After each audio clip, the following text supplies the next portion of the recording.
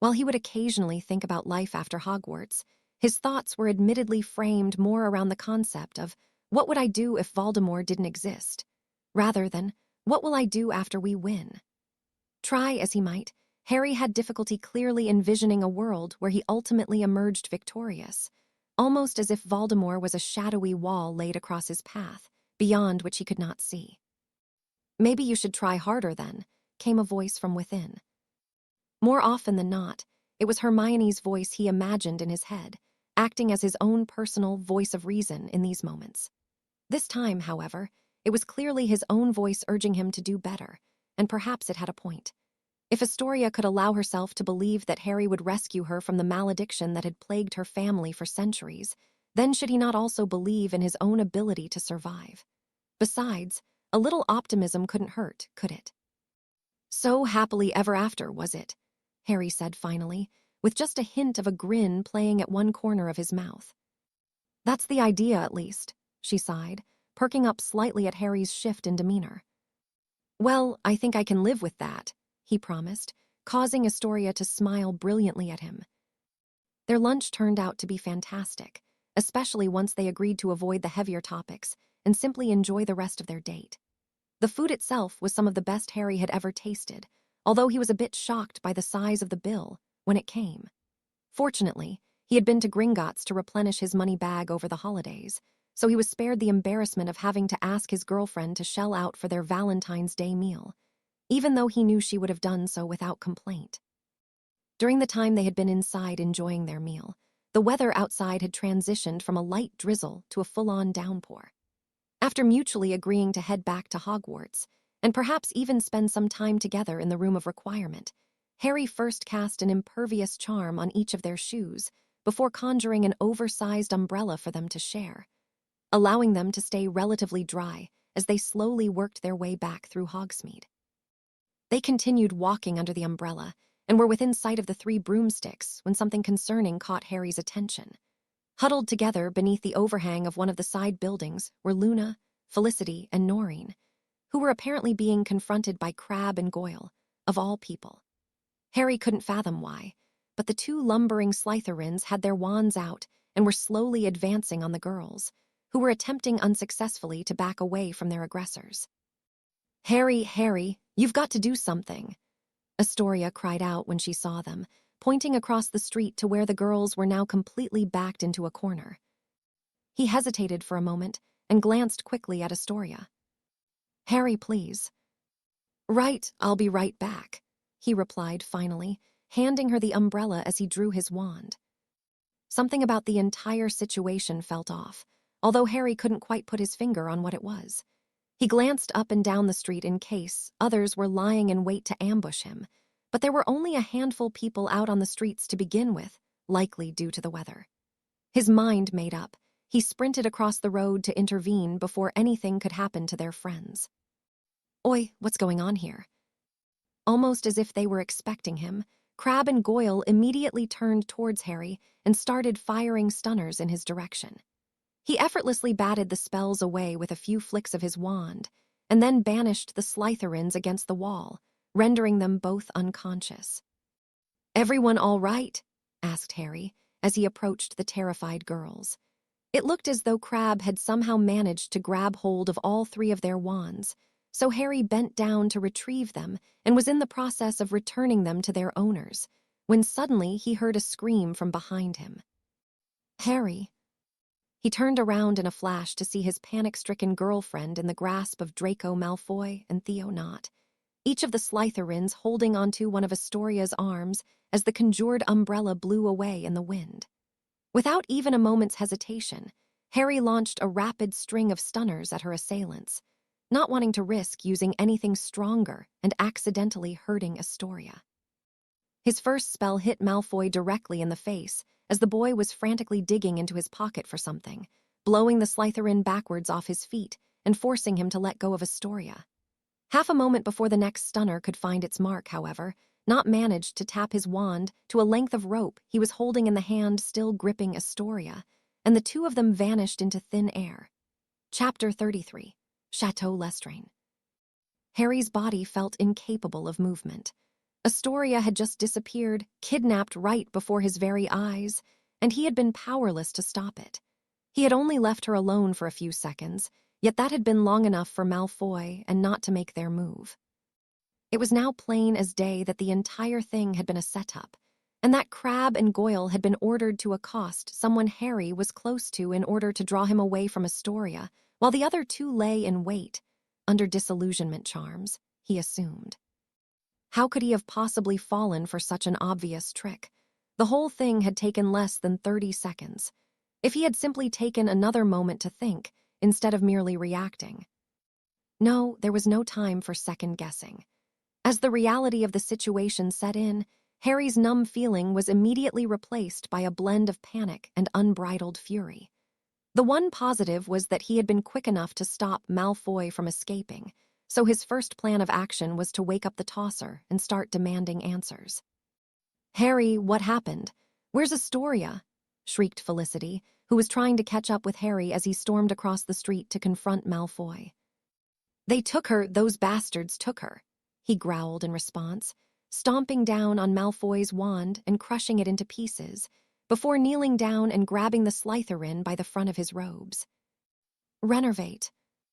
Malfoy's eyes blinked open, and Harry immediately punched him in the face. "Where is she, Malfoy?" thundered Harry, violently shaking the boy, who was looking up at him with a mix of fear and loathing. "Piss off, Potter," he choked, only to be rewarded with another fist smashing into his nose. "Answer me." Harry slammed Malfoy to the ground again, and then stood up. Apparently sensing an opportunity to escape, the downed Slytherin once again plunged his hand into his pocket, which told Harry that Malfoy had a portkey just like Knott's. Petrificus Toadellus. Malfoy's arms and legs snapped together, allowing Harry to reach into his nemesis's pocket and pull out the length of rope he'd been attempting to retrieve. "We're sorry, Harry," sobbed Noreen. "We should have fought them off, but they snuck up on us. If only we would have paid better attention, then you wouldn't have had to, and she wouldn't." "It's not your fault," he interrupted the crying girl. "If you three are all right, just make sure nobody interferes for a few minutes." "Okay." As the rain poured down on them, Harry stood over the immobilized body of Draco Malfoy, wand in hand and magic rolling off of him in waves. Every fiber of his being was telling him to slowly, painfully extract punishment from his downed enemy. But first, he needed answers. "If I tap my wand to this portkey, where will it take me?" demanded Harry, as he released Malfoy from the full-body bind. "Go to hell, Potter," spat Malfoy. With a flick of his wand, Harry directed a reductor curse directly into Malfoy's left kneecap, shattering the bone into pieces and causing Draco to howl with pain. "I'm not fucking around, Malfoy. Tell me what I need to know, or you die." "Gah, fine, just stop it," Malfoy spluttered. "They went to Chateau Lestrange." "Lestrange," repeated Harry. "Why, what was your plan? Answer me." "I don't know, Erg. I swear I don't know." "I don't believe you," roared Harry, before blasting Malfoy's other kneecap. A handful of people had decided to brave the weather in order to investigate the commotion, though the 3 Ravenclaws were doing their best to keep them back. Malfoy was now rolling on the ground, sobbing in pain and blubbering incoherently, but Harry wasn't through with him yet. "Listen to me, Malfoy," Harry said dangerously, his wand pointed directly between the boy's eyes. "Either you start talking right now, or I'm going to start cutting things off." Malfoy's eyes widened in fear as he tried in vain to scoot away. "I swear on my magic." "I am not afraid to kill you right here in the middle of the street," he threatened. "Now, quickly, tell me everything you know, and you just might live through this." "GRR, fine, not that it'll do you any good," winced Malfoy.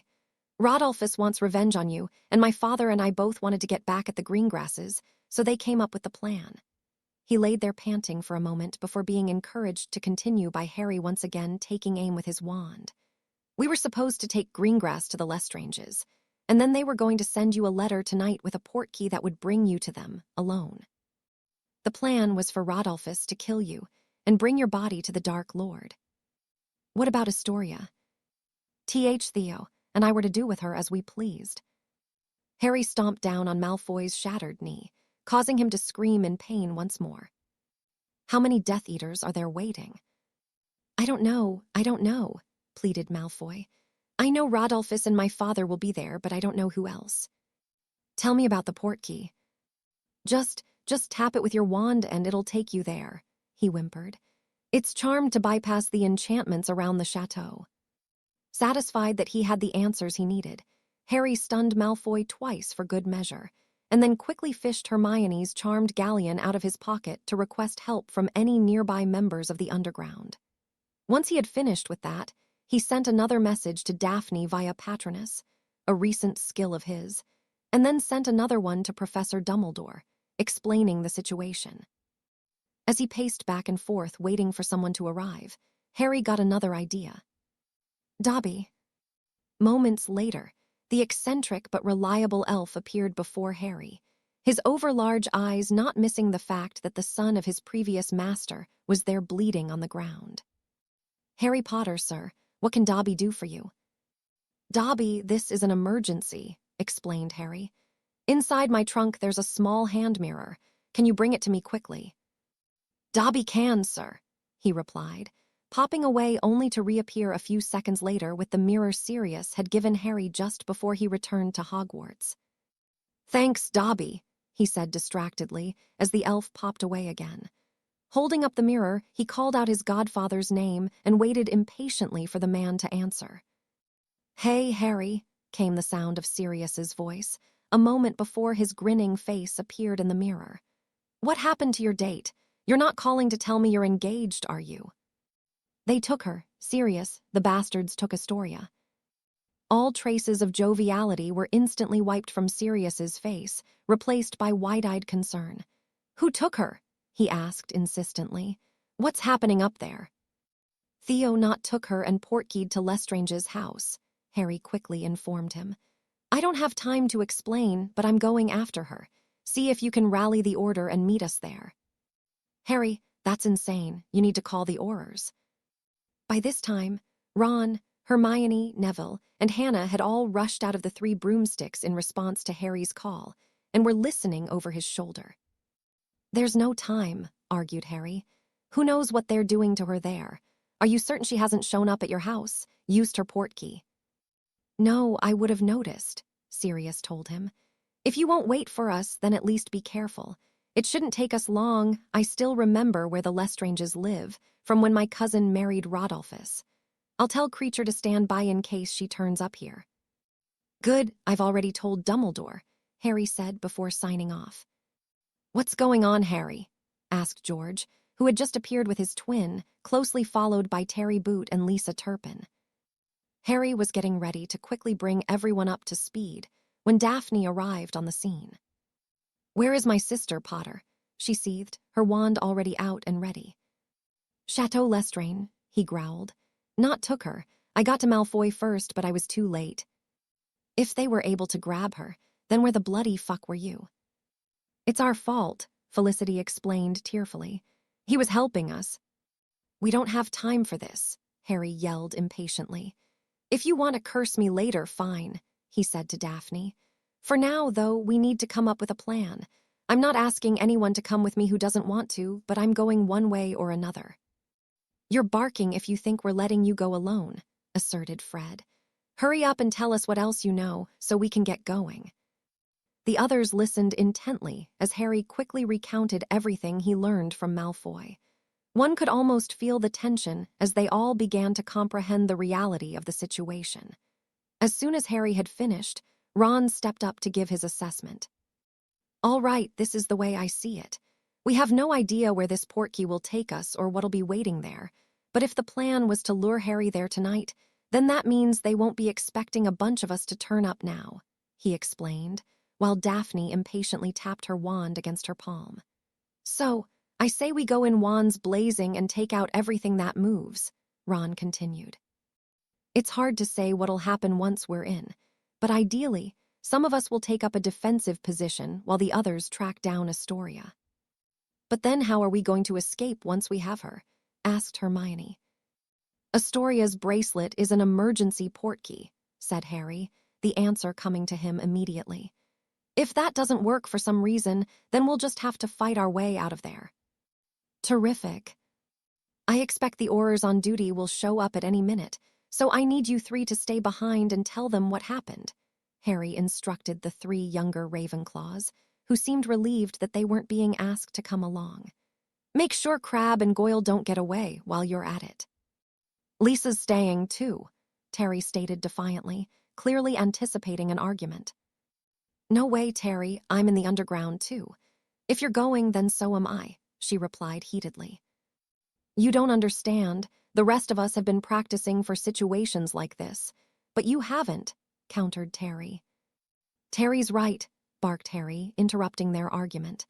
"Lisa, could you please stay and watch over the other girls? They're still a bit shaken up." Lisa huffed irritably in response, but she wasn't about to argue with Harry in that moment, so she backed down. It was a tight fit with 9 bodies, but the rest of them all managed to crowd together in a circle and get at least a finger on the portkey Harry had taken off of Malfoy. "Remember, we're there for Astoria," Harry reminded them all, his eyes locked on Daphne's. "Once we have her, we're out of there as quickly as possible. Otherwise, our priority is to protect ourselves and each other. Are we clear?" Satisfied with the mix of determined nods and muttered agreements he had secured from the others, Harry touched the tip of his wand to an exposed portion of the rope they were holding and activated the portkey. He felt the familiar hooking sensation from behind his navel, but he only had a moment to think about how much he hated magical travel before his feet once touched solid ground. Wherever they were, it wasn't raining nearly as hard as it was in Hogsmeade, but the group had little time to gather their bearings, as their presence was detected almost immediately. "It's about tea, oi," came a shout from a tall, gray-haired wizard with a pockmarked face.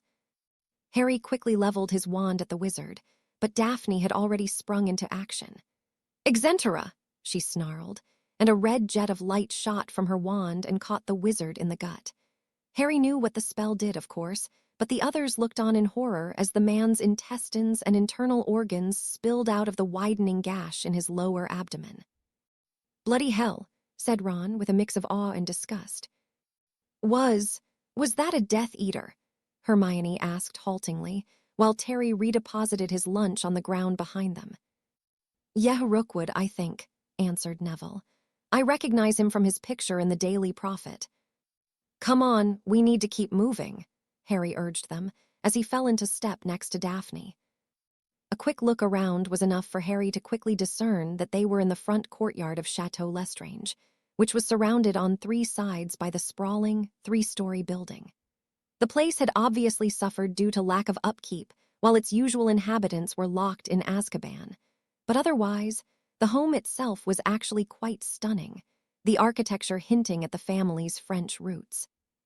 That was particularly surprising to Harry, as he had been expecting something more in line with the dark magic aesthetic of Grimmauld Place, considering the reputations of the Lestranges. Their party hastily passed between rows of overgrown hedges and around the currently inoperable fountain, before ascending the stairs to what they assumed to be the main entrance. Harry tested each of the double doors, but they turned out to be both locked and somehow resistant to his Alohomora. "Shields out, everyone," he said as he stepped back from the door. "Remember," Ron reminded them, "no stunners. Take out anyone who isn't Astoria." With a deafening crash, Harry's exploding charm reduced the front doors to splinters. With stealth officially off the menu, Ron and Daphne charged through the hole with their wands at the ready, Fred and George hot on their heels. Spellfear was already being exchanged by the time Harry burst into the chateau, with the final 4 members of their party following close behind him. Ron had seemingly already taken a hit, as his left arm was hanging loosely at his side, not that it kept him from fighting. The redhead was more than holding his own against a stout wizard Harry didn't recognize, but Daphne was fighting completely unleashed. She had already dispatched 1 Death Eater, judging from the mangled body bleeding all over the white marble floor, and was now filling the opulent foyer with a barrage of dark spells directed at the 2 remaining wizards. Turning back momentarily, she shouted to Harry, "Go find Astoria, not just ran through that side door." Just then, 2 more wizards appeared on the 2nd level, right at the point where the two elegant staircases joined at the top. One of them, Harry noticed, was Lucius Malfoy, while the other was Rodolphus Lestrange himself. The hulking Death Eater was obviously incensed that someone would dare infiltrate his home, and so he immediately went on the attack. "Go on, Harry, we got this," Fred called out, as he and his twin stepped up to defend against the onslaught. Trusting his friends to survive without him for a while, Harry took off towards the door Daphne had indicated, instinctively deflecting an errant spell as he went. He crashed through the door and into a wide, carpeted hallway, which led to another series of doors. A sense of panic gripped him as he threw open the first door he came to, revealing an empty dining room. It couldn't have been more than 15 minutes or so since Astoria was abducted, but Harry hadn't taken into consideration just how enormous the chateau would be, or how difficult it might be to find her once they arrived. He dashed back out into the hallway and tried the next door down, and then another, only to come up empty yet again.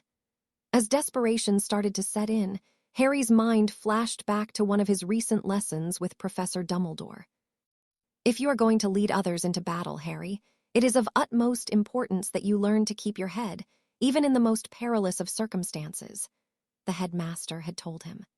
"A calm mind can work wonders when confronted with danger, and so you must learn to control your emotions and have faith in your judgment, your instincts, and, of course, your own considerable talents." There was something soothing about the recollection, almost as if Dumbledore was somehow there with him in spirit. Closing his eyes, Harry took a deep breath and opened up his senses in hopes of pinpointing where in the Chateau Astoria was being kept. While his ability to detect magic had continued to develop over the course of the year, he still had difficulty picking out individual witches or wizards who weren't actively performing magic. That being said, it was also true that throughout his magical education, some of his greatest leaps forward had come in moments of tremendous pressure, and there was no time like the present. The amount of dark magic he could sense from the battle raging behind him was concerning, but he had no choice but to believe in his friends for the time being. Still not having any luck with his usual method, Harry attempted to push outward with his magic, envisioning something in his head akin to a Muggle radar, though a bat's use of echolocation was probably a more accurate comparison. It took a minute or so to sense it, but there was no mistaking the presence of someone or something magical nearby, somewhere up ahead and to the left. He opened his eyes and continued down the hallway while focusing all his concentration on the magical presence he had detected. "It's her," he suddenly said to himself, wondering how he could have ever mistaken his girlfriend's magic for anything else, now that he had sensed it. He tore down the hallway to where it took a sharp 90-degree turn to the left, darting around the corner just in time to see a jet of red light speeding towards him. Harry immediately hit the deck, dropping under the incoming spell just in time to avoid it. Almost on instinct, he leapt to his feet while simultaneously casting a Protego shield, but the follow-up spell never came. At the other end of the hall, dressed in all black robes, stood a short, ruddy-faced wizard with oily brown hair. The Death Eater, at least that's what Harry assumed him to be, had apparently decided that Harry wasn't much of a threat, judging by his relaxed posture and mocking expression. Well, what do we ave here?" taunted the greasy-haired wizard, casually twirling his wand. "Come to save your girlfriend, ave you? You're a spot too early, Lestrange said the fun wasn't supposed to happen till tonight." "I never was very patient," retorted Harry, snapping his wand upwards and hurling a blasting curse directly at the man's smirking face. The Death Eater managed to put up a shield in time, but he was apparently no longer seeing the humor in the situation. "Fine, if that's the way you want to play it, Crucio." Having long since abandoned his fear of unforgivable curses, Harry effortlessly conjured a block of granite to intercept the curse before retaliating with another salvo of blasting curses, setting off an intense close-quarters duel with the unknown Death Eater. After a few seconds of trading spells back and forth, Harry realized they were doing more damage to the hallway than to each other, so he decided to try a different tactic. Adorning the walls up and down the hallway were an assortment of medieval weaponry, swords, axes, and such. Standing sentry on opposite sides of where Harry was standing were two shiny suits of armor-gripping poleaxes. After first firing off a few stunners as a distraction, Harry quickly cast an animation charm on each suit of armor and directed them to charge at the Death Eater. "You'll ave to do better than that," barked the ruddy-faced wizard, failing to recognize Harry's stunt for what it was, a diversion. While the Death Eater was busy dispatching the suits of armor, Harry silently summoned a two-sided battle axe from the far end of the hallway. Praying it was sharp, he watched as the axe spun end over end towards them, before finally embedding itself in the back of the dark wizard's head with a gruesome thunk. The Death Eater let out a gasp of surprise, just before his eyes rolled back and he collapsed on the floor, the battle axe still firmly lodged in the back of his skull. For a few moments, Harry quietly stared down at what he had done, until a muffled scream shook him out of his trance. He once again took off down the hallway, taking care to avoid the body bleeding out on the floor before eventually stopping at a white door adorned with golden decorative patterns. Harry had no doubt that Astoria was behind the door, but he could sense someone else there with her, he assumed. Not wanting to take any chances with a spell, Harry raised his foot and kicked hard just to the right of the gilded doorknob, blowing the door open with a crash. "Hold it right there, Potter," came an anxious voice from inside. The first thing Harry saw as he stepped into the room was Astoria, her hair still slightly damp from the rain, and her expression a mix of relief and terror. Standing directly behind her was Theo Knott, with one hand tightly gripped around her arm and the other holding his wand, which was aimed at Astoria's temple. "Just let her go, Knott," said Harry, trying to keep his voice calm. "Don't come any closer," Knott returned shrilly, yanking Astoria backwards against him. Harry stopped in his tracks and held up his hands in a non-threatening manner, while still keeping hold of his wand. "All right, hang on," Harry replied soothingly, deciding to attempt reasoning with the boy. "The Aurors are already on their way, Knott, and so is Dumbledore. There's already a full-on battle going on out there, and it wasn't looking too good for your friends," he continued, praying that was actually true. "Just let Astoria go, and we'll walk away and pretend you weren't even here. Nothing else needs to happen." For a second, Harry thought Knott was going to go for it. But instead the Slytherin redoubled his grip on Astoria and began slowly backing away. "The Dark Lord will kill you for this, Potter." "Maybe," replied Harry, "but he's not here right now. It's just you and me. If you let her go, I'll let you just walk away, but if you hurt her, I swear I will kill you in the most painful ways imaginable," he threatened, injecting a little heat into his voice. "Not a chance, Potter," barked Knott. "You killed my father and now it's your turn. Now throw down your wand or I cut her throat."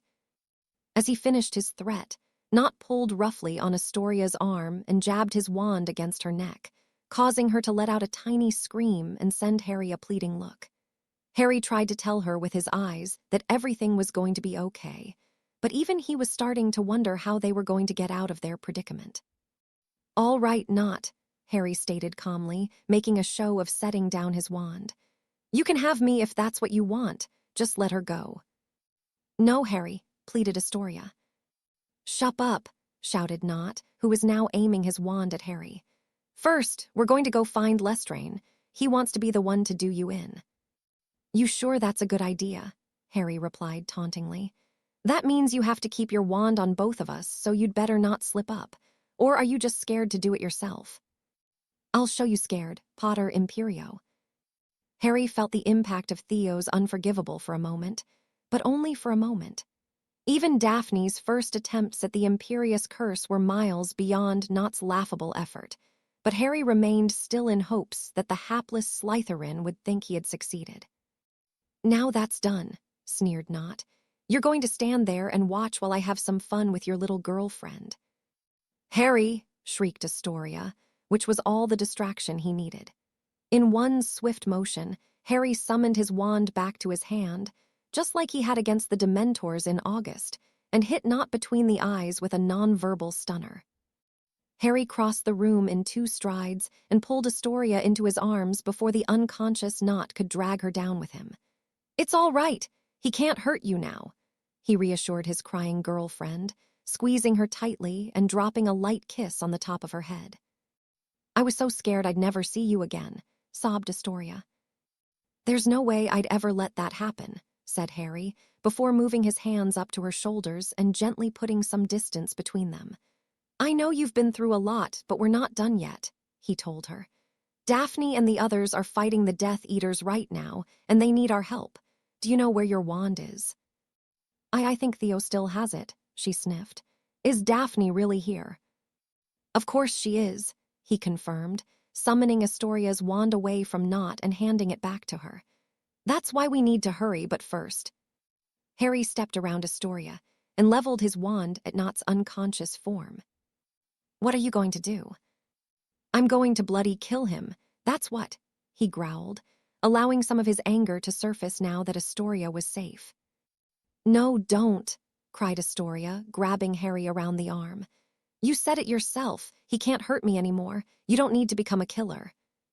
"I'm already a killer," choked Harry, finding it painful to admit out loud, even though it had been true for quite some time. "The proof is out there in the hallway if you don't believe me." "That's different, Harry," she insisted. "Fighting for your life is one thing, but Theo isn't a threat to you. He's still just a student like us, and he's completely helpless right now." "But he would've, he wanted to." "But he didn't, Harry. I'm safe now, thanks to you, and I just want to help our friends and go home." Harry's burning anger receded, Astoria's impassioned plea helping to deflate his rage like an untied balloon. "Fine, you're right, of course you're right," he breathed, deciding instead to bind Nott in ropes and affix him to the wall using a sticking charm. "Thank you," Harry whispered into her hair as she sighed in relief. "You're welcome. Now let's get going." Harry grinned in response. "Stay behind me," he told her, and together they went out into the hallway and started making their way back towards the main entrance. Astoria spared a glance at the downed Death Eater but refrained from comment, choosing instead to speed up slightly so that she was closer to Harry. Together, Harry and Astoria returned to the grand foyer to find that the situation had rapidly deteriorated in the short time Harry had been away. A quick visual scan of the room confirmed that their brief numbers advantage had already flipped to the Death Eater's favor. Harry counted 7 enemies actively fighting, with 2 more downed, including the one Daphne had killed during the initial assault. On their side, George had apparently been hit by something and was being tended to by Hannah while Terry acted as their shield. That left only 5 of them to fight, not counting Harry, which helped to explain why someone, probably Hermione, had apparently summoned every table, statue, and potted plant in the area and hastily transfigured them into a makeshift bunker for them to fight behind. Ron and Daphne were both locked into fierce one-on-one duels, the former against an irate Rodolphus Lestrange, and the latter against a Death Eater Harry recognized as the Greengrass sisters' own cousin, Talford Travers. While that was going on, Hermione, Neville, and Fred were doing their best to defend against the other Death Eaters' attacks, which was made all the more difficult by the fact that the teens were essentially trapped in a far corner of the room, while their far more experienced opponents were able to fan out and avoid being clustered together. Not only that, but a few of the Death Eaters, including Lucius Malfoy, had taken advantage of the higher vantage points offered by the 2-story split foyer to rain down spells from above. "Have you tried your bracelet since you've been here?" Harry hurriedly asked Astoria. "I did, but it didn't work," she replied worriedly, her eyes locked on Daphne. "I don't think we'll be able to leave by Portkey." "Damn front door it is," muttered Harry. "Try to stay out of sight," he instructed Astoria before stepping fully into the room. Seeing the light of spellfire refracted by the immense crystal chandelier gifted Harry the stroke of inspiration he needed, so before anyone else could note his presence, he fired off an overpowered blasting curse directly at the point where the chandelier's gilded chain met the ceiling. As intended, the ensuing explosion captured everyone's attention, which afforded Harry the opportunity to banish the plummeting crystal contrivance directly into a pair of Death Eaters fighting from the ground level. "You sure know how to make an entrance, mate," George said from the ground, which at least let Harry know that he wasn't too badly injured. Rather than answering, Harry levitated some of the loose pieces of crystal that had scattered across the floor and quickly transfigured them into tiny metal daggers, which he then sent flying at the Death Eater perched halfway up the nearest of the twin staircases. The Death Eater, which Harry suddenly noticed looked an awful lot like Crabbe, dove out of the way and managed to avoid most of the daggers, but at the expense of falling directly into the path of Neville's severing charm. A geyser of blood spurted from the side of the Death Eater's neck as he clawed at the wound, which might have been almost comical, had it been something from a stage production rather than a real, live battle. After forcing Lucius to retreat by sending a trio of destructive curses in his direction, Harry took advantage of the temporary lull to reinforce Hermione's barricade. "We can't stay here," Harry quickly told the others. "Portkeys are no use, so we're going to have to make a run for the front gate." "We'll never make it," Hermione shouted desperately as she shielded against an ugly-looking yellow spell before returning fire. "There are too many of them." "Don't worry, I've got an idea," Harry responded, adding, "just get everyone to start working their way towards the front door." "Potter!" screamed Lestrange, and Harry turned just in time to see Ron dive out of the way of a killing curse. "Come face me, you coward." "Don't listen to him, Harry," pleaded Astoria, but Harry didn't see a way out for them unless they could take down a few more Death Eaters. "I'll be fine, just stay down," he told her again, while signaling for Ron to crawl closer. "Why don't you let me take over?" Harry requested nonchalantly, sounding as if they were merely taking turns on his firebolt rather than battling Death Eaters. "He's all yours, mate," laughed the exhausted redhead, sounding completely winded. With a deep breath, Harry stood and leapt over their shelter while simultaneously releasing a barrage of curses directed at Lestrange. The burly Death Eater snarled as he shielded against Harry's spells before retaliating with a killing curse, which Harry blocked with a conjuration. "You're dead, you filthy half-blood." 2 more jets of green light sailed in Harry's direction, but neither reached him. Meanwhile, while Harry was trading spells with Rodolphus Lestrange, Daphne's drawn-out duel with Travers was beginning to take its toll. "You're fighting for the wrong side, girl," taunted Travers, who had yet to take any real damage. "Come, pledge yourself to the Dark Lord, and we'll show you what real dark magic looks like." Daphne laughed and swiped a loose strand of hair away from her face. "You'll never catch me kissing another's robes like some mindless sycophant," she scoffed. "As for dark magic, I don't need your help, Avada Kedavra." Travers seemed ready to jeer Daphne's terrible aim when her spell missed him by several feet, only to turn around sharply at hearing the unmistakable sound of a body hitting the floor.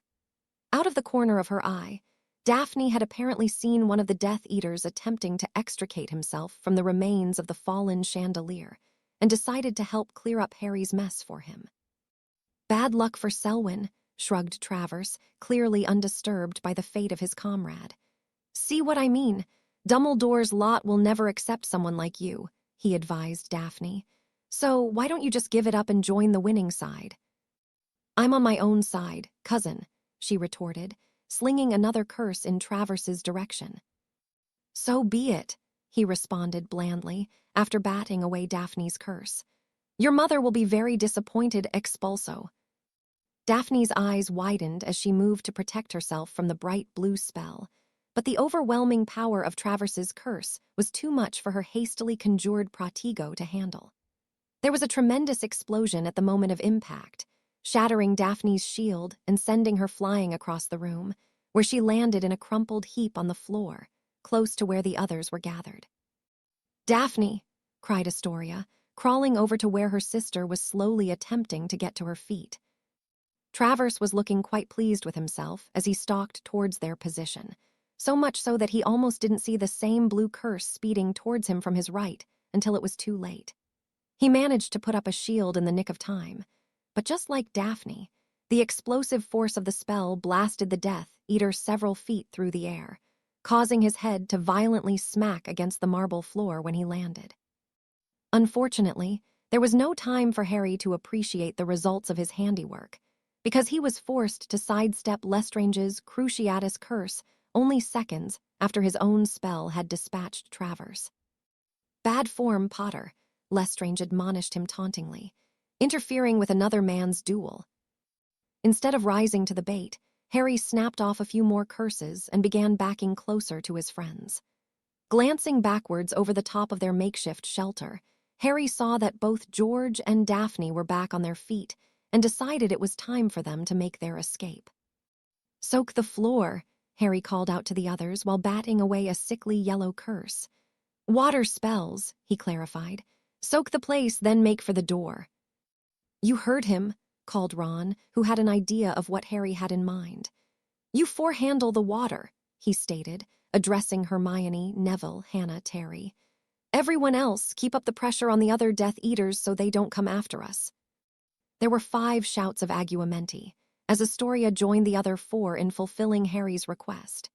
At the same time, the rest of them directed a symphony of blasting curses and exploding charms towards Malfoy and the other 2 remaining Death Eaters, forcing them to take cover. Confident that his friends would be all right for the time being, Harry refocused his attention on his duel with Rodolphus Lestrange. There was no denying that the brutish Death Eater was skilled, but it was the man's ferocious and unrelenting attacks that had kept Harry on his back foot. Sparring with Dumbledore was largely an exercise in finesse and precision, but Lestrange preferred a more direct approach, peppering Harry with a seemingly never-ending swarm of unforgivables and other assorted dark curses. That, combined with the unfavorable terrain and his constant need to monitor the others, had left Harry on the defensive for much of the duel, which was why he decided to get creative, with a little help from his friends. Harry kept dodging and shielding for the next minute or so, only returning the occasional spell to keep Lestrange off balance until he was satisfied with the amount of water pooled on the marble floor. Ducking under a curse, Harry swept his wand horizontally, creating a small cyclone that managed to pick up the pooling water on the floor, forming something like a watery tornado. As Harry's meteorological creation bore down on him, Lestrange raised his arms to shield his face from the stinging drops of water. He was not made to put up with it for long, however, because Harry ended his spell as soon as the cyclone was centered around his opponent, dousing Rodolphus head to toe and leaving a large pool of water at his feet. "You're losing your grip, Potter," said the dripping Death Eater. "If that's the best you can come up with, then maybe I should just do you a favor and end it." Harry's anger at the man for orchestrating the plot to kidnap his girlfriend outweighed his need to come up with a snappy retort, so instead, he simply raised his wand and spoke a single word. "Fulmina." Lestrange's eyes grew to the size of saucers as a streak of white lightning bolted from Harry's wand. He hastily put up a shield to intercept the spell, which only served to reveal the genius of Harry's plan. As Harry poured more power into the spell, the lightning arced downward off of Lestrange's shield and into the pool of water at his feet, allowing it to redirect itself up the man's sodden legs and clothing. The Death Eater began violently convulsing as electricity coursed through his body, forcing him to drop his shield, which only served to speed up his demise. With no shield left to intercept the spell, Harry's lightning collided with the center of Lestrange's chest, knocking him off his feet and into the small pool of electrified water. Even the other Death Eaters stopped what they were doing as their comrades' guttural screams of pain echoed off the luxurious interior walls of Chateau Lestrange. It was a bit difficult to watch, but Harry knew he couldn't risk having Lestrange recover, so he kept his spell going until the writhing man's eyeballs actually caught fire. For a full 2 seconds after Harry ended his spell, everyone in the room, teenager and Death Eater alike, simply stared in stunned silence at the still-smoking body of Rodolphus Lestrange. Fortunately, Harry was the first to snap out of it, shouting "Go!" to the others, while pointing towards the gaping hole where the front doors had been. Ron was the first to react and pushed Hermione towards the door, using his uninjured arm. Fred stepped up next to Harry to help fend off the spells coming in from the remaining Death Eaters, who had resumed their attack, and Neville helped George along while Terry escorted Hannah. "Harry, come on," shouted Astoria as Daphne attempted to drag her sister by her elbow. "Be right there, just go." Out of the corner of his eye, Harry watched as Astoria reluctantly followed after Daphne. Turning his attention back to the Death Eaters, he was engaged in absorbing a battery of dark spells using one of the enhanced shields Dumbledore had taught him, when he heard a rough voice call out from somewhere to his right. "Oh no you don't, Avada Kedavra." Harry turned in alarm to see a jet of green light erupting from the tip of Travers's wand. Amidst all the chaos, he had failed to account for the possibility that Travers had only been temporarily knocked out and might rejoin the battle at some point. All at once, everything appeared to be moving in slow motion. Harry's eyes tracked the deadly spell as it sped ever closer to its target, which, to his horror, turned out to be Astoria. Abandoning all efforts to shield himself, Harry attempted to intercept the spell with a series of rapidly conjured stone blocks, but he was too far away for it to be effective. The poisonous green light continued on its path as Harry's conjurations popped into existence behind it, and the deadly spell was a mere instant from reaching its intended victim when Daphne leapt at Astoria and tackled her sister to the ground. Relief quickly turned to dread when Harry realized that Travers's killing curse had not continued past the point where Astoria had been standing. There was half a beat where it felt as though all air had been expelled from his lungs, and then magic exploded out of him as he was suddenly consumed by uncontrollable rage, causing the walls to shake and glass from the nearby windows to be blown outward. "Clavum in Figo," Harry roared, revenge the only thought burning in his mind. Travers was apparently unfamiliar with the incantation, because he didn't even bother to move as the ugly brown spell splashed, harmlessly, he must have assumed, onto the floor beneath his feet. He would only have a few seconds to appreciate the gravity of his mistake, because in the blink of an eye, a steel spike shot up from the ground and completely impaled the Death Eater, entering from the point where his legs met and exiting through what had once been his mouth. The last few moments of Talford Travers's life would be spent spasming on the spike that had run him through, his feet dangling helplessly off the ground, which was no better than he deserved, as far as Harry was concerned. That done, Harry raced over to where the sisters had fallen, leaving Fred to shield them all by himself. His heart leapt as Astoria began to stir, but the feeling was short-lived as his mind suddenly comprehended what else that must have meant. "Daphne," Astoria said quietly, attempting to rouse her rescuer. "Come on, get up, Daphne, Daphne." Tears began streaming down Astoria's face, and her shoulders trembled as she tried in vain to shake her older sister awake. "Daphne." Astoria's anguished cry was like a gut punch that froze Harry to the core, rendering him incapable of doing anything beyond staring in disbelief at the motionless form of Daphne Greengrass. He had failed to prevent Astoria from being abducted, failed to keep them all safe. He had failed them, and now Daphne was dead. Daphne was dead, and Astoria had been robbed of the one person who had always been there for her. The same person who had made him promise, what seemed like ages ago, that day in the Greengrass guest cabin, to always protect her sister. "I can't keep this up for much longer," shouted Fred, as he desperately attempted to fend off the attacks from the approaching Death Eaters. "Harry, please," pleaded Hermione, her cheeks also streaked with tears. "Harry, they're coming." The desperation in Hermione's voice was what succeeded in breaking Harry out of his trance. They were only a couple meters from the entrance by that point, but only half of their number were still in any shape to fight. With Lucius Malfoy and the 3 remaining Death Eaters bearing down on them with renewed vigor, Harry attempted a spell he had only managed once before with Daphne, in the Room of Requirement. "Pratigo Diabolica," he roared, spinning deliberately in place while tracing a wide circle around them with his wand, producing a towering ring of black flames, tinged with blue. "They're getting away," shouted one of the Death Eaters. "Oh no, they're not," answered another as he foolishly attempted to leap through the flames, only to be immediately incinerated. "Brilliant, now we're trapped," moaned Fred. "What happened to the portkey you took off of Malfoy?" asked George urgently. "It's here," replied Harry, pulling the length of rope from his pocket.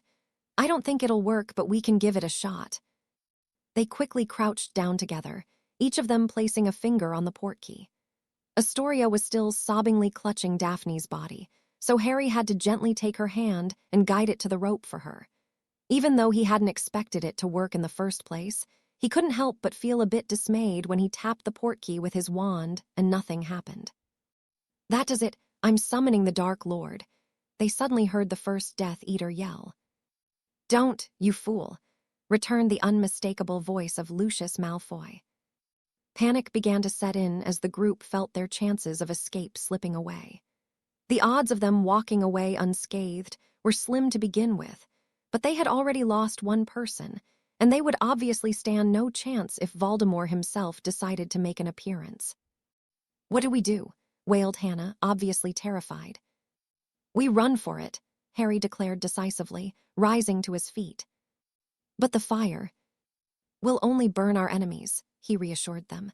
"Neville, can you carry Daphne?" Yeah, sure," agreed Neville, even though Astoria was still draped over top of her. "Astoria, Tori," Harry said gently, gaining her attention on the second go. "I am so sorry, but we can't stay here. Neville is going to carry Daphne, but I need you to come with me." Astoria didn't respond, but she did at least allow Harry to help her to her feet, giving Neville enough space to lift Daphne's body from the floor. "He's coming," they heard the Death Eater cackle from the other side of the flames. "The Dark Lord's coming, you little shits, so you'd better run while you still can." "All right, let's move," shouted Harry. "We make for the front gates. As soon as we clear the house's protections, we can use the portkey on Astoria's bracelet to get us out of here." Taking Astoria by the hand, Harry led the party unscathed through the black flames and out into the courtyard. The wrought iron gate marking the entrance to the property was a good 60 or 70 meters away, so they weren't out of the woods yet. They raced down the stairs and past the fountain, moving a fair bit slower than usual, seeing as how a few of them were injured, and one was carrying the added weight of an extra person. They passed through the hedges and into the open part of the courtyard, and Harry was beginning to think they were going to make it after all, only for his stomach to drop at the sound of apparition as 3 people appeared before them. On one end was a tall woman with long, shiny black hair, long eyelashes, and heavily lidded eyes, who Harry easily recognized as Bellatrix Lestrange, the witch who had defiantly chosen Azkaban over renouncing her lord. On the other side was a short, balding wizard who Harry was all too familiar with, Peter Pettigrew, also known as Wormtail, the former marauder and betrayer of Harry's parents. In any other circumstance, the appearance of Bellatrix Lestrange alone would have been enough to send people fleeing in terror. Harry's attention, however, was focused on the tall, skeletally thin man standing between her and Wormtail. The pale white of his skull-like face drew a stark contrast to the black robes that adorned him, and his crimson eyes burned with fury from beneath his shadowy hood. Lord Voldemort had arrived. Chapter 34, Out of the Frying Pan and into the Fire. "Harry Potter," spoke the Dark Lord in his silky, sibilant tone. "I do not often find myself caught unaware, but I must admit my surprise in finding you here." "Yeah, the feeling's mutual," Harry responded breathlessly, subtly shifting Astoria to where she was standing behind him. Right at that moment, Harry felt an unusual pulse of magic from somewhere near the front gate. Bellatrix must have noticed it too, because she suddenly looked behind her and stared in the direction Harry had sensed the magic. "Someone is attempting to breach the protections, my lord." Voldemort tilted his head back slightly. "Indeed they are," he said. "No matter, this will not take long." A spark of hope suddenly blossomed in Harry's chest. With any luck, it was Dumbledore at the front gates, and all Harry had to do was buy enough time for him to break through. "Tell me, Bella," continued Voldemort, just loud enough for Harry to overhear. "Are you keeping anything in your home that might be of particular interest to young Harry?" Not that I know of, my lord," she gulped. "Unless you mean." Voldemort turned and leveled a piercing gaze at Bellatrix. "No, my lord," said Bellatrix with a slight bow. "I can assure you that remains well hidden in the place we discussed." Something about the exchange struck Harry as odd, so he filed it away for later. "Very well. If that is the case, then am I curious as to what brought our young friend to your home today," replied Voldemort, turning back to Harry. "Surely you should be at Hogwarts, should you not? I very much doubt that Dumbledore approved of this little field trip." "Just keep him talking," Harry said to himself before replying. "I'm only here because her moron of a husband teamed up with Malfoy to kidnap my girlfriend," he said, jutting his chin towards Bellatrix. Believe me, I would have much rather finished my date. The hospitality here is dreadful. You dare, spat Bellatrix, who had moved to advance on them before being held up by Voldemort. Patience, Bella, smirked the Dark Lord. These children will pay for their insolence. But first, I must ask, were either of you aware of Rodolphus and Lucius's plan? No, my lord, Bellatrix and Wormtail replied in unison. Harry took the opportunity to glare at Pettigrew. Whatever happened next, if a clean shot at Wormtail presented itself, he was definitely going to take it. Head for the gates as soon as it starts, whispered Harry, while Voldemort was addressing his subordinates. I'll try to hold him off long enough for the rest of you to escape. We're not leaving you, you git, Ron grumbled in reply. We're with you, Harry, added Neville, though his gaze was fixed on Bellatrix. Voldemort's eyes flashed as he turned his attention back to Harry. Tell me, where is Rodolphus? He asked dangerously. I wish to express my displeasure with his choices. Harry exchanged glances with Ron, who merely shrugged. He's inside, having a bit of a lie-down, Harry replied cheekily. He couldn't be certain, but he was pretty sure he heard Hermione swear under her breath. He was looking more like a Sunday roast, though last we saw, Fred chimed in.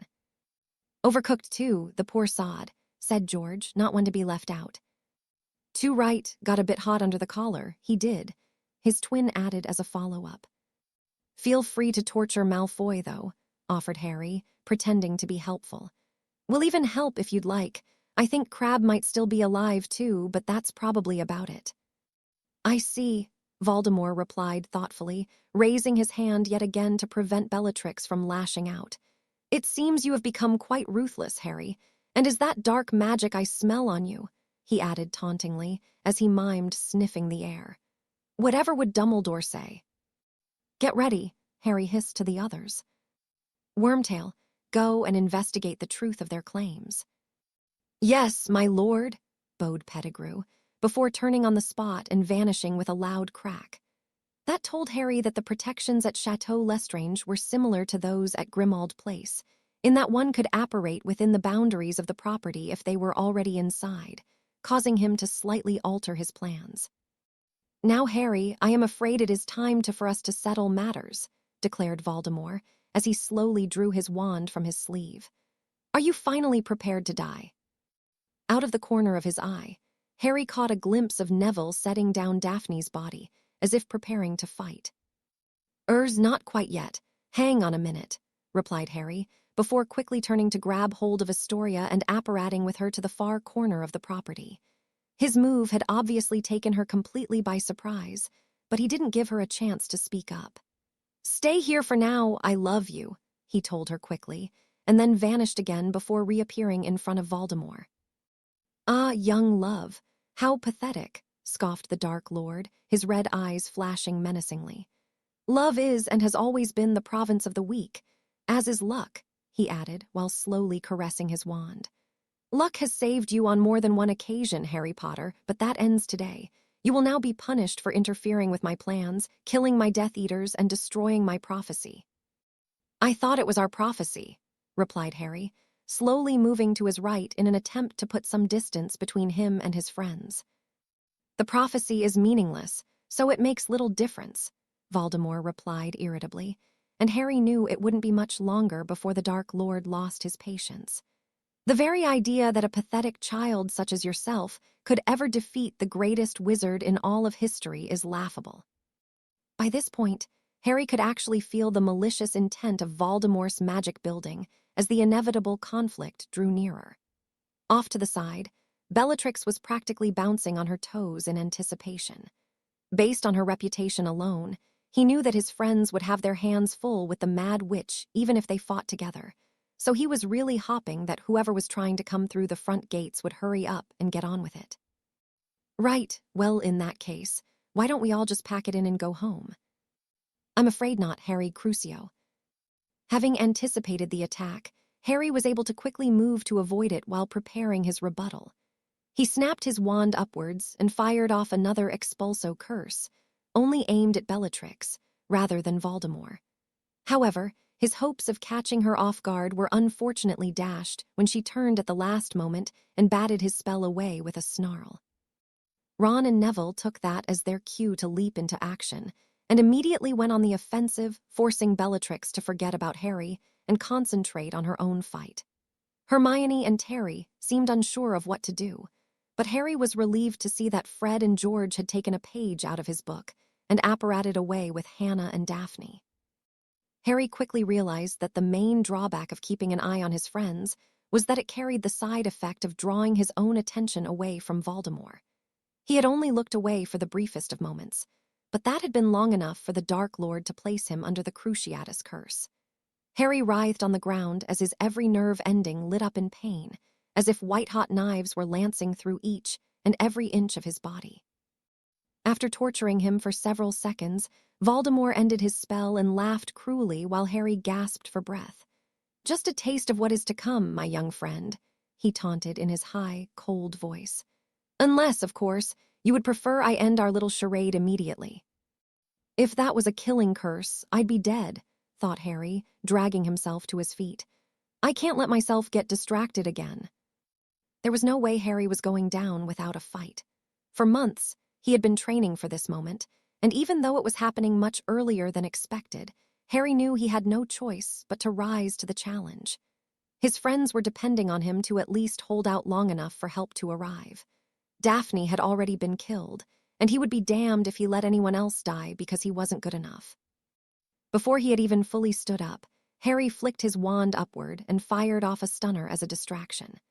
As Voldemort swatted the spell away with a look of annoyance, Harry employed a trick he had first used against Daphne and caused a pillar of earth to shoot up from the ground beneath Voldemort's feet. He experienced a brief flicker of excitement as the Dark Lord was tossed into the air, only for it to be quickly extinguished when, instead of crashing to the ground, Voldemort simply hovered in midair with his cloak billowing around him. "An amusing attempt, but disappointing nonetheless," remarked Voldemort as he rose even higher into the air. "It is time for you to realize the truth, Harry. You will never come close to matching me, not even if you worked at it for 1,000 years. Harry responding by sprinting to his left while launching every spell he could think of at the Dark Lord, and not just the standard offerings. He even delved into his repertoire of dark spells, including the blood-boiling and bone-exploding curses, but he might as well have been sending paper airplanes at Voldemort, for all the good it did. The only thing unusual he noticed was that Voldemort seemed to be carefully picking his moments to attack, until he eventually realized that the Dark Lord was attempting to avoid having their wands connect, like they had in the graveyard. "Is that really the best you can do?" mocked Voldemort as he deflected Harry's latest offering. "I see now that it was foolish to expect more from the last of the Potters. If that really is all, then Avada Kedavra." With practiced ease, Harry conjured a stone block into the path of the spell, and then did the same with the 2 additional jets of green light Voldemort directed his way. Deciding a change in tactics was needed, he quickly transfigured the debris from the pulverized blocks into 2 spears and spelled them both to fly towards Voldemort, one after another. The Dark Lord managed to undo Harry's transfiguration on the first spear before it reached him, but the second sped towards him so quickly that he was forced to drop back to the ground.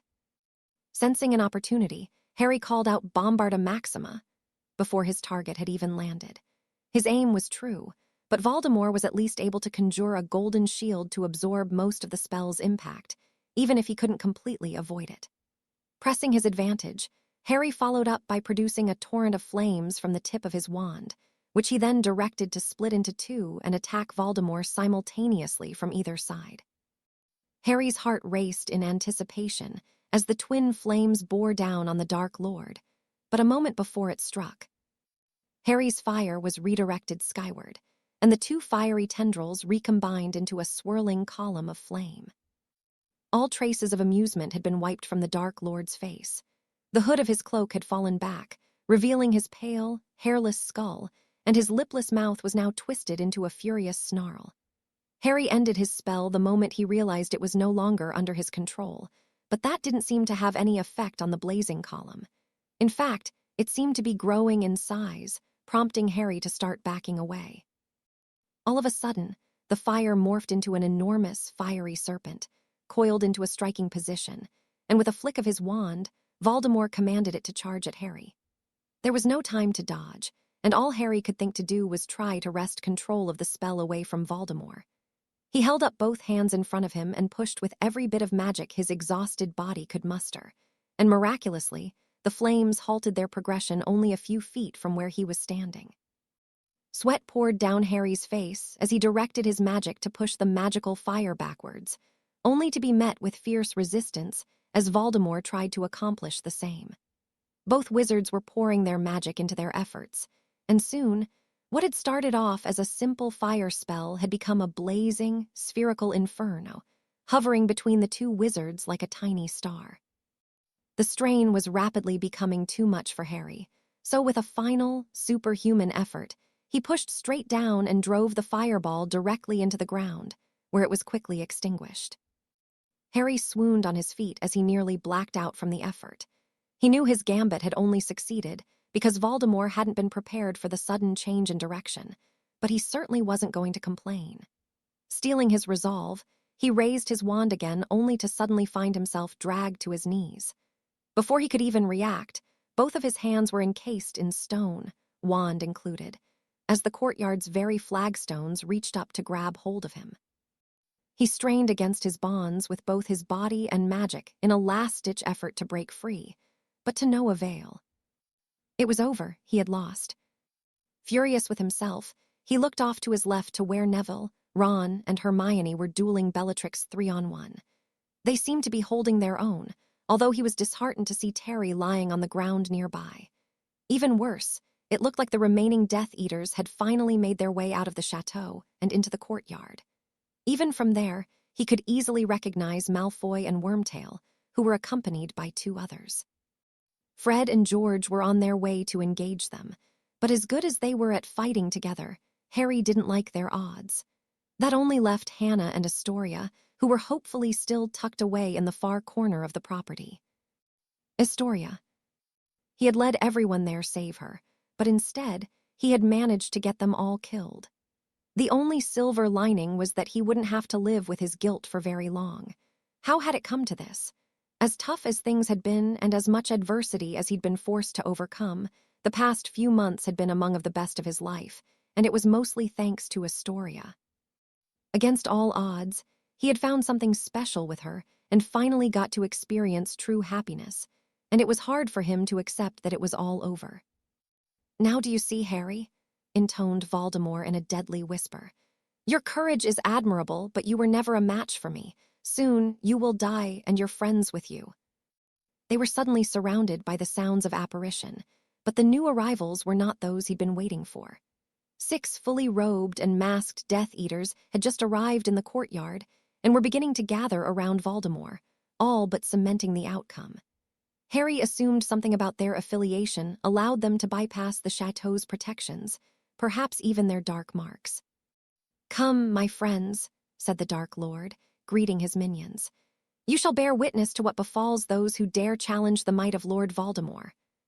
Harry braced himself, idly wondering how long Voldemort was planning to draw things out. Crucio. For the next several moments, there was nothing but pain, white-hot, excruciating pain. Harry had been subjected to Voldemort's Cruciatus curse several times by that point, but that hardly made it easier to bear. His body sagged as the Dark Lord lifted his spell, and Harry's mind wandered back to each of his friends before settling again on Astoria, wanting her to be the last person he thought of before he died. "I'm sorry," he whispered, as a single tear escaped and ran down his cheek. Voldemort was still talking, but Harry was no longer listening. Instead, he closed his eyes and attempted to calm both his mind and his magic, and that was when he first felt it, another pulse of magic from somewhere near the front gate. This time, however, it felt different from before. The magic felt familiar in a way, and instead of vanishing into the background like it had earlier, Harry could actually feel it getting stronger and pulsating ever more rapidly. Harry opened his eyes to see that Voldemort and the Death Eaters had apparently forgotten about him for the moment, and were staring towards the source of the disturbance. "Dumbledore," muttered Harry, finally recognizing the headmaster's magic. All at once, the world swam back into focus as hope was rekindled, and with one final surge of magic, the sky flashed a blinding white as the magical protections surrounding Chateau Lestrange collapsed. Merely seconds later, Harry could hear the cracks of apparition all around him as the Order of the Phoenix finally arrived on the scene. "Hold on, Harry, I'll get you out of there," came a familiar voice from behind him. "Sirius? Who else?" Harry couldn't help but grin in relief as he felt his restraints vanish, a moment before Sirius helped pull him to his feet. He could see Remus, Bill, and Tonks engaging some of the masked Death Eaters, while Mad-Eye and Hestia Jones took on the other half. Dumbledore, however, had immediately gone straight after Voldemort. Interestingly enough, it appeared to Harry as though the two magical titans were mainly engaged in conversation, at least for the moment, while only exchanging the occasional spell. "Come on," Harry said suddenly. "We've got to help the others." Sirius looked in the direction Harry was pointing and saw the other teens still fighting hard, his eyes narrowing when he recognized one of their opponents. "Wormtail," he growled. "Just be sure not to kill him if you ever want to be free," Harry reminded Sirius, and with a nod, they both disapparated. As intended, Harry reappeared only a short distance behind Bellatrix and immediately cast a silent stunner at her back. While he knew better than to underestimate the infamous Death Eater, he was still taken aback by how quickly she was able to detect his presence and avoid his spell. Bellatrix turned sharply around, her eyes wild with rage, but Harry's appearance had created enough of a distraction that Neville was able to land a stunner of his own. Harry stunned her a second time, just in case, and then bound her with an incarcerus. "Good timing, mate," panted Ron, who was sporting a long cut down his cheek. "I don't reckon we could have held out for much longer." "All I did was distract her," replied Harry, refusing to take any credit. "All right, Neville." Neville had limped over to where Bellatrix was lying bound, and he was looking down at the Death Eater with an odd look on his face. A large bruise was beginning to form on one side of his face, and he had a small cut on his chin, but otherwise he seemed relatively unharmed. "She's the last one," he murmured. "I know," said Harry, placing a hand on his friend's shoulder. "She deserves whatever revenge you have in mind and then some, but we need her alive, for now," he continued empathetically. "I think she might have some important information we need." "I'm not going to kill her," Neville replied with a grimace. "That's not really my style if you haven't noticed." "I know, but I don't think anyone would blame you if you did. I know I wouldn't." "Bloody hell, are you guys seeing this?" Ron suddenly called out. Harry was quickly reminded that they hadn't won the day just yet. There were still several ongoing duels scattered around the courtyard, but his eyes were quickly drawn to the battle raging between Voldemort and Professor Dumbledore. The area immediately surrounding the two was filled with flashes of brightly colored light, somewhat reminiscent of a fireworks show. From where they stood, it was difficult to tell who had the upper hand. But Harry took it as a good sign that Dumbledore didn't seem to be having much trouble keeping up with the Dark Lord.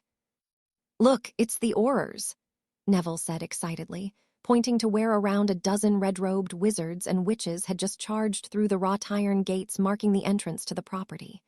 For a moment, Harry thought he saw flashes of spell fear coming from the group, but he soon realized that somebody was actually taking photographs. He thought that seemed a bit odd, but he wasn't given much time to ponder. "Harry," Hermione called out to him in a broken voice, "could you come here? I think Terry is really hurt." All three boys jogged over to where Hermione was kneeling, next to Terry's motionless form. "Do you know what he was hit with?" asked Harry, as soon as he reached them. Terry didn't seem to have any visible injuries, but he had seen enough magic to know that even some of the deadliest spells left no marks. I'm not sure," choked Hermione, as Ron put a comforting hand on her shoulder. "It was a bright purple spell, but I didn't hear an incantation. He was hit in the stomach, but he was clutching at his chest when he collapsed." "Damn, I think I know what it was," grimaced Harry, as he rolled Terry over onto his back. "It sounds like one of the curses from the Black family's collection. It slowly reverses the flow of blood through the heart, killing the victim." Hermione gasped, and covered her mouth with her hand. "I can do the counter curse, but we need to get him to a healer as soon as possible," he continued, feeling a pang in his stomach as he recalled that it was Daphne who insisted they learn how to reverse all the dark spells they practiced together.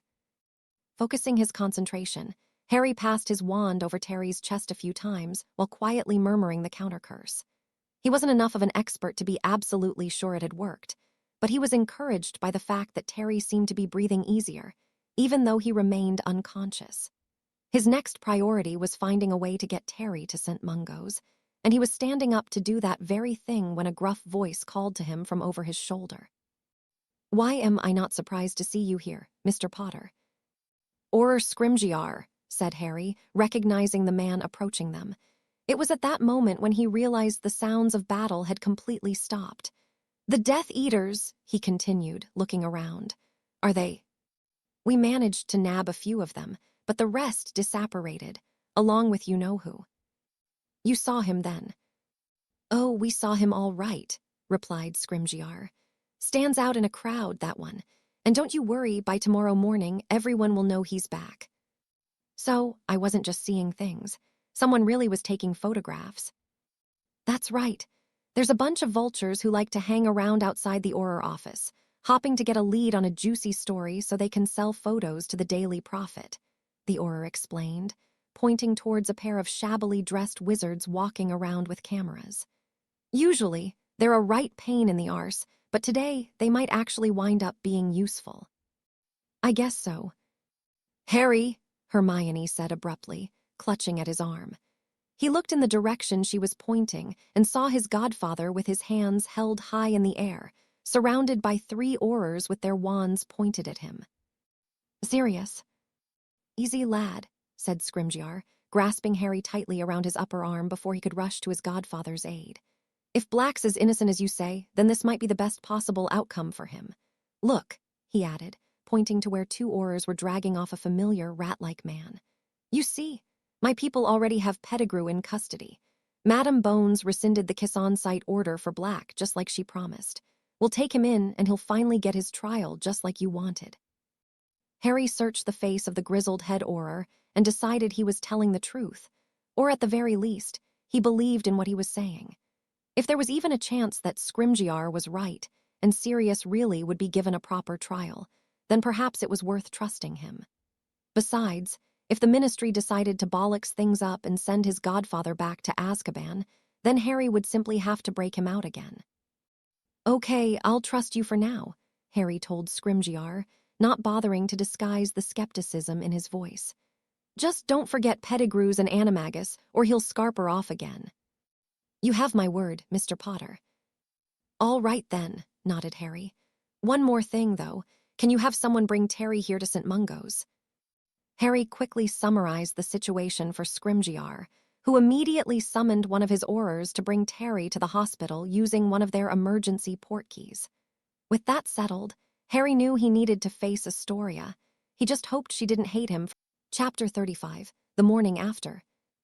Harry awoke the next morning to the unfamiliar, yet pleasant sensation of having another warm body pressed up against his in the bed. Yawning, he turned his head slightly to see Astoria sleeping peacefully beside him, her soft breathing even and unbothered. Settling back into his pillow, he shut his eyes again and thought back to the previous evening. After leaving the hospital wing, everyone who had gone to Chateau Lestrange went to get cleaned up, and then took a trip down to the kitchens so they could eat dinner without having to answer questions from the other students. Next, at Ron's suggestion, Harry invited the entire Hogwarts underground to the room of requirement to debrief.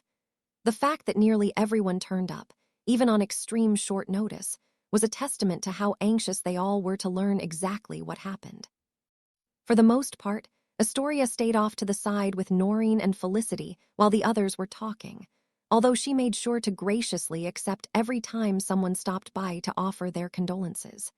Even though much of his attention was focused on the underground, Harry found himself visually checking on Astoria at regular intervals, just to see how she was doing. Once an hour or so had passed, and it became clear that the stress of the day was catching up to her. He called a close to their impromptu meeting and sent them all back to their common rooms. Harry and Astoria lingered behind after, as they so often did, which was when Astoria made her request. "I'm sure you're tired," Harry had said, as they sat down together next to the fire. "Are you sure you don't want to just go back to your common room?" "I'm absolutely sure," replied Astoria, though she seemed distracted. They sat there in silence for a few minutes, but Harry could tell Astoria had something on her mind by the way she kept shifting in her seat every few seconds. "Harry, do you think?" she began finally, before hesitating again. After a few more moments had passed, she huffed in frustration and adjusted her position so that she was facing him. "Can we use the resurrection stone to speak with Daphne?" Harry had been expecting the question, of course. How could he not, when the same question had been playing in his own mind for the past several hours? The stone was dangerous. Both of them understood that, but at the same time, he had already admitted to himself that he would never be able to deny Astoria the opportunity to say goodbye to her sister. "Yes, we can use the stone, but I think we should agree to only using it once," he replied delicately. "Only once," she frowned. "But what if I forget to tell her something important? What if something big happens in the future, like you defeat you-know-who, or break our family's curse? Or if, I don't know, I get married or something? You wouldn't let me tell my sister." Harry removed his glasses and polished them on his sleeve, mainly to buy himself a moment to think over how best to phrase his response. "I know this is hard," he empathized, "but I think it's a bad idea to use the stone in that way, and under different circumstances, I think you'd agree. At least, you did back when we used it to summon Gaunt." "That's different," argued Astoria, although she was seemingly unable to articulate exactly how it was different. "It's not, though," countered Harry. "This is why the stone is so dangerous. It uses our own grief against us, tricking people into pouring their life and magic into it." He paused for a moment, not entirely sure how he had come up with that explanation, almost as if it had come to him intuitively. The dead don't belong here with us, Astoria," he continued. "Forcing Daphne to keep coming back wouldn't be fair to her or to us." "That's easy for you to say," she replied hotly. "You're not the one who lost someone today." Astoria immediately regretted her comment. Her eyes began watering as her hands shot up to cover her mouth, but Harry's expression had already hardened in response. Understanding that it was just her grief talking, he shut his eyes and swallowed his retort while taking a few deep breaths to center himself. "The day I got the stone, I stayed up all night debating whether or not to summon my parents," he reminded her, speaking slowly and in a measured tone. "It was hard, but I didn't do it partially because of Dumbledore's warnings, but mostly because it didn't feel like the right thing to do." "Harry, Please, just let me finish," he insisted, causing Astoria to fall silent. "I realized that it would be selfish of me to bring them back just to make myself feel better, and that even if I did, the feeling wouldn't last," he continued, this time reaching out to take her hand. "That's because no matter what I did, they could never truly be with me, at least, not until I eventually join them, which hopefully won't be for a long time. That's the lesson we're meant to have learned from the second brother." Astoria quickly closed the distance between them and wrapped Harry in a tight hug. "I'm sorry," she cried. "You're right, we shouldn't use the stone. I'll just try to accept that she's really gone and that she'll never." Harry held her tightly and rubbed her back as she broke down again, not that he blamed her in the slightest. "I'll leave the decision up to you, but I don't think giving you and Daphne a chance to say goodbye would be a bad thing. Take a few days to think about it and everything you might want to say to her, then let me know." Are you sure?" "I am," he replied confidently. "As long as you understand that it's a one-time thing, I don't think any harm will come from it." "All right, then. Thank you, and I'm sorry for what I said." "Don't worry about it," Harry said reassuringly, and then made to stand up from the sofa. "Come on," he said, extending his hand to her. "I think we're both beyond knackered, so we should probably get you back to your common room." "No," she practically shouted. Astoria's face turned red with embarrassment as Harry looked down at her with a puzzled expression. "I mean, couldn't we just stay here tonight?" she added in a small voice, taking care to avoid eye contact as she said it. "If that's what you want," Harry replied evenly, trying hard to keep his thoughts from running away from him. I suppose we could ask the room for a couple of beds or something. Astoria looked around with a thoughtful expression. We need to leave the room first in order to completely reconfigure it, don't we? She asked. I think so. All right, come on then, she said, standing and leading him to the door. They went back out into the corridor and shut the door, which promptly disappeared. Next, Harry watched as Astoria walked back and forth 3 times before the blank stretch of wall, causing the door to the room of requirement to rematerialize in front of them. Astoria immediately opened the door and pulled Harry in after her. The room had been transformed into a well-appointed bedroom, complete with a large canopy bed with light blue hangings, a sprawling vanity with a stool set in front of it, a chest of drawers, and a small table and chairs. There were 2 additional doors inside, one of which he assumed was a closet, with the other most likely being a connected bathroom. This is my bedroom at home, she explained as she walked across the room, gasping as she pulled the drapes aside and peered out the window. This is amazing, she said excitedly. The view out the window is the same, too. Wow, really? Harry joined her at the window, and sure enough, the view matched his recollection of the open field and cobblestone path he had traversed when he first visited the Greengrass estate. He was still gazing out the window when his attention was diverted by the sound of Astoria repeatedly opening and closing drawers. I was afraid of that, lamented Astoria, closing the last drawer and crossing the room to open what would turn out to be an extraordinarily large, but completely barren walk-in closet. Would you be able to conjure some pajamas for me? She asked him. I'm not totally confident that anything I transfigure will last the entire night. Yeah, I can try, replied Harry, who quickly produced a set of silk pajamas similar in style to what he had seen Ginny and Hermione wear over the summer. Thanks, smiled Astoria, kissing him on the cheek as she accepted the nightclothes from him, adding, I'll be back in just a bit, before disappearing into the bathroom. Harry blew out a breath and looked around the room once more. The dacre really did reflect its owner, particularly the expansive built-in bookshelves, which were packed nearly to the point of bursting. He idly wondered if any of the books matched what was in Astoria's actual bedroom, or if it was just a random assortment provided by the room to fill up the space. Okay, your turn, Astoria said as she re-entered the bedroom. Harry's stomach did a flip when he turned and saw his girlfriend standing there in her pajamas, something that definitely never happened with Hermione. What do you think? She asked him, holding her arms out to the side. I had to resize them a bit, but otherwise, I'd say you did a smashing job. You look beautiful, he replied quietly, earning a sweet smile in return. Go on then, it's your turn, she repeated, pointing towards the door. With a nod, Harry moved past her and went into the bathroom, which turned out to be more modern than he had been expecting, being well lit, with both an oversized bathtub and a walk-in shower. After going about getting cleaned up and ready for bed, he decided to save time by transfiguring his regular clothes into pajamas before exiting the bathroom. As he made his way across the carpeted floor, Harry stopped for a moment halfway between the door and the bed, taking a moment to appreciate the sight of Astoria sitting up in bed waiting for him. Well, come on, she instructed him, patting the other side of the bed where the covers had been turned down. While Harry had grown accustomed to a certain degree of intimacy during their time together, a small part of him couldn't help but feel a little bit nervous as he slid into bed beside his girlfriend for the first time. If Astoria was experiencing any similar feelings, however, she didn't show it, as she calmly turned out the lights and promptly snuggled up next to him. I'm glad you agreed to stay with me tonight, she whispered, as they were both settling in. Well, I can't say I was expecting it, but I'm definitely not complaining, he returned, prompting a quiet giggle out of Astoria.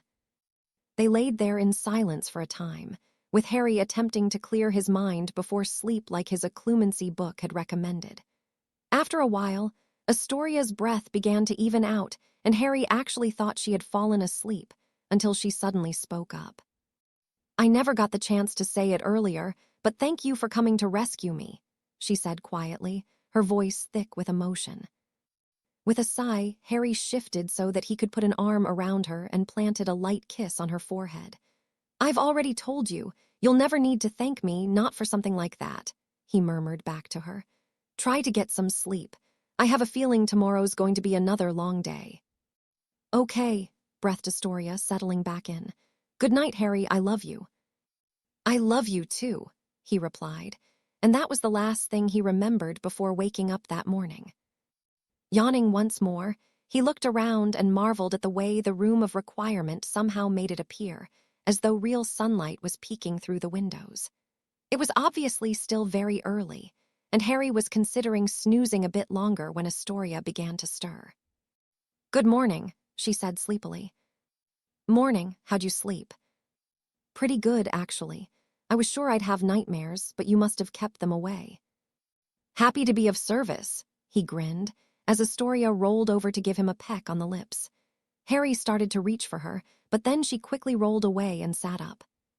"Hang on, I need the loo," she informed him, hopping out of bed and padding across the floor to the bathroom. As tempted as he was to idle the morning away, Harry took it as a sign that he should probably get up and get moving. After swinging his legs out of bed, he grabbed his wand to transfigure his pajamas back into his regular clothes, before standing up and stretching. When Astoria emerged from the bathroom a few minutes later, Harry was somewhat surprised to see that she had also decided to get dressed. "I see you realized it as well," she remarked, gesturing to Harry's clothes. "My father will probably be here soon, and there will definitely be questions if I'm anywhere other than Ravenclaw Tower when they send for me." "Yeah, and I need to go see Dumbledore as soon as possible." "That makes sense. I imagine a lot will change after yesterday." "Definitely," agreed Harry, who was also thinking that would go double if he was right about the Horcrux. "I suppose we should go then. I'll write to you in the diary and let you know about the funeral." "Right," he replied, the reminder of Daphne putting a damper on both of their moods. Come on then. I'll walk you back before I head to Dumbledore's office." Curfew had technically lifted, so they didn't need to go under the cloak, but Harry still checked the map first to confirm that the corridors were empty, just in case. After an uneventful trip back to Ravenclaw Tower, Harry made his way to the headmaster's office as quickly as his feet could take him without running. By the time Harry entered the office, Professor Dumbledore was already on his feet and standing next to his pensive, wearing violently purple robes and a bemused expression. "I must say, Harry, you are here far earlier than even I expected," the headmaster greeted him. "Well, I figured we have a lot to talk about, sir." "Indeed, we do," concurred Dumbledore, nodding gravely. "As you can see, I intended to ask to see your memory of yesterday's events," he said, gesturing to the pensive. "However, I also recognize that reliving everything so soon may be difficult for you, so if you'd rather." "It's fine, sir," Harry cut in. "I'm not going to run away from what happened. I also wanted to hear your opinion on something Bellatrix said to Voldemort." "Oh," replied Dumbledore, obviously intrigued. "Very well then, but if at any point it becomes too much for you, you may simply let me know and we shall exit the memory." "That's fine," said Harry. "But before we go, I wanted to ask if you'd heard anything about Sirius." "Alas, there is little to report, which I would consider a good thing at this juncture," said Dumbledore. Harry seemed confused by his remark, so he continued. "He has not been returned to Azkaban, which was my greatest concern. Instead, he is being kept, along with Peter Pettigrew, in a holding cell within the Ministry of Magic to await trial." "So he's really going to get his trial?" Harry asked hopefully. "Madame Bones has taken it upon herself to ensure that the proper procedures are followed this time," confirmed the professor. "I personally witnessed her overruling the minister on the matter, which was quite amusing to watch, if I do say so myself." Harry couldn't help but crack a smile at the visual of Fudge, blustering and red-faced, throwing a temper tantrum like a spoilt child who wasn't getting his way. "I'll bet it was," he grinned in response. While Harry had admittedly been annoyed at Madame Bones for refusing to act after he had given her and Scrimgeour the truth about Sirius, it sounded as though she intended to do the right thing, now that the opportunity had presented itself. "Even so, I have asked Kingsley and Nymphadora to keep watch over Sirius's cell, just to make sure nothing untoward happens while he is in custody." "Thanks for that," replied Harry, who had to admit that he was starting to feel a tiny bit better about the situation. "Do you think I should write to Mr. Cartwright? Even with Wormtail being captured, it probably wouldn't hurt to have a good solicitor on our side." "I could not agree more," nodded Dumbledore. "In fact, and I do hope you forgive me for overstepping, I have already been in contact with Reginald Cartwright, who has kindly agreed to take on Sirius's case." "Brilliant." It's sounding more and more like Sirius might finally be able to clear his name. "I cannot yet guarantee anything, but I believe your optimism is warranted," asserted Dumbledore, which was good enough for Harry, at least for the time being. "Shall we proceed into the pensive?" Harry nodded and touched his wand to his temple to extract the memory. Assuming Dumbledore would want to see everything, he started from just before they had seen Crabbe and Goyle accosting the girls in Hogsmeade. As a result, the silvery thread of memory was so long that Harry had to raise his wand high into the air just to prevent the delicate, gossamer strand from touching the desk as he deposited it into the pensive. "After you, Harry," Professor Dumbledore said politely.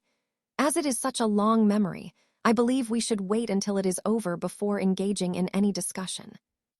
After a moment's hesitation, where he briefly second-guessed his decision to come along, Harry took a deep breath and plunged his face into the pensive. The first gut punch came only seconds into the memory, when Harry observed how happy and content he and Astoria looked together, knowing how it would all come unraveled within a matter of seconds. Harry glanced uncomfortably at Dumbledore during the part where his memory self brutally extracted the information from Draco, but the headmaster appeared unfazed and made no comment. Even more surprisingly, at least to Harry, Dumbledore neither reacted to his and Daphne's use of dark magic, nor to Harry's moment of temptation, where he considered killing a defenseless Theonaught. In fact, the only time the professor reacted at all was a slight raising of the eyebrows during Voldemort and Bellatrix's brief conversation, where she mentioned something of obvious value to the Dark Lord being well hidden. Watching himself dueling Voldemort was a surreal experience, or it would have been, had Harry been paying more than a modicum of attention by that point. Instead, he spent the latter part of the memory lost in a sea of his own thoughts, as his mind replayed the moment of Daphne's death over and over again. It had all happened so fast, and yet watching it again through his own memory made it seem as though he was watching in slow motion. He vividly recalled his moment of terror when he believed the killing curse had struck Astoria, which was soon replaced by a combination of near-euphoric relief and soul-crushing guilt when he realized it had been Daphne instead. Part of him wished he had heeded Dumbledore's warning and stayed behind, instead of forcing himself to relive that moment. But if the past year had taught him anything, it was that it was much healthier to confront these sorts of things head-on, rather than bury everything deep down inside. Once they exited the pensive, Harry plopped down in his usual chair and held his head in his hands until he was able to collect himself. Dumbledore must have understood Harry's need, because he did nothing more than sit down behind his desk and wait patiently until Harry was ready. After a few minutes had passed, Harry finally looked up at Professor Dumbledore and spoke. "Are you angry with me, sir?" "Angry?" replied Dumbledore, seemingly surprised by Harry's question. "No, my dear boy, I am not angry with you. If anything, I am sad that you were, once again, placed in a nearly impossible situation, and more than a little proud that you so deftly rose to the challenge, as you so often do. But, Harry, what you and your friends accomplished yesterday is nothing short of miraculous," maintained Dumbledore. "I sincerely doubt that a team of fully trained Aurors would have fared much better than you did. Granted, I would have preferred that you waited for the adults before rushing into danger, but as you understandably believed that time was of the essence, I can hardly fault you." "But Sir Daphne, if I hadn't—" "Believe me, Harry, I understand why you feel responsible for her death. The fact of the matter is that I can sit here and try to convince you that you are not to blame, which is my sincere belief, mind you, but that would not stop you from feeling responsible, would it?" Harry thought about it for a moment before shaking his head. Of course not, Dumbledore replied gently. As a leader, you will always feel at least partially responsible when something goes wrong, even when others hold you blameless. The professor paused to allow a moment for his words to sink in. I shall not tell you not to feel guilty, he continued. Instead, I encourage you to try to accept what happened, grow from it, and continue moving forward. Harry nodded and looked down at his lap. He understood what Dumbledore was trying to say, although actually doing so would be easier said than done. I'll try, sir, he said after a moment. I sincerely hope that you do, said Dumbledore, his demeanor shifting ever so slightly. Now, he continued, in a more serious tone, I would be remiss if I did not mention your use of dark magic. I figured as much, replied Harry, refusing to meet Dumbledore's gaze. I honestly haven't practiced spells like that for months, ever since the night we went to Godric's Hollow. It's just that we were fighting and... I understand, Harry, the headmaster responded in a tired voice. While I was not especially fond of some of yours, and particularly the late Miss Greengrass's spell choices, I find it difficult to fault you too much for resorting to such measures in a clear life or death situation. Sir. However, continued Dumbledore, Elle could not help but notice how much better you fared when you relied on your creativity, as opposed to using simple dark curses. That much was particularly evident during your duel with Lord Voldemort. Thinking back, Harry had to admit that Professor Dumbledore had a point. Merely flinging curses at Voldemort had been an exercise in futility. For all the talk of Voldemort's power and knowledge of the dark arts, his defensive capabilities were equally as formidable, which meant the odds of winning by taking him head-on were practically nil. I see what you mean, admitted Harry, finally lifting his eyes to meet the headmaster's. There was a moment there at the end where I thought I'd at least land a blow on him, but he was just too good. Brief though it may have been, you pushed him perhaps harder than anyone else has in a very long time, stated Dumbledore, and he will not soon forget it. Pushed him, repeated Harry, disbelief clear in his voice. Sir, he practically wiped the floor with me. If you hadn't broken through when you did, I'd be dead right now. I mean, I lasted, 5 minutes tops. Which is nearly 5 minutes more than almost any other wizard alive would have lasted, the professor asserted. Both Lord Voldemort's raw magical power and his prodigious skill are far beyond what most witches and wizards have the ability to even comprehend.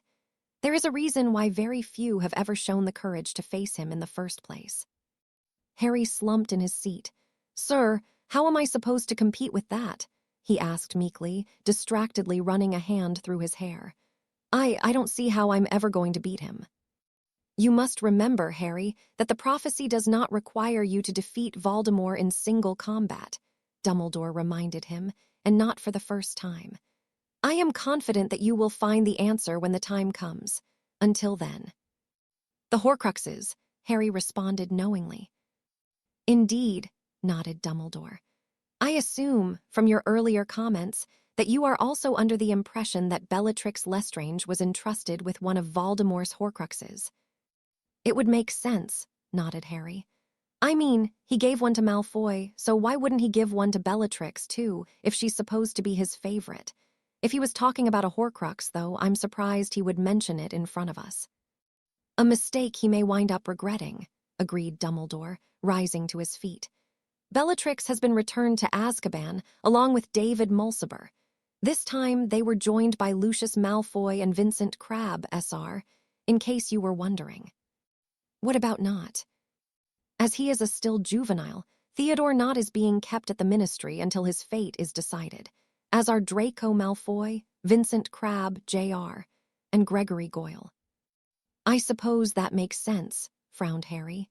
But, sir, the Death Eaters have already broken out of Azkaban once before. What's to stop them from doing it again? Very little, which is why time is of the essence, replied the professor, as he crossed the room and removed a heavy traveling cloak from the small closet next to the bookshelves. An emergency meeting of the Wisengamot was held last night, where, amongst other business, I was reinstated as Chief Warlock. That's great, sir. The timing is most fortuitous, because now I intend to use the authority of that office to pay Madame Lestrange a visit in Azkaban, explained Dumbledore. He then made his way to the fireplace, where he grabbed a handful of flue powder and tossed it into the fire. "Severus, could you please come through?" Harry heard him say, "and also bring some Veritaserum with you, assuming you have some prepared." While they were waiting, Dumbledore turned back to Harry. "How would you say you are progressing with your task to retrieve the memory from Professor Slughorn?" he asked. "Not great," Harry confessed. "I may have come on too strong at the beginning, and he's been avoiding me ever since." "Perhaps a change in strategy is required," the professor replied pointedly. "I believe that now more than ever, the knowledge hidden within that memory is of the gravest importance." "I'll get it, sir," Harry promised, not enjoying the feeling of disappointing his mentor. "I trust that you will." Less than a minute later, Professor Snape stepped through the flue and into the office. If he was surprised to see Harry there, he didn't show it. Instead, he ignored his presence entirely and handed Dumbledore a small crystal phial filled with a clear liquid. "Thank you, Severus.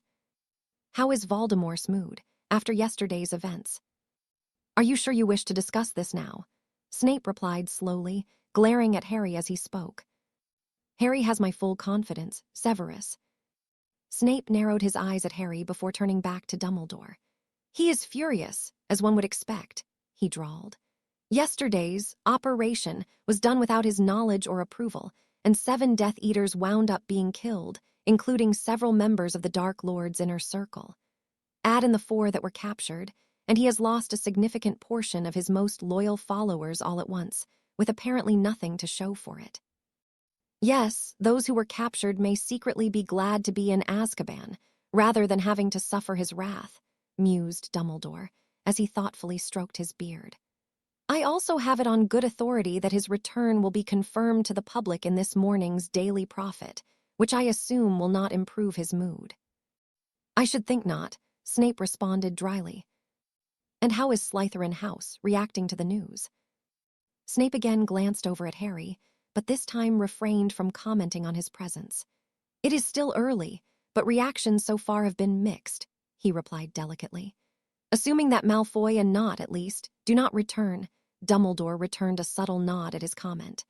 "Then I would expect far less overt support for the Dark Lord within the house going forward, especially after this year's crop of 7th years have moved on." "I see. Anything else?" "To my knowledge, Daphne Greengrass did not have many close relationships in the house, but the death of another student seems to have had an effect on the younger years, in particular," continued Snape. "You may advise Madame Pomfrey that I am brewing several batches of calming draught if she finds herself in need." "Thank you, Severus. I am sure that will be appreciated," Dumbledore replied earnestly. "Now I must be off. I will be calling together the order later this evening if you find yourself available," he added, before turning to address Harry. "While it is still the weekend, I imagine you have another busy day in front of you nonetheless, so off you go. Depending on the results of my errand, I may end up summoning you back to my office to discuss." Suddenly finding himself being dismissed, Harry stood and left through the door just as Dumbledore and Snape were taking the flue. Checking the time, he confirmed that it was still early enough for breakfast in the Great Hall, so he made that his first order of business. Right after that, he was going to find a copy of the Daily Prophet to see if Dumbledore had been right about the day's front-page story. As he approached the doors to the Great Hall, the first thing Harry noticed was how unusually loud it was for that time of day. The noise was soon explained when he turned the corner into the hall and saw that it was nearly full, with most of the students gathered at their house tables or standing in the aisles in small clusters. Even at the staff table, most of the teachers were still gathered and locked in conversation with one another, their expressions deadly serious. Having spotted Ron and Hermione near the center of the Gryffindor table, Harry started cutting a path across the Great Hall to join them. The noise in the room dropped considerably the further he progressed into the room, and he could feel dozens of eyes following him as the murmuring began to pick up. Realizing that he should have been expecting such a reaction, Harry sighed to himself and kept his own eyes trained on his friends, who were quickly shuffling to make room for him at the table. "There you are, Harry," said Hermione, a bit crossly. "Where have you been? We were worried about you. Ron said you didn't make it back to the dorm last night." "I was with Dumbledore this morning," replied Harry, ignoring the latter part of her query. "I take it the news is out," he added, gesturing to the folded-up copy of the Daily Prophet on the table. "You might say that," answered George, tossing a newspaper to Harry. Upon opening the paper, Harry's eyes were immediately drawn to the large moving photograph depicting Professor Dumbledore's duel with Voldemort. The headmaster was facing away from the camera when it was taken, but there was no mistaking the sinister visage of Lord Voldemort, his face twisted into a mask of fury as he unleashed an unknown spell at Dumbledore. The photo was so captivating that he watched it loop back to the beginning 3 times before even bothering to glance up at the headline. He who must not be named, RTORNS. Dark Lord spotted at Lestrange residence, boy who lived present at scene. "They don't mention Daphne anywhere," Harry muttered aloud as he skimmed through the article. "She's mentioned in another article further down," Hermione informed him. "Her and Astoria being involved is a story on its own, since their father is on the Wisengamot. There's one about Sirius, too." Harry nodded and continued reading. "It sounds like Fudge is already fighting to keep his job," he remarked as he got near the end. "I don't see how he survives this, to be honest," said Hermione. "Especially after murdering you and Dumbledore in the press for months. The next article mentions Astoria's father tearing Fudge to shreds during a meeting of the Wisengamot. Yeah, Dumbledore mentioned there was an emergency session last night. They reinstated him as Chief Warlock," Harry informed them as he searched for the article on his godfather. "The paper mentioned that too," noted Ron. "The article about Sirius is a lot fairer than I expected, all things considered," said Hermione. "Did Professor Dumbledore have anything to say about it?" "Just that him and Wormtail are being held at the Ministry awaiting trial," replied Harry, as he skimmed the write-up on his godfather. Sure enough, the prophet seemed to be sticking to the narrative of ministry incompetence, with the son of a prominent pure-blood family apparently being falsely imprisoned, as evidenced by the one who he had supposedly murdered being found alive. "I'm just glad they didn't stick him back in Azkaban," he added. "If all goes well, Sirius will have his trial and finally get to start living his life again." "Hope so, mate," Fred chimed in. "Merlin knows he's earned it." Harry nodded and went back to reading, eventually setting down the paper and filling his plate with food from the Pictover platters near the center of the table. "So how's Astoria?" Hermione asked him. "As well as could be expected, I suppose," he answered noncommittally. "Her father was set to pick her up this morning. I reckon she'll be home for at least the rest of this week. I can't even imagine how she must be feeling. I'm sure having you be there for her at the funeral will help, though. You are going, aren't you?" "Yeah," Harry replied distractedly, as his eyes were focused on the staff table, where Professor Slughorn was excusing himself and preparing to leave through the side door. "Excuse me for a minute," he said to the others, suddenly standing up from the table. "There's something I need to take care of." Walking at as brisk a pace as he could manage without being overly conspicuous, Harry hustled out of the great hall and took off down the corridor in hopes of intercepting Slughorn. As luck would have it, he caught up to the professor just as he was beginning to climb the stairs that led in the direction of his office. "Professor Slughorn," Harry called out, causing the portly potions master to stop mid-step and turn around. "Ah, Harry," came Slughorn's unenthusiastic reply.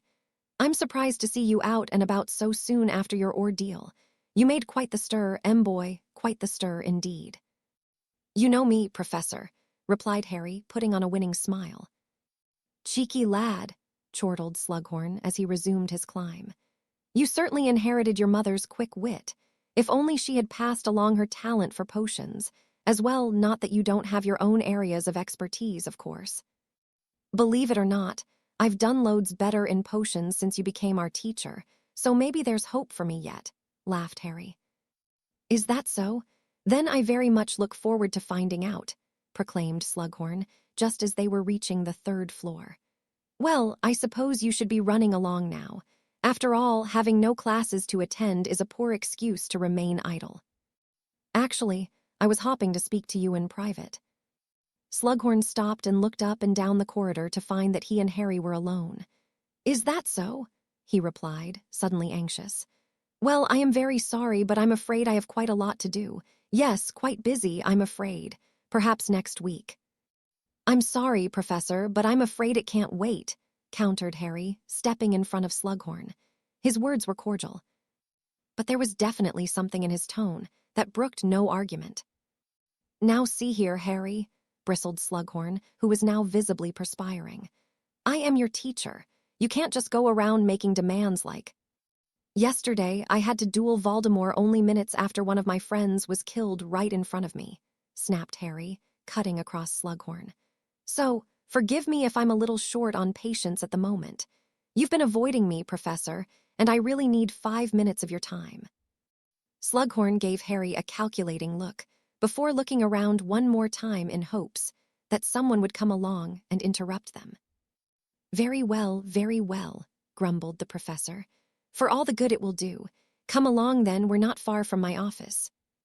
If Slughorn's plan was to stall by suggesting his sixth-floor office as the venue for their discussion, then he wound up being very disappointed.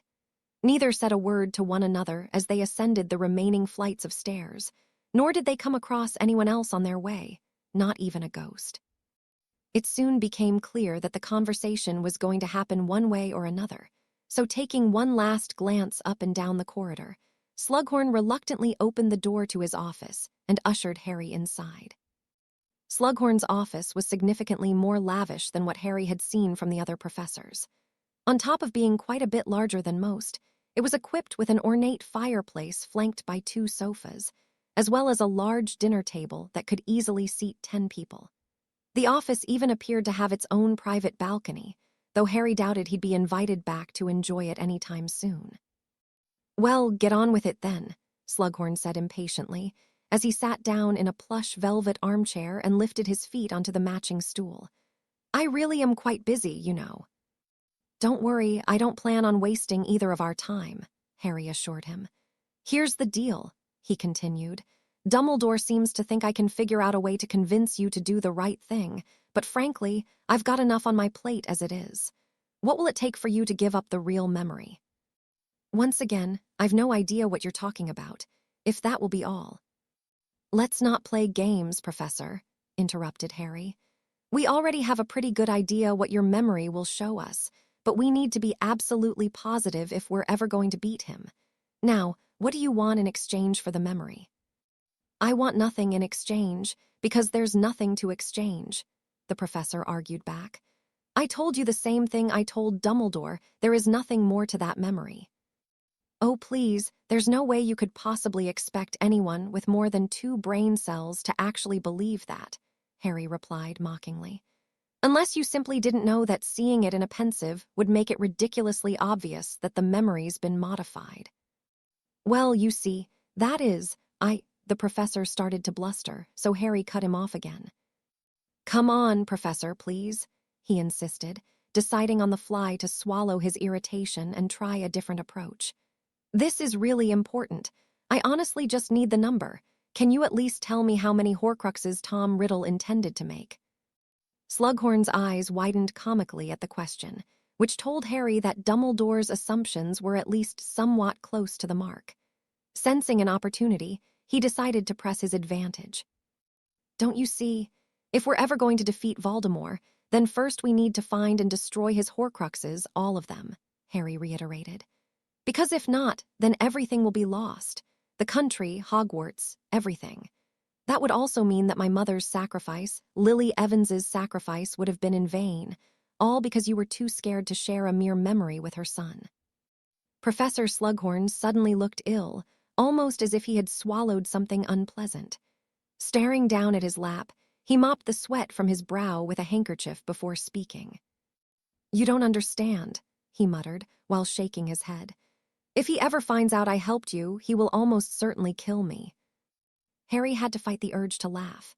"Professor, do you honestly believe Riddle's forgotten about your conversation?" he asked, causing Slughorn to look up with something like fear in his eyes. "You're a loose end, Professor," he continued, "and one thing I know from experience is that Voldemort doesn't like loose ends. It doesn't matter what you do. He will come for you eventually, unless, of course, you help us defeat him once and for all." For a solid minute, the only sounds were those of the fire crackling in the fireplace. For the first time since Harry had begun pursuing the memory, Slughorn actually seemed torn, and the facade he'd been maintaining about the false memory finally began to crumble. "It's no use," Slughorn said in a defeated tone. "I fear I may have done terrible damage that day. I'm ashamed of what that memory shows. If I thought there was actually any hope." "But there is hope, Professor," insisted Harry. "I can't tell you everything for your own safety, but Dumbledore believes he can be defeated, and so do I." He paused for a moment, realizing that was actually true. "But before that can happen," he continued, "we need to know beyond any doubt exactly how many Horcruxes he has left." "Has left," repeated Slughorn, obviously picking up on Harry's implication. "You mean to say—" He trailed off thoughtfully as he took a moment to process what he had heard, while Harry remained silent. "If you've already, then I could hardly be held responsible," muttered Slughorn, mostly to himself, and after another minute of silent debate, he cleared his throat and spoke directly to Harry. "It's clear to me now that you and Dumbledore are already quite well informed," he stated. "It sounds as though any information I give you would serve only as confirmation of what you already know. Wouldn't you agree?" "I'd say so," nodded Harry. "But either way, if you do give me the memory, I promise that nobody besides the two of us and Dumbledore will ever know about it." Slughorn nodded to himself, and Harry allowed the silence to linger between them while the professor worked up the courage to take that final step. "Very well," sighed Slughorn, taking out his wand and conjuring a small glass jar before slowly extracting the uncorrupted memory. "The number you are looking for is 7. On that horrible day, Tom expressed interest in the idea of having a 7-part soul." He hesitated for a moment and handed the jar containing the memory to Harry. "Now, do you understand why I say there is no hope?" Harry managed to keep his expression neutral as he slipped the jar into his robes, but on the inside, he was wildly celebrating. Dumbledore's theory had indeed been correct, which meant there really were only 2 left to find. On top of that, if Harry was right about Bellatrix, then they would not only know what the final Horcruxes were, but they would also have at least a decent idea of where to find them. "Thank you, Professor," he said gratefully. "And without saying too much, what you've just told me doesn't make me feel any less confident." "Is that so?" replied Slughorn, his eyes widening yet again. "Then I wish you luck, Harry Potter, and please don't think too badly of me after you see it." "Never," Harry reassured him, even though he wasn't entirely convinced. "And you shouldn't be too hard on yourself either. Even back then, Riddle was a master manipulator. You've done a lot of good today, Professor. My mother would be proud." "I hope you're right, Harry. I do hope you're right." Chapter 36, Ashes to Ashes. Seeing as how Dumbledore had yet to return from Azkaban, there wasn't much for Harry to do after securing the memory from Slughorn besides wait. Ron suggested an impromptu Quidditch practice to the team, but the weather outside was still cold and rainy, so Harry, Katie, and the twins banded together to shut down the idea before Angelina could get wind of it. So instead, most everyone wound up either lounging in their common rooms or using the extra time to prepare for their exams. Surprisingly, Hermione was not one of those in the latter group.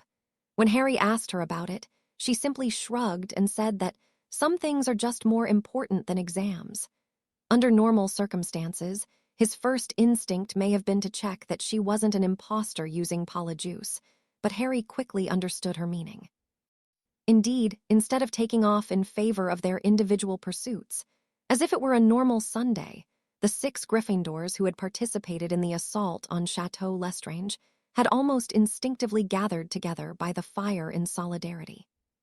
Quickly running through names in his head, Harry realized that even with Astoria at home and Terry at St. Mungo's, that still left one of their number at school without the company of others who shared in the experience. "Neville, do you want to invite Hannah to come and join us?" he asked suddenly. The boy in question looked back at Harry with a puzzled expression, seemingly unsure whether he had heard him properly. "Sorry. I was just thinking," said Harry. "Everyone else who fought with us yesterday are either here or away from school. I just thought she might like to be around people who have, I don't know, been through the same thing, I guess." A spark of recognition flashed in Neville's eyes at Harry's remark. Yeah, that'd be great, actually," he replied appreciatively. "But are we even allowed to bring people from other houses up here?" Harry shrugged nonchalantly. "After yesterday, she's an honorary Gryffindor as far as I'm concerned," he replied. "If anybody doesn't like it, they can take it up with me." "And me," echoed George. "I would have been in a bad way if she wasn't there to patch me up." "It's fine, Neville. There's nothing in the rules that says you can't invite people from other houses to your common room," Hermione assured him. "You just aren't allowed to give them the password." "Right, I'll be back in a bit," Neville said as he stood up to leave, but he only made it a few steps before stopping to turn around. Harry, would you mind sending her a patronus to let her know I'm on my way?" "Not at all," grinned Harry, drawing his wand from his sleeve and casting the charm. "You've got to teach us how to do that, mate," remarked Fred, as he watched Harry's ethereal stag bound away to deliver the message. "Sure," he readily agreed. "It's not all that difficult, just take some practice." "You say that about everything, though," Neville pointed out, to general agreement from the others. "Anyways, I'll be back in a few, save my seat for me," he added, and then made for the portrait hole. Shifting topics, Hermione turned to Ron and asked, "Has anyone in your family spoken to Percy since the prophet came out this morning?" "I haven't," he replied uncaringly. "Neither have we," Fred and George added in unison. "He didn't even show up in the Great Hall this morning," added George, "so my guess is he was called back to the ministry at some point." "I suppose that would make sense," replied Hermione, before setting her head back down on Ron's shoulder. "Fudge is going to need all the help he can get," agreed Harry. "What Percy should do is tell the bloody minister to piss off," Ron growled in response. How could he still go to work for that tosser, even after seeing proof that Harry's been telling the truth all along? "Percy's too stubborn to admit he was wrong straight away," said George. "He's always been like that, you know. He'll come around eventually." "Too little, too late, if you ask me," grumbled Ron. Harry nodded in agreement when Ron looked over at him, even though he thought it was a little too soon to write Percy off completely. For starters, his so far unremarkable tenure as interim High Inquisitor had been a stark contrast to Umbridge's reign of terror. If anything, Percy had approached the job as professionally as one could expect. It wasn't really his fault that the job itself was created under false pretenses and served no real purpose. It was obvious that Percy had been blinded by his own ambition, but Harry had a feeling his loyalty to the minister would be tested as the fallout from the prior days, revelations continued to unfold. Neville returned a short time later with both Hannah and Susan in tow. The unusual sight of two Hufflepuffs in their common room drew plenty of curious looks from the other Gryffindors, but nobody seemed outwardly bothered by their presence. On the contrary, several of the other fifth years stopped by to say hello. Seamus even lingered around for a while attempting to chat up Susan, with minimal success. As the day wore on, Harry grew increasingly anxious for Professor Dumbledore to return. He had no idea how long it took to get back and forth from Azkaban, but when dinner time started to approach without hearing from the headmaster, Harry started to get worried. That's why it was a major relief when Professor McGonagall stopped him in the corridor soon after their meal had concluded. "There you are, Potter," said the professor, walking briskly towards him. Signaling to his friends to go on without him, Harry stopped to allow Professor McGonagall to catch up to him. "Professor Dumbledore has just returned to the castle and is asking you to join him in his office," she informed him. "The password is Fizzing Whizbees." Suddenly overcome with anticipation, Harry replied, "Thanks, Professor," and immediately turned to leave. "Mr. Potter." Harry stopped and turned around. Professor McGonagall began to speak, then hesitated for a moment before finally telling him, in a stilted voice, "I was glad to hear that you were unharmed after yesterday's horrible incident. When you see her, please pass along my condolences to Miss Greengrass on the loss of her sister." "I will," replied Harry, somewhat taken aback by the rare display of emotion from his head of house. "Thank you, Professor. I'm sorry, but I really need to get to Professor Dumbledore's office. I've been waiting all day for him to get back." Yes, well, good luck with whatever it is the two of you have been up to, said McGonagall, trying and failing to hide the note of disapproval in her voice. And for Merlin's sake, do try to be careful. I feel the headmaster sometimes forgets that you are still just a student. Harry started to respond, but he ultimately decided there was simply too much to unpack with McGonagall's statement. So instead, he kept his mouth shut and gave the professor a stiff nod in reply before heading off in the direction of Dumbledore's office. Once he arrived, he hurriedly gave the password to the gargoyle that guarded the entrance before practically leaping onto the ascending staircase. "Come in, Harry," called Dumbledore's voice from inside. As he entered the office, the first thing Harry noticed was how tired Professor Dumbledore looked. "Are you all right, sir?" he asked concernedly. "I will be fine, thank you for asking," the professor replied reassuringly. "Azkaban is not a particularly pleasant place to visit, and I am not as young as I once was. I should be back to normal after a good night's rest, but for now, I have important news to share with you." "Me too, sir," grinned Harry, as he fished the memory out of his pocket and held it up for Dumbledore to see. At first, the headmaster appeared stunned and didn't react at all. Then, his face split into a wide smile as he leapt to his feet. "You've got it," the headmaster said excitedly. "Harry, this is spectacular news and well-timed, if I do say so myself." Dumbledore came around the desk and took the jar containing the memory from Harry before crossing the room to the cabinet where the pensive was kept. "And you were right, sir," added Harry, as Dumbledore returned with the familiar stone basin. "According to Slughorn, Riddle mentioned something about a 7-part soul." "Horace said this," the professor replied sharply. "Yes, sir." Harry thought he saw a flash of something like triumph in the old professor's eyes as he set the pensive down on the desk and dumped the contents of the jar into the basin. "I should like to see it for myself," said Dumbledore. "Let us review Horace's memory first, and then I shall share my tale with you. The conversation that follows will be much clearer if the memory does indeed confirm our suspicions." A few minutes later, Harry and Dumbledore exited the pensive and moved to occupy their usual seats. "So 2 Horcruxes left then?" asked Harry as he sat down. "It would certainly appear so," the professor replied contemplatively, folding his hands on the desk in front of him. "As I am sure you recall, we are reasonably certain that one of them is Voldemort's snake, Nagini," he continued, "while the other, of course, is Helga Hufflepuff's cup." "Right," replied Harry, who was sure the anticipation would wind up killing him if Dumbledore didn't hurry up and get to the point. "The snake presents an interesting conundrum," maintained the headmaster, "as she is rarely seen outside the company of Voldemort himself. The cup, as you correctly hypothesized, was entrusted to Bellatrix Lestrange and is currently residing in her vault at Gringotts."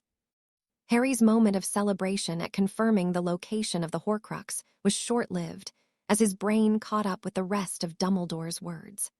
Gringotts was one of the most secure institutions in all of Britain, if not the world, and being that it belonged to an extremely old and extremely rich wizarding family. The Lestrange vault was likely given the goblins' highest degree of protection. At that moment, Harry couldn't help but recall Hagrid's words to him as they entered the bank on his first trip to Diagon Alley. "Ye'd be mad to try and rob it." "I see you recognize the challenge we face," said Dumbledore, noting Harry's reaction. "Removing the Horcrux from Gringotts will be no easy task. That said, I choose to be optimistic about our situation.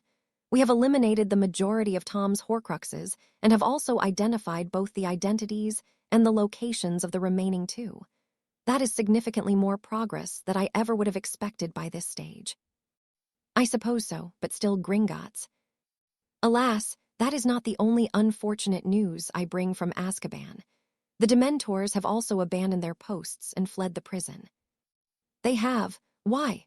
said Harry, frowning at the latest disturbing development. "To join Lord Voldemort, I presume," Dumbledore replied simply. "They served him during the last war, so it is not surprising that they would join him now." "The Death Eaters," Harry suddenly burst out.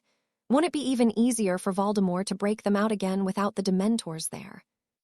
"I should think so," nodded Dumbledore.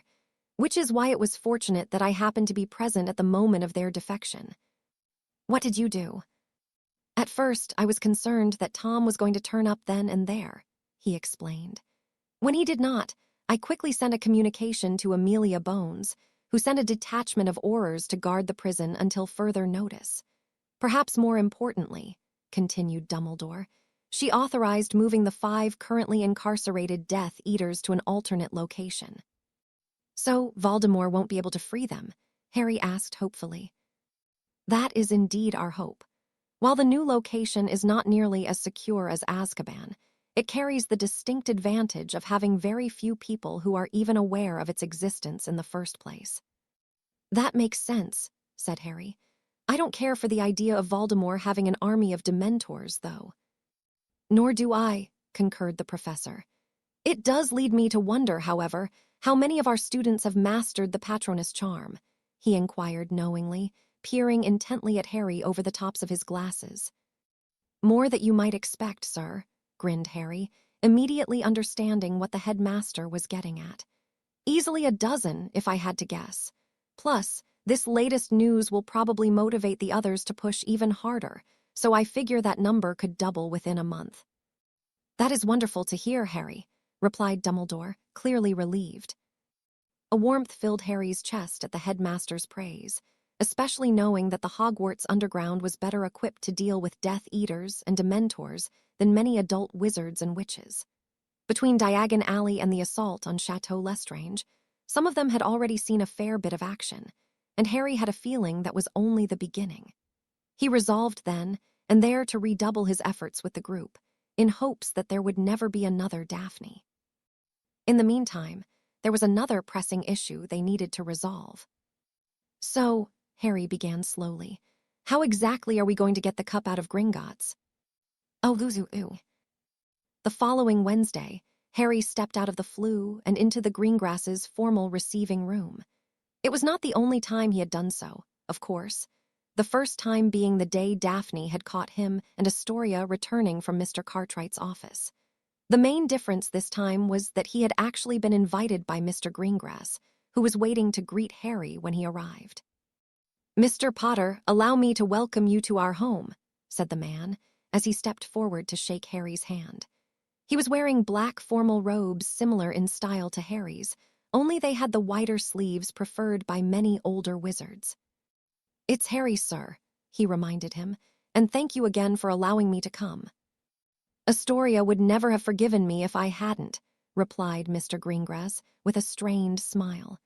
She wanted to be here to greet you, of course, but I was hopping to speak with you privately first. Of course, nodded Harry, attempting to convince himself there was no reason be nervous. I understand that you became friends with my Daphne near the beginning of the current school year, and that the two of you often practice spells together. Yes, sir. I admit to being curious how that came to be, said the older man. Even in my Hogwarts days, a friendship between a Gryffindor and a Slytherin was practically unheard of. Up until this year, we'd barely interacted, admitted Harry. Even though we were in the same year, we only really met because of Astoria. For the most part, we only met up to work on spells together, but we were definitely friends, even if we didn't always agree on everything. If I learned anything about her during that time, it was that to her, family was more important than anything. It was, agreed Mr. Greengrass, shutting his eyes for a moment to gather his composure. And in your unbiased opinion, just how good was she at magic? She was phenomenal, Harry replied, without even the slightest hesitation. Daphne was fully dedicated to improving, and by the end she was probably the best duelist in the school. A look of pride briefly appeared on Mr. Greengrass's face. You mean the best besides yourself, of course, he said pointedly. I guess so, but I'm not sure that really counts, shrugged Harry. I'm different. It wasn't really a fair comparison, in his opinion, since he was the only one taking private lessons from Professor Dumbledore. Even so, seeing her in action at Chateau Lestrange only confirmed Harry's belief that Daphne could have easily handled every other student at Hogwarts. Mr. Greengrass gave Harry a speculative look, almost as if he was evaluating him. "So I hear," he said eventually, fixing his gaze on Harry. "I have also heard that you intend to fight against the Dark Lord." "I've been fighting him since I was 11, when I returned to the magical world," he replied matter-of-factly. "I see," said the older man. Harry could tell that his statement only made Mr. Greengrass want to ask him more questions, but instead, he said something surprising. "In that case, I would like to offer whatever assistance I am able to provide," he revealed. "If there is anything I can do to aid you in your endeavor, then you need only ask." Whatever Harry was expecting, a sincere offer to assist in the fight against Voldemort was about as far removed from it as one could get. Thank you, sir. I'll definitely keep that in mind," he replied haltingly, being totally unprepared to respond to such an unexpected offer. "Judging by your reaction, I take it you're surprised by my offer." "I meant no offense," Harry attempted to explain. "It's just that your daughters, Daphne in particular, made it clear that your family preferred not to take sides." Mr. Greengrass nodded his understanding. "Historically, that has been true," he replied, his tone softening. "Right or wrong, for centuries the Greengrass family has stood for themselves, and themselves alone," he continued, his expression darkening once more. "But that was before they attacked my girls. They kidnapped my daughter because I wouldn't bow down to their demands," growled Mr. Greengrass, and Harry started to interrupt him but was cut off. "Yes, I've been told that she was taken specifically to get to you," he continued, almost dismissing the notion. "Oh, I'm sure Lestrange even managed to convince himself it was his own idea, but believe me, the plan had Malfoy's name written all over it. I am confident that Astoria would not have been targeted otherwise." Harry opened his mouth to respond, but he couldn't find the words. He appreciated what the man was trying to say, but Harry knew better. No one would ever convince him that Astoria's relationship with him was not at least partially to blame for her being abducted. "And then they killed my Daphne, my firstborn," continued Mr. Greengrass, choking up slightly at the mention of his daughter. "She was taken from me, from us, by those animals," he snarled. "And by one of her own blood, no less. Tell me, Harry, if you were in my place, would you allow those bastards to simply get away with it?" "Of course not," Harry replied firmly. "I know you wouldn't, which is why I cannot fault you for running off with Daphne and a gang of schoolchildren to rescue Astoria on your own," lamented Mr. Greengrass, his shoulders drooping as he spoke. "How could I, when I would have done the same in your position?" Unsure of how to respond, Harry simply nodded and looked down at the ground, and the conversation lapsed into a brief, yet awkward silence until Mr. Greengrass was able to gather himself well enough to complete his train of thought. "For what it's worth, I knew my daughter well enough to know that Merlin himself could not have stopped her from going with you that day," he sighed. "Daphne was both brilliant and headstrong, and she would never allow others to dictate her decisions, not if she could help it. I tell you this because while I cannot stop you from harboring guilt over what happened, I want you to understand that it is not necessary to do so." "Thank you, sir," replied Harry. I really appreciate you saying that. As I told you before, at Hogwarts, if I am to use your first name, then I insist you call me Elias." "I'll try to remember." "See that you do," he replied.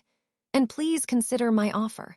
I am no warrior, but I shall do everything in my power to see the end of the Dark Lord and his followers, whether it be simple financial backing or supporting you in the Wisengamot. I owe that much to Daphne." "Actually, Sir Elias, there is something you could do in the short term," said Harry, having a sudden stroke of inspiration. "My godfather should be tried before the Wisengamot any day now. It'd be really great if you could help make sure Fudge can't railroad him into a conviction like he tried to do with me over the summer." "Your godfather," replied Elias, wearing a puzzled expression. "Who?" "Sirius Black." The expression on Elia's face would have been almost comical if the mood of the day were any less serious. "Sirius Black is your godfather," he repeated, with a hint of disbelief.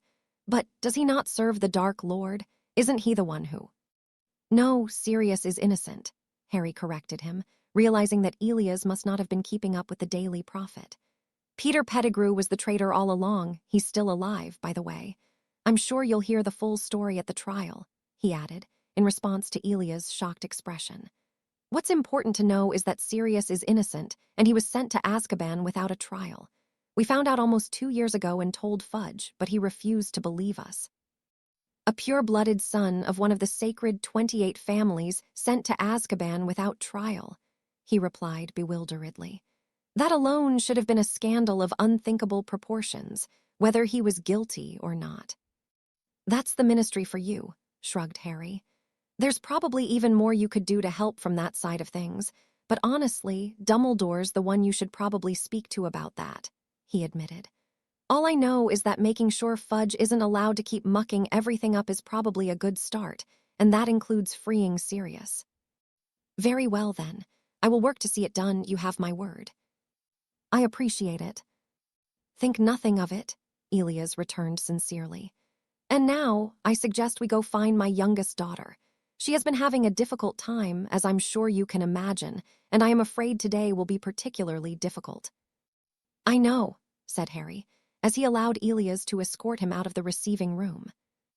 Astoria tells me the two of you became acquainted over the summer, Elias asked him as they walked. She actually wrote to me out of the blue, Harry confirmed, grinning slightly at the memory. For a brief moment, he wondered if they might one day be able to tell him the full story. She wanted me to know that not everyone believed the rubbish the Daily Prophet was saying about me. We kept in touch from there and quickly became friends, so we decided to meet up on the Hogwarts Express, he explained, sticking to the version most people were familiar with. I see. And how long have the two of you been involved? Harry glanced sideways at his girlfriend's father. Since October, he answered. Hasn't Astoria told you all this? Not directly, admitted Elias. It is a difficult topic for a father to broach, and she has likely sensed my discomfort and refrained from offering too many details. Without warning, he stopped in the middle of the hallway and turned to Harry. My daughter is very important to me, now more than ever, he said quietly. She has a gentle soul, and I would not see her experience any more hurt than she already has in her young life. Looking into the man's eyes, Harry saw not the threats of an overprotective father, but rather a plea from a grieving parent. I think we can both agree on that, he returned sincerely, in the same low voice. I am glad we understand one another, Elias replied earnestly, before dropping his gaze. I have come to realize, too late, I'm afraid, just how many mistakes I have made with regard to my girls. I should have spent more time with them when they were young, been home more often, done more to protect them. If it helps, said Harry, after an awkward pause, Astoria has never doubted that you love her and Daphne. Elias suddenly looked up. And this is something she has told you, he asked, somewhat hopefully. She did, Harry confirmed. Elias shut his eyes for a moment and gingerly rubbed his forehead. It pleases me to hear this, even if it feels as though I do not deserve it, he said eventually. And from this day forward, I shall strive to finally be the father she deserves, he added quietly to himself before addressing Harry once more. Come, my daughter awaits. After another short walk, Harry found himself being ushered into a small parlor on the far side of the house. Standing in the center of the room was Astoria, wearing a conservative black dress and a small, matching hat with a veil of some sort attached to the front, which came down just over her eyes. Judging by her odd posture, she had been packing across the room and suddenly stopped when the door opened. Harry, she choked, quickly closing the distance between them and throwing her arms around his neck.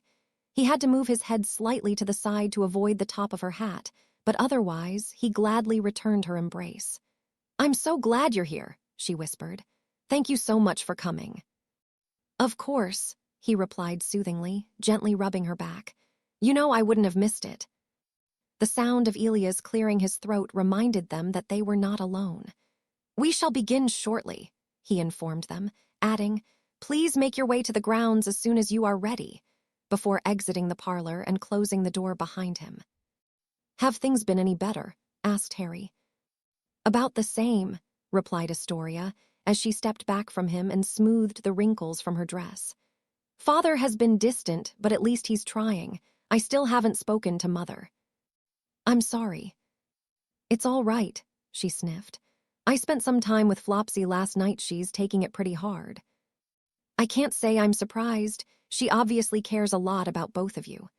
Harry looked out the window and caught a glimpse of an older couple, also dressed in black, walking together down a cobblestone pathway leading away from the house. I suppose we should probably get going, he said. Your father made it sound like they wanted to start soon. With a sigh, Astoria grabbed her cloak from the back of a nearby chair and threw it around her shoulders. After a quick glance at the mirror above the fireplace, she slid her arm into the crook of Harry's elbow and allowed him to escort her out into the hallway. Father didn't give you too hard a time, did he? Not at all, actually, replied Harry, as they stepped out through the rear entrance of the house and onto the covered patio. He just wanted to ask me a few questions about Daphne and to make sure I knew he didn't blame me for what happened. He even offered to help with the war. He did. Harry nodded without offering further explanation, so Astoria turned her gaze forward and stared contemplatively ahead for a while. After a bit more walking, their feet found the same cobblestone path Harry had seen the older couple using, which he soon discovered led to the Greengrass family cemetery. Are you expecting many people? I don't think so. A couple dozen, perhaps. It's mainly relatives and a few close friends of the family. You're the only one from Hogwarts who was invited, and Father refused to allow anyone from the Travers family to attend.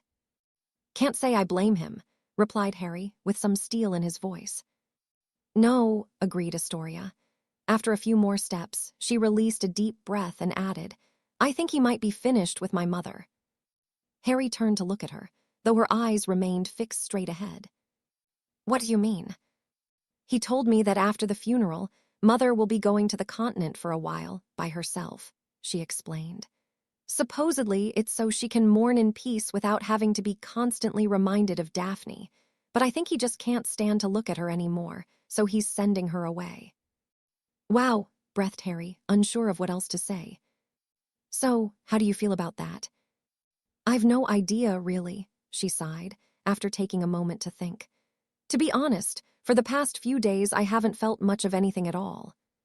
Harry reached over with his free hand and patted the top of Astoria's.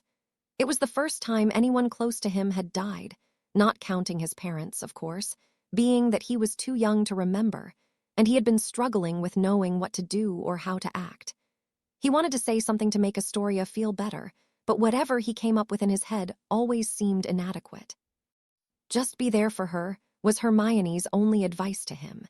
She went on to explain that while it was normal to want to help, there was very little he could actually do besides provide support, so that was what he was going to do.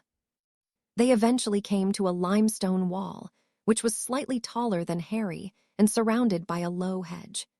Set in the center were a pair of swinging wrought iron gates, which they passed through to enter the cemetery. The cemetery itself turned out to be much larger than Harry expected. Littering the expansive, grassy field were dozens of gravestones, and upon the slight hill toward the back of the cemetery were set a series of white marble mausoleums. Harry figured there had to be at least a dozen generations of Greengrasses buried there. He was about to ask Astoria about it when his attention was drawn to the small cluster of people gathered off to their right, where a few rows of white folding chairs had been arranged in front of the site where Daphne would soon be laid to rest. Having never been to a funeral before, Muggle or magical, Harry wasn't sure what to expect, and he definitely wasn't prepared to see Daphne's body laid out in the open on a low stone table, with a burning candle set at each corner. She had been dressed in loose robes made from white linen, with her only adornment a glittering golden necklace set with several large emeralds that sparkled in the morning sunlight. Her hands were folded delicately across her middle, and the way her golden hair was carefully arranged about her shoulders almost made it look as if she had simply laid herself down for a short nap. Realizing they had both stopped in their tracks and that people were beginning to look at them, Harry stepped forward and guided Astoria to the front row of chairs, where there were 2 empty seats to the left of Mr. Greengrass. To his right was the girl's mother, Penelope, who was wearing a wide-brimmed hat, which also had an attached veil, but unlike Astoria's, hers covered the entirety of her face. She spared the 2 of them the briefest of glances, before wordlessly turning back to the prone form of her eldest daughter. There was an awkward moment after Astoria had sat down where Harry wasn't sure where he was supposed to go. The empty chair next to his girlfriend seemed like the obvious choice, but still he hesitated, trying to decide whether it was really appropriate for him to be sitting with the family. Fortunately, Astoria had no such qualms and pulled him down into the seat beside hers and laced her fingers with his. Elias gave them a short nod, which allowed Harry to relax a bit while they waited for everyone to finish gathering. Before long, an old, bearded wizard with long white hair made his way up the aisle between chairs and turned to address the gathered mourners. Again, being unfamiliar with many wizarding customs, Harry was unsure of how typical the sermon was, but he was almost positive that Daphne would have hated being referred to as a delicate maiden, whether or not she was actually in the flower of her youth.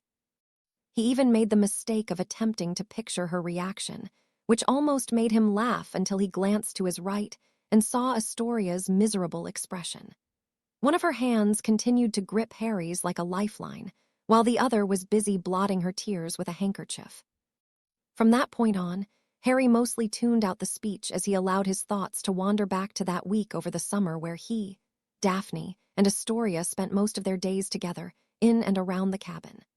Looking back, it was easily one of the best weeks of his life, even considering all the pressure he was under at the time, and part of that was undeniably due to how much he enjoyed sparring with Daphne. It was his fault they stopped practicing together at Hogwarts, but Harry always figured that one day he'd be able to make it right. He always thought there would be more time. Hot tears began spilling down his own cheeks. Astoria noticed and began stroking his hand while leaning into his side, but at that particular moment, Harry didn't feel like he deserved to be comforted. So instead, he forced himself to listen to the white-haired wizard as he continued to ramble on about the goodness of mankind. Harry had been expecting others to stand up and speak about Daphne, but that turned out not to be the case. Once he had concluded his remarks, the old wizard took out his wand and walked around the stone table while speaking a few unfamiliar incantations. With one final flourish of his wand, there was a blinding flash, and the table Daphne had been laid upon was suddenly enclosed on all sides, turning it into something more like a sarcophagus. At that point, Elias and 3 other wizards, relatives, Harry assumed, rose from their seats, and together they levitated Daphne's sarcophagus until it was hovering just above the nearby open grave, before gently lowering it into the ground. That was the breaking point for Astoria.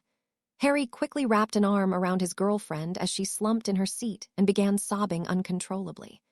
Not faring much better, Elias returned to his seat and buried his face in his hands, while the other 3 wizards silently filled in the grave using the large pile of dirt.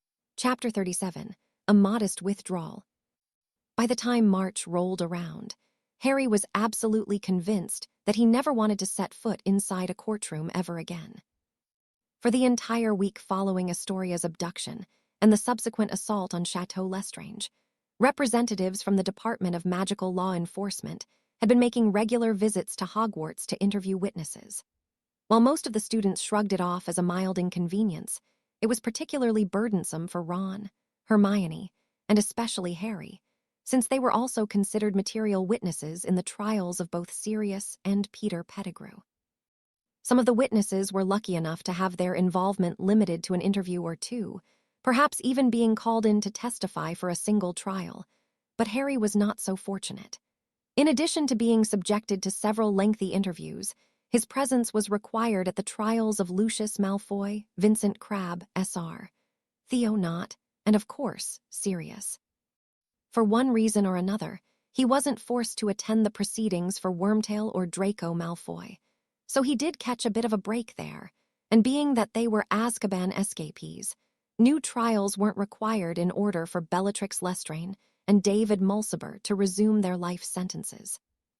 Astoria was also called upon to testify against Knott, which was the first time Harry got to see her in person since Daphne's funeral. Harry wasn't permitted to be inside the courtroom while she was giving her testimony, but it had clearly been difficult for her, as she was still shaking from the experience when he was finally able to meet with her afterwards.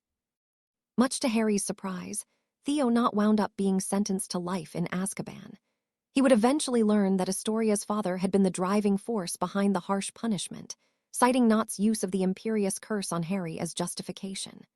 Draco somehow managed to avoid imprisonment, surviving on the technicality that he hadn't successfully committed a crime. Harry was willing to bet that a fair amount of gold changed hands prior to that decision.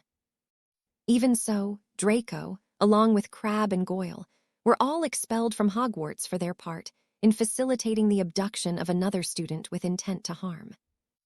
Lucius Malfoy and Crabbe, SR, were both sentenced to lengthy stays in Azkaban, though Harry knew their real destination would be the same secret location that had been their home since the defection of the Dementors. Pettigrew's trial ended up being much more complicated than anticipated, since from a legal standpoint, he had officially been dead since November of 1981. The Wisengamot eventually worked their way through it, however, and Wormtail was given a life sentence for the murder of the same 12 Muggles that Sirius had once been accused of killing. Of course, Pettigrew's conviction should have made Sirius's trial a formality, and it would have been, had Fudge not fought tooth and nail to delay and or invalidate the proceedings. Already clinging by a thread to his position in the wake of Voldemort's return finally being made public, the minister had apparently decided that Sirius being exonerated would be the straw that broke the camel's back and ultimately force him from office.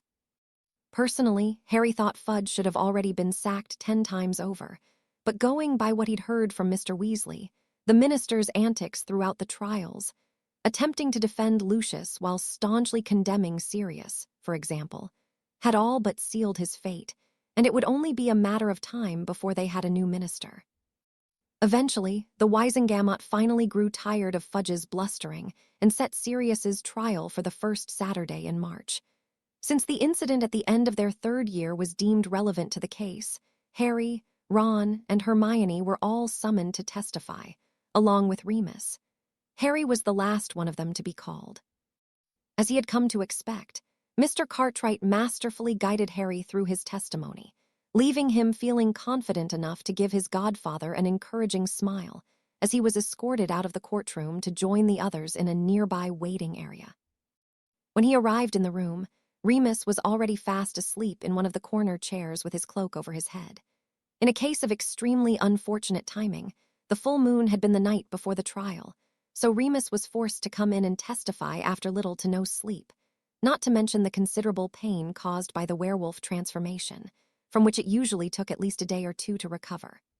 Ron and Hermione, however, were wide awake and waiting for him.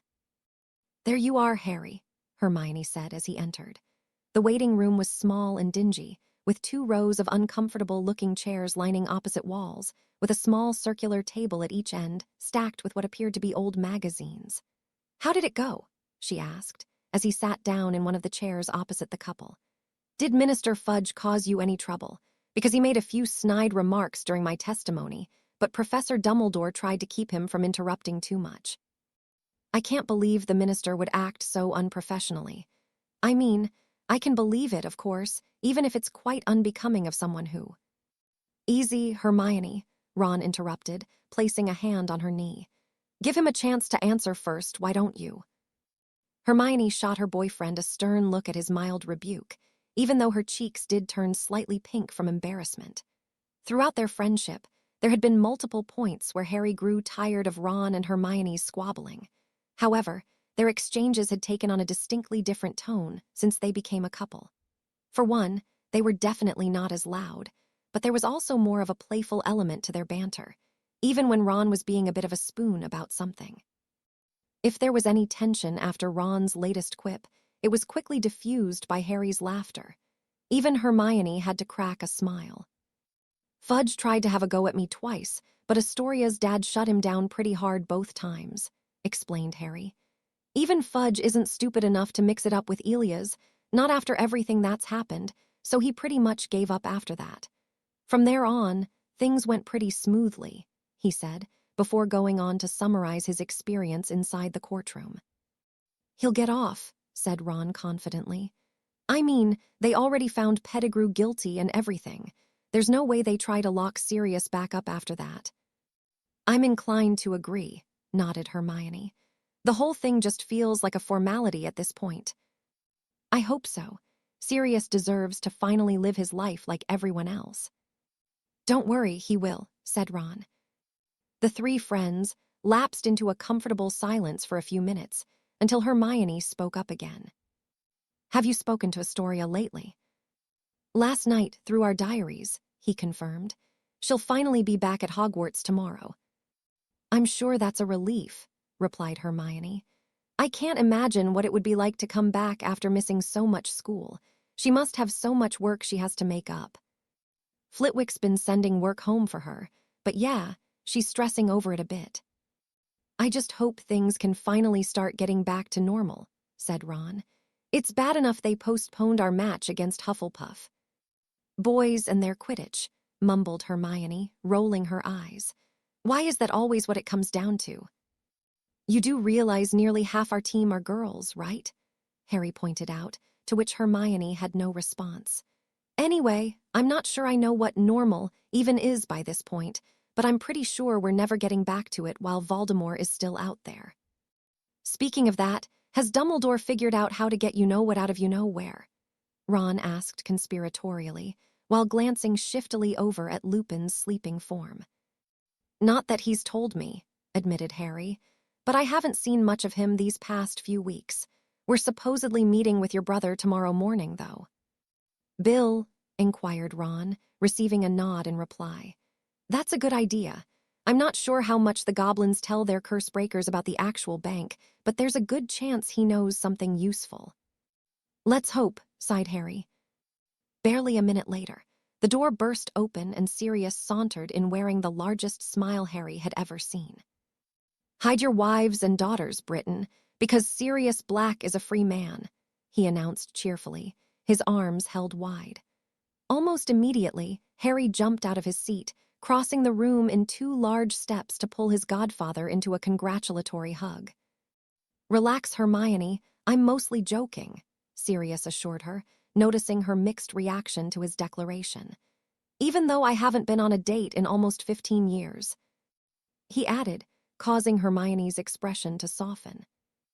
And I am sure you will have plenty of opportunities once the news breaks, remarked Professor Dumbledore from just outside the door. I apologize for intruding, he said as he entered the room. I simply wanted to offer my congratulations in person before returning to Hogwarts. Thanks, Albus, replied Sirius, shaking hands with the headmaster. I appreciate you helping to keep Fudge in line during the trial. The man is as stubborn as he is incompetent. Ironically, Cornelius's increasingly desperate attempts to retain his position may yet be his ultimate undoing, said Dumbledore. After you were dismissed, there were several calls for his resignation, citing his poor judgment, Elias Greengrass being among the most vocal. What did Fudge do? Harry asked curiously. I assume he suddenly remembered an urgent appointment, judging by the speed with which he departed the courtroom, replied Dumbledore, a slight twitch appearing at the corner of his mouth. Wanker, Ron muttered under his breath, which the adults pretended not to hear. Good riddance, if you ask me, declared Sirius. But enough about that old tosspot. I'm ready to celebrate. Albus, would you mind letting the kids come back to Grimmauld for the night? I'll make sure they get back to Hogwarts by the morning. Professor Dumbledore appeared to think about it for a moment before ultimately agreeing. I'll be sure to let Minerva know, he answered. I cannot, of course, tell you what to do, but I urge caution whilst going out in public for the time being, at least until the general populace gets used to the idea of your innocence. That's probably a good idea, replied Sirius, rubbing his cheek. I guess I'll have to keep letting Remus run my errands for a while. Come on, Moony, he barked loudly, causing the dozing man to awaken with a start. I know you're tired, but we have some celebrating to do. I take it you were found innocent, asked Remus, beaming even through his exhaustion. It's finally over, Moony. It took a long time, but justice is finally done.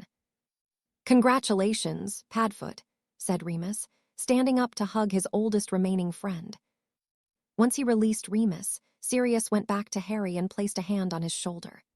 Now that I'm free, he said, We can finally be a real family, or something resembling one, at least. I know you're too old to really need my help anymore, but I can't wait to take you out and catch a Quidditch match, or go school shopping, or, I don't know, do any of the standard Godfather stuff I've never had the opportunity to do." "Can't wait," grinned Harry, only to find himself wrapped in another hug. Soon after that, Professor Dumbledore escorted them through the Ministry, just as a precaution, and then returned to Hogwarts by way of the flues in the atrium. Sirius was keen to taste the free air, as he put it, so the five of them walked back to Grimmauld Place, where Creature prepared lunch for everyone while Sirius began planning his own celebration. That evening, most of the Order dropped by to celebrate with Sirius, or at the very least, to offer their congratulations.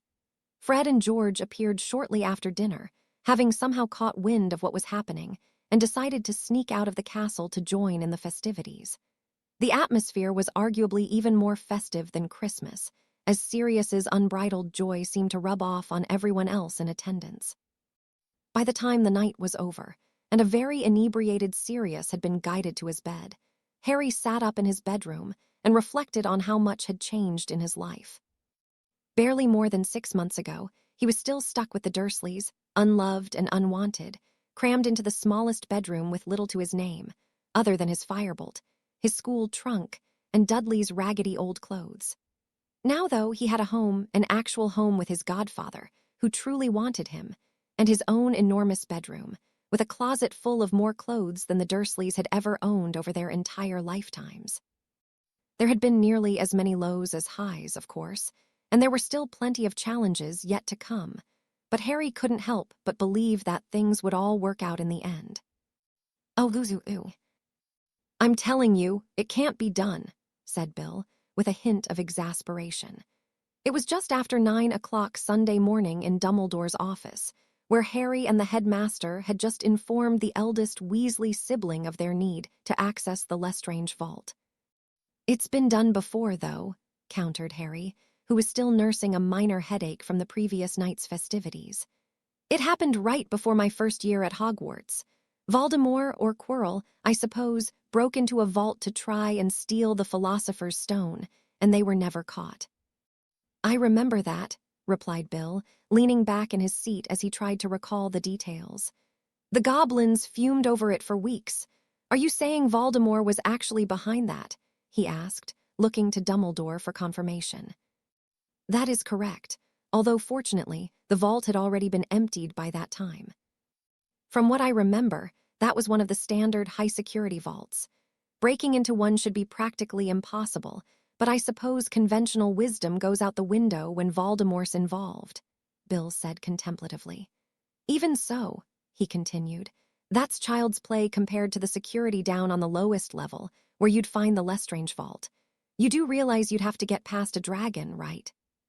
"Wouldn't be the first time," muttered Harry, shaking his head. "Look, Bill, we understand it won't be easy, but if we don't get into that vault, we can't get rid of Voldemort," he insisted. "What else can we do? Is there any chance the goblins would help us out if we explained the situation?" "Not a chance," chuckled Bill. "Even if the object you're after is what I think it is, the goblins don't give a toss about what you keep in your vault, so long as you keep paying their fees. And I wouldn't recommend asking either, because when they say no, and they will say no, they'll automatically bump up security on that vault," he explained, and Harry felt some of his confidence slip. "Then, even if by some miracle you do succeed, the goblins will know exactly who was responsible when they eventually find out. And the goblins have very long memories," Bill concluded ominously. "Perhaps you could detail for us the major obstacles in our path, from your perspective," suggested Dumbledore. "All right, well, the first problem is getting all the way down there.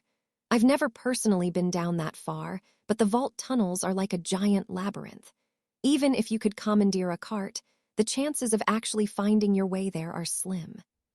"I actually have an idea about that," said Harry, surprising both Bill and Dumbledore. "From what Astoria told me, the Greengrass vault is somewhere down on that level, too. If we can get her father to visit their vault, I could follow him under my invisibility cloak and hitch a ride down to the lowest level." "Do you believe Elias would agree to this?" inquired Dumbledore, leaning forward curiously. We'd have to ask him to be sure, but he did offer his help in the fight against Voldemort when we spoke before Daphne's funeral.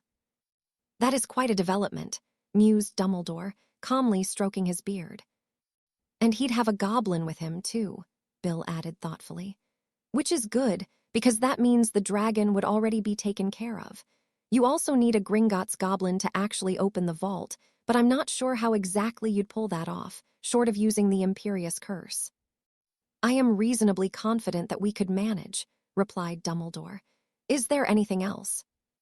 Bill's brow furrowed slightly, and he moved to lean forward in his chair. There are a few sensors, for lack of a better word, that they use to monitor for intruders or unauthorized magic, he said. I actually know how to shut those down temporarily.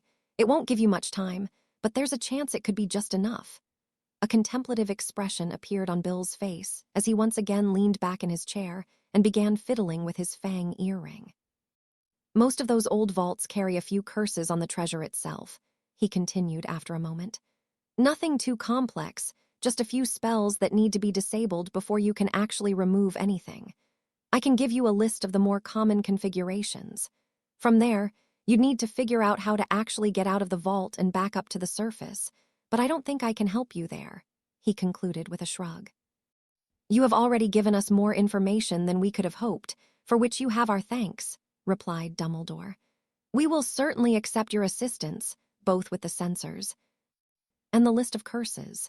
Turning to Harry, he asked, would I be correct in stating that Elias will be escorting his daughter back to the castle today? That's what Astoria told me, at least, replied Harry. He reached into his robe pocket and pulled out his version of their connected diaries, only to see that the floral design on the cover was emanating a soft, golden glow. A grin appeared on his face as he read what was written inside.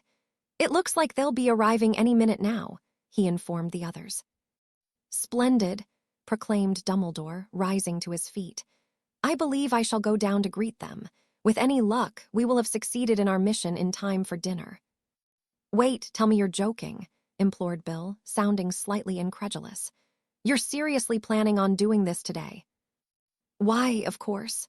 After all, there is no time like the present, responded the headmaster, his voice light and airy as if he were planning a leisurely stroll through the park, rather than breaking into one of the securest buildings in all of Britain.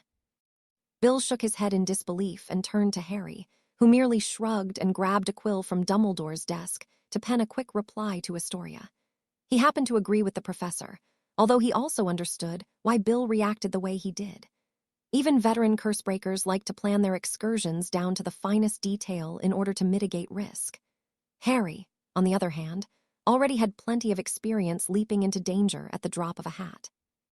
On top of that, he would be going with Dumbledore, so even if they did run into a bit of trouble, Harry was confident they'd get through it.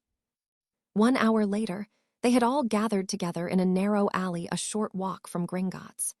Elias had been hesitant at first, but he had eventually agreed after being assured that he would personally be facing no danger, and that the plan would allow him to easily deny being involved in any way.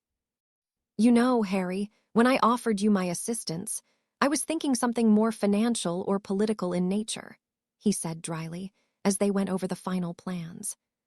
Sorry, Harry replied apologetically. I know this is a lot, but it's really important. Maybe when this is all over, I'll be able to tell you just how important. Dumbledore gave a short nod of agreement, but otherwise didn't reply. Now, as long as we're careful, the thief's downfall shouldn't be in operation. But if for some reason you do see a waterfall on the tracks, you'll need to think fast, cautioned Bill. The thief's downfall washes away any enchantments or disguises, and if it's turned on, that means the goblins already suspect something's up. We shall strive to remain vigilant, Dumbledore assured him. Right, I'm going to head in and get into position, said Bill. Good luck. With that, Bill threw up his hood and stepped into Diagon Alley. The remaining three waited in silence for a few minutes, until Dumbledore finally spoke up. I believe enough time has passed for William to complete his preparations. Shall we proceed? When neither disagreed, he turned to Harry and continued. Then let us both become invisible, and do remember to silence your footsteps. Dumbledore tapped the top of his own head, once with his wand, and immediately shimmered out of existence, while Harry pulled on his invisibility cloak. "Ready when you are," announced Harry. "Very well, then," answered the voice of Professor Dumbledore. "After you, Elias, we shall follow you as closely as we can." Elias shook his head for a moment, and then with a deep breath, he smoothed out his robes and set off walking back towards Diagon Alley and Gringotts. Harry began following slowly behind, but he had only taken a few steps when he bumped into Professor Dumbledore's invisible form. "My apologies, Harry," murmured Dumbledore. "Please go on ahead, and I shall attempt to follow behind you." Fortunately, with it being before noon on Sunday, there weren't too many shoppers about, making it relatively simple to keep pace behind Elias as he steadily made his way towards the towering, snowy white building. Harry easily passed through the burnished bronze doors of the bank's exterior, but he had to quicken his pace in order to give both him and Dumbledore enough time to make it through the interior set before they closed. On the plus side, that also made it easier for him to pointedly ignore the warning to potential thieves engraved upon the silver inner doors. Silent and invisible, Harry crossed the vast marble hall to where Elias was already speaking to one of the goblins, which was perched on a tall stool behind the long counter. "Very well, sir," spoke the short-bearded goblin as he beckoned to one of his colleagues. "Gorbag will escort you to your vault. Step to the side, please." Just as Gorbag began leading them away, Bill emerged from one of the side doors and searched with his eyes until he spotted Elias. He began walking in their direction, though he kept his head down and appeared to be reading a scroll of parchment. Once Bill had passed by Elias and the goblin, he stopped for a moment and looked up. Instinctively understanding that Bill had information to relay, Harry stepped close to the curse breaker and tapped him on the arm through the cloak. Pretending to focus his attention on the parchment once again, Bill brought his hand up to his face and whispered, "The Lestrange vault is 2 to the left of Greengrass." Harry tapped Bill again to let him know his message was received, and then hurried to catch up with Elias and his escort. "Did you hear that?" he whispered softly as he walked, hoping that Dumbledore was nearby. "Yes." Breathing a sigh of relief, Harry followed his quarry down one of the rough stone passageways leading out of the marble hall. Gorbag stopped and whistled, summoning a little cart, which came trundling out of the darkness along the railroad-like tracks set into the stone floor. The goblin stepped in first, while Elias, Harry, and Professor Dumbledore somehow managed to all board the cart and arrange themselves on the small bench seat without rousing suspicion. Harry had only a moment to make sure his invisibility cloak was secure before the cart took off with a lurch and quickly began gathering speed. They flew through the twisting underground passageways leading beneath Gringotts, far deeper than Harry had ever been on his previous trips to the Wizarding Bank. By the time the cart came to a complete stop, they must have been miles beneath the surface. Gorbag hopped out of the cart first and beckoned for Elias to follow. Once they had gone, Harry and Professor Dumbledore cautiously followed after them while trying to avoid making any sounds. After a short walk along a ledge overlooking a wide chasm, they rounded a corner and came face to face with Gringotts' fiercest guardian. Blocking access to the vaults beyond was an absolutely colossal dragon, bigger even than the Hungarian Horntail Harry had faced in the Triwizard Tournament. It had obviously been trapped underground for ages. Its scales had become pale and flaky over time, and its eyes were a milky pink color that reminded Harry of the foul-tasting medicine his primary school nurse had forced him to drink when he had a stomachache. Keeping the dragon in place were a set of heavy iron shackles clasped around its back legs, each of which was chained to a large peg driven deep into the rocky floor. As soon as the dragon spotted the intruders to its lair, it let out a bellowing roar before unleashing a torrent of flame towards them. Elias jumped back in fright, but Gorbag seemed completely unfazed as the dragon's fire came up well short of reaching them. "It is being unusually aggressive today," said the goblin, making Harry wonder whether the dragon was somehow reacting to his and Dumbledore's presence.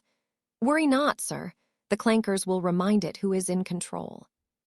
Gorbag reached into the heavy leather bag he was carrying, pulling out an unusual metal contraption and shaking it back and forth in his hand. At once, A loud ringing noise began echoing around the cavern, sounding somewhat reminiscent of dozens of tiny hammers beating against similarly sized anvils. The dragon let out another roar in response to the cacophony, only this time it was more hesitant, perhaps even fearful. Gorbag began slowly moving towards the dragon with the clankers held out in front of him, forcing it to retreat to the far side of the cavern. With their path to the vaults now clear, Gorbag began leading Elias past where the dragon had been standing guard and towards the vaults. Harry followed a short way behind them, sparing a glance at the dragon as he passed. After a closer look, he noticed significant scarring around the beast's head and neck, leading him to believe that it had been conditioned to expect pain whenever it heard the clankers. Explaining its frightened reaction, shaking his head at the unnecessary cruelty, Harry quickened his pace to catch up with the others. There were only 5 vaults in the immediate vicinity, although Harry supposed there could be others a bit further down. As Gorbag and Elias began heading towards the rightmost vault, Harry felt a disturbance in the air as a silent, colorless spell passed him by. The goblin immediately stopped in his tracks and began looking around as if confused, only to shake his head and change directions, now heading towards the center vault instead. To his credit, Elias played his part well and continued along as if nothing had happened. As they approached the Lestrange vault, Harry found himself gripped by a deep sense of anticipation, or perhaps even excitement. Finally, Gorbag walked up to the heavy wooden door and placed his palm to it. Almost immediately, the door melted away to reveal a cave-like opening, putting on display the staggering wealth contained within the vault. Golden coins were stacked all the way up to the ceiling, interspersed with glittering gemstones and jewelry, along with shiny suits of armor and assorted weaponry, goblin-made, if Harry were to guess. Gorbag turned to speak to Elias, but then suddenly froze in place, almost as if he had been transformed into an incredibly lifelike statue. Barely a second later, Professor Dumbledore rematerialized in front of them, which Harry took as a signal to remove his invisibility cloak. "Just a moment, please," Dumbledore requested. He appeared to cast a series of spells aimed at the goblin's head, but the lack of an audible incantation made it difficult to tell exactly what was happening. "There," he declared with a final flourish of his wand, before turning back to Elias. "You have our sincerest gratitude for your assistance today, but for your own safety, I believe your involvement should end here," he said. "When Gorbag wakes up, he will be under the impression that the 2 of you have just arrived at your vault, and that you are waiting for him to open it." "But we're not at my vault, Dumbledore," Elias reminded him. "Easily remedied using a simple levitation charm," the professor responded genially. "Fear not, our goblin friend will not wake until you are ready, at which time he will rouse himself. I would, however, recommend ensuring he remains on his feet when you set him down again." "Fair enough," replied Elias, drawing his wand. "What would you have me do next?" "Continue on as you would have if this were merely a routine visit to your vault, and then return to the surface," advised Dumbledore. "While I am confident in my spell work, it would be prudent to avoid arousing any suspicion on the part of the goblins." Harry thought Dumbledore's logic was sound, and he appreciated his focus on minimizing the danger to Astoria's father. But there was one tiny detail the professor seemed to be forgetting. "But sir, how are we going to get back?" "Ah, but Harry, where is your sense of adventure?" Dumbledore replied with remarkable levity, considering the situation. Harry snorted and shook his head. He had no idea what the headmaster had planned, but if Dumbledore wasn't concerned, then he wasn't going to waste time worrying about it. Elias, on the other hand, did not appear convinced. He looked first to Dumbledore, then to Harry, and back to Dumbledore as if trying to figure out if they were being serious. "But what if something happens?" he asked. "How will I know if you made it back or not?" "I can owl you, of course. Or, if you'd rather, we can meet for a celebratory drink afterwards," offered Dumbledore. "Fine leaky cauldron, then." "Actually, we should probably avoid being seen in Diagon Alley, just in case," Harry pointed out. "I tend to agree," said Dumbledore. "Perhaps we can meet at the 3 Broomsticks instead. Considering all that has happened, it would not be seen as unusual for me to escort Harry to the village in order to meet with you." Very well, I wish you luck. After thanking Elias one last time, Harry and Professor Dumbledore finally stepped into the Lestrange vault. They barely had time to take in their surroundings before the door reappeared with a muffled clunk, plunging them into total darkness. They both lit their wands, and Harry was momentarily startled by the sight of a gruesome, winged creature lurking near the wall, only to quickly realize it was merely the skin of some unusual beast. Were you expecting that to happen, sir? I was, confirmed Dumbledore, much to Harry's relief. Take care not to touch anything, he cautioned, holding his wand aloft. Are you able to sense the Horcrux? It's definitely here somewhere. Harry concentrated on the vile, yet familiar magic of the Horcrux. It's there, he said, pointing to a set of shelves in the far corner of the vault. I can't see it from here, but it's somewhere up near the ceiling. Excellent, nodded Dumbledore. Now, were you able to peruse William's list of curses before we left? Yeah, replied Harry, screwing up his face in concentration. I'm pretty sure they used the one that makes everything burn you. What was it, Flagrante? It feels like there's something else, too, but I'm not sure what. It's weird, though, whatever it is. Without touching it, Dumbledore knelt down and examined one of the stacks of galleons. Unless I am very much mistaken, the other is the Gemino curse, he declared. Anything we touch will immediately replicate itself several times over. That, combined with the Flagrante curse, could have been quite problematic. We shall have to thank William again for his assistance. No kidding, agreed Harry, envisioning himself being buried under a growing mountain of burning hot treasure. Can we remove the curses? Perhaps, although having the curses cast over the entire contents of the vault certainly complicates matters, explained the professor. Instead, I suggest we simply attempt to retrieve the Horcrux whilst avoiding contact with any other items. Easier said than done, muttered Harry, as he glanced around at the piles of gold and treasure, eliciting a chuckle from Professor Dumbledore. Even so, he slipped sideways between a silver suit of armor and a large golden chest. Moving slowly and deliberately, they both followed a narrow path through treasure, stopping at the base of a large set of shelves filled with bejeweled chalices, goblin-made shields and helmets, and other assorted weaponry. Harry directed the light from his wand upwards, eventually coming to rest on the item that brought them there, a small, golden cup with a handle on either side. It was too dark to see the finer details, but Harry was positive that a closer look would reveal a small badger engraved into the metal. This was undoubtedly the cup once belonging to Helga Hufflepuff, the very same artifact he had seen in a house elf's memory, which, along with Slytherin's locket, was later stolen from Hepzibah Smith by a young Tom Riddle. How are we going to get up there without touching anything? Harry wondered aloud. Should we just, I don't know, conjure a ladder or something? Simple, yet effective, nodded Dumbledore, as he quickly surveyed the area around them.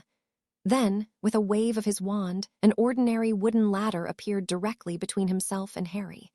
The only thing odd about it was the way it managed to balance itself on its end, perpendicular to the floor, with seemingly no means of support.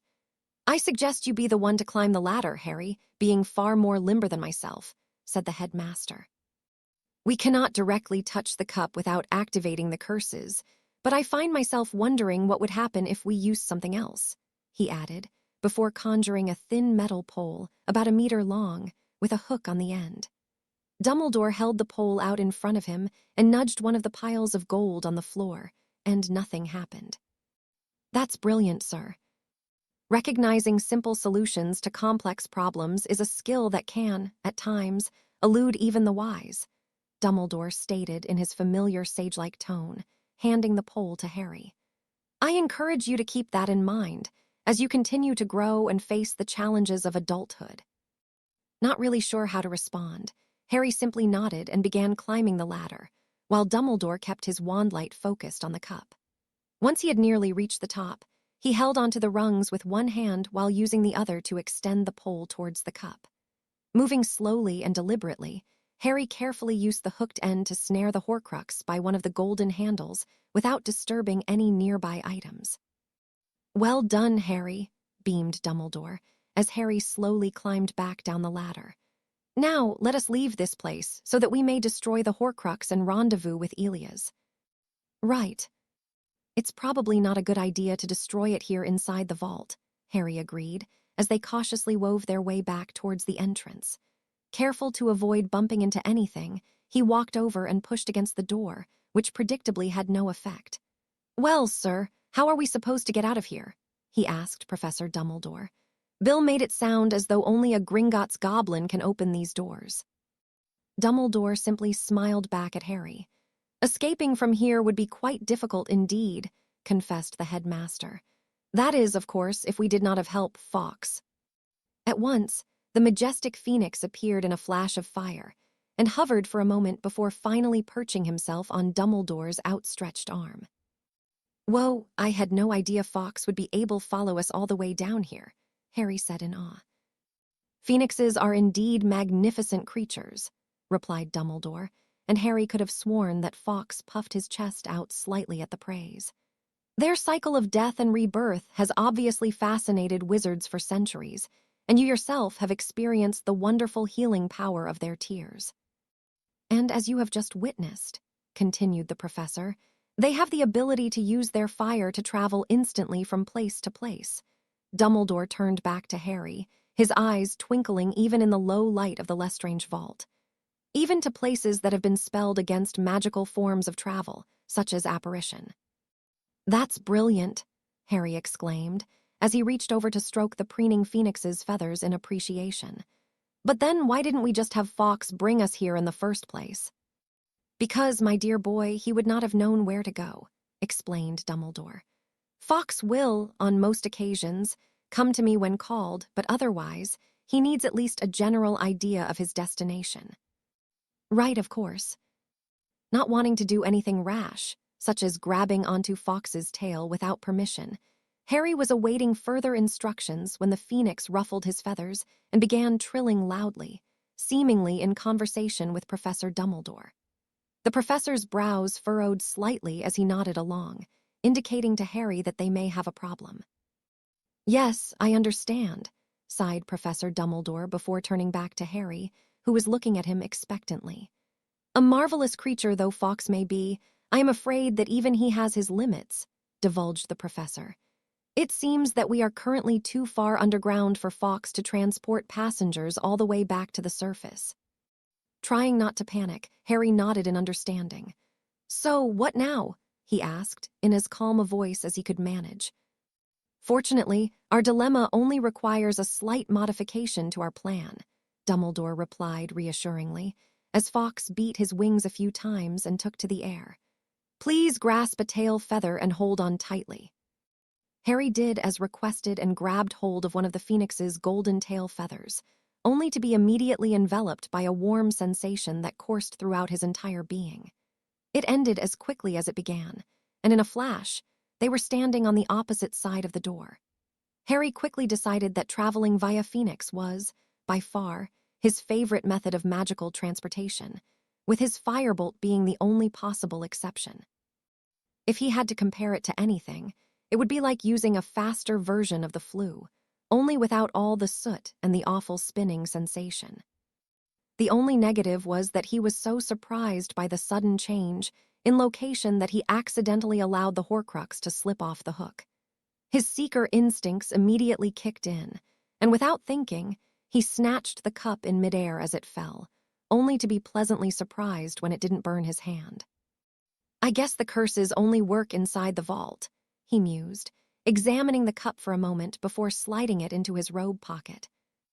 I am pleased to hear it, but I believe we have more pressing matters to attend to, Dumbledore replied calmly, although Harry thought he detected something unusual in the headmaster's voice. The cause of that was swiftly explained when Harry cast his eyes upwards and saw an allegedly blind, yet visibly angry dragon glaring in their direction. What do we do? Whispered Harry. We shall need to get past it somehow, answered Dumbledore, pointing out the obvious. I would prefer not to harm it if at all possible. Harry's first thought was to take a page out of Cedric Diggory's book and try to create a distraction, but he wasn't sure how effective conjuring a small animal would be if the dragon couldn't even see it. As it turned out, Dumbledore was also thinking along the lines of a distraction. With a quick jab of his wand, he caused a long stalactite to dislodge itself from the ceiling of the cavern and come crashing down on the ground next to the dragon. The dragon roared in surprise, turning as quickly as its vast body would allow it and unleashing a torrent of fire in the direction of the disturbance. As he was watching the scene unfold, Harry suddenly felt a hand on his shoulder and turned to see Dumbledore moving his finger to his lips in a shushing motion, urging him to get moving while the dragon's attention was directed elsewhere. Understanding immediately, Harry broke into a light jog, with Dumbledore following a few steps behind him. Alternating between keeping his eyes trained ahead on the entrance to the cavern and checking to make sure the dragon still had its back turned, he almost didn't see the enormous, ridged tail whipping down at him from above. Harry tried to stop, but then he suddenly felt himself flying forward, almost as if he had been shoved in the back by Hagrid. It was a good thing, too, because the dragon's tail only wound up missing him by a matter of inches, leaving a wide gash in the ground from the impact. "Run, Harry!" commanded Dumbledore, who Harry realized had used a banishing charm to send him out of harm's way. The dragon quickly rounded on the professor, who was now attempting to conjure chains around its legs, while Fawkes buzzed around the beast's head looking for an opportunity to attack. Their combined efforts only seemed to enrage the dragon further, and with a mighty roar, it reared back on its hind legs and belched a raging stream of fire at the professor. To his credit, Professor Dumbledore managed to move with a spry energy that belied his age and avoided the deadly flames, but Harry knew there was no way the professor could keep it up forever. Trying hard not to panic, Harry was scrambling to come up with a simple solution to their complex problem, to borrow Dumbledore words, when he caught sight of the long, ugly gashes on the dragon's face and remembered how it fled at the sound of the goblin's noise-making contraption. Figuring it was worth a shot, Harry tried to clearly picture in his mind the device Gorbag had used, the clankers, he believed it was called. Next, he quickly attempted to recall the sound it produced, while imagining how such a thing could work. Finally, mustering all his concentration, Harry took aim one of the large chunks of rock dislodged by the dragon's tail and cast the spell, transfiguring it into something closely resembling the clankers. Moving quickly, he picked up the device and began to shake it. The resulting noise wasn't exactly the same as before, but it was definitely close enough. The dragon seemed to think so, at least. It emitted another deafening roar, but this time it abandoned its attack on Dumbledore and began shrinking back into the shadows. "Vox." The phoenix swooped down from above in response to his longtime companion's call, coming just low enough for Professor Dumbledore to grab hold of one long, golden tail feather before taking flight once more.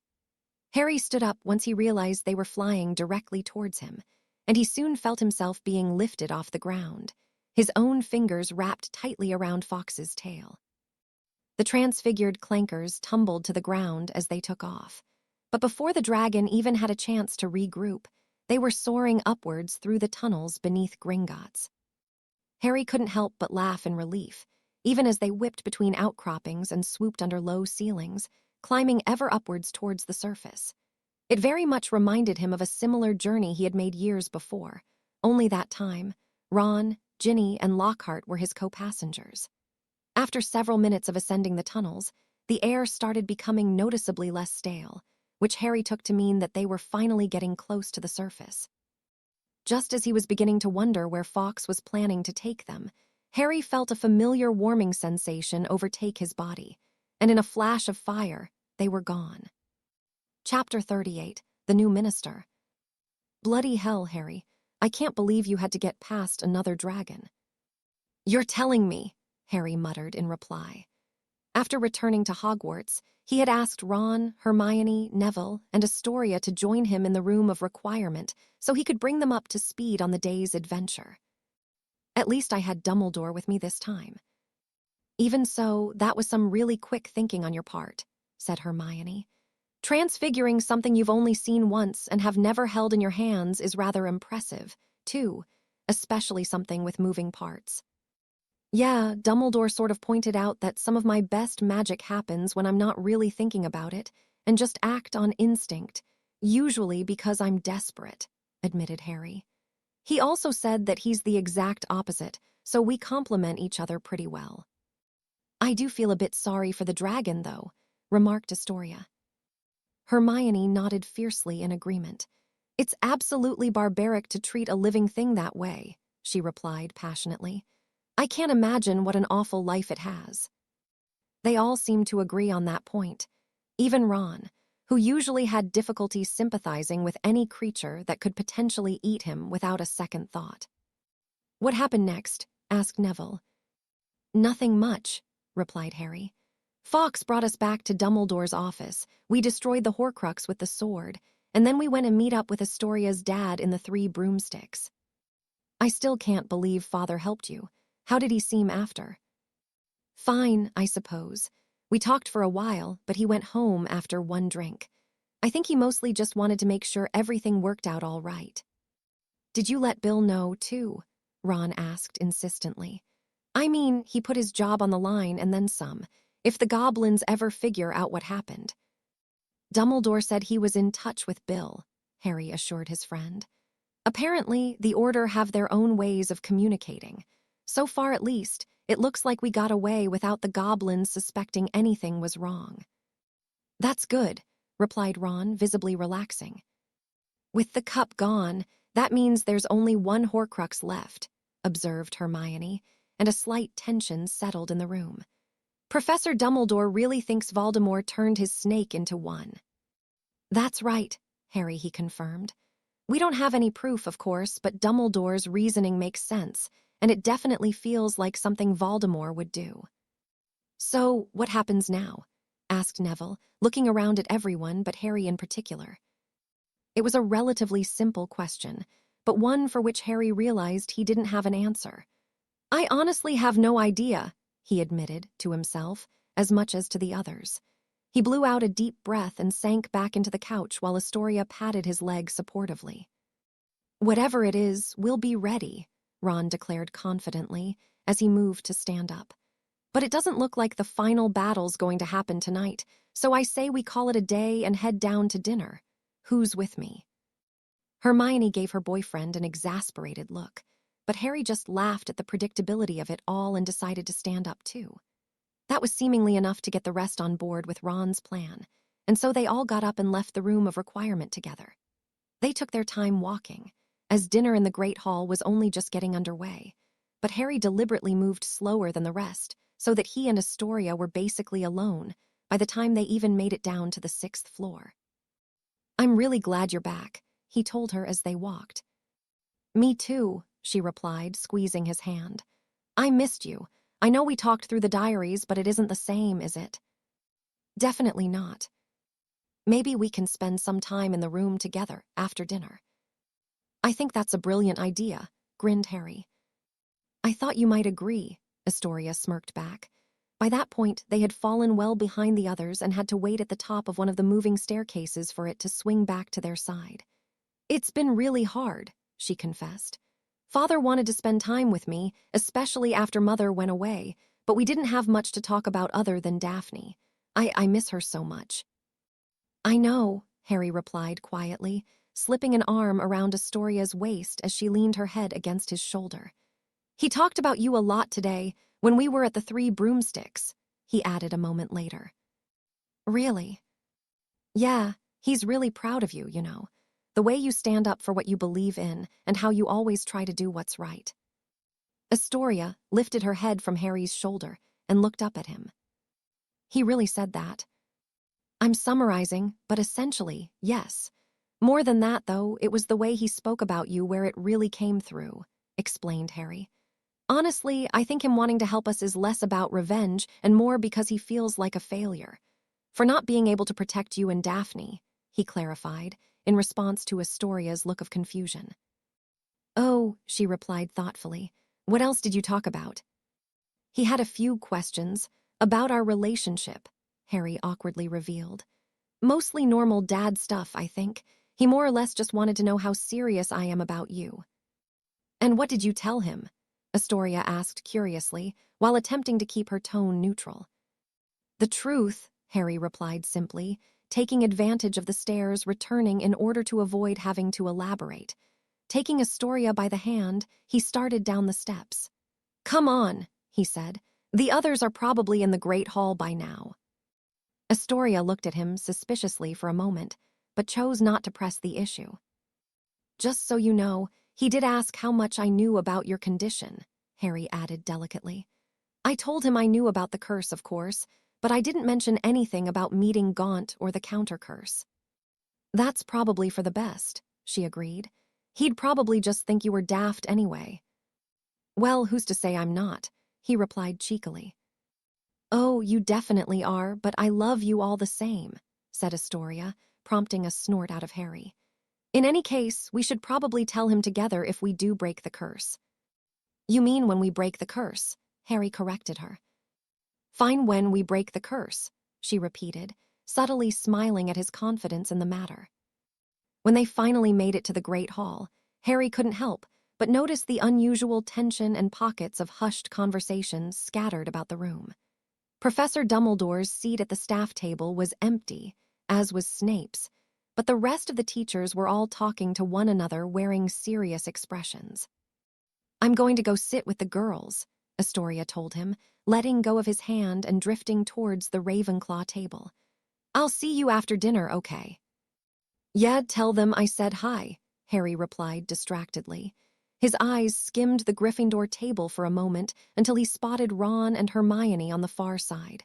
"What's happened?" he inquired before even sitting down. "Dementor attack," Ron answered gravely. "Somewhere near Birmingham, if the rumors are true. Something like 40 muggles were kissed." "That's the third attack in the past 2 weeks." "The third one that we know about," Hermione added conspiratorially, as Harry took his seat. "I wouldn't be surprised if there were other, smaller attacks that just haven't been reported in the Prophet. I know they're not just blindly reporting whatever the minister tells them to anymore, but I wouldn't be surprised if he's managed to keep some things quiet." "I think it's time to get the underground going all in on learning the Patronus," Harry declared quietly. "What night this week do we all have free?" Ron grimaced and glanced further down the table before replying. "Well, we're playing Hufflepuff on Saturday now, so Angelina." "I'll talk to Angelina," interrupted Harry. "This is loads more important than Quidditch, so she'll give us a night off whether she likes it or not. If I have to, I'll give her my personal guarantee that I'll catch the snitch." "Not a bad idea, really," shrugged Ron, speaking between bites. "He's all right, I guess, for a puff, at any rate, but Merlin will come back to life and challenge Snape to a game of exploding snap before Summerby beats you to the snitch." "My thoughts exactly," grinned Harry. "So, let's see if we can pull everyone together for tomorrow." Monday turned out to be too short notice for most people, so the full Hogwarts Underground convened on Tuesday night instead. Harry wanted to meet on Thursday as well, but the Hufflepuff Quidditch team seemed reticent, and Angelina outright refused to cancel another practice. They eventually reached a compromise, with the Quidditch captains promising no additional practices for at least a fortnight after the match, in exchange for Harry holding off on any further underground meetings until the following week. When he woke up on Saturday morning, Harry admittedly wasn't all that thrilled to be playing Quidditch, feeling like his time would be better served preparing for his next inevitable confrontation with Lord Voldemort. Fortunately, between the jubilant mood of the students, the near-perfect match conditions, and some encouraging words from Ron, by the time he made his way out to the pitch, Harry was as ready as ever to hop on his trusty firebolt and lead Gryffindor to victory. "All right, listen up, people," barked Angelina from the front of the Gryffindor locker room, just as the team had finished getting changed. "The Hufflepuffs don't have a particularly strong side this year. They've already lost to Ravenclaw, as you know, but that does not mean we're allowed to get complacent. You all know Smith from the Underground. He's probably their best chaser, so beaters, your job is to make him regret ever having picked up a broomstick." "No worries, Captain," Fred stated confidently. "If you haven't noticed, Smith's a bit of an idiot. He'll be lucky if he even knows which hoops are his by the time we're through with him," added George. "You'd better be right," Angelina nodded fiercely, "because rumor has it that a few scouts from the professional leagues are in the audience today," she revealed, causing most of the team to look around excitedly at one another. Harry, I know you guaranteed a catch today, and I'm holding you to that, but if at all possible, I want you to hold off for a while so the rest of us have a chance to show them what we've got. Not a problem, Harry replied unconcernedly. I watched Summerby against Ravenclaw. He mostly just followed Cho around the pitch hoping she'd make a mistake, so I reckon I can string him along for as much time as you need. At least 100 points ahead would be ideal, but any more than that would put us in much better position to win the cup, so no rush. Just make sure you catch the snitch. After one last pep talk, the Gryffindor team marched out of the locker room and onto the pitch. Madame Hooch gave her usual pre-match instructions, and then moments later they were underway. Harry started off as he usually did, flying lazy laps around the pitch under the guise of searching for the golden snitch. As expected, Summerby had decided to simply mark Harry instead of looking for the snitch on his own, which Harry felt made his job almost too easy. After Alicia scored to put Gryffindor up 80-20, he decided it was time to make things a bit more interesting and finally make his presence felt in the match. He slowed up for a moment to let Summerby nearly catch up with him, and then, with a wink to his trailing counterpart, Harry flipped over and pushed his firebolt into a blistering inverted dive right through the heart of the Hufflepuff defense, opening up a clear path for Angelina to score again and push their lead to 70. "You're mad, Potter," shouted Summerby, as Harry backtracked and buzzed past him going the opposite direction. Grinning like a loon, his burdens temporarily forgotten, Harry laughed and pulled himself into a steep climb before breaking off to disrupt the Hufflepuff chasers. It went on like this for some time, with Gryffindor adding a few more goals, until Summerby finally abandoned trying to keep up with Harry and went into desperation mode in search of the snitch. That caused Harry to switch up his own tactics a bit, and it was a good thing he did, because otherwise he might not have noticed the glint of gold flittering a few feet above the Hufflepuff seeker. Recognizing that he was too far out of position to go for the catch, Harry did his best Victor Crumb impersonation and executed a nearly flawless Wronski feint, diving towards the ground in a tight barrel roll as if in pursuit of the snitch, only to pull up at the last moment while a trailing Summerby plowed himself into the turf. With the opposing seeker out of the way, Harry had little difficulty tracking down the tiny golden ball and ending the match, much to the delight of the Gryffindor faithful. "And that will do it," called the excited voice of Lee Jordan over the roar of the crowd. Harry Potter catches the snitch after a superb display of flying, and Gryffindor win with a final score of 320-40. Harry's teammates joined him for one final lap around the pitch. The fist grasping the snitch raised victoriously above his head, Harry made sure to fly low past the Ravenclaw section, where Astoria blew him a kiss as he passed. After their victory lap, the team touched down on the pitch, where they were greeted by a crowd of exuberant Gryffindors in full celebration mode. Harry waded through the mass of bodies and allowed his housemates to come up and congratulate him, only to stop and turn around when a familiar voice called out to him. "Nice catch, Harry." "Oliver." Marching in his direction was Oliver Wood, the former Gryffindor keeper, accompanied by a slightly older man sporting a navy blue overcoat. "I can't believe you actually made it," beamed Harry, as Wood vigorously shook his hand. "Told you I would, didn't I?" replied Wood, as if it had never been a question in his mind. "I knew they wouldn't be able to keep you out for long. The team looked good out there today. You're twice the seeker you were when I was captain, and was that another Weasley I saw minding the hoops?" "Yeah, Ron," nodded Harry. "Their sister will wind up on the team next year, too." At that point, the older man loudly cleared his throat and gave Oliver a pointed look. "Right, sorry," Wood said apologetically. "Harry Potter, I'd like to introduce you to Filbert de Verrill, manager of Puddlemere United." "It's nice to finally meet you, Mr. Potter," professed de Verrill, as he enthusiastically shook Harry's hand. "Wood here's been singing your praises since he made the active roster, so when he told me he was coming to your match today, I thought I'd tag along." "It's nice to meet you too, sir," Harry replied cordially. "I've heard rumors of your skills, of course," the Puddlemere manager continued.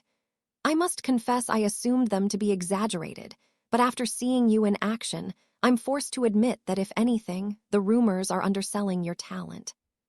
Harry, who had never imagined his play catching the attention of a professional Quidditch manager, was completely taken aback by the man's comments.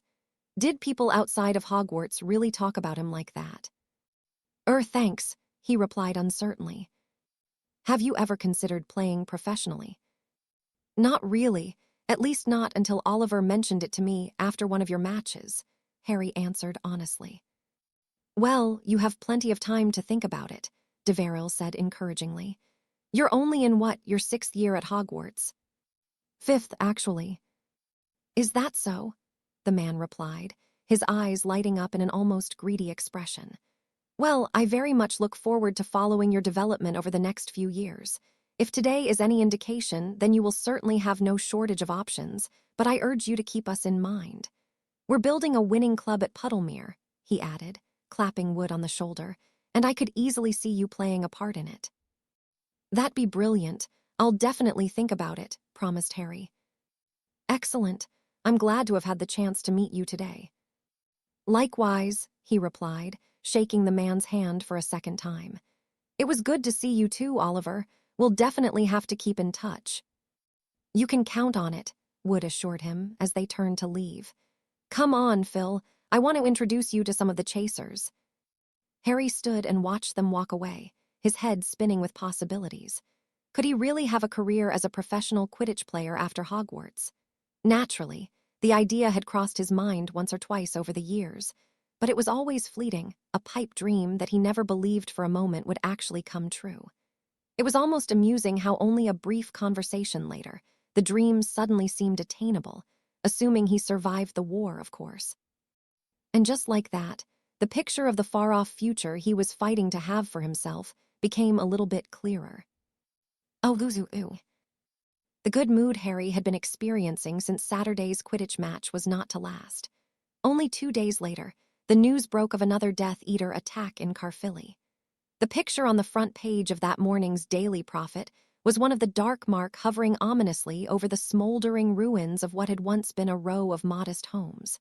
Over a dozen people had been killed, with several more sent to St. Mungo's with serious injuries. Having recently lost several of his followers, Voldemort's latest plan was apparently to try and instill fear in the magical population by attacking vulnerable targets, seemingly at random. Much to his dismay, Harry observed that it seemed to be working, at least, if the conversations around Hogwarts were any indication. Another sign was the extra layer of tension underlying that evening's meeting of the Hogwarts Underground, which Harry decided to use as motivation to push the group even harder. As a result, both the regular and advanced groups would soon be looking sharper than ever, and within a few weeks, another half-dozen individuals would finally master the Patronus charm. On top of that, his sessions with Dumbledore had kicked back into high gear, with both of them feeling a new sense of urgency, between the war finally beginning in earnest and only one Horcrux left to destroy. Harry had asked the headmaster on more than one occasion what they were going to do about the snake, but if Dumbledore had a plan, he was apparently not ready to share it. All in all, between the constant training, regular reports of Dementors, Death Eaters, and disappearances in the Prophet, not to mention their looming OWLS and the correspondingly grueling pace of their lessons, Harry was definitely ready for a break by the time April rolled around. That was why, for the first time ever, he planned to spend the Easter holidays away from Hogwarts. Of course, being able to go to his new home and spend time with Sirius played heavily into that decision, as well. Hermione, along with most of the other 5th years, would be staying at the castle and using the extra time to prepare for their exams, which of course meant that Ron would also be staying. So, knowing they would have 2 full weeks apart, the 3 of them made sure to go down to breakfast together before Harry had to catch the Hogwarts Express back to London. Sirius had offered to meet him in Hogsmeade and apparate them back home, but Harry decided he would rather take the train back with Astoria, who was also going home for Easter. Harry, I do hope you plan on revising during the break, Hermione said pointedly, her tone already teetering on the edge of full-on lecture mode. Even though they still had 2 months until their exams, she was already obsessively going over her last 5 years' worth of notes, and pestering some of the older students about what to expect from her OWLS. "I will," Harry promised his bookish friend. "I'm not really worried about my practicals, except maybe potions, but I'm planning on going over all my theory work again." "Don't forget history of magic," she reminded him. "Neither you nor Ron ever pay the slightest bit of attention in class, so if you want to pass, you'll need to really put the work in. I swear, how the two of you." "Hermione, can you pass the toast?" Ron suddenly asked, heading her off before she could really get going. "Oh, yes, of course," she replied distractedly as she slid the plate towards Ron, who gave Harry a subtle wink. "Have you and Sirius made any plans for when you're home?" Ron asked Harry. "Not really," he shrugged. "We may try to catch a Quidditch match or something, but I'm not really sure. I reckon he'll want to get out at least a few times, now that most people know he's not a criminal." "I think we can all understand that, but you two still need to be careful," said Hermione, sounding slightly worried. "Things have been getting really dangerous out there, and I wouldn't— Oh, the post is here." Harry looked up, and sure enough, dozens of owls had begun swooping into the great hall to deliver the mail. What once was a mundane affair, the arrival of the morning post had recently become a source of trepidation for students and staff alike. A large brown owl dropped the latest edition of the Daily Prophet on the table in front of Hermione, who gasped when she unfolded the newspaper and read the headline. AZKABAN, ATTACKD, multiple PRISONERS escape. For the second time in 6 months, Azkaban prison found itself under assault from the outside, leading to the escape of multiple inmates, including several violent offenders. According to reports, he who must not be named personally led the attack, which occurred just after midnight and resulted in the deaths of 2 on-duty Aurors and 4 guards stationed at the prison. We reached out to Madame Amelia Bones, head of the Department of Magical Law Enforcement, for comment, who had only this to say: "Our condolences go out to the family of those men and women killed in the attack. Recent events have made it clear that he who must not be named was behind not only this incident, but the breakout that occurred in October as well. We are taking this event extremely seriously and are working to ensure that something like this cannot happen again." Madame Bones went on to state that he who must not be named's captured supporters, known as the Death Eaters, had previously been moved to an alternate location and remain in ministry custody. Turn to page 3 for a full list of known escapees. Why would old Snakeface bother breaking anyone out of Azkaban if the Death Eaters weren't even there to begin with? Ron wondered aloud, the 3 of them having squeezed together on the bench so they could all read the article. "He probably didn't know," replied Harry. "The Death Eaters being shipped out of Azkaban was supposed to be a secret. I'll bet Voldemort made those other prisoners promise to serve him if he broke them out," said Hermione. "I mean, if he was already there, then why not use the opportunity to recruit?" "You're probably right," agreed Harry, as his eyes trailed down to the second headline. Fudge Arius IGNS. RUFUS, SCRMGOR named Minister for Magic. In a surprising move, Minister for Magic Cornelius Fudge announced his resignation early this morning. Minister Fudge had been facing significant scrutiny following the revelation that he who must not be named has indeed returned, especially in light of his repeated assurances that there was no truth to the rumors, and that both Albus Dumbledore and Harry Potter were lying in order to destabilize the country. Calls for Minister Fudge's resignation have been growing louder in the face of increasingly frequent attacks against both the magical and Muggle communities. The latest attack on Azkaban prison and subsequent mass escape was apparently the final straw, as Fudge's resignation came within minutes of the announcement. Former Minister Fudge could not be reached for comment. The Wisengamot wasted no time in appointing head Auror Rufus Scrimgeour to the post. When asked, Minister Scrimgeour declined to provide a statement, stating that he would be speaking from the ministry and responding to questions at noon today. For a full accounting of Scrimgeour's career, including his time with the Aurors, turn to page 2. "Well, I'm definitely not sorry to see Fudge go," Harry said bitterly. "I just wish he would have done us all a favor and quit years ago. Would have saved us from having to deal with Umbridge, at least," said Ron, who was looking up at the staff table. I wonder what's going to happen with Percy. I mean, the whole High Inquisitor thing was Fudge's idea.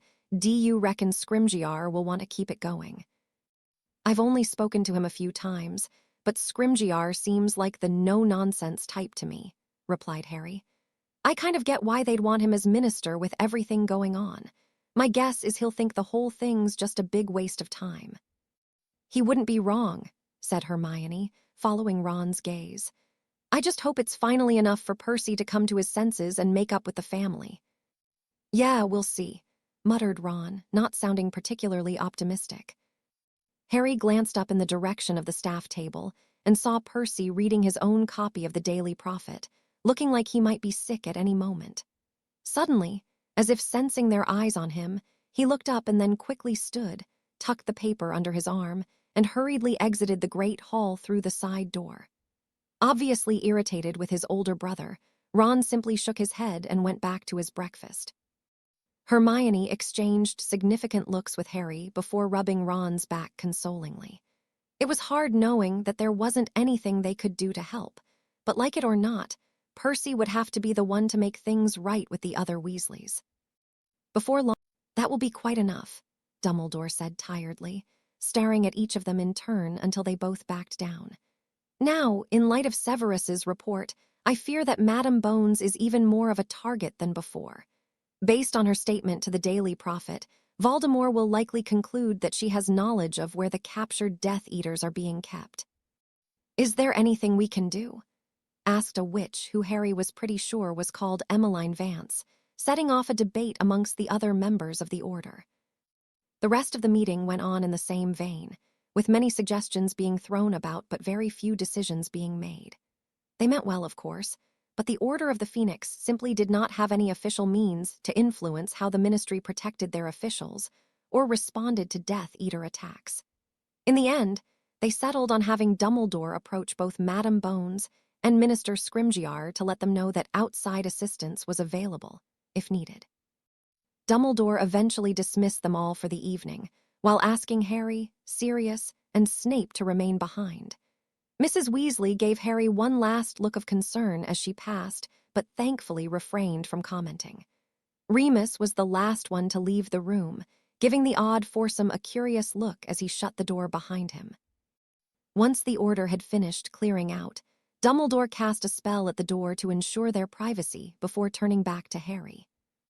I understand that the two of you met with Rufus Scrimgeour earlier this evening. Harry exchanged looks with Sirius before responding. You don't miss much, do you, sir? Less than most, yet perhaps more than I should, Dumbledore replied, with a hint of amusement. Forgive me, but would you be willing to share what you discussed with our esteemed minister? Well, it mostly had to do with the ministry wanting to. What was it you said, Sirius? He replied, glancing over at his godfather. Oh, right, borrow some of my credibility. Apparently I'm popular again, so Scrimgeour wants me to pop into the ministry every couple of weeks so that people get the impression we're working together. I apologize, Harry, sighed Dumbledore. Rufus approached me this morning and asked that I put him in contact with you. I declined to do so, of course, but I should have warned you that he may attempt to reach you on his own. That's all right, I accepted. Whatever Dumbledore had been expecting Harry to say, that most certainly was not it. Holding in laughter at the rare look of surprise on the headmaster's face, Harry went on to explain the gist of his conversation with Scrimgeour and the arrangement they had agreed upon. Once he had finished, Professor Dumbledore sat back in his chair and stroked his beard thoughtfully for a few moments as he contemplated the ramifications. Very well, what's done is done, the professor eventually declared.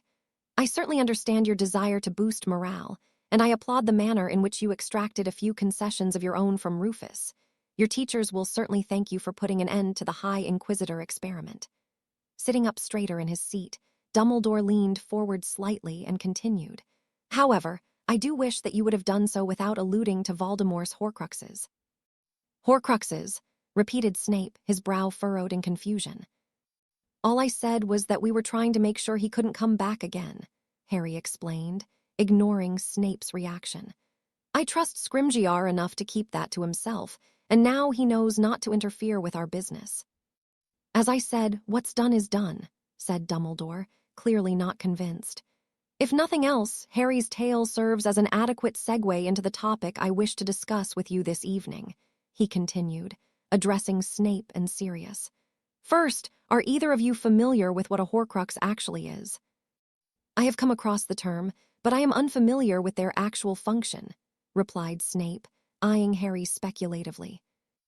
Just what you told me when the locket tried to possess Harry, Sirius responded with a shake of the head, causing Snape to turn sharply towards him. I'll let Albus explain it, but it turns out Regulus stole one from Voldemort and hid it here. It tried to possess Harry when he was here over the summer, but he managed to fight it off. That he did, Dumbledore said proudly. I shall now explain everything, he continued, his tone shifting to reflect the gravity of the impending discussion. But I cannot stress enough how important it is that the information I share with you this evening does not leave this room. For the next half hour or so, both Sirius and Snape sat transfixed as Professor Dumbledore detailed the history of Tom Riddle and his Horcruxes, including his and Harry's quest to find and destroy each and every one of them. At a few points, Sirius grew emotional and had to stand up and pace about the kitchen. But for Harry, the most disturbing moments of the conversation were the occasional looks Snape sent his way, which almost looked like something akin to respect. So, you are saying that if Nagini were to be killed, then the Dark Lord would once again be fully mortal. That is correct. And may I assume you are only revealing this now because you expect me to finish the job for you, replied Snape, a hint of anger lacing his voice. If the opportunity presents itself, yes, confirmed Dumbledore. Even if it meant revealing your true allegiance, it would be a small price to pay for the destruction of Voldemort's final Horcrux. Thereby signing my own death sentence for treachery to the Dark Lord, snarled Snape. You do realize that is what will happen, do you not? The Dark Lord will kill me without a moment's hesitation.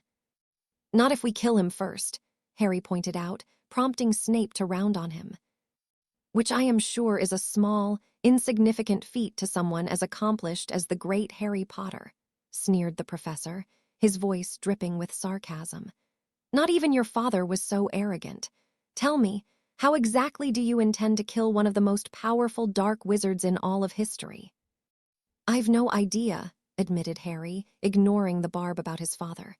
But it has to be done. I know I'm no match for him in a duel, but we'll figure something out. What other choice do we have? Severus, I know that I have asked much of you over the years, Dumbledore expressed tiredly. You may consider this my final request, if you so choose. I do not wish for you to endanger yourself, but you are better positioned than anyone to strike this decisive blow against Voldemort. It will not be as simple as you seem to believe. Nagini has been magically augmented by the Dark Lord himself, and she will not die easily. I can think of few spells that would suffice, short of the killing curse, and I cannot simply carry the sword of Gryffindor with me everywhere I go. Then why not just use the killing curse? Asked Sirius. Because Black, it is a difficult spell with a long incantation, replied Snape, speaking as though he was explaining something complex to a child. Nagini is more capable of defending herself than you realize, and attempting the spell only to miss would be the worst possible outcome. Surprisingly, Sirius held up his hands to concede the point. All four of them fell into a contemplative silence for a moment, until something Snape said earlier sparked an idea from Harry. Sirius, does your family happen to own any goblin-made daggers? Probably, he shrugged. Why do you ask? Harry grinned in response and turned to see Dumbledore's expression matching his own. Because we could probably use one to kill the snake if we dipped it in basilisk venom first, he suggested. Snape may not be able to tote the sword around, but he could easily keep a concealed dagger on him whenever he's around Voldemort. Severus. That may be possible, assuming you have a supply of basilisk venom readily available, Snape replied to Dumbledore, before turning back to Harry with a raised eyebrow. Though I find it hard to believe that Potter had the forethought to salvage some from Slytherin's monster. I was too focused on getting out of there without dying, he confessed. But Dumbledore and I went down there a few months ago, and the basilisk still looked as though it had just been killed yesterday. It hadn't decomposed at all, he explained. If Sirius can get us a dagger, I can bring us down to the Chamber of Secrets to extract some of its venom. You would bring me to the chamber? Snape asked him, with a hint of disbelief. I don't see why not, Harry shrugged in response. Fair warning, though, it's not as interesting down there as you probably think it is. I admit to being a bit disappointed myself, agreed Dumbledore. However, as head of Slytherin House, Professor Snape may very well gain more from the experience than a pair of Gryffindors such as ourselves, he added, with a subtle wink to Harry. Snape appeared to think it over for a minute before shaking his head. Very well, he drawled, looking Dumbledore directly in the eyes. I can make you no guarantees, but if the opportune moment arises, I will see it done. Thank you, Severus, replied Dumbledore, bowing his head. Regardless of what you may believe, I do not make this request lightly. It is not an exaggeration to say that the fate of our world rests on our ability to remove the last of Tom's safeguards. That, and figuring out a way for a teenager to beat a Dark Lord, Harry thought to himself. As exciting as it was to be making progress, he realized that destroying the final Horcrux would mean that there was only one thing left to do, the responsibility for which would fall squarely on his shoulders. While he had always known the moment would come one day, he was usually able to dismiss it as a far-off concern, something an older, more experienced Harry would have to deal with. All of a sudden, the specter of that final confrontation loomed closer than ever before, leaving an unsettling feeling in the pit of Harry's stomach. One thing was for certain, he needed to get stronger and fast. Chapter 39, at long last united. His new apparition license tucked firmly into his pocket, Harry turned on the spot and disappeared from Grimmauld Place, arriving instantly at a small clearing just outside the Arrows Stadium. Not having to rely on the night bus made visiting Astoria much more convenient, which was why he was making his third trip to Appleby in the past week. As Scrimgeour had obviously intended, Harry's appearance at the Ministry the previous Monday had caused quite the stir, leading to rampant speculation in the press about him and his role in the war. The meeting itself was relatively brief, with the first few minutes involving the minister handing Harry his apparition license and confirming his exemption from the underage sorcery decree. The rest of the time was dedicated to a verbal jousting match between Scrimgeour and Professor Dumbledore, which, as far as Harry could tell, accomplished very little. Shaking his head at the memory, he set off through the growing crowd in search of his girlfriend.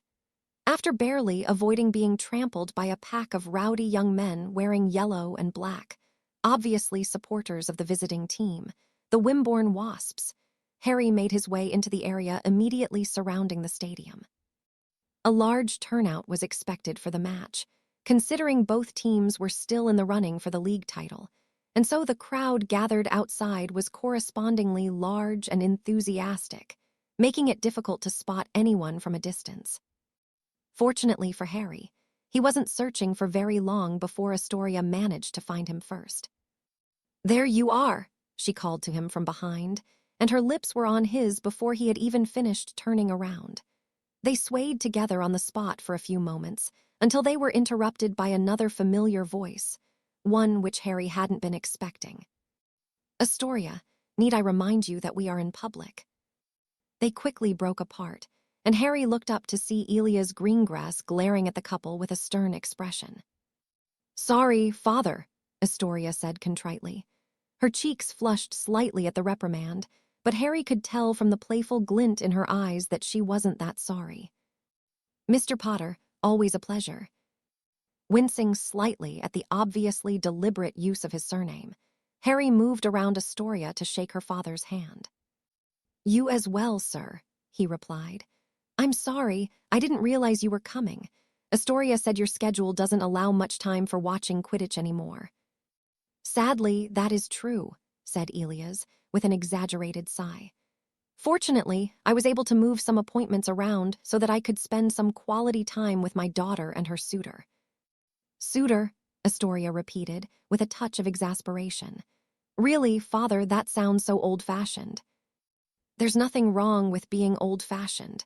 I happen to believe that the old ways of doing things tend to be better, more often than not, Elias contended, his eyes trailing towards Harry.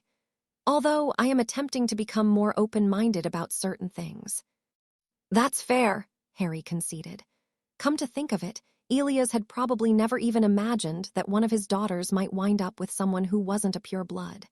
Even so, he had been largely accepting of their relationship to that point, something Harry would never have expected after hearing Astoria's initial description of the man.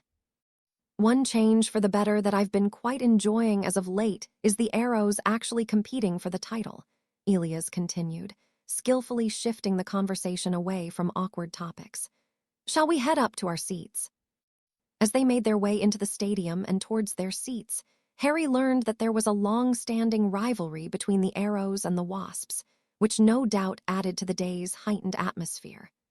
Elias turned out to be a fountain of knowledge about Quidditch, and the arrows in particular. It had been quite fascinating to hear about a famous international match from 1932, which Astoria's great-grandfather had supposedly attended, where the arrows had defeated the European champions from Bulgaria in a weather-plagued match that lasted 16 entire days. On the more amusing side, Harry also learned that it had once been tradition for the club's supporters to shoot arrows from their wands every time the chasers scored, until the practice was banned after a referee took one through the nose during a match. These seats are much better than ours from before, Astoria commented as they sat down. Harry was inclined to agree with her, as they were dead center of the stadium and high up enough to where they wouldn't miss a second of the action. Tickets for this match were difficult to find, so I called in a favor, revealed Elias. Thanks for doing that, said Harry, as he took in the sights of the packed stadium. I had no idea it would be like this today. It wasn't much longer before the teams had been introduced, and the match was underway. The first thing Harry noticed was that the Appleby chasers seemed much sharper compared to how they flew against Puddlemere United back in December. Not that Wimborne were to be taken lightly, of course. Their beaters were superb, and their keeper proved very early on that he was up to the challenge. After nearly an hour of play, the snitch still hadn't made an appearance, and the crowd was beginning to grow restless. Neither seeker seemed to be in a rush to test the other, which is why Harry spent an inordinate amount of time observing the chasers. There was something about the way the Appleby trio worked together that reminded him of his Gryffindor teammates, which only made him want them to win even more. Wimborne had just evened the score at 100 points apiece when Astoria patted Harry on his knee and stood up from her seat. I'm running to the loo. Do either of you need anything? They both declined, and as soon as Astoria disappeared down the stairs, Elias leaned over the now empty seat between them to speak to Harry. What are your thoughts on the match so far? It's been pretty even, obviously, Harry replied over the crowd. The Arrows chasers look like a completely different unit compared to the last time I saw them. Well, that's probably because they finally benched Thompson and put in Robbins, offered Elias. While I admittedly haven't watched him play this season, I've never believed Thompson was the answer. I'll take your word for it, said Harry. I wish we'd see a bit more action out of the Seekers, though, if only to help out their chasers. At this point, I'm not really sure why either of them bothered showing up in the first place. My daughter tells me you're an exceptional seeker yourself, said Elias, nodding in agreement at Harry's analysis. I hear you were recently approached by one of the professional teams, Portree, was it? Puddlemere, actually, Harry corrected him. Their manager spoke with me for a bit after our match against Hufflepuff. And do you see yourself playing professionally once you leave Hogwarts? Well, to be perfectly honest, it's not something I've put much thought into until recently, he admitted. I'd like to think that it could happen one day, but it's not something I really have time to focus on at the moment, at least not while Voldemort's still out there. Elias managed to keep his face neutral at the mention of the Dark Lord's name, but a nearby witch apparently overheard Harry's comment and turned to give him a nasty look. The conversation quickly fizzled out after that, and so they recommenced watching the match in silence, even though Harry could tell Elias still had something on his mind. He was proven correct only a few minutes later when Elias suddenly spoke to him again, in a voice just low enough not to be overheard. Astoria is rather adamant that you will be the one to defeat him, he said speculatively, while keeping his eyes deliberately focused on the match. Not even Daphne was willing to completely discount the possibility, which speaks volumes in and of itself. She's very supportive, Harry replied diplomatically. That does not surprise me. However, I cannot help but suspect that she knows more about your situation than she has chosen to share with me. Harry turned to face Elias. What is it that you want me to say? I'm not sure I even know myself, he responded heavily, finally turning to look at Harry. You have already proven the lengths to which you will go to keep Astoria safe, yet I cannot help but worry about what the future holds. I have many questions, of course, but perhaps this is not the proper time and place for that. Probably not, agreed Harry. Then perhaps you could join us at the house after the match, he suggested, drawing his cloak tightly around him. Assuming it ends at a respectable time, of course. It's grown quite cold all of a sudden, so I do wish the Seekers would hurry up and get on with it. It has, hasn't it? Frowned Harry, as the almost unnatural chill made its way up his spine. Hang on. Being able to see his breath on what had, up until then, been a mild April afternoon told him everything he needed to know. Without another word, Harry rose to his feet while reaching into his pocket for his wand, his eyes frantically scanning the horizon. What is it? You don't happen to know the Patronus charm, do you? No, I never really had the weight, Elias said, with dawning comprehension. You don't mean here, now. Before Harry could reply, a blackened cloud appeared just over the treetops, like an enormous, living shadow cutting its way through the hazy gray sky. As it rapidly drew closer to the stadium, it became clear that the cloud was, in reality, a horrendously large cluster of Dementors, far too many to count. As he looked around at the thousands of Quidditch supporters gathered together in one place, Harry realized they were on the verge of a full-blown catastrophe and leapt into action. He quickly reached into his left pocket and pulled out the mirror his godfather had given him. Sirius Black, he practically shouted at the mirror, and after a few excruciating seconds, the man in question appeared where Harry's own face had been only a moment earlier.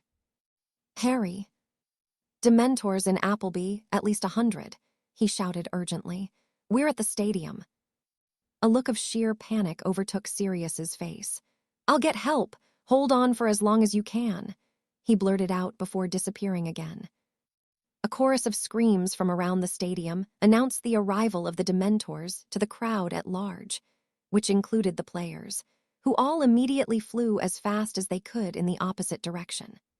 The crowd began rushing for the exits in a blind panic, and Harry was forced to cast a protego around himself and Elias to avoid being trampled.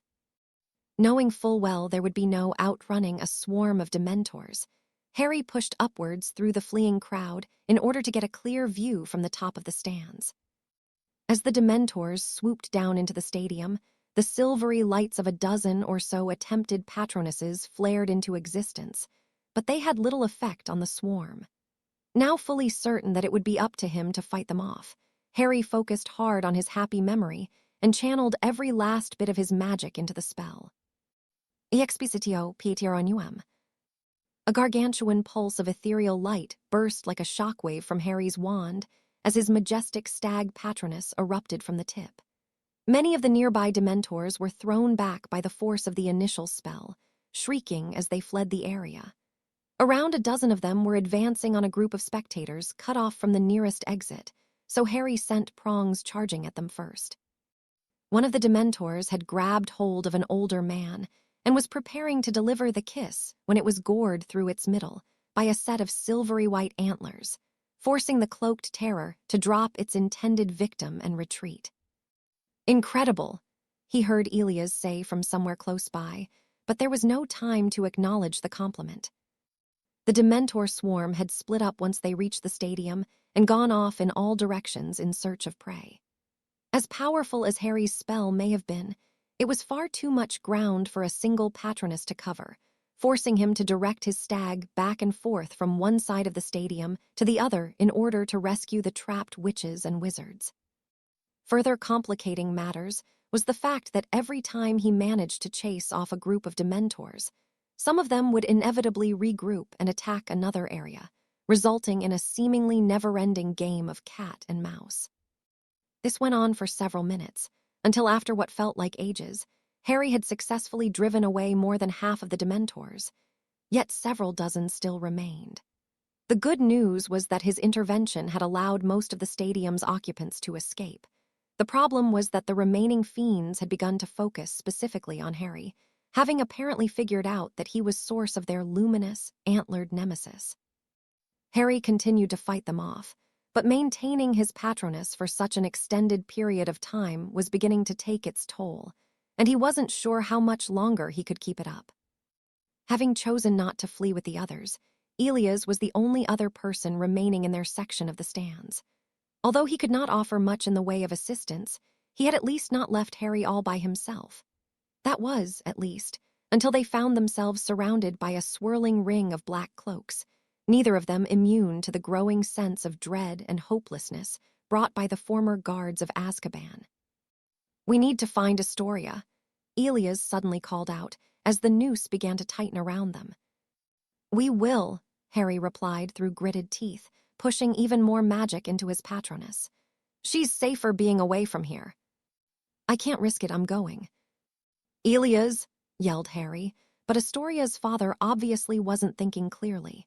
Ignoring Harry's warning, he raced down the stairs towards the exit and away from the protection of the Patronus. Cursing under his breath, Harry followed after him as quickly as he could while still maintaining his concentration. Elias' steps became clumsier as he approached the bottom, and the full effect of the Dementors took hold. Even so, he nearly made it, only to trip on the last step and send himself sprawling onto the pavement below. Sensing an opportunity, two of the Dementors immediately broke off from the pack and swooped down on him. Harry immediately directed his Patronus to charge down the attackers, but right at that moment, a brilliantly shimmering Arctic fox came bounding up the ramp that led beneath the stands and pounced on the nearest Dementor, knocking it away from Elias just in time. The fox was joined by Harry's stag moments later, and together, the two Patronuses worked to successfully chase off the pair of Dementors. "I'm glad you're all right," shouted a relieved Harry, as Astoria slowly emerged from the tunnel, her wand held aloft in front of her. "Father, is he?" "He should be fine, but we need to get rid of the last of them," said Harry, who was losing stamina by the minute. "One last push from both of us ought to do it. Give it everything you've got." Astoria nodded in reply, and the two of them stood side by side directing their Patronuses, which had somehow grown even brighter. A high-pitched shriek rang out from the Dementor swarm, whether out of discomfort or frustration was anybody's guess, and the swirling mass of black cloaks slowly began to retreat. "You're doing great, just a bit more," Harry shouted in encouragement, but he could tell she was already faltering and wouldn't be able to hold the spell for much longer. He was steeling himself to handle the final push on his own, when a blindingly white phoenix tore across the sky and engaged the Dementors. Having a third, exceptionally powerful Patronus arrive on the scene was apparently the final straw, and the remaining Dementors all took to the sky to make their escape. The danger finally over, Harry ended his spell just in time to catch Astoria before she collapsed. "WWE did it," she said weakly, though she had a smile on her face. "You were amazing," Harry told Astoria, as he guided her to the nearest bench. "Your Patronus was loads stronger than the last time I saw it." "All because of you," she panted in reply, leaning into Harry as he worked to keep her upright. Taking a moment to look around, Harry could see Dumbledore striding towards them from across the pitch, with Kingsley Shacklebolt and another Auror he didn't recognize trailing a short way behind him. By that time, Elias was finally beginning to stir, much to the relief of both Harry and Astoria. What happened?" Elias asked groggily as he pulled himself up into a sitting position. "Your daughter saved your life," said Harry, still slightly irritated with the man for running off and putting them both in danger. "She did," replied Elias, sounding puzzled. He was obviously still confused about what happened, but those feelings were quickly replaced by concern at the sight of his weakened and barely conscious daughter. "Astoria," he cried, dragging himself to his feet and rushing to her side. What happened? Was it the Dementors? Two of them were about to kiss you after you ran off by yourself, Harry explained testily. Astoria used her patronus to save you, and then she helped me keep the rest away until Dumbledore drove them off. Dumbledore? He questioned, only to turn around just as the man himself was reaching them. Is everybody unharmed? Asked the professor, visually examining each of them as his royal blue robes fluttered in the wind. I came as quickly as I could, but I apologize for not arriving sooner. I am fine, thanks to these two, replied Elias, sounding slightly embarrassed. My daughter, however, Astoria, where did you learn to cast the Patronus charm? He said, rounding on his daughter. Have you any idea how dangerous that is for you? She began to reply, but her words seemed to be caught in her throat. I don't think I can tell him, Astoria whispered to Harry. Do you think? Harry nodded his understanding. I guess it doesn't really matter anymore, he shrugged, before turning to address the adults. The members of the Hogwarts Underground meet in the Room of Requirement. It was immediately apparent that Harry's words did nothing to alleviate Elias' confusion. The Ministry tried to stop us from learning defense against the dark arts, so we took matters into our own hands, revealed Harry. Umbridge was threatening expulsion, so we used the Fidelius charm to keep what we were doing a secret. You can perform a Fidelius charm, too. My friend Hermione figured out the spell, actually, he clarified. I'm just the secret keeper. Turning to Astoria, Elias slowly asked, and you willingly joined this subversive organization, in direct defiance of the Ministry of Magic. Astoria nodded weakly. If she hadn't, you wouldn't have a soul right now, Harry pointed out, feeling defensive. I am well aware, snapped Elias, before sighing and rubbing his temples. My apologies, this is simply a lot to take in. I still don't understand how you were able to teach Astoria how to cast a Patronus in the first place, he continued. I would have thought that her condition would prevent her from using such a powerful spell. Casting a Patronus is mostly down to taking your positive feelings and channeling them into the spell. Astoria may not have much magical power, but she's really great at drawing on her emotions, Harry explained, causing her to blush slightly. That's why she can cast the spell, but usually only for a few seconds. Today was by far the longest she's ever gone with it, which is why she seems so drained. Quite a tremendous feat, especially when one considers the circumstances, praised Dumbledore. If we were at school, I would award you 100 points for excellent use of advanced magic in the course of defending another's life. Thank you, Professor, she smiled tiredly. Looks like they're gone, Albus, announced Kingsley as he approached the group. It appears a few people were kissed trying to flee the stadium, but all in all, it could have been much worse. According to Dawlish, witnesses are claiming that the ghost of a very large deer scared most of the Dementors away. Unable to help himself, Harry burst out laughing at the utter ridiculousness of the notion, which was only enhanced by Kingsley's flat delivery of the line. Yes, well, if that is all, then I should like to return home with my daughter, Elias interrupted. She will need plenty of rest after this ordeal. You're welcome to leave, Mr. Greengrass, but take some of this with you, replied Kingsley, handing him 2 small, foil-wrapped packages. It's chocolate I brought from the Ministry, the Auror explained. It helps with the effects of Dementor exposure. Elias accepted the chocolates with a grateful nod, and then Harry helped Astoria to her feet before handing her off to her father. Bye, Harry, she said softly. I'll write to you later, thank you for saving us again. Indeed, echoed Elias. Regardless of what the confused people outside called it, your Patronus was a marvel to behold. After a few more pleasantries were exchanged, the Greengrasses slowly made their way back outside the stadium to where they could apparate home. Once they had gone, Kingsley asked Harry a few questions about what happened, just so he would have an official statement on record, before leaving to rejoin his fellow Aurors. I should probably get home, too, Harry said to Dumbledore once they were alone. I'm pretty tired, and I'm sure Sirius is anxious to hear from me. I would say your rest has been well earned, replied Dumbledore, offering him a slight bow. It was good thinking on your part, calling Sirius for help, he continued, removing his wand from his sleeve. Before you go, please allow me to patch your knee up for you.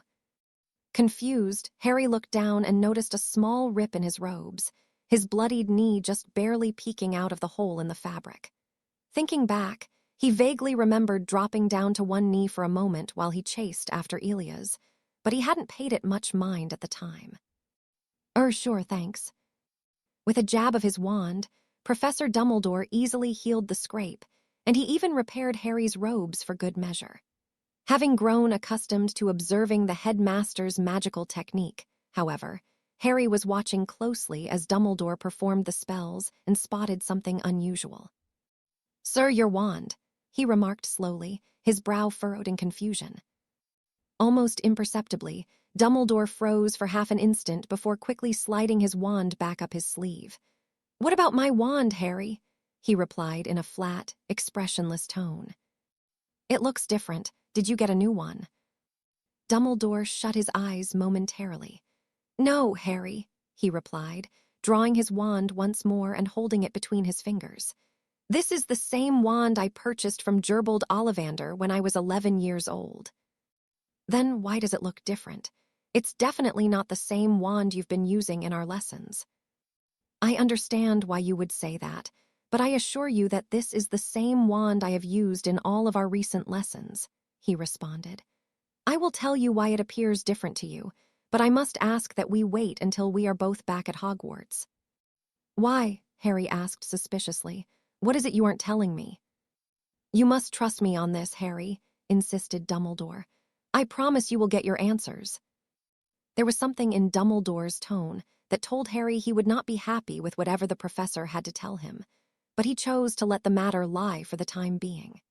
His propensity for selectively disseminating information was one of the headmaster's more irritating qualities, but Harry had accepted the fact that the man was unlikely to change anytime soon, so there was little point in getting worked up over it. "Fine," he huffed. "Whatever it is, I have a feeling I'm too tired to deal with it anyway." "Your patience is appreciated," replied Professor Dumbledore, obviously relieved that Harry hadn't reacted more strongly. "Let us plan to meet on your first night back at the castle, and I shall endeavor to answer any and all questions you may have." "That works," agreed Harry, and they began walking together towards the exit. "Thanks again for coming to help us," he added. "You seem to have a habit of showing up right in time." "Just as you have developed a habit of surviving against overwhelming odds, not to mention saving the lives of others whilst doing so," returned Dumbledore, turning to look at him. "You make this old man proud, Harry. Whatever happens in the future, I hope you never forget that." "I won't, sir," he promised, and then they continued on in silence until they reached a spot where Harry could apparate home. It took nearly 2 whole days for Astoria to fully recover. She seemed to be in good spirits, at least, even if her father did insist that she stay home for the remainder of the break. Harry had also been in touch with Neville and Hermione, who had both written to him the day after the attack, a full account of which had been published in the Daily Prophet. The rest of the holiday turned out to be rather uneventful. He stopped by Diagon Alley one day to check on Fred and George, only to find that Weasley's Wizard Wheezes was practically set to open. While it still wasn't entirely clear what sort of shop it would be from the outside, the exterior had been painted in bright, attention-grabbing colors, and it was covered with large signs that read opening soon in flashing neon letters. Within seconds of knocking on the door, Harry found himself being dragged inside, where the twins enthusiastically gave him a tour of the shop, which had already been stocked with an assortment of joke products and pranking supplies. "This place is bloody brilliant," he had told the twins at the conclusion of the tour, a huge smile plastered on his face. "There's one thing I don't get, though. It looks like you're ready to open right now, so why are you bothering to wait?" "Believe it or not, our young benefactor, but we've decided to wait until school is over," revealed George. "Don't get the wrong idea, though," added Fred. "We couldn't care less about academics, of course. It's just that if we left school before our last Quidditch match, Angelina might actually kill us. We'd have a hard time running a shop if we're dead." Not that we wouldn't like to win the Quidditch Cup one last time, mind you. Very true, my less handsome brother, but we also think it'd be a good idea to keep up with the underground, at least through the end of the year. Of course, we could sneak back into the castle just for meetings, but that wouldn't exactly be convenient, now would it? No, it would not, Fred concurred. And we also figured that if we're going to stick around for that long, we might as well sit our NEWTS while we're at it, just to keep Mum off our backs. Defense should be a breeze, and we're fairly confident we can pass potions and charms without putting in any extra work. It sounds like you have it all figured out, said Harry. That we do, nodded George. Plus, we'll be able to tell all the students about the end-of-exam discounts we'll be offering at our grand opening. Free opportunities to advertise to our target market don't happen every day, you know, Fred chimed in, before launching into detail about their future plans for the business. Aside from that, Harry spent most of his free time simply hanging around with his godfather. Sirius had been in a right state by the time he returned home from his adventure in Appleby, teeming with guilt over his inability to come to his godson's aid. Harry did his best to reassure him, of course. No one would have expected Sirius to race off and confront a swarm of hungry Dementors, not after suffering 12 long years in Azkaban. Plus, him quickly sending Dumbledore in his stead might have made all the difference. Even so, he could tell Sirius was feeling inadequate over the incident, so Harry made it a point to spend as much time as he could with him before returning to Hogwarts. Throughout the week, Harry's conversation with Dumbledore about his wand had been constantly playing in the back of his mind. No matter how many times he dissected the headmaster's cryptic words, they always led him to the same conclusion, and he honestly had no idea how he was going to react if it turned out to be correct. As much as he tried to put it out of his mind, he found his thoughts turning towards the mystery of the wand with increasing regularity as the date of his return to Hogwarts, and the answers he had been promised drew ever closer. When the day finally arrived, Harry decided to skip the train ride and apparate directly to Hogsmeade. Astoria had already told him that her father was planning on bringing her back, removing Harry's only motivation for spending several hours cooped up in a train compartment. He timed his arrival so that he would beat the Hogwarts Express by a few minutes, allowing him to join the rest of his friends in the Great Hall for dinner without having to deal with the crowd of returning students. Unfortunately, that also meant riding up to the castle in a Thistral-drawn carriage, in the dark, by himself, which, apart from being generally unsettling, created the perfect atmosphere for allowing one's darker thoughts to intrude. As he gazed out the window listening to the soft clop-clop of the Thistral's footfalls on the cobblestone, Harry found himself thinking about Voldemort, where he was, what he was planning, and most importantly, when he would finally make his big move. The Order had concluded that the incident in Appleby was a spontaneous action on the part of the Dementors, but the Death Eaters had continued their pattern of small, targeted attacks across the country, and the casualties were beginning to add up. On top of that, a handful of mysterious disappearances had been reported in the Daily Prophet, which included at least 2 members of the Wisengamot. All in all, everything seemed to be building towards some sort of conclusion, and something told Harry that it would be happening sooner, rather than later. He couldn't put his finger on exactly what it was, only that a thick blanket of tension seemed to have settled over the country, and it would only be a matter of time before something burst through. Thankfully, Harry's mood began to brighten as the lights of the castle grew closer, and by the time he passed through the doors of the Great Hall, his worries had almost completely been pushed to the back of his mind. After a quick glance around the room, he cut a path directly towards the Gryffindor table to join his friends. Hermione was the first one to spot him, and she practically jumped out of her seat to wrap him in a bone-crunching hug. "Harry, we're so glad you're back," she blurted out, as Harry fought to keep his balance. "I can't believe you had to fight off another swarm of Dementors. Are you all right? I mean, I know you said you were in your letter, but I feel like I should ask," she continued, stepping back as if to properly examine him. "What about Astoria? We've all seen how badly her Patronus drains her, and I'm sure that was the first time she'd ever tried using it against actual Dementors." "I'm fine, Hermione, and so is Astoria," Harry reassured them all, as he and Hermione both sat back down at the table. She should be here any minute now. What about you all? Did I miss anything important? Well, Percy was sacked, Ron revealed, with a look of grim satisfaction. Apparently, Scrimgeour didn't see the need for a High Inquisitor and got rid of the position. Remind me later to tell you about my meeting with the minister, replied Harry, suppressing a smirk. So, what did Percy do? Did he finally apologize to you all? As if, snorted Ron, shaking his head in disgust. The git took off without saying a word. Ginny saw him on his way out, though said he looked more embarrassed than anything. I'm sure he'll come around eventually, Hermione offered consolingly. Yeah, maybe. Anything else? Asked Harry. Not really, replied Ron, shrugging noncommittally. Just Hermione being an absolute menace about OWL preparation. I've revised more in the past 2 weeks than the last 5 years combined. Oh, like that's saying much, argued Hermione. Perhaps revising for OWLS wouldn't be so strenuous if you'd put in even the tiniest bit of effort into your classwork all these years. You see, said Ron, ignoring Hermione's rebuke and speaking directly to Harry. She could probably teach Mum a thing or two about bossing people around, honestly. Our kids won't stand a bloody chance.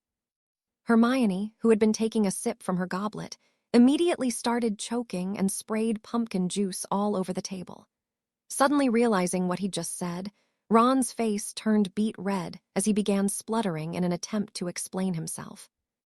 I didn't mean, what I meant to say was they wouldn't stand a chance, as in hypothetically speaking, he attempted, his ears now the color of Luna's radish earrings. I wasn't implying anything, it's just that between you and my mum, oh bloody hell. Harry, you get what I'm saying, right? He pleaded, desperately turning to his friend for support. Sorry, mate, I'm staying out of this one, laughed Harry, using his wand to siphon away the splattered pumpkin juice while Ron beat his head against the table. Unless, of course, congratulations are in order, he added, with a mischievous lilt in his voice. Hermione shot Harry a scandalized look, while her face, which was already somewhat flushed, quickly caught up to match Ron's scarlet hue. Harry, she squawked, while repeatedly slapping him on the shoulder. What? He's the one who said it, he laughingly replied, holding up an arm to fend off her attack. Honestly, I don't know why I put up with the two of you. Come on, you know you love us. Depends on the day, she grumbled, apparently deciding it would be best to ignore them both and go back to the book she was reading. In an effort to move on from the prior topic, Ron struck up an awkward conversation with Harry about Quidditch, and even managed to pull a nearby Dean Thomas into the discussion.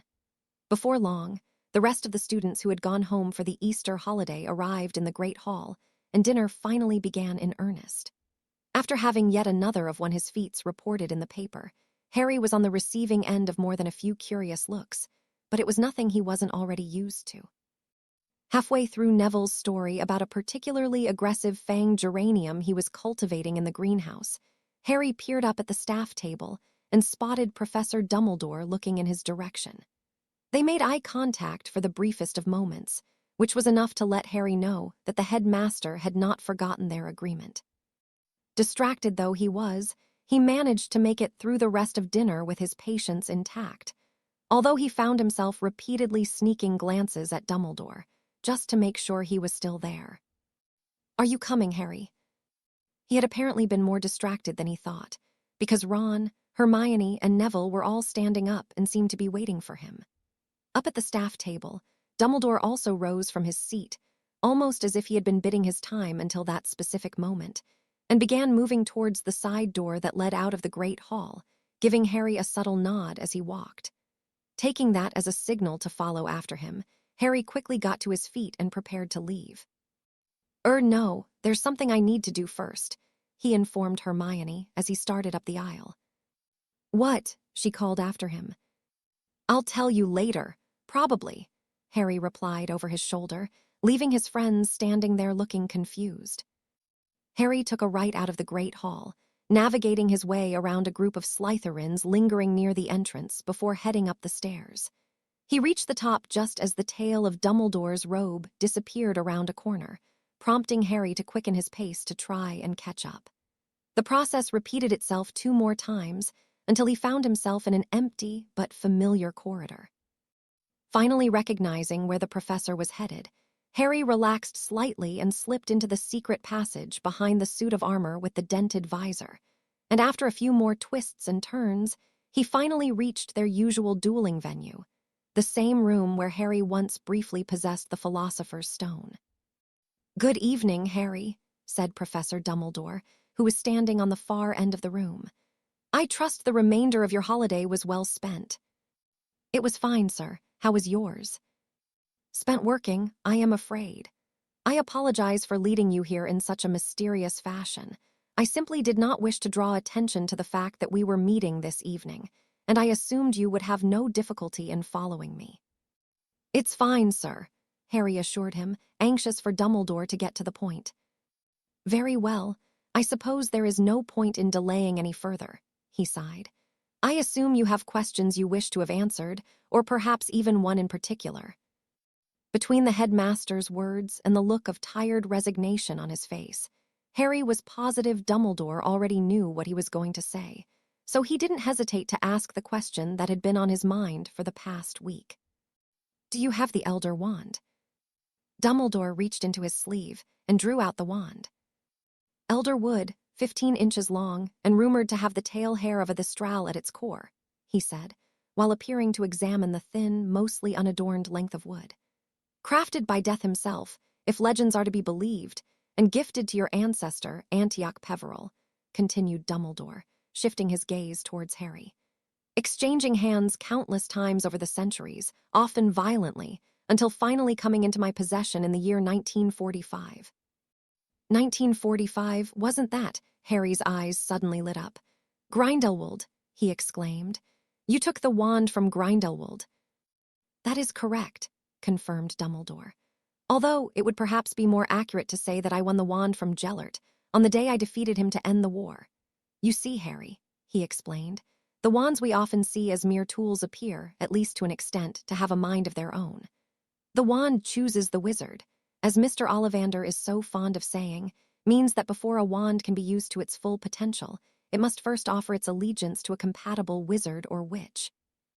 Harry remembered hearing something similar from Ollivander himself on the day he bought his Phoenix wand, or on the day it chose him, he supposed. He'd never put much thought into it since, and he'd certainly never heard of a wand suddenly deciding to choose a different wizard. "So, you won the wand's allegiance when you defeated Grindelwald," he replied, trying to follow along. "That is correct. I may not be as learned in wand lore as the Ollivander family, but I have come to understand that some wands are more temperamental than others," Dumbledore continued to explain. "The Elder Wand is particularly quick to change allegiances, especially when its master is defeated in combat or forcibly disarmed against their will," he added, giving Harry a significant look. "And you've had it this entire time," pressed Harry, attempting to rein in his emotions. "Sir, I told you I needed it. Even if you had just let me borrow it, I could have cured Astoria by now. She was in bed for days after the Dementor attack. What if she never recovered?" "Miss Greengrass's condition, while unfortunate, has never been considered immediately life-threatening," maintained the professor. "While I understand your feelings on the matter, I remain confident that a short delay in removing the curse would not cause her to suffer any additional long-term effects." "You could have at least told me," argued Harry. "Perhaps you are right," conceded Dumbledore, again looking down at the wand. "I have known for some time now that you were destined to carry the wand, but I did not believe you to be ready. You see, I was afraid that possessing all 3 Deathly Hallows might make you careless, perhaps even cause you to seek out Voldemort yourself." "Why on earth would I do that?" asked Harry, visibly confused. "Being clear to me now that you would do no such thing, I am afraid I cannot provide you with a rational explanation. Perhaps I was merely projecting my own faults onto yourself," he suggested, with a hint of sadness. "For you see, I have known for quite some time that you are a much better man than I, not to mention far more suited to power than I ever was. Sir, being as young as you are, You cannot possibly understand how incredibly rare it is for someone with your power and potential to be as kind and selfless as you are, said Dumbledore. I confess that my fear of you being corrupted by the wand is what has held me back, even though you are perhaps the most incorruptible person I have ever met. Only recently have I come to understand that you, perhaps more than anyone in history, are the one most capable of safeguarding the Hallows without succumbing to their influence. If you say so, sir," replied Harry, definitely feeling unworthy of the headmaster's praise. How many times had he used the cloak simply to sneak around the school after curfew? How many times had he been tempted to use the stone to summon his parents? "I do say so," insisted Dumbledore, nodding Harry's skeptical expression. "Answer me this. In the several months you have been in possession of the Resurrection Stone, how often have you actually used it?" "Just the one time, when we were finding out how to break the curse. I did offer to let Astoria use it once to say goodbye to Daphne, but she says she's not ready yet. And neither one of those scenarios would I consider selfish," the professor stated with a gleam in his eye. "I imagine you were sorely tempted to bring your parents back, and yet you have, wisely, I believe, refrained from doing so. In addition, a cloak such as yours could easily be put to a number of nefarious purposes, yet unless I am very much mistaken, the worst you have done with it these past 4 years is break the occasional school rule." "I guess I see your point," replied Harry. "So, now what? Does this mean you're planning on giving it to me? Am I supposed to somehow win it from you?" "Because I don't see that happening anytime soon." Dumbledore smiled sagely back at Harry. "Do you recall what I told you that day in Appleby, after you asked why my wand suddenly appeared different?" "Well, yes," frowned Harry. "You said you'd been using your Ollivander wand in all of our lessons, even though I definitely remember you using that one," he said, pointing at the Elder Wand. "All of our recent lessons, Harry," Dumbledore corrected him, causing Harry to groan inwardly at himself for not picking up on the distinction. "The Elder Wand had served me faithfully for half a century, up until 4 months ago, when it transferred its allegiance to a new, far worthier master," he revealed, peering at Harry over the tops of his spectacles as if to emphasize his point. "One who shares a familial connection with its original owner." "Wait, do you mean me? When?" All of a sudden, Harry's mind flashed back to the Gaunt shack, replaying the moment when he disarmed Dumbledore before he could put on the cursed ring. Thinking back, he recalled the bizarre rush of power he felt when he picked up the wand. He had dismissed the incident at the time, figuring it made sense that Professor Dumbledore would have a powerful wand, but looking back.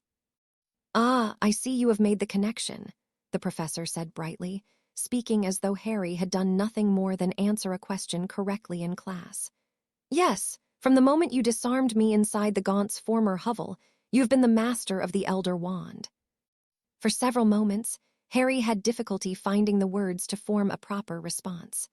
How was it possible for him to accidentally win the most powerful wand in the world, taking it from arguably the most powerful wizard in the world? But sir, I didn't know," he finally managed to spit out. I didn't mean to."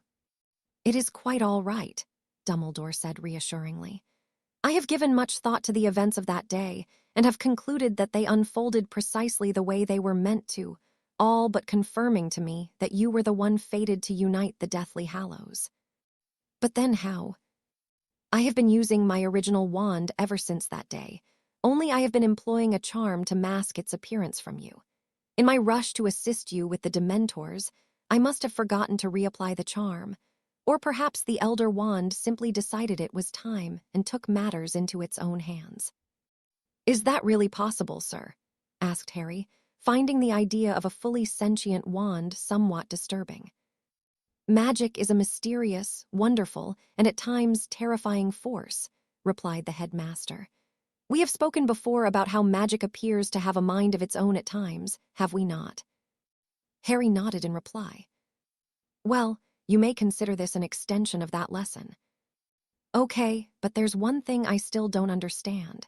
You've disarmed me loads of times since then, so why hasn't the wand's allegiance switched back to you?" "Ah, you are forgetting our lessons about intent," Dumbledore reminded him. "Our duels are conducted with the mutual understanding that their purpose is merely to practice, or to educate. The wand recognizes this and behaves accordingly. Of course, it is also possible that it feels a stronger affinity towards you because of the Peveril connection. Okay, so now what? Harry asked again, excitement beginning to set in, now that his questions had all been answered. Now, Harry, you come claim that which is rightfully yours, Professor Dumbledore declared solemnly, turning the wand in his hand and extending it, handle first, towards Harry. Harry took a few steps forward and then paused. For reasons he couldn't quite explain, he pulled the cloak of invisibility from his pocket and threw it around his shoulders, but without fully covering himself. At almost the same time, the golden ring housing the resurrection stone became clearly visible on his finger, even though Harry made no effort to remove the charm hiding its presence. If Dumbledore found any of this odd, he gave no indication. A sense of anticipation gripped Harry as he slowly approached the headmaster, his eyes trained on the pale wood of the Elder Wand. He reached out with his hand as he drew nearer, and seemingly of its own accord, the wand shot out of Dumbledore's hand and into Harry's. The effect was immediate. The moment the wand touched his hand, Harry's fingers instinctively grasped the handle, and a wave of powerful magic began immediately coursing through his body. Even though the items themselves weighed next to nothing, the cloak suddenly felt unnaturally heavy on his shoulders, as did the stone on his finger. "What is this?" Harry muttered to himself as he closely examined the wand. The sensation was indescribable, far more pronounced than the first time he held it in his hands. In a way, it reminded him of his first visit to Ollivander's shop, only instead of the pleasant, warm sensation of his holly and phoenix feather wand, the magic of the Elder Wand was cold, ice cold, and yet strangely familiar, though Harry could not explain why. "Some advice for you, Harry, if I may be so bold," said Dumbledore, who was looking warily at Harry. "Sir, I suggest you take some time to familiarize yourself with the wand before attempting to cure Miss Greengrass. I fear that if you have not first learned proper control, you may find yourself unintentionally doing more harm than good." "That's probably a good idea," he agreed, still examining the wand. "I also insist that you allow Madame Pomfrey to supervise when you do attempt the counter curse, in case any additional medical attention is required. You may also want to carefully consider exactly what you are going to tell Elias Greengrass." "Right, I didn't even think of that," replied Harry. "How am I supposed to explain what we're doing without mentioning the Deathly Hallows?" "It is a delicate situation, to be sure," nodded Dumbledore. "Aside from yourself, Gellert is the only one who ever knew that I possessed the Elder Wand. I strongly advise a similar level of discretion from yourself going forward. I also implore you to always remember the lesson of the first brother, who even with the wand, ultimately fell victim to his own hubris." "I will, sir," he replied sincerely. "I'll probably just keep using my Phoenix wand for now, at least during school, but maybe you could show me the charm you used to change your wand's appearance." "I would be glad to, though I believe you have the ability to work that out on your own." "Yeah, probably," he shrugged, turning his attention once again to the wand in his hand. "Sir, what happened when you first took the wand?" he asked hesitantly. "I experienced a brief rush at the moment of bonding, but nothing like what I just witnessed," Dumbledore replied gravely. "I cannot say with any certainty whether it is due to your Peveril lineage or the fact that you have successfully united the Hallows, but there is no doubt that your connection with the Elder Wand is far stronger than mine ever was." "I should have known. It's always something," muttered Harry, still staring down at the wand. "Of course, it may very well be that both aspects play a part, or it could be something wholly unrelated," continued the professor, returning to his usual teaching voice. "That is part of what makes magic so fascinating, Harry. I have lived for a very long time and have both witnessed, and if you will once again forgive my lack of modesty, performed feats many others would deem impossible, and yet I still feel as if I have only scratched the surface of what magic is truly capable of. If I have learned one thing in all my years, it is that when it comes to magic, there is always another mystery, another riddle to be solved." Harry sighed heavily. "I suppose it does keep things interesting," he replied, with just a hint of sarcasm. "Indeed," smiled Dumbledore, ignoring Harry's tone. Now, before we move on, there are two final things that I would like to impress upon you. First, even with the Elder Wand at your disposal, I do not think it wise to completely forsake the protection of the twin cores, he advised Harry, referring to his and Voldemort's brother wands. At the very least, I advise you to carry both wands with you whenever possible. Secondly, you must not, under any circumstances, allow Voldemort to gain control of the Elder Wand, he added gravely. I do not need to tell you how disastrous the consequences would be if that were to happen. Just the thought made Harry feel slightly ill. I understand, sir, he nodded. Very well, said Dumbledore, apparently satisfied that Harry had been sufficiently warned. Now, as we still have some time before curfew, may I suggest you use the opportunity to practice using the wand? Perhaps some basic spells to begin with, and then we shall proceed from there. Sounds good to me, Harry readily agreed, and for a moment he could almost feel a sense of elation coming from the Elder Wand as he prepared to cast his first spell. Chapter 40. Plans for the Future. The Dark Lord sat back in his throne-like chair and carefully surveyed what remained of his inner circle. Over the past few months, far too many of them had found themselves killed or captured, largely due to their own incompetence. The Lestrange brothers were both permanently lost to him, as were Travers, Knott, and Selwyn. Goyle and Gibbon were two he could live without, but even he could not deny that losing a resource as valuable as Rookwood was quite the blow. Of course, temporarily losing access to the Malfoy fortune, while Lucius was imprisoned, was nearly as much of an inconvenience. That problem would be rectified shortly, but in the meantime, he would simply have to continue taking full advantage of the comforts offered by his Death Eater's palatial manor. After all, it was not as though the Malfoys had any use for it at the moment, not that it mattered to the Dark Lord one way or the other. What news from the Ministry, Walden? It is as you suspected, my lord, answered McNair from the far side of the long, highly polished table. Bones is guarded around the clock, both inside and outside the Ministry. We don't get too involved with the Aurors in my department, but from what I've seen, they're always paired up now. Won't be easy to catch any of them alone. That is unfortunate, replied Voldemort. A tense silence followed as the Dark Lord appeared to grow contemplative. Fear not, McNair, for your efforts with the giants have already proven your usefulness. Thank you, Master. Yaxley allowing himself to be captured has turned out to be more problematic than even I could have anticipated, Voldemort added thoughtfully, running one spindly finger around the rim of his wine goblet. One that requires swift resolution, he continued. At present, taking Amelia Bones is our highest priority. Then, not only will we have the answers we seek, but doing so will also open up our path to Scrimgeour, after which the Ministry itself will be ours for the taking. The Bones bitch has a niece at Hogwarts, don't she? Said the pig-faced Death Eater next to McNair. Why don't we just Ave Snape take her and force her auntie to give us what we need?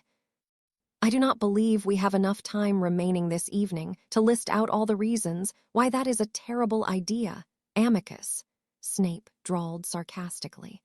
And that is without even taking into consideration the utter failure that was the previous attempt to kidnap the child of a prominent family. Severus is correct, spoke Voldemort, causing Amicus to shrink back in his seat. We cannot afford any more mistakes at this juncture. Shifting his gaze back to the man directly on his right, he asked, And what new information do you bring us from the old fool's camp? Dumbledore has apparently arrived at a similar conclusion to yourself, and has rededicated the Order of the Phoenix into providing additional security for both the Minister and Bones, at least to the small extent they are being permitted, reported Snape, triggering a round of muttering from around the table. On a more positive note, I can also confirm that the Order have completely abandoned their attempts to entreat with the werewolves. This does not surprise me, the Dark Lord responded. The Order's efforts were futile at best, considering Fenrir already has the majority of Britain's packs firmly under his control. Anything else? The Muggle Prime Minister has also been assigned an Auror Guard, though I am unsure of whether or not the Muggle is aware of this. I see. How interesting. I assume you learned this from one of the Aurors in Dumbledore's order. Yes, my lord. Very well. It is of no concern at the present, Voldemort replied after a moment. We shall take control of the Muggle government in due course, but for the time being our focus is bringing the magical world firmly under heel. The time has come to move into the next phase of our strategy, he announced to the gathered Death Eaters. Antonin, how long until our new recruits are ready? They are eager to serve you, my lord, replied Dolohov, a burly wizard with a long, twisted face.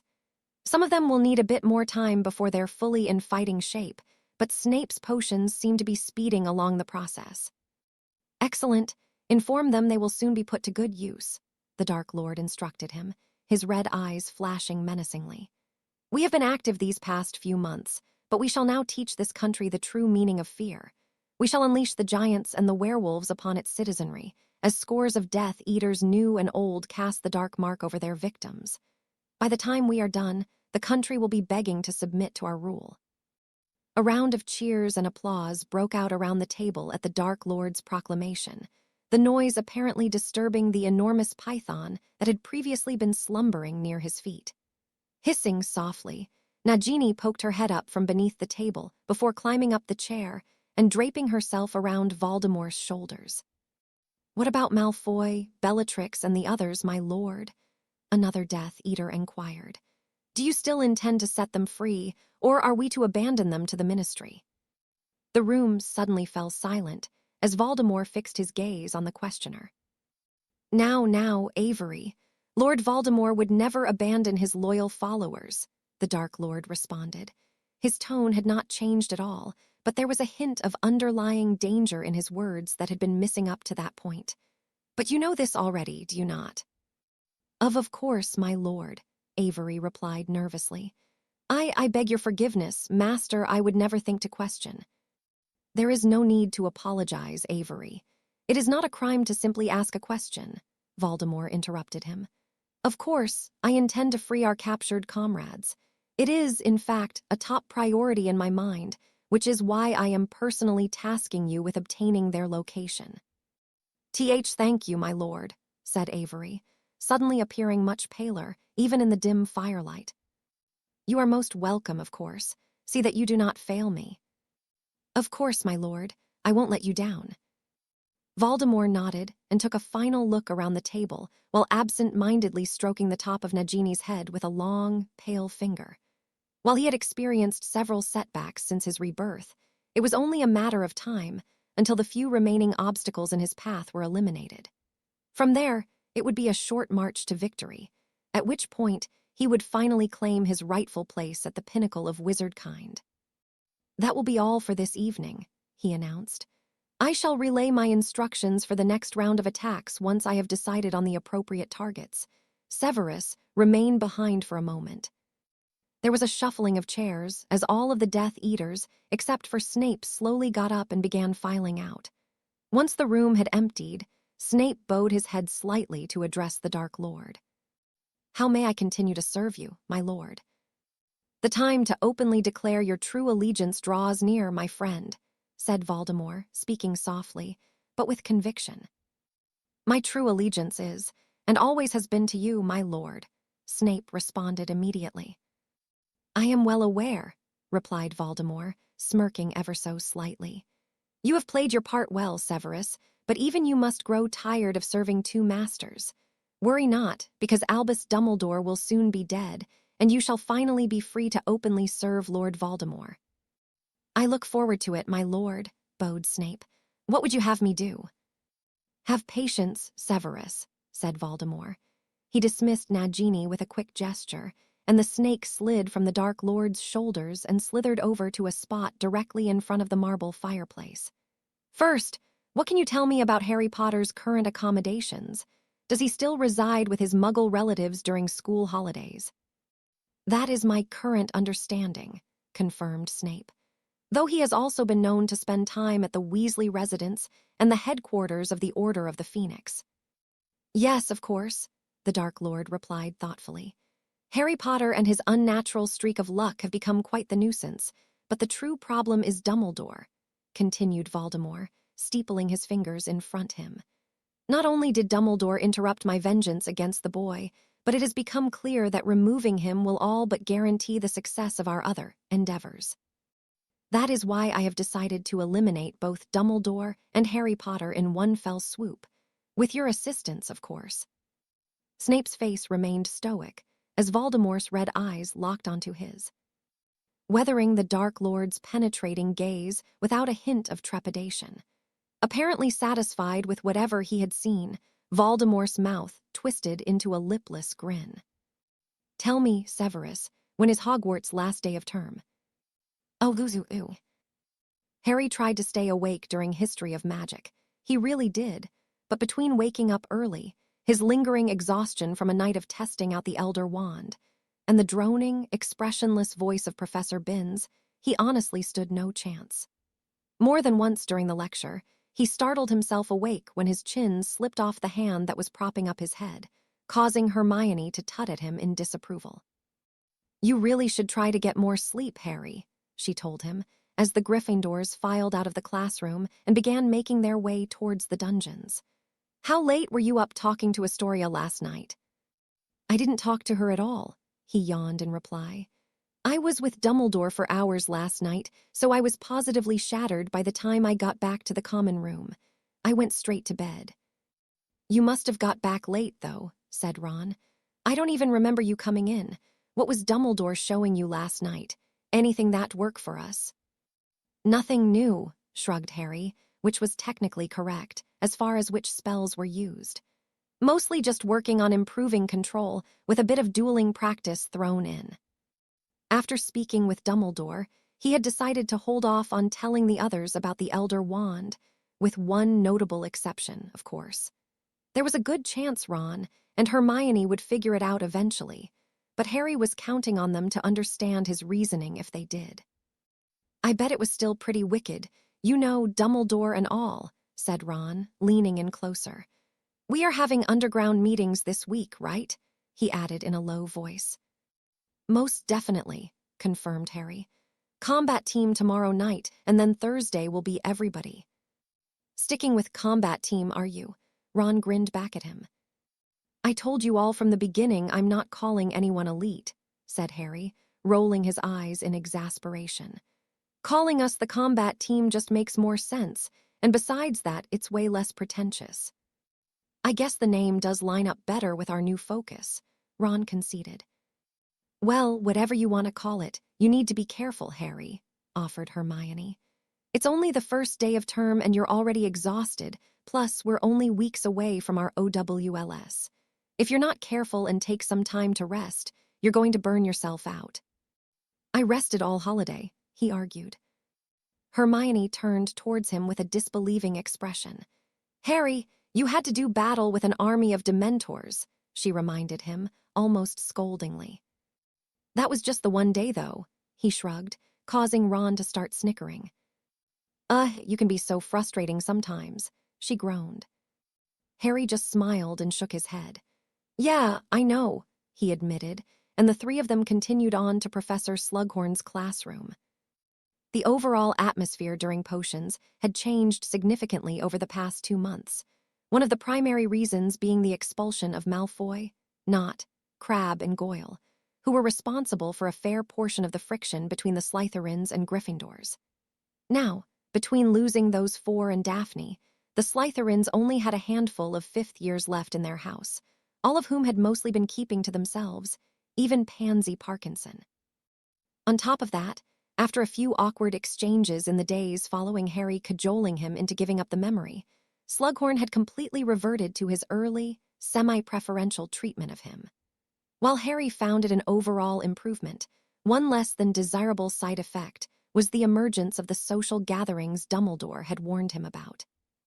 So far, he had only attended one of the Slug Club events, along with everyone else who had been present for the assault on Chateau Lestrange, Astoria included, but Slughorn had regularly been hinting that he expected Harry to grace them with his presence again before long.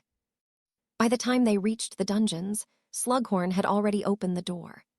The students began filing into the room and moving towards their usual tables, and within seconds of Harry setting down his bag, the portly potions master had already sauntered over to greet him. "Harry, M-boy," exclaimed Slughorn, a huge grin peeking out from beneath his walrus-like mustache. "Just the man I've been waiting to see. I noticed you've been unable to attend the last few of my little dinners," he continued, wagging a finger in mock admonishment. "Well, I've been really busy, sir," attempted Harry, although he had a feeling he knew where this was going. "Quite understandable, of course," Slughorn returned jovially. "Your calendar must be fuller than any 15-year-olds I've ever met, and that was before you started popping in to have regular chats with the minister." Harry cringed inwardly. Part of the reason he was so tired was that Scrimgeour wanted to have the second of their little morale-boosting meetings that very morning, which forced Harry to get up way earlier than normal and even caused him to miss breakfast. "In any case, I wanted to let you know that I'm planning another small get-together for this coming Saturday.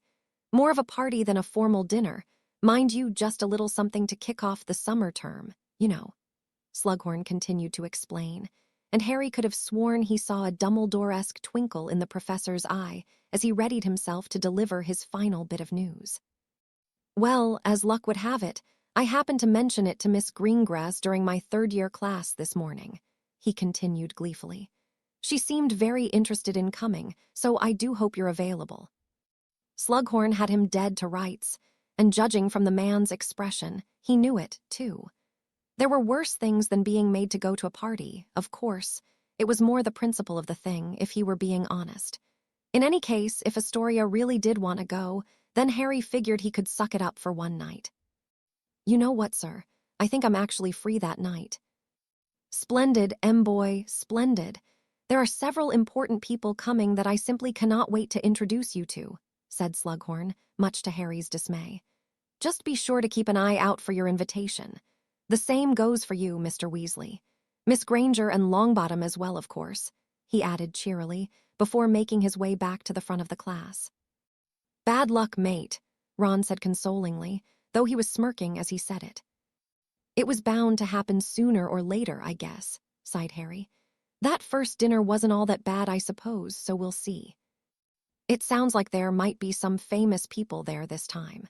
Hopefully it's someone good, maybe even someone from the Cannons."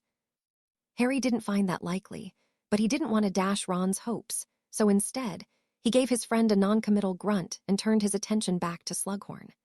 Before long, the class had gathered their ingredients, and the sounds and smells of a dozen bubbling cauldrons slowly began filling the dungeon. Fortunately, he and Ron managed to pull together a respectable invigoration draft, which was a good thing, seeing as how Slughorn had hinted the potion might come up on their OWL. Soon enough, it was finally time to pack up and head to lunch. Having not eaten anything besides a single slice of toast since dinner the night before, Harry was absolutely famished, so he made a beeline for the Great Hall without even bothering to wait for Ron and Hermione.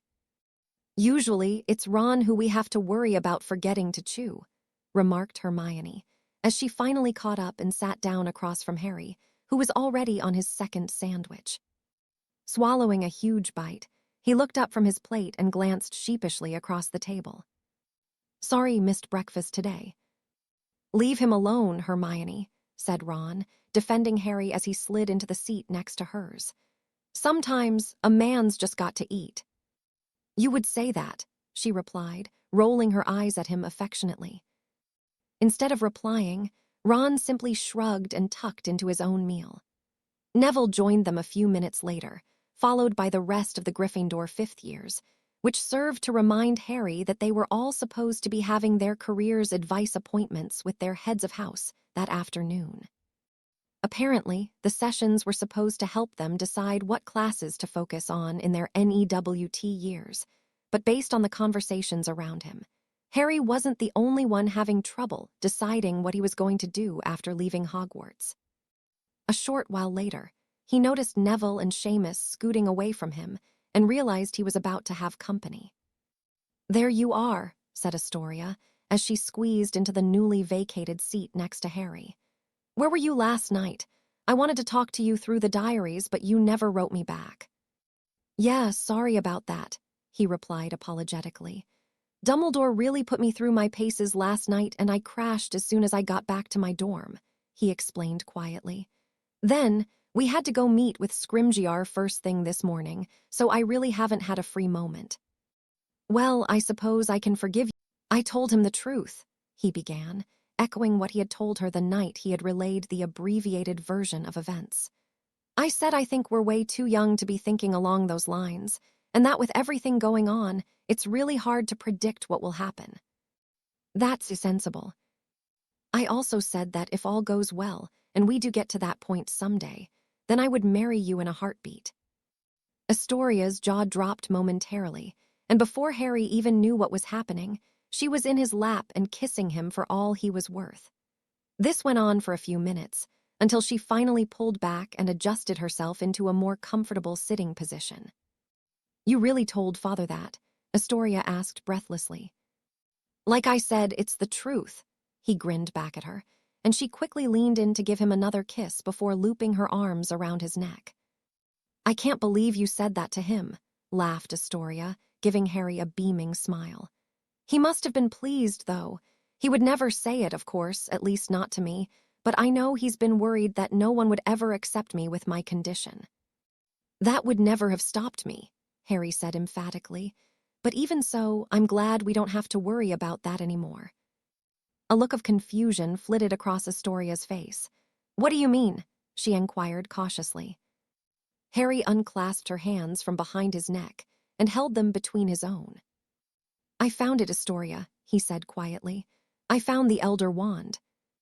At first, it seemed as though Harry's words didn't even register. Astoria just stared back at him in silent disbelief, almost as if she was waiting for him to reveal that he was only joking, even though she knew he would never be that cruel.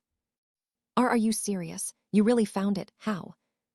I wouldn't kid about something like this, replied Harry, letting go of her hands and reaching into his robe pocket, pulling out the Elder Wand. It turns out Dumbledore had it all along, he continued, holding the long, pale bit of wood up to where they both could see it. He won it from Grindelwald half a century ago and has used it ever since, that is, until recently, when I disarmed him against his will and won the wand's allegiance for my own. Wait, you stole the wand from Dumbledore. And what do you mean by won its allegiance? It's hard to explain, but no, I didn't steal it, he clarified. Dumbledore actually wanted me to have it, but that's not the point. Harry slid the Elder Wand back into his pocket and grasped Astoria's hands again. The point is that we'll finally be able to break the curse, he stated calmly, taking care to look her directly in her eyes so she would understand. We can cure you, Astoria. You and your family will finally be free. Astoria's eyes slowly began to water as her mind finally caught up with the reality of the situation. You're serious? This is really happening, she stammered, her complexion beginning to pale. Harry again confirmed the truth for her, only for Astoria to begin hyperventilating. Thinking fast, he guided her off his lap and into her own chair before kneeling at her side in an attempt to help calm her down. Just breathe, Astoria. Everything is fine. Just try taking slow, deep breaths. Eventually, Astoria got her breathing under control, but it was obvious that she was still having a difficult time accepting everything Harry was telling her.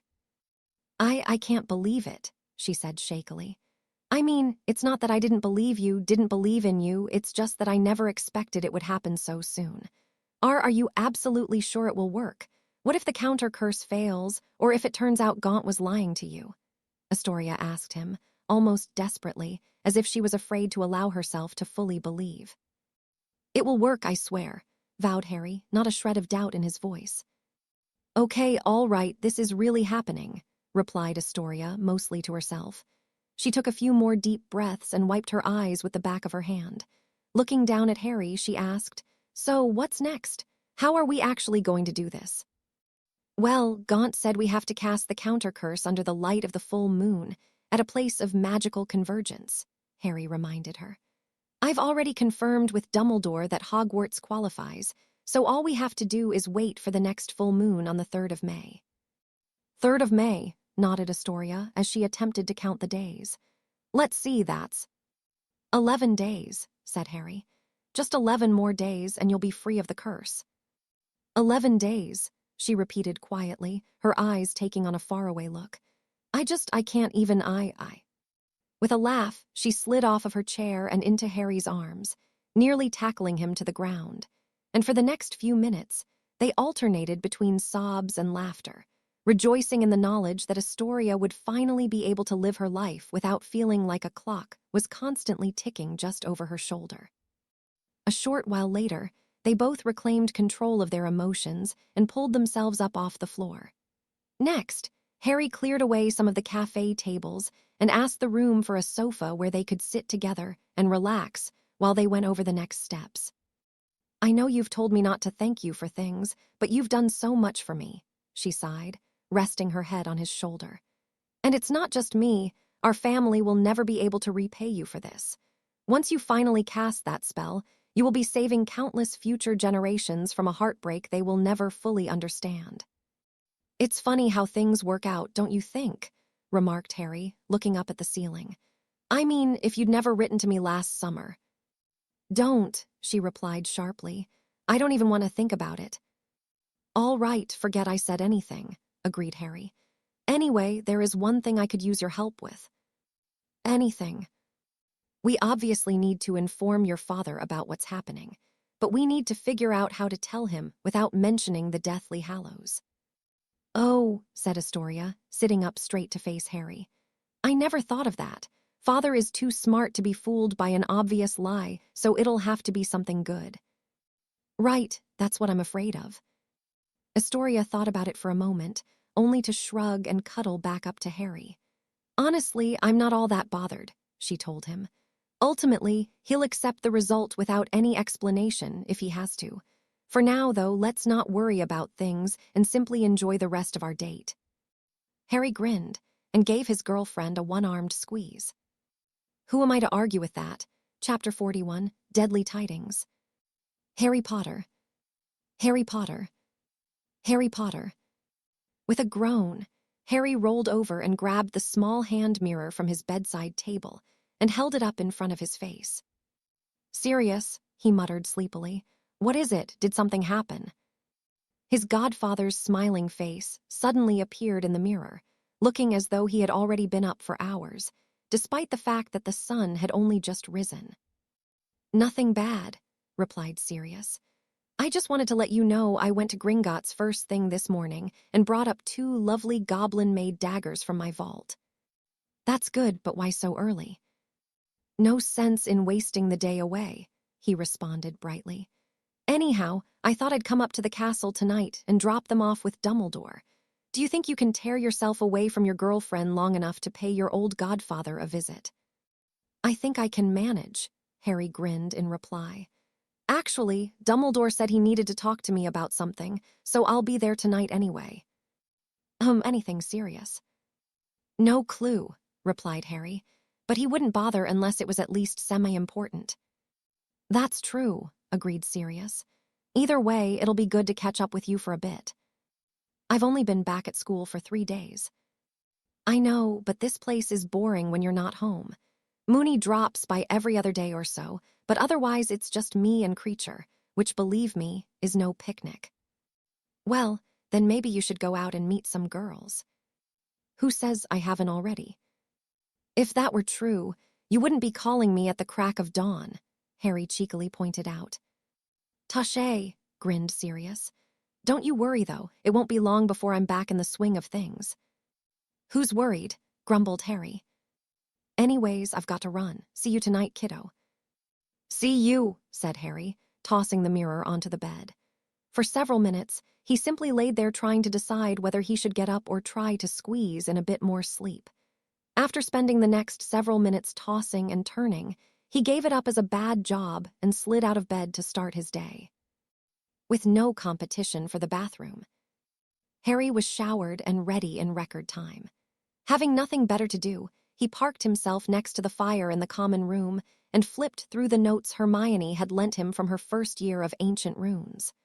Unsurprisingly, when stacked together, her notes were thicker than the textbook, so he had separated them out into smaller sections in order to make them more manageable.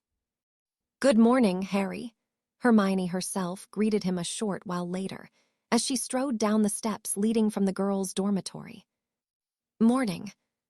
I see you're making use of my notes," she said brightly, taking a seat next to Harry on the sofa. Starting to, at least, he replied.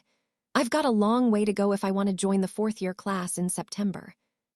I'm sure you can do it, Hermione told him confidently, before adding, somewhat teasingly, especially if you're getting extra encouragement from your girlfriend.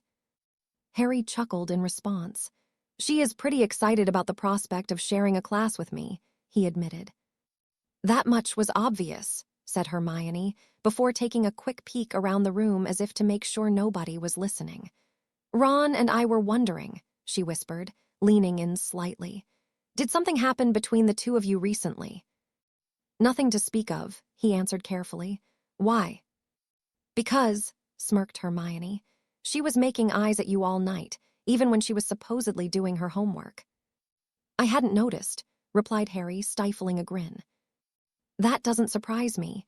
You're usually too busy during underground meetings to pick up on something like that, but for the rest of us, it was hard to miss, explained Hermione. Plus, she added with a shrug, boys are just oblivious in general. Hey, I'm not oblivious. Anyway, Astoria couldn't take her eyes off of you last night.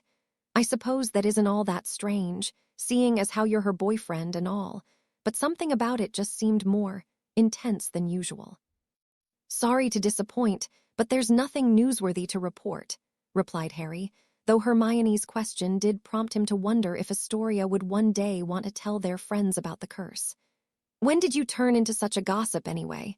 He then asked, turning it back around on Hermione. I feel like I'm talking to Lavender right now. I am not a gossip, she said defensively. Excuse me for being curious about my best friend's life. All right, he laughed, holding his hands up placatingly. I appreciate your curiosity, but all I can tell you is that things are going well, brilliant, even. How about you, though? To be honest, I haven't noticed that much of a difference since you and Ron got together. Things are good, smiled Hermione. Ron is Ron, of course, although it feels like he's finally starting to grow up a bit. More than anything, I'm really glad things haven't changed all that much between the three of us. Same here, agreed Harry.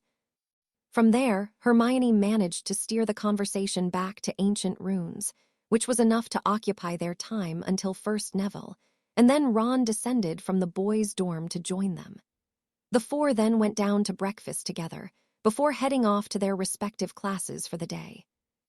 Later that evening, Harry was riding up the moving staircase that led to the headmaster's office after finishing up an early dinner. Even though he'd teased Sirius about missing him after only a few days, he actually was looking forward to a quick visit with his godfather. As he opened the door and stepped into the office, the first thing he saw was Sirius standing in front of Dumbledore's desk with a large grin on his face. Harry. Hey, Sirius, said Harry, crossing the room to greet his godfather. Good to see you, kiddo, he replied. I only planned to stop in and say hi, but Professor Dumbledore suggested I stick around for your conversation, if that's all right with you. Fine by me, he agreed, glancing over at the headmaster. Hello, sir, Harry greeted the professor, who, as usual, was sitting at his desk behind a mountain of parchment. Good evening, Harry. Please take a seat, and we shall get started. Dumbledore quickly glanced to his left, and for the first time since he'd walked in, Harry noticed Professor Snape lurking by himself on the far side of the room. Sensing something was up, he exchanged concerned glances with Sirius before claiming his usual chair. What's going on? There has been a new development, began Dumbledore. One which most certainly affects those of us in this room, and which will require careful planning if we are to avoid a potentially disastrous outcome. Something to do with Voldemort? Asked Sirius, who had taken the seat next to Harry's. I am afraid so, confirmed the headmaster. It appears that Tom has decided to move beyond conducting random attacks across the country and begin eliminating certain individuals who, in his mind, represent obstacles in his path to victory. Let me guess, one of them is me, Harry remarked dryly, though the lump in his throat betrayed his true feelings on the matter. Yes, most unfortunately, Dumbledore nodded somberly. You are, however, in good company. According to Professor Snape, Voldemort is currently concocting a plan that would see both of us eliminated in one fell swoop." "How?" growled Sirius. "Does he even have the manpower left to pull off something like that?" Professor Dumbledore gestured to Snape, who finally stepped away from the fireplace to stand next to the headmaster's desk. "The Dark Lord intends to strike on the last day of term, which will allow plenty of time for the recent Azkaban escapees to recover," revealed Snape. "He has also tasked his followers with discovering the location of the other incarcerated Death Eaters." "So, what is his plan? Or are you conveniently unable to tell us?" "Sirius," Dumbledore said warningly, causing the man to slump back into his seat. Snape glared at Sirius for a few moments before continuing. "The Dark Lord has not yet learned that you have permanently vacated the home of your Muggle relatives," drawled Snape, speaking to Harry. "He is, however, aware that you frequently reside at the Order's headquarters or with the Weasleys. Knowing that he cannot get to you at 2 out of 3 of those locations, he intends to take you at some point between leaving the castle and your arrival at your designated place of safety." "I don't understand," frowned Harry. "What's to stop me from just apparating straight home? How does he expect to get to me if he doesn't even know for sure where I'll be going?" "There will be several contingencies in place," answered Snape, speaking as though he was pointing out the obvious. "The details have not yet been shared, but I imagine they will, at the very least, include stationing Death Eaters not only near Hogsmeade Station, but also around your relative's home and that of the Weasleys." Harry's insides twisted uncomfortably at the prospect. "I would also not put it past the Dark Lord to attack the Hogwarts Express," Snape added darkly. "He has apparently reached the end of his patience and is pushing to end this conflict sooner rather than later." "We obviously can't allow that to happen," said Sirius.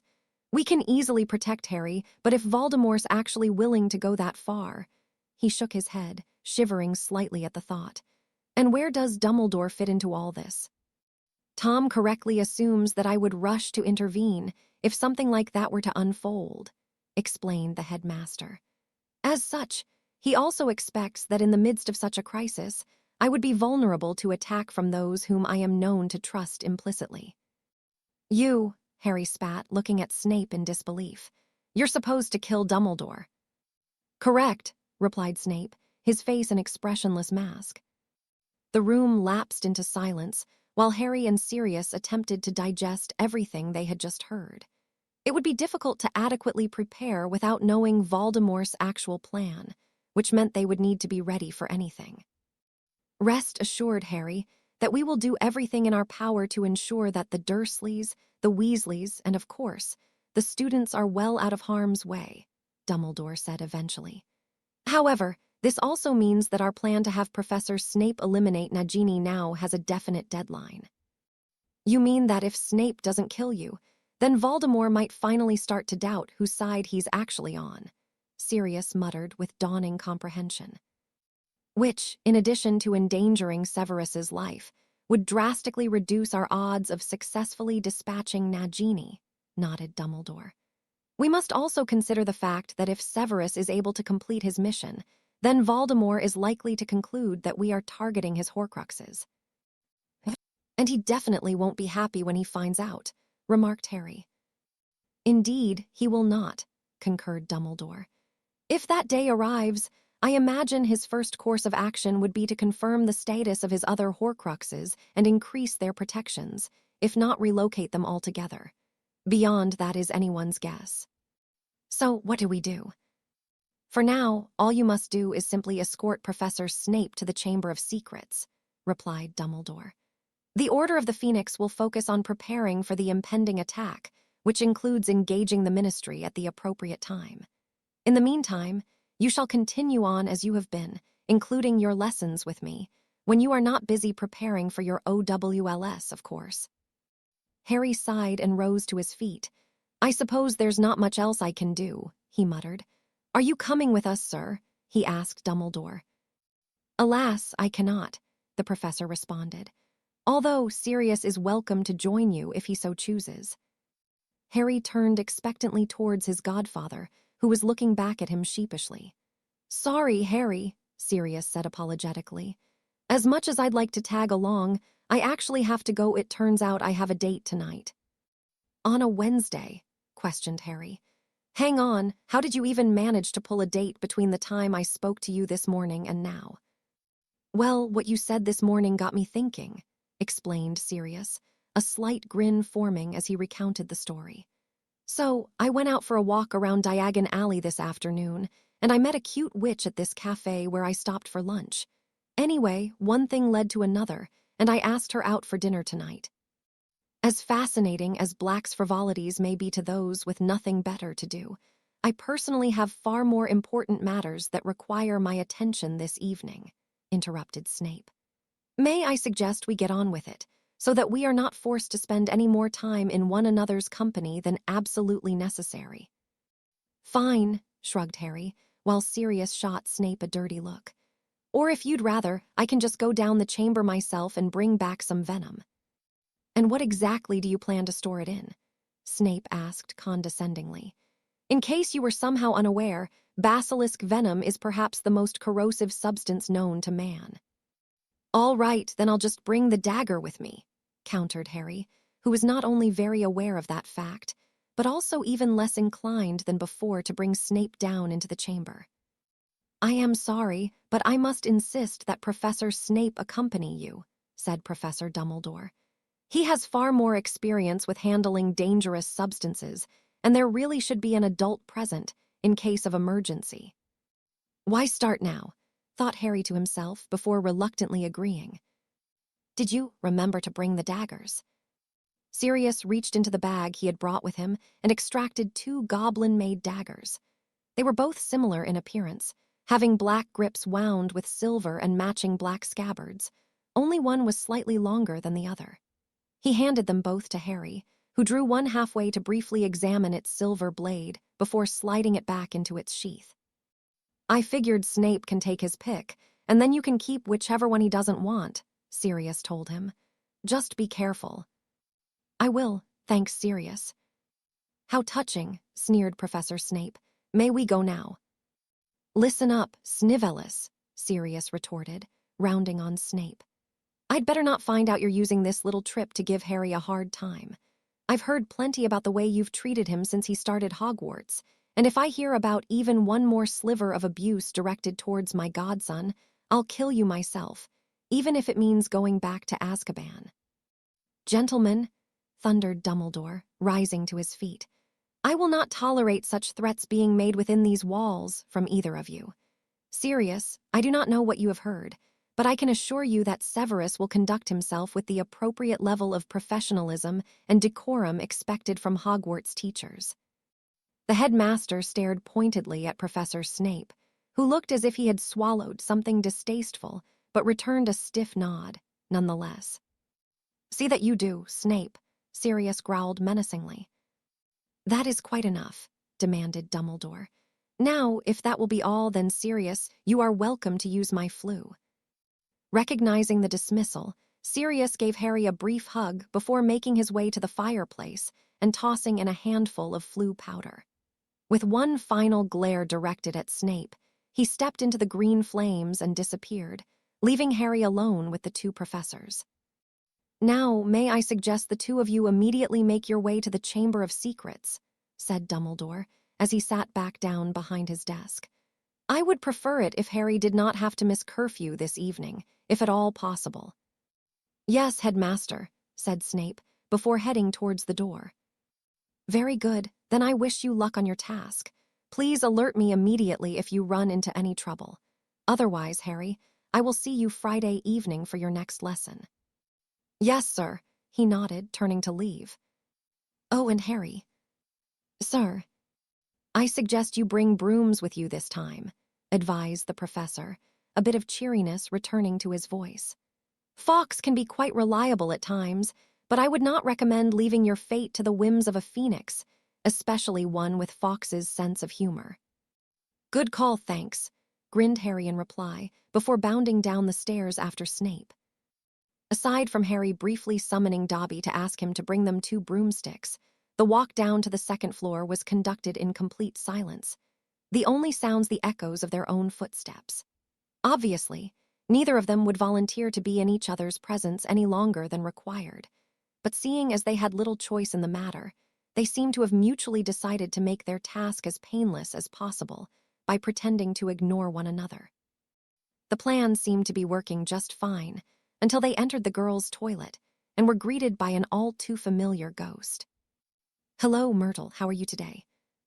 The squat, bespectacled ghost known as Moaning Myrtle had been gliding back and forth along the ceiling, moaning, as her name would suggest, but turned sharply towards the door once she realized she had visitors.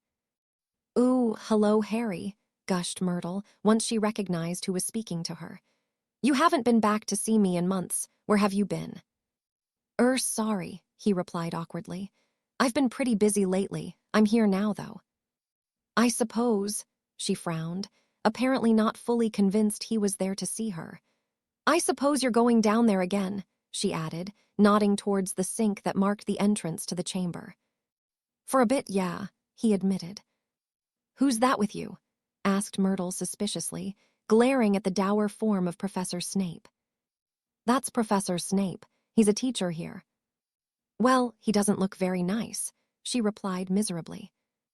Sure enough, Snape was scowling irritably at the ghostly teenager, apparently having even less patience for the deceased than he did for his living students. "No, I suppose not," Harry said wryly, earning a glare from Snape. "Anyway, we'd better get going, Myrtle, but I'll stop by again sometime." "Oh, sure you will," Myrtle moaned mistrustfully. "Nobody ever wants to come see me. The girls come in just to make fun of me, and you only visit when you need something," she sobbed dramatically. "Well, next time, don't bother." With one final wail, Myrtle shot back up to the ceiling before plunging down into the cubicle that housed her favorite toilet. With a shrug, Harry stepped towards the sink to speak the Parseltongue password. Snape looked on in interest as the broken tap glowed brilliant white and began to spin, just before the sink descended into the floor and revealed the large pipe that led to the Chamber of Secrets. "It's a bit of a ride from here," Harry cautioned Snape, before jumping feet first into the pipe. This time, he took Professor Dumbledore's advice and cast Arresto Momentum on himself right at the end, sparing himself the customary rough landing at the bottom, something he conveniently forgot to warn Professor Snape about ahead of time. They continued on in silence until they reached the site of the cave-in, which was now marked by his and Dumbledore's transfigured pillars. "What is this?" queried Snape, as he examined the headmaster's Greek-style column.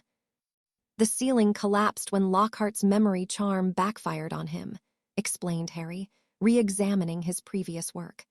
"When I came here with Professor Dumbledore, he made clearing away the rubble into a transfiguration lesson, which is where the columns came from. I thought I'd done a pretty decent job at the time, but now..." Without giving it much more thought, Harry took out his wand and transfigured his original rough stone pillar into a sturdy-looking column that somewhat resembled Professor Dumbledore's. His wasn't quite as polished as the headmaster's, of course, but it was a far sight better than his earlier effort. When he was done, he noticed Snape giving him a calculating look. "I had not realized you were so adept at nonverbal magic," the professor remarked, one eyebrow raised questioningly. "There's probably a lot about me you haven't realized," countered Harry, not really in the mood to explain himself. "Perhaps I would, if you could be bothered to actually attend my class." "What would be the point?" replied Harry, continuing on down the tunnel. "You already hate me enough as it is, and I doubt I could learn much from fifth-year defense, so why not spare us both the headache and stay away?" Of course, the famous Harry Potter would see no benefit in learning from far more experienced wizards, scoffed Professor Snape. "Your arrogance truly knows no bounds." "You see, that's exactly what I'm talking about," Harry returned angrily, and the two of them stopped walking. "You've been a right bastard towards me ever since my first day at Hogwarts. What did I ever do to you anyway?" "You will watch your tone, Potter," Snape replied dangerously. "We may be miles beneath the school right now, but I am still your teacher." "Minus all the professionalism and decorum, you mean," retorted Harry, and Snape's mouth snapped shut momentarily at the reminder of the headmaster's words. "Yes, very clever, Potter," Snape commented eventually, looking at Harry as though he was evaluating him. "Perhaps there is a tiny bit of your mother in you after all. Pity that it is almost entirely overshadowed by your father's braggadocio," he added with a look of distaste. On that enigmatic note, Snape turned and continued on down the tunnel, the light from the professor's wand nearly lost in the shadows of his billowing cloak. For a brief moment, Harry stood there frozen in shock, before eventually shaking himself out of it and jogging after Professor Snape. "So, you actually knew my mother?" "Yes," Snape replied without looking at him. "We were friends before Hogwarts and for a time after that." "So that's how you know my Aunt Petunia. You grew up in the same place." "Correct." They continued walking through the tunnel in silence, even though Harry's head was buzzing with questions. While Snape did not appear overly eager to continue the conversation, even though he was essentially the one who started it, Harry's curiosity eventually won out. "So what happened?" Snape turned his head to glance at Harry out of the corner of his eye, but didn't respond. "You said you were friends with my mum for a while, as in you stopped being friends at some point," Harry pressed. "I'm just curious what happened." At first, it seemed as though Snape would ignore the question, but Harry found himself surprised yet again. "Lily was sorted into Gryffindor and began associating with lesser wizards," Snape replied shortly after a brief delay. "It was a complicated time, and we eventually grew apart." Snape turned again and looked intensely at Harry. "And that is all I have to say on the matter." Harry nodded and continued walking in silence, but it wasn't hard for him to piece together the rest of the story. Snape had been a Slytherin during the run-up to the First War with Voldemort, or perhaps even the early stages of the war itself. Harry wasn't entirely clear on the timeline, and he had eventually gone on to join the Death Eaters after Hogwarts. Harry's mother, on the other hand, was a Muggle-born witch and a Gryffindor, an existence which could not have been more fundamentally antithetical to everything Voldemort stood for. The odds of a friendship between two such polar opposites lasting for any length of time had to be practically nil. Of course, Snape's revelation about his one-time friendship with Harry's mother also served to recontextualize the man's unflinching hatred for James Potter, something Harry gladly would have lived several lifetimes without ever learning.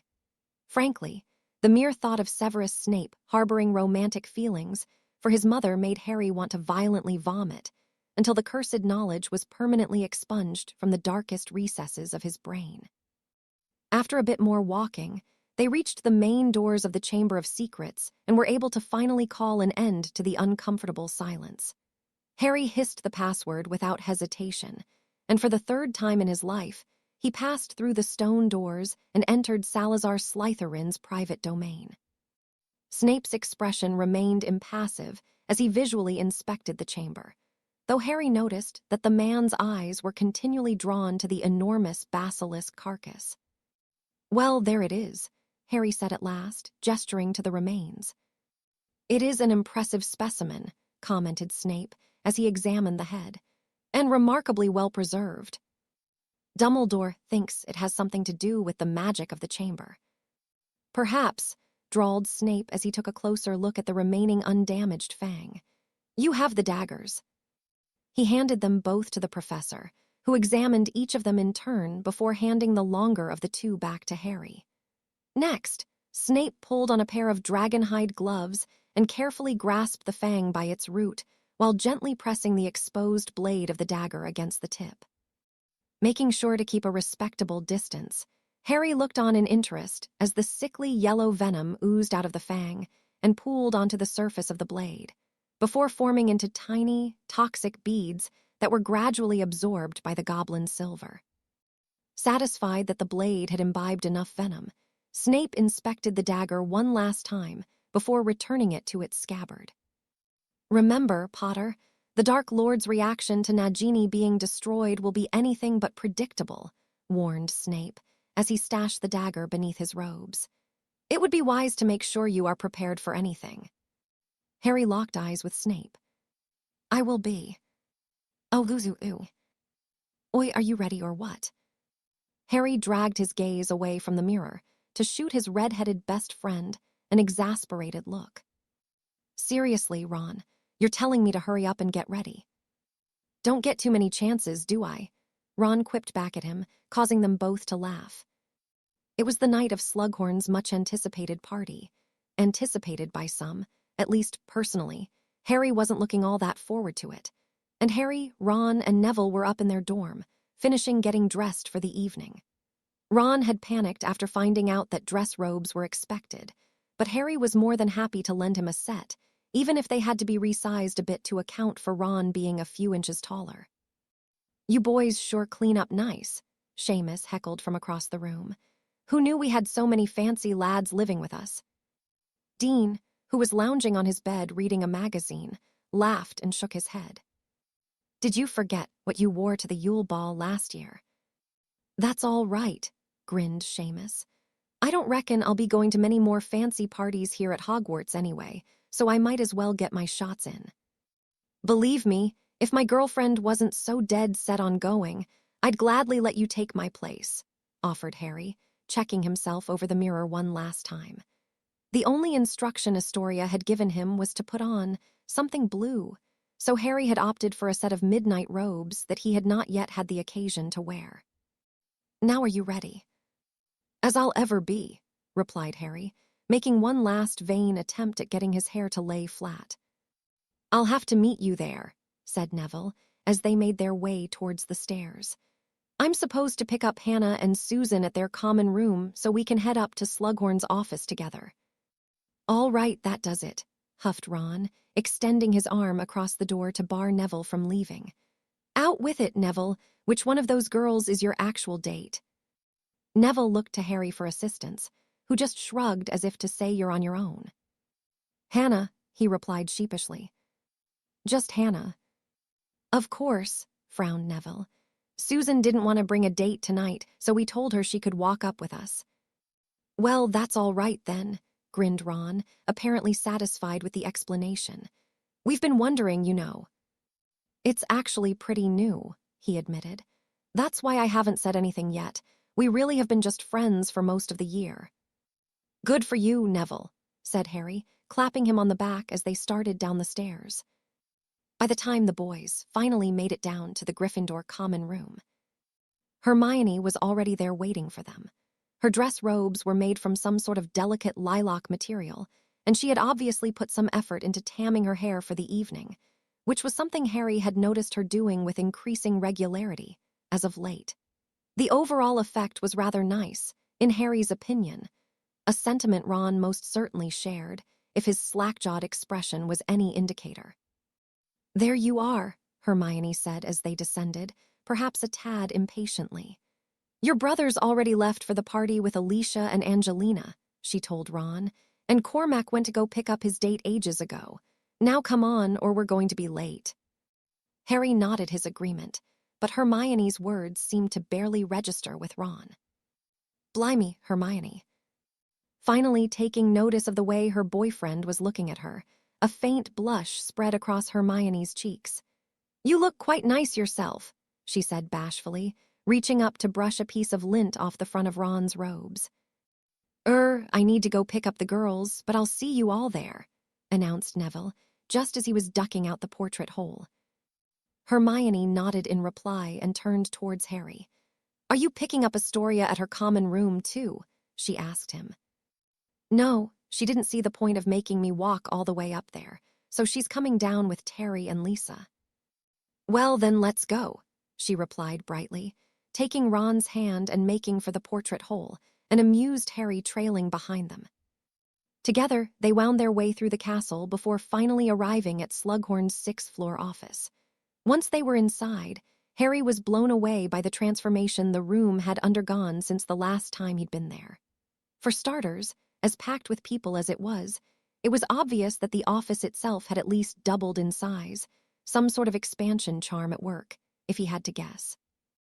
In addition, the ceiling and walls had all been draped with luxurious green, yellow, and white hangings, creating the appearance that the party was being held inside a vast tent. There was light music playing in the background, and Harry even saw a few house elves making their way around the room carrying silver platters of food. "Harry, M-boy," boomed the voice of Professor Slughorn, and Harry turned to see the cheerful potions master wadding through the crowd of guests to come and greet him.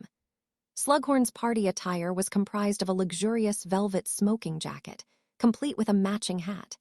In one hand he was carrying a large brandy glass, and going by the rosy glow of the man's cheeks, it was not his first drink of the evening. "Professor Slughorn," returned Harry, less than pleased that half the room now appeared to be staring at him. "Come now, Harry, no need to be so formal," Slughorn chortled. "This is a party, after all. Now then, let's not waste any time. There are so many people I'd like you meet." He looked to his friends for assistance, but Hermione's attention was entirely focused on Ron, who had already taken off after one of the food-carrying house elves. So, with a resigned sigh, Harry nodded and allowed Slughorn to take him by the arm and practically drag him across the room. "First and foremost, allow me to introduce you to Gwenog Jones," said Slughorn, directing him towards a formidable-looking witch surrounded by a gaggle of hangers-on. "Gwenog, as I'm sure you already know, is captain of the Holyhead Harpies and one of my favorite former students. Gwenog, this, of course, is Harry Potter." "How do you do?" Harry offered politely. "So this is Harry Potter," Jones responded, giving Harry an appraising look. "Horace has been talking you up quite a bit lately. Some of us are starting to wonder how much to believe." "I suppose that depends on what he's told you," Harry replied coolly, glancing sideways at Slughorn. "I may have mentioned your sensational performance in your last match to one or two people," Slughorn explained jovially. "Not that it was any surprise, of course. Why, Minerva was just telling me the other day how you were the youngest to be selected for a Hogwarts house team in over a century," he continued, slapping Harry on the back.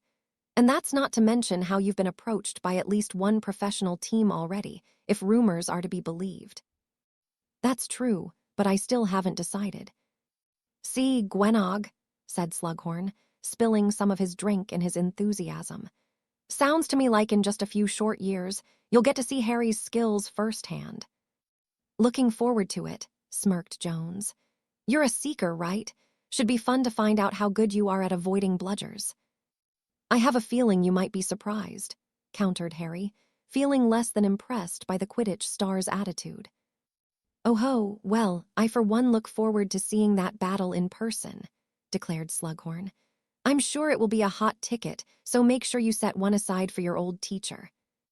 "You got it, Horace," Jones assured him, before engaging the witch next to her in conversation. Seeing that Slughorn was momentarily distracted, Harry slowly began edging away from the group. Luckily for him, just as he began desperately looking around in search of someone else to talk to, relief arrived in the form of a pretty girl wearing dazzling silver dress robes. "There's my handsome boyfriend."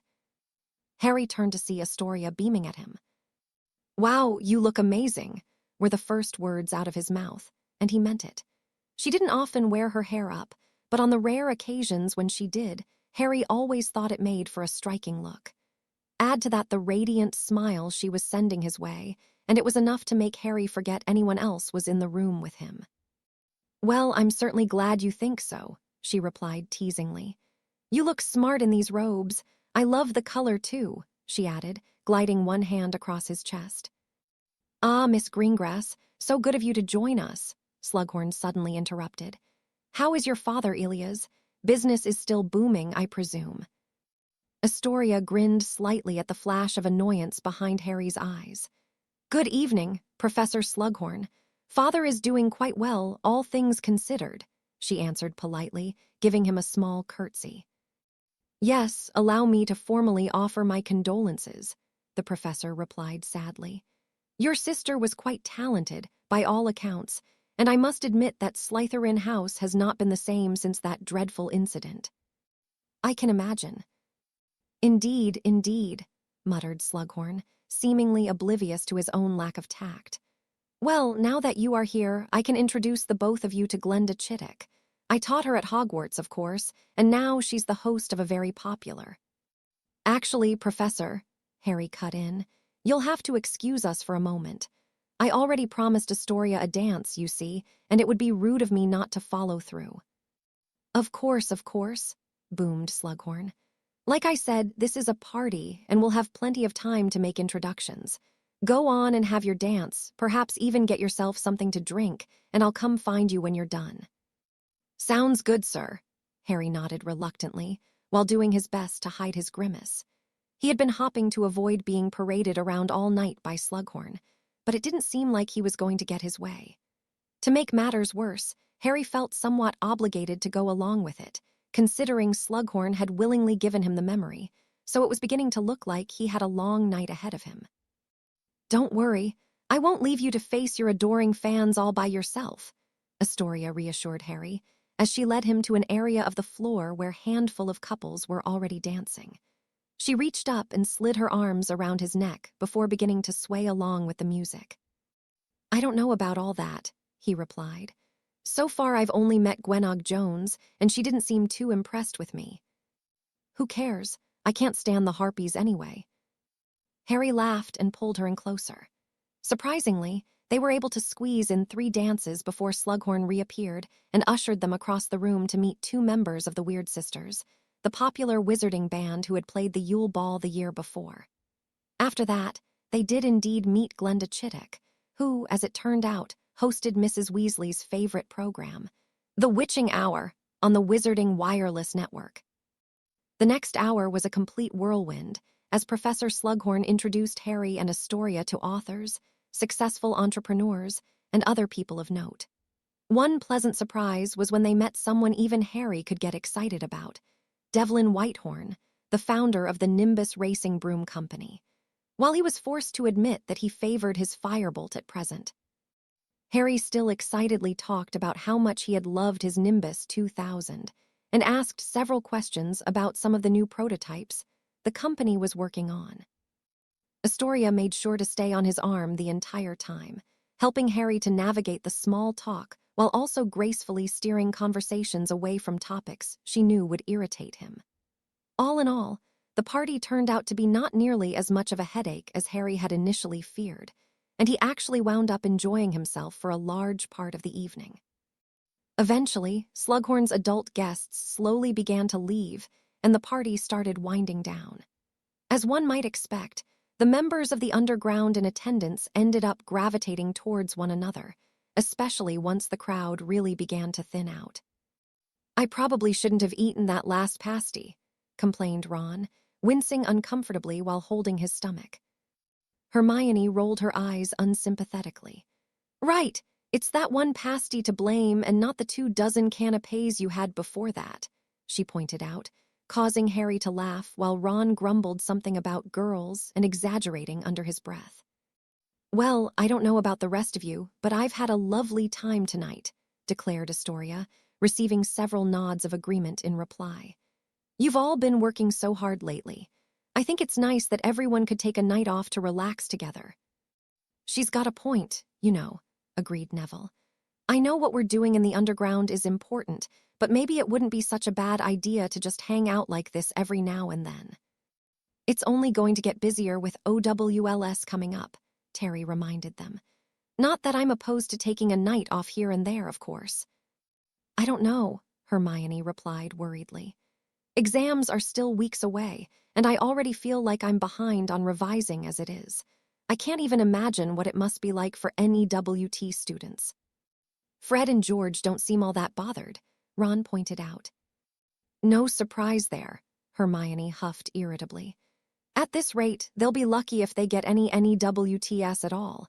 What they could possibly be thinking, I'll never know. They're pretty serious about the idea of opening up their own joke shop, Ron revealed to the others. No idea how they'll get the money for it, though. I wouldn't worry too much, said Harry, being the only one truly in the know about Weasley's wizard wheezes. Fred and George are pretty resourceful, so I'm sure they'll be fine. Where are those 2, by the way? Asked Astoria. I know I saw them earlier.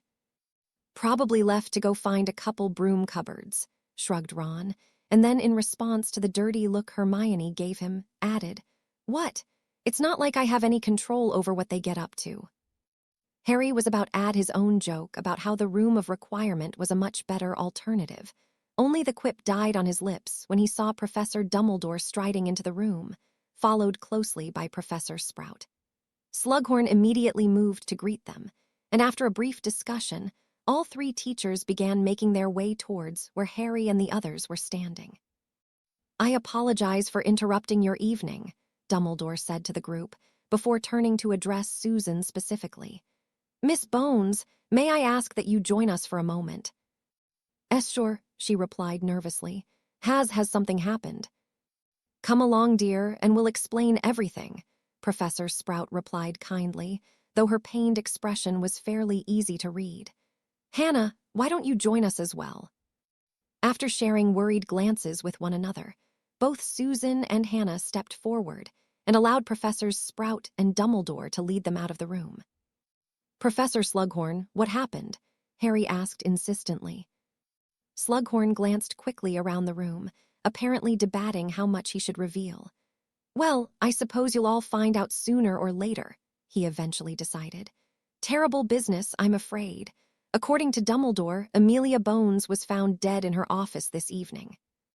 "No," gasped Hermione, her hands flying up to cover her mouth, with most of the others experiencing similar reactions. "Wait, in her office," repeated Harry. "You mean someone actually killed her, right there in the middle of the ministry?" "My dear boy, I'm afraid that's all I know," protested Slughorn. "I certainly wouldn't rush to assume foul play. It might very well have been natural causes, for all we know. Now, I'm very sorry, but I believe it's time for you all to head back to your common rooms."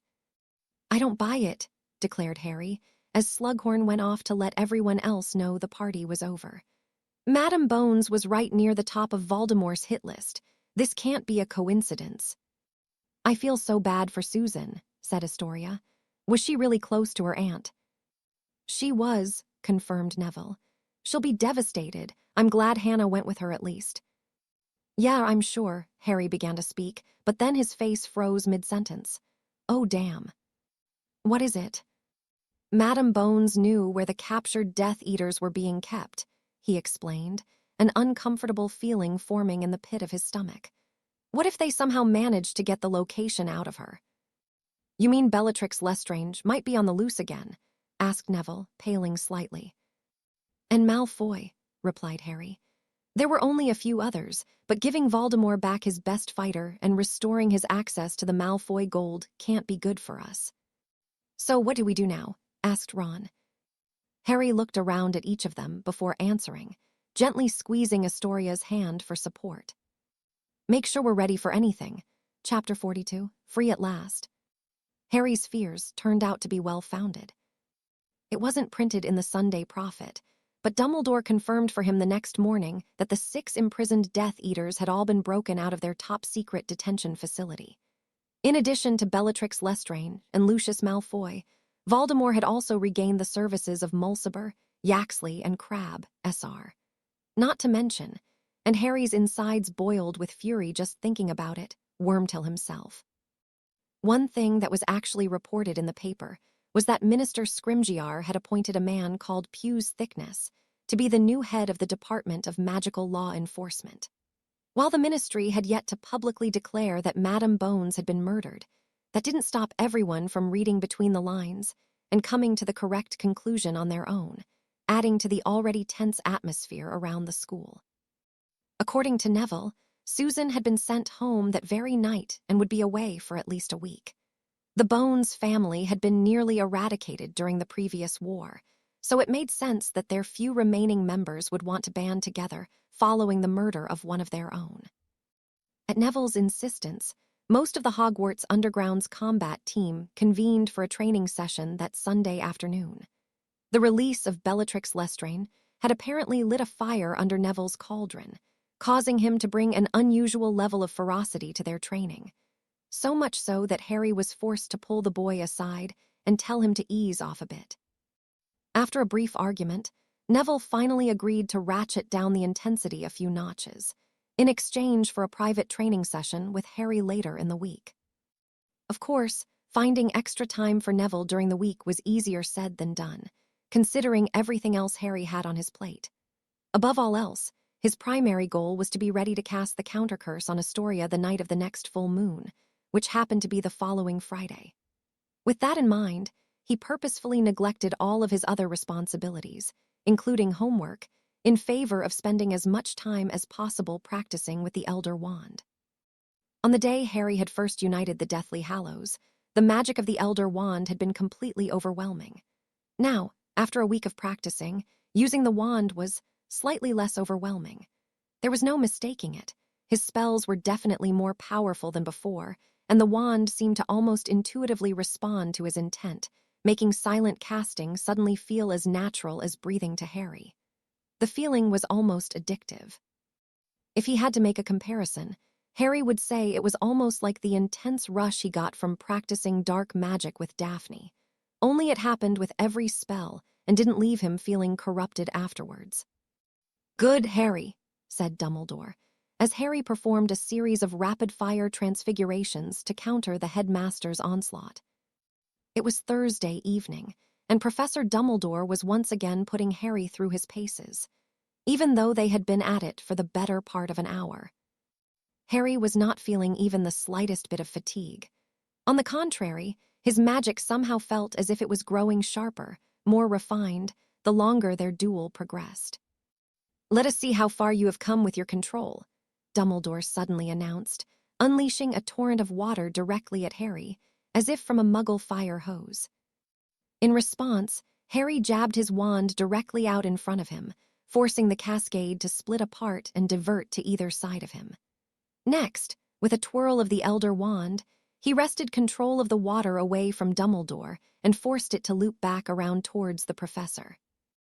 Naturally, the headmaster was prepared for this and quickly moved to reclaim control. But Harry, thinking quickly, cast the most powerful freezing spell he could manage, immediately transforming every last drop of water into ice. 2 flicks of his wand and a quick transfiguration later, and Harry was faced with an immensely proud-looking Professor Dumbledore, who was standing with his hands folded serenely in front of him, seemingly undisturbed by the fact that his feet had been frozen to the ground, completely encased in ice. "Absolutely remarkable," lauded Dumbledore, before freeing himself. "You have progressed well beyond even my wildest expectations of you, and before you say it, I do not believe for a moment that it is entirely due to the Elder Wand," he added, noticing that Harry was about to wave off his praise. "The wand is a powerful tool, but it cannot function on its own. If anything, it has allowed you to realize more of your own potential than you otherwise would have. You should be proud of what you have accomplished." "It's weird, sir," replied Harry, staring down at the Elder Wand. "It's like half the time, I don't even have to think about what I'm casting. At first, I even thought the wand might somehow be acting on its own."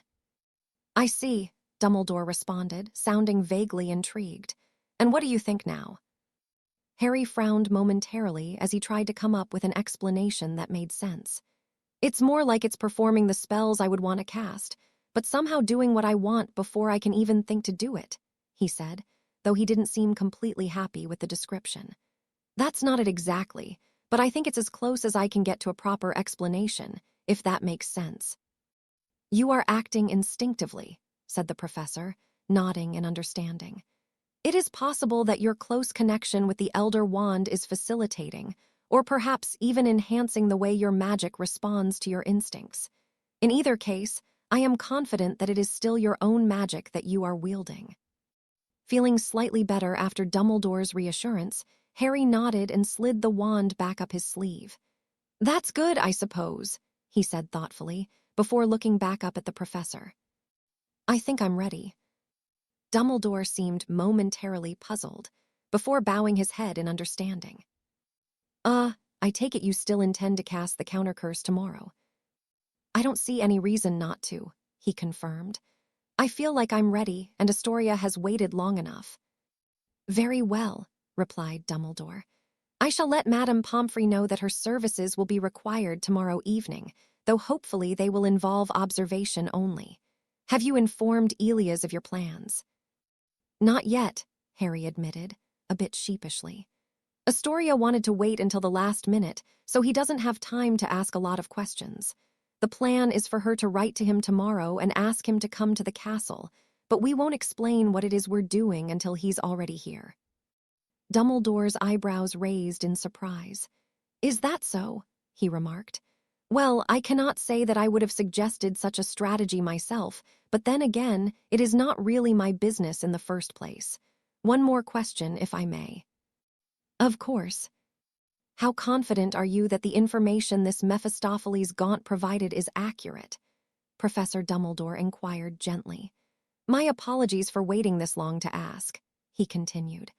I do not mean to introduce new doubts this close to the actual event, but let us just say that the Gaunts were not known to be the most scrupulous of people. I'm positive, Harry replied confidently, causing Dumbledore to look back at him curiously. It's hard to explain, but when I was speaking to Gaunt, I got the feeling he couldn't lie to me even if he wanted to. I don't think he had to answer me either, he clarified, but somehow I just know that he was telling me the truth. Fascinating, muttered Dumbledore. Part of the magic of the stone, perhaps. Harry shrugged. He honestly had no idea how he knew. He just knew. Very well, then. It has admittedly taken me some time, but I have learned not to question your judgment in matters such as these, confessed the headmaster. Don't look so surprised, Harry, he added, a small smile playing at the corners of his mouth. Even if you cannot always verbalize what you are feeling, your instinctive grasp of magic is far better than even my own. That, combined with your innate sense of right and wrong, sets you apart from nearly every other wizard in existence, at least, in my humble opinion. I don't know about all that, sir, replied Harry, suddenly feeling embarrassed. A healthy dose of humility, as well, added Dumbledore, before sparing Harry any further discomfort by shifting topics. In any case, I hope you will also allow me to observe you tomorrow evening. If nothing else, my presence may help to calm Elia's reaction to your plans. I'd appreciate that. Excellent. Then let us adjourn for the evening, and we shall reconvene tomorrow, replied Dumbledore, and the two of them walked together until they each split off towards their respective destinations. Harry stayed up chatting with his friends in the common room for a while, even though he was admittedly distracted for much of their conversation. After making his way upstairs, he brought out the charmed diary and spent some time writing back and forth to Astoria. From what Harry could tell, the confirmation that they were on for the following evening had left her equal parts nervous and excited, and so they wound up talking late into the night, as neither of them believed they would get much sleep. Oh, Luzu. After practically sleepwalking through his Friday afternoon classes, Harry returned to the common room to retrieve the Elder Wand from his locked trunk before heading down to dinner, alone. Instead of his normal spot, he chose a seat at the far end of the Gryffindor table, hopping to avoid having to interact with too many people. Not having much of an appetite, he absent-mindedly pushed his food around his plate as the great hall slowly began to fill up, before eventually being joined by Astoria. Hi, she greeted him as she sat down. Hey, he returned, giving her a tired smile. How was your day? It dragged on forever, Astoria admitted, with a quiet chuckle. Whatever happens tonight, I just want to hurry up and get it over with before the anticipation drives me mad. Harry turned to look her directly in the eyes, grasping her hand under the table. It's going to work, he said firmly, but not unkindly. You know that, right? Astoria's face relaxed slightly as she took a long, slow breath. Yes, she answered, the smile returning to her face. I believe it will work because I believe in you.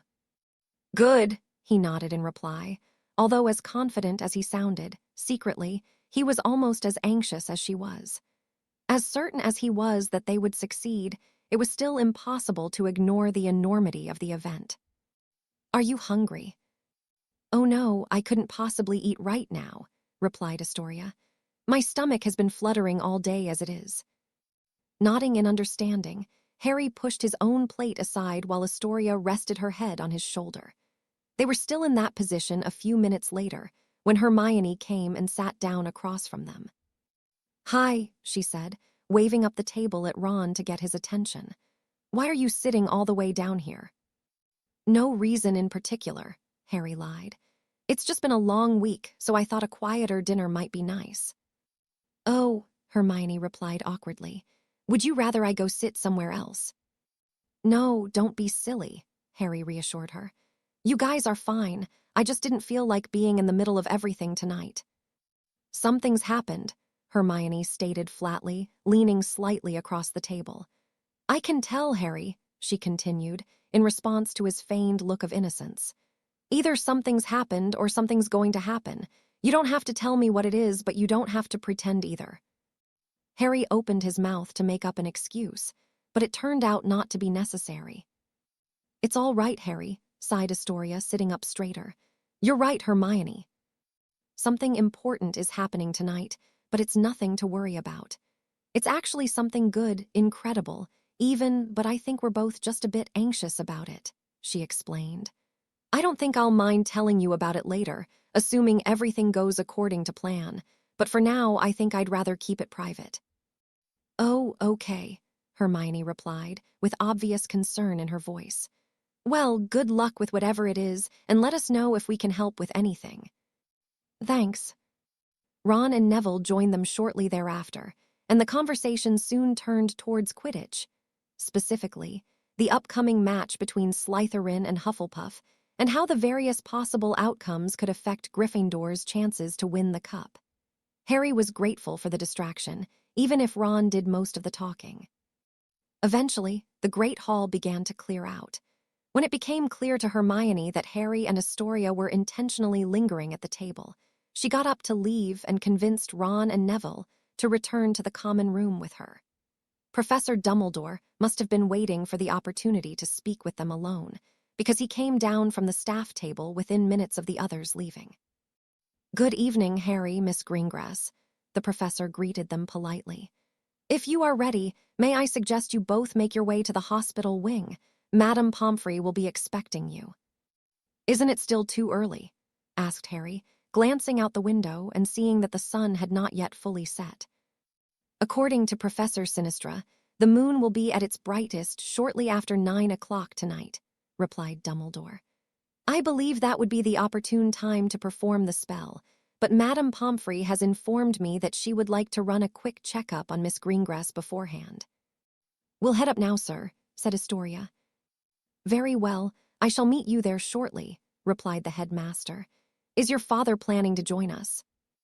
I'm not sure, she replied, nervously nibbling at her lower lip.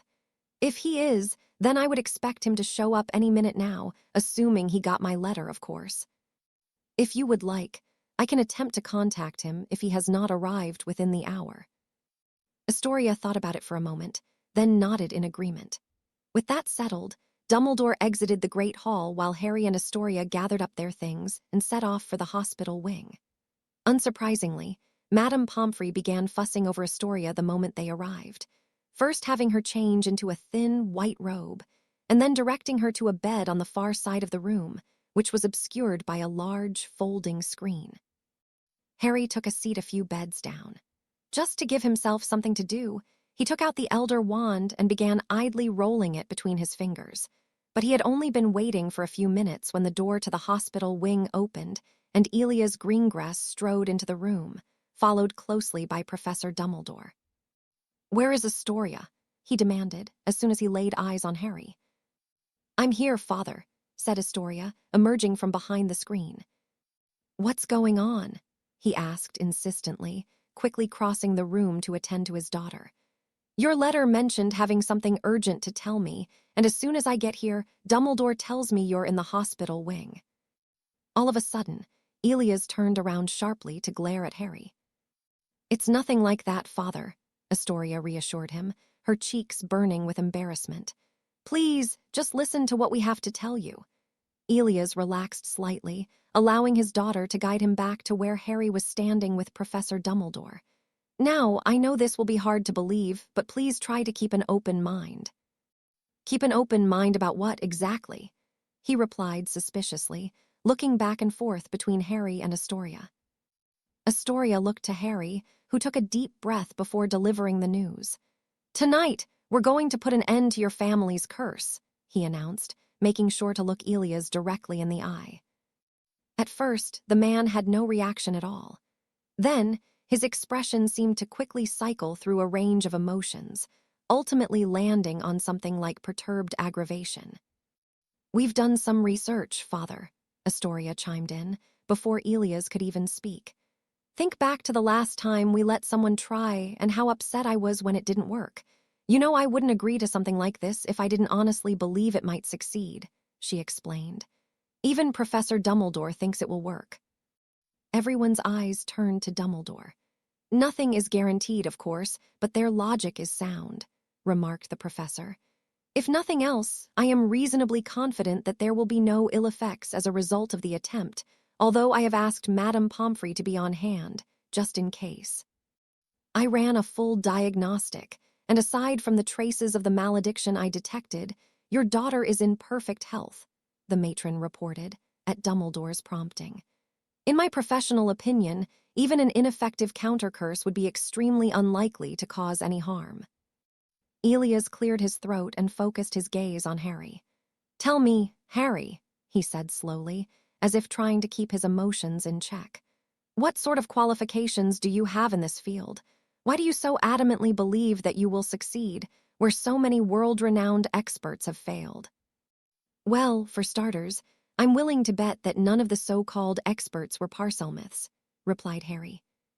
For a moment, Elias just stood there with his mouth hanging open, seemingly unable to articulate a response. A Parselmouth? He eventually managed, even though he still sounded as if he had been clubbed over the head. You mean to say? The original curse was performed by a Gaunt, was it not? Of course, he replied distractedly, sitting down in the chair Dumbledore had subtly conjured for him. And you can speak it, truly, he asked, looking up at Harry, who nodded once in response. How could I not have seen it before? Elias muttered in disbelief. All this time, was it really so simple? Not exactly, Harry admitted, hoping Elias would accept his explanation at face value. We believe there was some sort of ritual involved, and in order to reverse it, the counter-curse needs to be cast in Parseltongue, under the full moon, and at a highly magical location, he went on, purposely neglecting to mention the part about needing to use the Elder Wand. How did you learn all this? I'm sorry, Elias, but I can't go into all the details without revealing too many of my own family secrets, sighed Harry, feeling genuinely regretful. Just know that I fully believe this will work, and please remember that I would never do anything to hurt Astoria. It was at that moment when Dumbledore cleared his throat, and they all turned to see him holding up a golden pocket watch. Pardon me for interrupting, but it is only 5 minutes until 9 o'clock, he announced to the others. If we are to stay on schedule, then I believe it is time we move to the balcony where Harry will perform the spell. This way, dear, said Madame Pomfrey, and she began escorting Astoria towards a door Harry had never noticed before. I've already set up a bed outside for you, so go ahead and make yourself comfortable. Harry nodded gratefully at Professor Dumbledore and followed after them, leaving the headmaster and a still dazed Elias behind in the hospital wing. It so happened that the mysterious door led to a wide, stone balcony that provided an excellent view of grounds, which, owing to the cloudless night, were completely bathed in the light of the full moon. Off to the side was a simple hospital bed fitted with white sheets, which Astoria quickly climbed into as Madame Pomfrey used her wand to elevate one end, so that she would be in a semi-upright position. Harry then moved to stand beside the bed, while the matron moved back to give him space to work. Well, here we are, grinned Harry, doing his best to project confidence. Finally, replied Astoria, smiling back at him. You know, it's still hard for me to believe this is actually happening, she said, looking up at the sky. It all feels like a dream that I might wake up from at any moment. Well, said Harry, if it is a dream, then at least we're in it together. Astoria seemed momentarily lost for words, but the smile she gave Harry was bright enough to outshine the moon itself. You may proceed at any time, Harry, Professor Dumbledore called from behind them. Harry took a few calming breaths and slowly drew out the Elder Wand. The wind picked up almost immediately, and the three adults were gripped by an unnatural chill, which somehow did not seem to affect the two teens. Astoria nodded encouragingly and propped herself up on her elbows. I love you. I love you. Too, he murmured in reply. Close your eyes.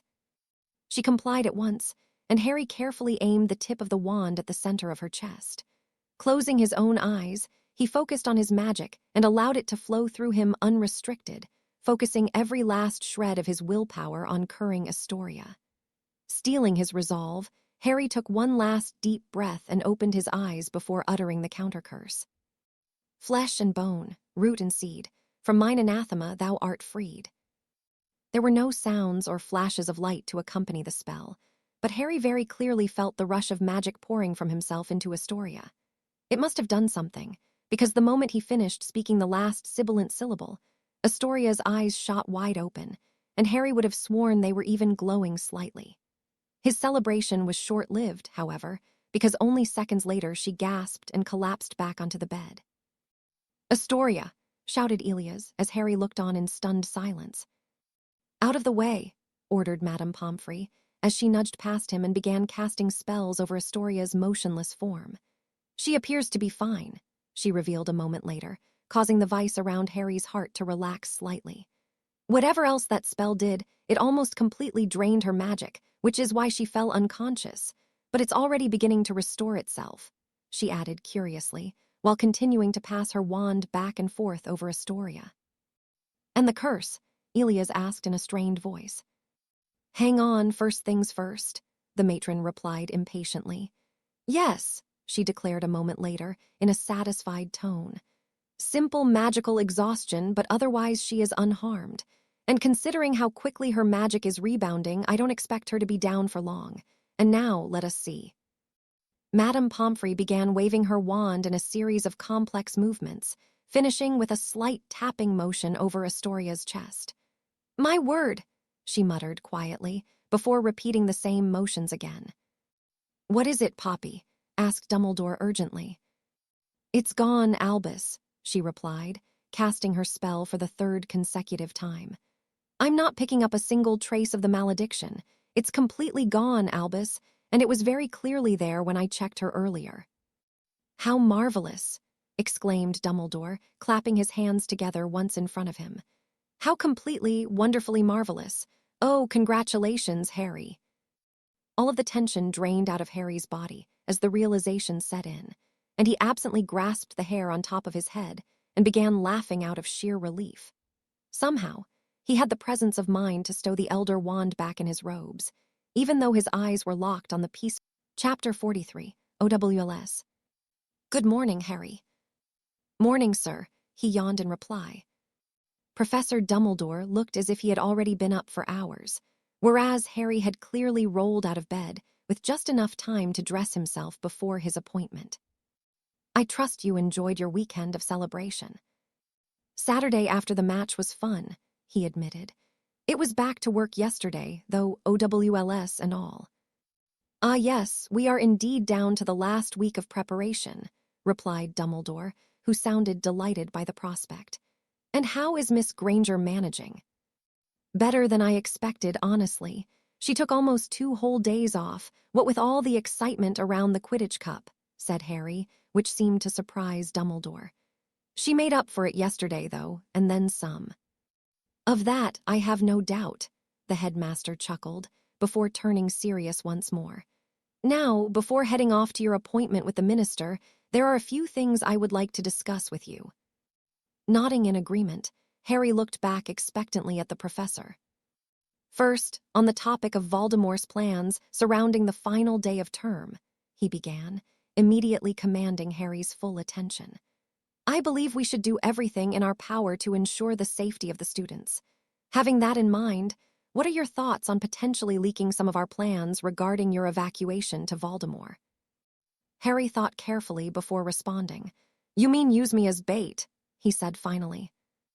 Dumbledore sighed heavily. "I would rather not put it that way," replied the headmaster, "but at the same time, I cannot deny that is what it sounds like. I only ask this because I believe it is our best chance of keeping those who cannot defend themselves out of harm's way." "Fine," Harry agreed, after very little thought. It was honestly an easy decision for him. For one, he knew he could protect himself well enough, and two, the thought of Voldemort and his Death Eaters attacking a train full of frightened children made his blood absolutely run cold. "If we're going to do this, though, I think we should try to turn the trap around on Voldemort. You know, like set up an ambush or something. Oddly enough, Professor Snape suggested the very same thing, revealed Dumbledore, prompting a scowl out of Harry. It is something I am considering, though the decision may hinge on the status of Tom's final Horcrux. Right, I guess that makes sense, said Harry. So for now, you shall continue focusing on your studies, Dumbledore told him, which includes preparing for your OWLS, of course. Madam Marchbanks has very high expectations of you, as you may recall, he continued, with just a hint of amusement. With that in mind, I believe it best we pause our private lessons for the time being. But, sir, only temporarily, the professor clarified, holding up a hand to head off Harry's protest. Even so, you have already advanced to the point where any further progress will be incremental at best, he explained.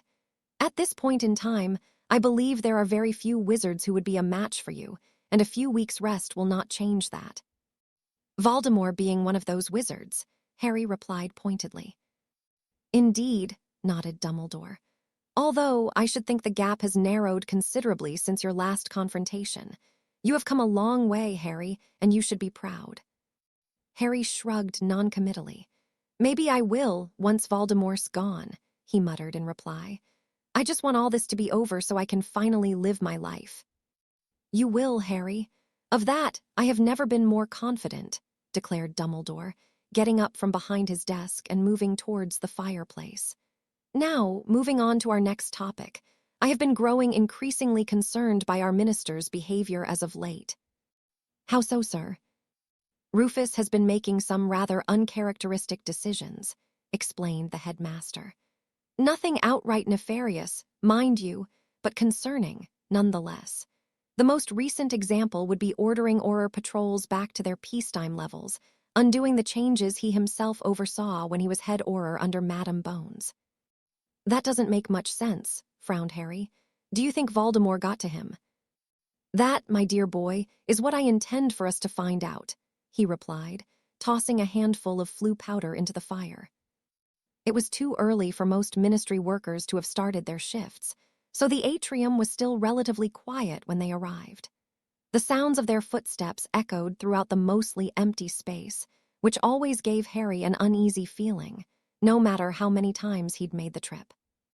If possible, I ask that you allow me to do the talking once we are inside, Dumbledore requested, as they stepped into the lift. Remain vigilant, of course, but it is my sincere hope that we find nothing untoward has happened and that my concerns were largely unfounded. But you don't think they are, do you? Dumbledore chose not to reply, but his silence was enough of an answer for Harry. The lift came to a stop, and the cool, disembodied voice announced that they had arrived at Level 1, Minister for Magic and Support Staff, just as the wrought golden grills parted, allowing them to exit. The entire floor was covered in thick purple carpeting, which Harry had always thought seemed a bit ostentatious for a government building. They made their way past a long row of mahogany doors before finally coming to the minister's office. Standing guard outside the door was an Auror Harry didn't recognize, who seemed to be eyeing him and Dumbledore suspiciously, but they paid him no mind, and instead approached the small reception desk located just outside the office. Good morning, Professor Dumbledore, Mr. Potter, said the witch behind the desk. I'll let the minister know you're here.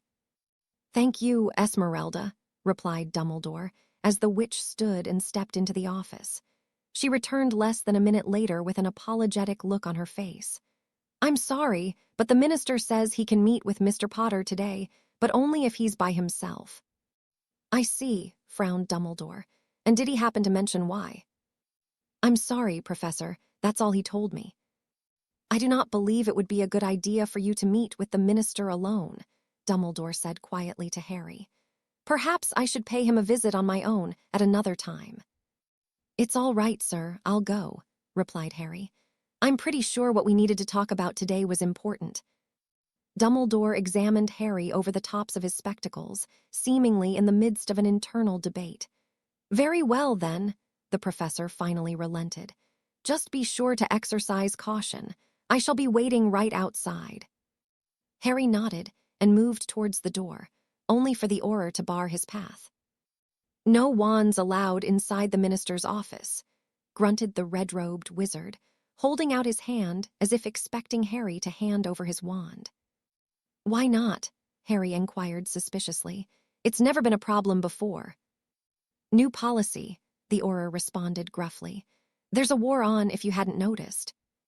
Harry exchanged skeptical looks with Dumbledore before reaching into his sleeve and handing his phoenix wand over to the Auror, who examined it quickly before setting the wand on the small table beside the door.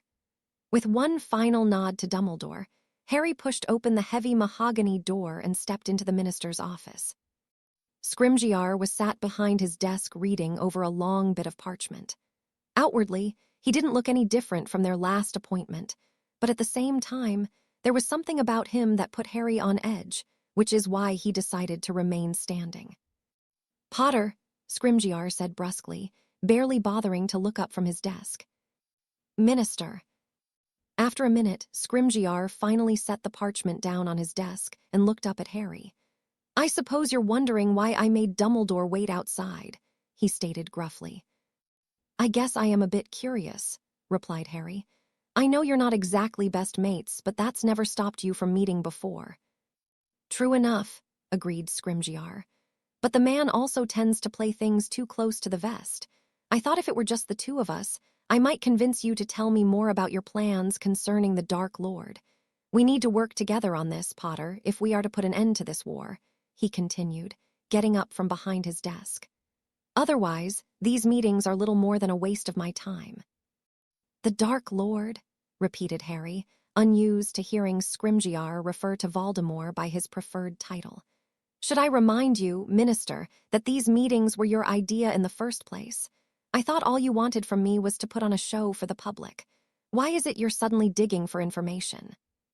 Impertinent brat, growled the minister. Well, if you'd rather do things the hard way, then so be it. Before Harry could even react, Scrimgeour had his wand out and pointed directly at him. Imperio.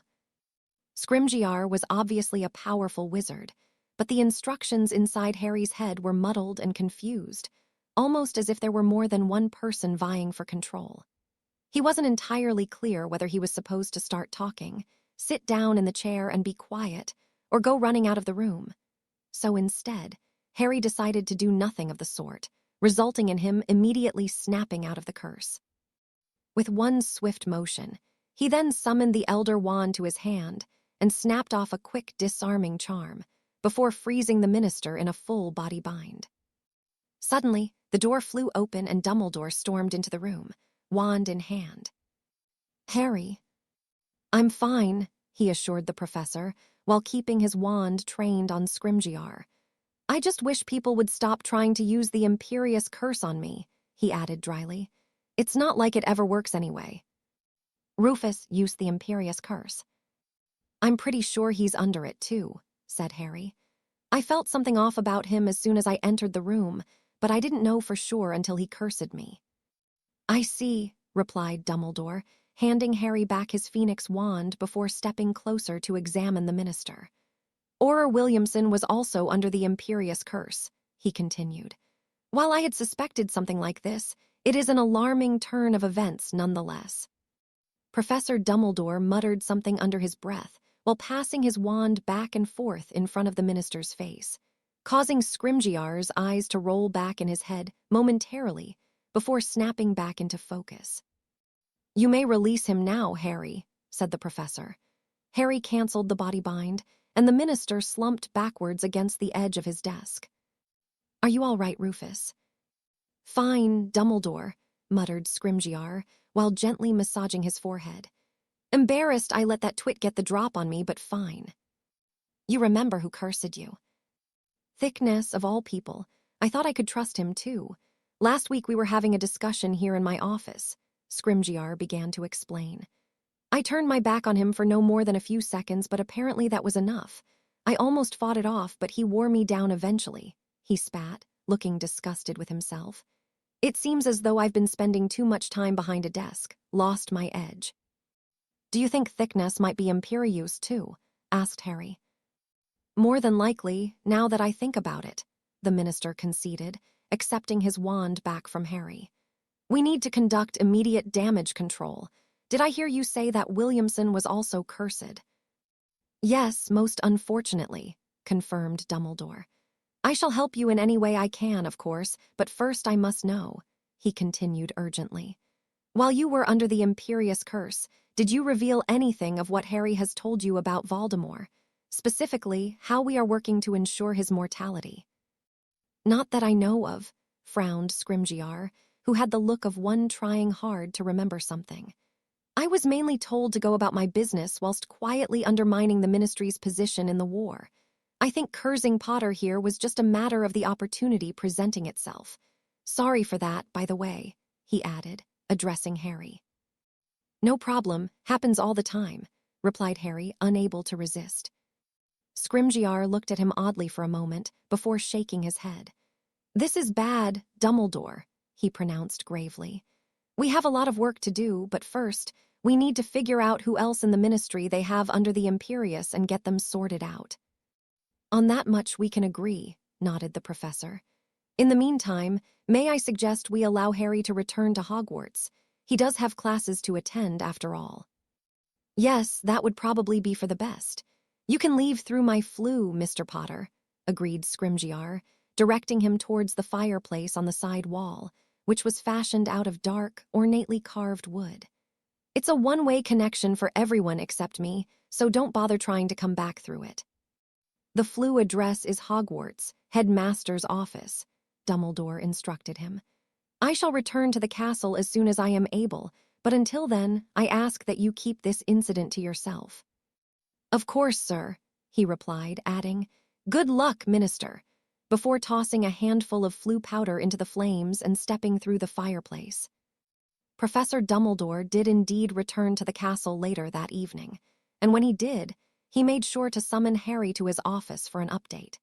In addition to Pew's thickness, 2 other heads of department and an even dozen ministry workers were found to be under the Imperious Curse, including several Aurors. The remainder of the day was spent undoing many of the decisions made by those who had been enthralled, including Scrimgeour himself, and instituting new protocols to help prevent against such a thing happening again. All in all, things could have been much worse, and likely would have been, had it not been for Dumbledore's suspicions and Harry's standing meetings with the minister. So, what had started off as a typical Monday had wound up with them scoring another small, yet important victory against Voldemort. The final week leading up to their OWLS was a near-constant stream of revision, talking about revision, and then, just to keep things interesting, more revision. Knowing how important the exams were for everyone, Harry had reluctantly agreed to suspend all Hogwarts underground meetings until they were done, which would leave them with barely more than a week to reconvene before the end of term. Dumbledore had continued to assure him that if all went according to plan, no one other than himself would be in any danger, but Harry wasn't willing to take that for granted. It was for that reason he made sure to grab time with Ron throughout the week in order to work through contingency plans, just in case things happened to go pear-shaped. Having concluded that he was just about as prepared for his exams as he would ever be, Ron was more than happy to take a break from revising to help out. Hermione, on the other hand, was on the complete opposite end of the spectrum from Ron. Apart from snapping at people for being too loud in the common room and obsessively rereading over 5 years' worth of notes, she had repeatedly cajoled both Ron and Harry into quizzing her, only to repeatedly snatch the books away from them so she could make sure she got the answer completely right. On the bright side, after a few days of this, the boys had figured out they could use the bushiness of Hermione's hair at any given moment as a sort of barometer for her current stress level, letting them know whether it was safe to approach her. On the Sunday evening before their exams, the professors from the Wizarding Examinations Authority arrived at Hogwarts, further ratcheting up everyone's anticipation. Harry, however, was feeling fairly confident. For starters, he had already taken his defense against the Dark Arts OWL, so that was one less exam to worry about. His spell casting in Charms and Transfiguration was also well beyond the 5th-year curriculum, so unless he completely botched the written exam, an O was well within reach for both subjects. Having 5 months with Professor Slughorn as a teacher instead of Snape had also done wonders for his potions, which went double for Neville, and he was reasonably confident that he could at least pull and exceeds expectations in all of his remaining subjects, except for perhaps divination. Breakfast the following morning was an unusually quiet affair. Harry looked around at his fellow fifth years while nibbling at his toast and saw Parvati muttering incantations under her breath, while Lavender had her eyes closed and was waving her butter knife around in front of her, appearing to practice wand movements. Instead of eating, Hermione was occupying her time by rereading achievements in Charming for at least the 4th time, and even Ron seemed too preoccupied to focus on his breakfast. Once breakfast was over, the 5th and 7th years milled about the entrance hall while the other students headed off to their lessons. At 9:30, they were called in groups back to the Great Hall, which had been completely rearranged in the short time they were waiting outside. The 4 house tables had been removed, and in their place were dozens of smaller square tables, each with a single chair arranged so that the occupants would all be facing the staff table. "Find your seats, please," called Professor McGonagall from the far end of the hall. "You have 2 hours to complete the theoretical portion of your charms OWL, or NEWT, respectively. This afternoon, you will report back to the chamber beside the Great Hall for your practical examinations. Any questions?" Harry looked around and saw many anxious faces, but no one asked any questions. "Good, then you may begin," said McGonagall, turning over the enormous hourglass on the desk beside her. With a deep breath, Harry turned over his paper and picked up his quill. A few desks ahead of him and to the right, Hermione was already hunched over her desk, furiously scribbling her answers. He glanced down at the first question, and the nervous feeling in the pit of his stomach almost instantly evaporated. A, give the incantation, and B, describe the wand movement required to make objects fly. His confidence returning in full force, Harry grinned slightly and began to write. At the 2-hour mark, Professor McGonagall used her wand to collect their papers and dismissed the students to the entrance hall. At Ron's insistence, Hermione begrudgingly refrained from making them go over every last detail of the exam they had just completed.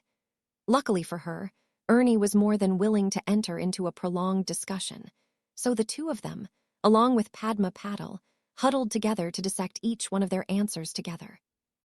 They were eventually ushered back into the Great Hall, where the house tables had been restored to their rightful places.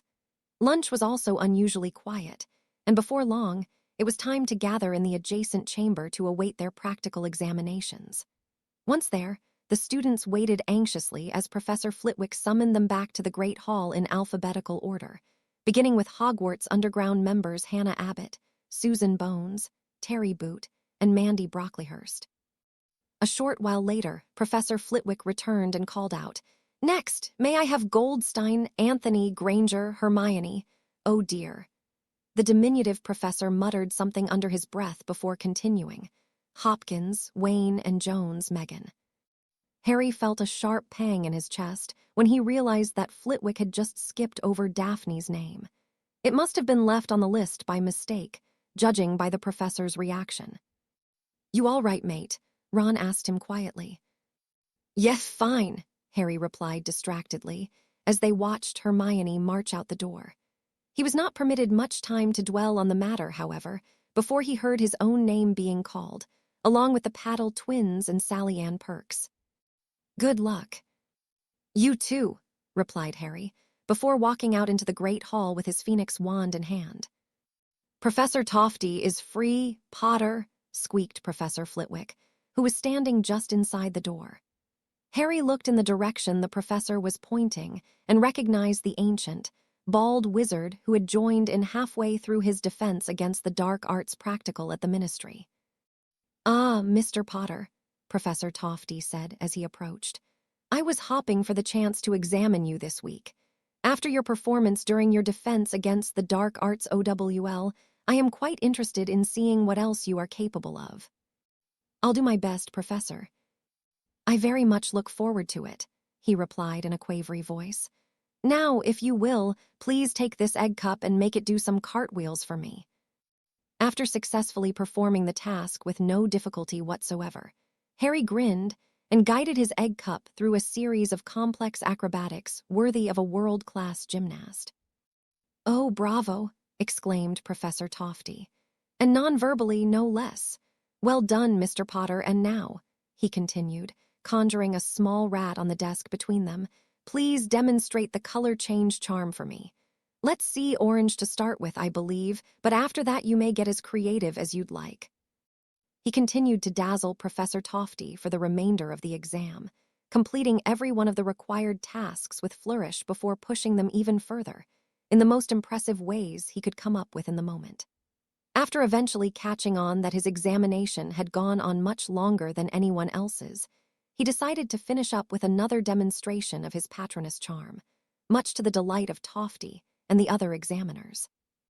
The following day was Transfiguration, so Harry stayed up late into the night going over every tiny detail and theory that Professor McGonagall suggested might appear on their exam. It was tedious work, but it turned out to be well worth the effort. By the time he'd finished with the written portion, Harry's brain may have felt like it had been transfigured into mush, but he still walked away feeling like he'd done rather well. "This way, Potter," said Professor McGonagall, as Harry stepped into the great hall for his Transfiguration practical. "Madam Marchbanks has requested you specifically." "Thanks, Professor," he returned with a confident smile, still grateful for the week of private lessons disguised as detention. McGonagall's only response was a curt nod and a slight twitch at the corner of her mouth, but Harry understood the message. He crossed the room to furthest table, where Professor Marchbanks had clearly been waiting for him. "Ah, there you are, Potter," said the ancient witch. "Let's see how much you've learned since I last saw you. Start with some of the basics. First show me your switching spell, and then you're going to vanish this iguana for me." Harry spent the next several minutes easily running through all the standard transfiguration tasks, although he attempted to do them as impressively as possible. For example, when asked to transfigure a plain stick into a spoon, he replicated one of the fancy silver spoons Aunt Petunia always made him polish, even though nobody ever used them. "Not bad, Potter, but you haven't exactly wowed me yet," the professor informed him towards the end of the exam. "Come on, impress me. You can choose anything you'd like." After a moment's thought, he quickly transfigured the table between them from wood into granite, and then conjured a large block of white marble, which settled on top of the table with a loud thud. A quick glance at Professor Marchbanks confirmed that she was at the very least intrigued, so he continued with his plan and focused all of his magic into transforming the hunk of marble before him, oblivious to the fact that nearly everyone in the Great Hall had stopped to watch him. "Now that is an impressive piece of transfiguration," declared Professor Marchbanks, getting up to walk around the table and inspect the finished product, a near-perfect marble bust of his girlfriend. "The detail is exquisite, not quite up to Michelangelo's standard, perhaps, but still rather extraordinary. I assume this was modeled after a real person." Harry nodded in confirmation. "And how long do your conjurations typically last?" I'm not actually sure," he admitted. "I usually just vanish them when I'm done, unless I'm in a fight or something." "Is that so?" Madam Marchbanks asked curiously. "In that case, I believe we shall keep this here on display until it disappears on its own. It should make for an interesting experiment." Not wanting to upset the professor in charge of assigning his grade, Harry reluctantly agreed, which led to him having to explain to a rather embarrassed Astoria at dinner why there was a statue of her in the Great Hall. The next day was herbology, which went reasonably well, and then Harry had Thursday off while everyone else was sitting their defense OWL even so. He managed to linger around the Great Hall during the afternoon session so he could peek in and see how the underground were faring with their practicals. On Friday, Ron joined Harry in having the day off while Hermione sat her Ancient Runes exam. It was a warm, sunny day outside, so they had sat near the open window in their common room to enjoy the breeze, while they lazily worked their way through a game of wizard chess. Ron was halfway through a dissertation on all the off-season moves he expected the cannons to make that summer when Hermione blazed in through the portrait hole looking frazzled. "What's wrong?" asked Ron. "Runes couldn't have been that bad, could it?" "I completely mucked up one of my translations," scowled Hermione as she paced around the common room. I mixed up a was and I was, and if I did that, then who knows what else I might have missed. Oh, I am going to fail everything, I just know it, she added miserably, finally plopping down into a nearby chair. Hermione, Ron said gently, moving to comfort her. If you get a single OWL below exceeds expectations, I swear I will burn every scrap of Canon's memorabilia I own and start supporting the Harpies. Hermione groaned and covered her face with her hands. Was the Ancient Runes exam really that hard? Asked Harry. No, I suppose not, she sighed after a moment, finally uncovering her face. You know, I completely forgot you were studying runes on your own. Have you made much progress? Sort of, shrugged Harry. I haven't spent as much time on it lately. I reckon I'm about halfway through the third-year material, and Astoria talks to me about what they're working on in class. That's good, Harry. Be sure to ask me if you need any help, replied Hermione before turning back to Ron. You're right, I'm sorry for getting so worked up, she told him, visibly more relaxed than she was before. Actually, you've been loads calmer than anyone expected, Ron admitted, while Harry nodded in agreement. Even so, try not to worry so much. You're bloody brilliant, and missing a question or two on a test isn't going to change that. Thank you, she replied gratefully, reaching out to squeeze Ron's hand. The bulk of the weekend was spent revising for Monday's potions exam, which wound up going much better than Harry ever would have predicted at the beginning of the year. Tuesday saw them out on the lawn near the Forbidden Forest for their care of magical creatures OWL, and then the following morning, the fifth years sat their astronomy theory exam. As well as everything had gone up to that point, Wednesday afternoon's divination exam, predictably, as ironic as that may sound, turned out to be an absolute catastrophe. Harry had done so poorly that Professor Trelawney would have seemed downright omniscient by comparison, to the point where Madame Marchbanks almost seemed tempted to end the exam early, just to spare him further embarrassment. We never should have taken the stupid subject in the first place, Harry grumbled to Ron, as they made their way back up the marble staircase. Well, at least we can give it up now. Yeah, agreed Harry. No more pretending to care about the different aspects of Uranus. And from now on, I don't care if my tea leaves spell die, Ron die. I'm just chucking them in the bin where they belong. They were both still laughing when Hermione caught up to them, fresh off of what had apparently been an acceptable performance in her arithmancy exam. After that, they had just enough time to eat dinner and review their star charts ahead of their astronomy practical. Fortunately, they had the following morning off after such a late night, as their final exam, History of Magic, was not scheduled until the afternoon. I'm just ready for this to be over with, muttered Harry as they entered the great hall, mostly to himself. He was mentally exhausted, and what he wanted more than anything was to shut off his brain for a while, maybe even go flying for a bit, and then get back to preparing for Voldemort. Finally, after 2 torturous hours of answering questions about wand legislation, the political machinations of European wizards during the 18th century, and the ever-fascinating goblin rebellions, Professor Tofty collected their exam papers. Their OWLs were finally complete.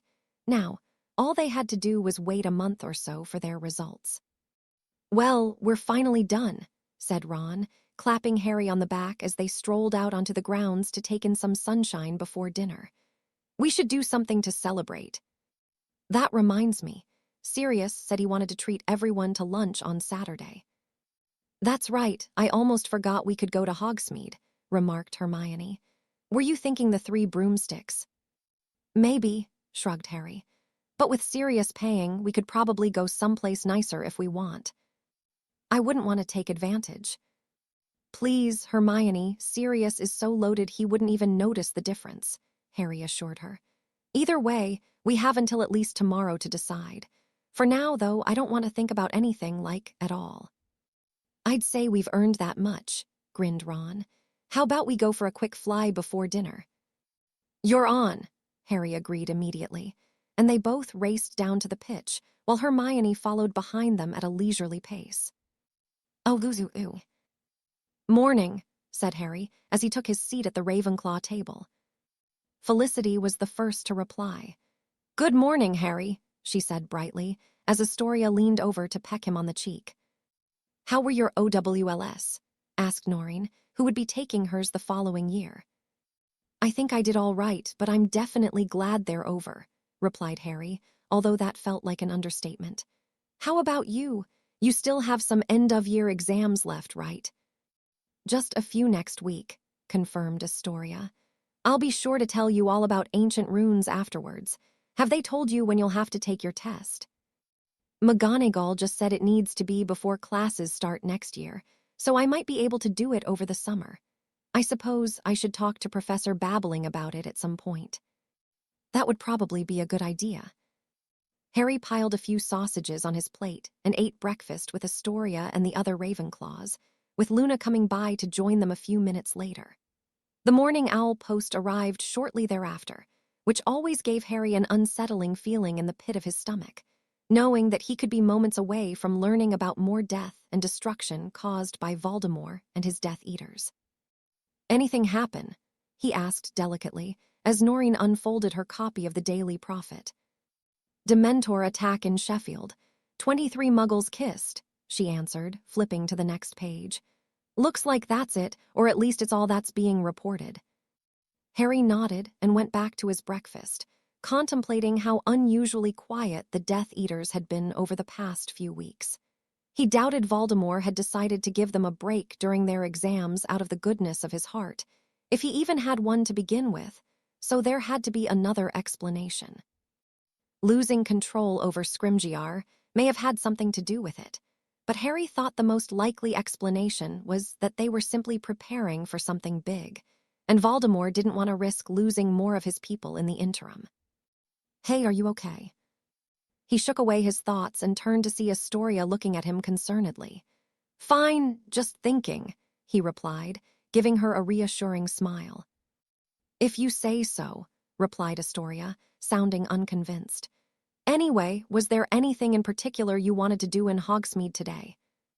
"Not really. I think most of us just want to get out of the castle for a while," said Harry. "That reminds me," he continued, addressing the other girls. "Would you three like to join us for lunch today? It's my godfather's treat, so you can order whatever you like." "That's nice of him," said Noreen. "Are you sure he wouldn't mind?" "Not at all," Harry assured them. "I talked to him about it last night. He said I could invite a few people and go someplace fancy, or I could bring a whole crowd with me to the 3 Broomsticks, so that's what I picked," he explained.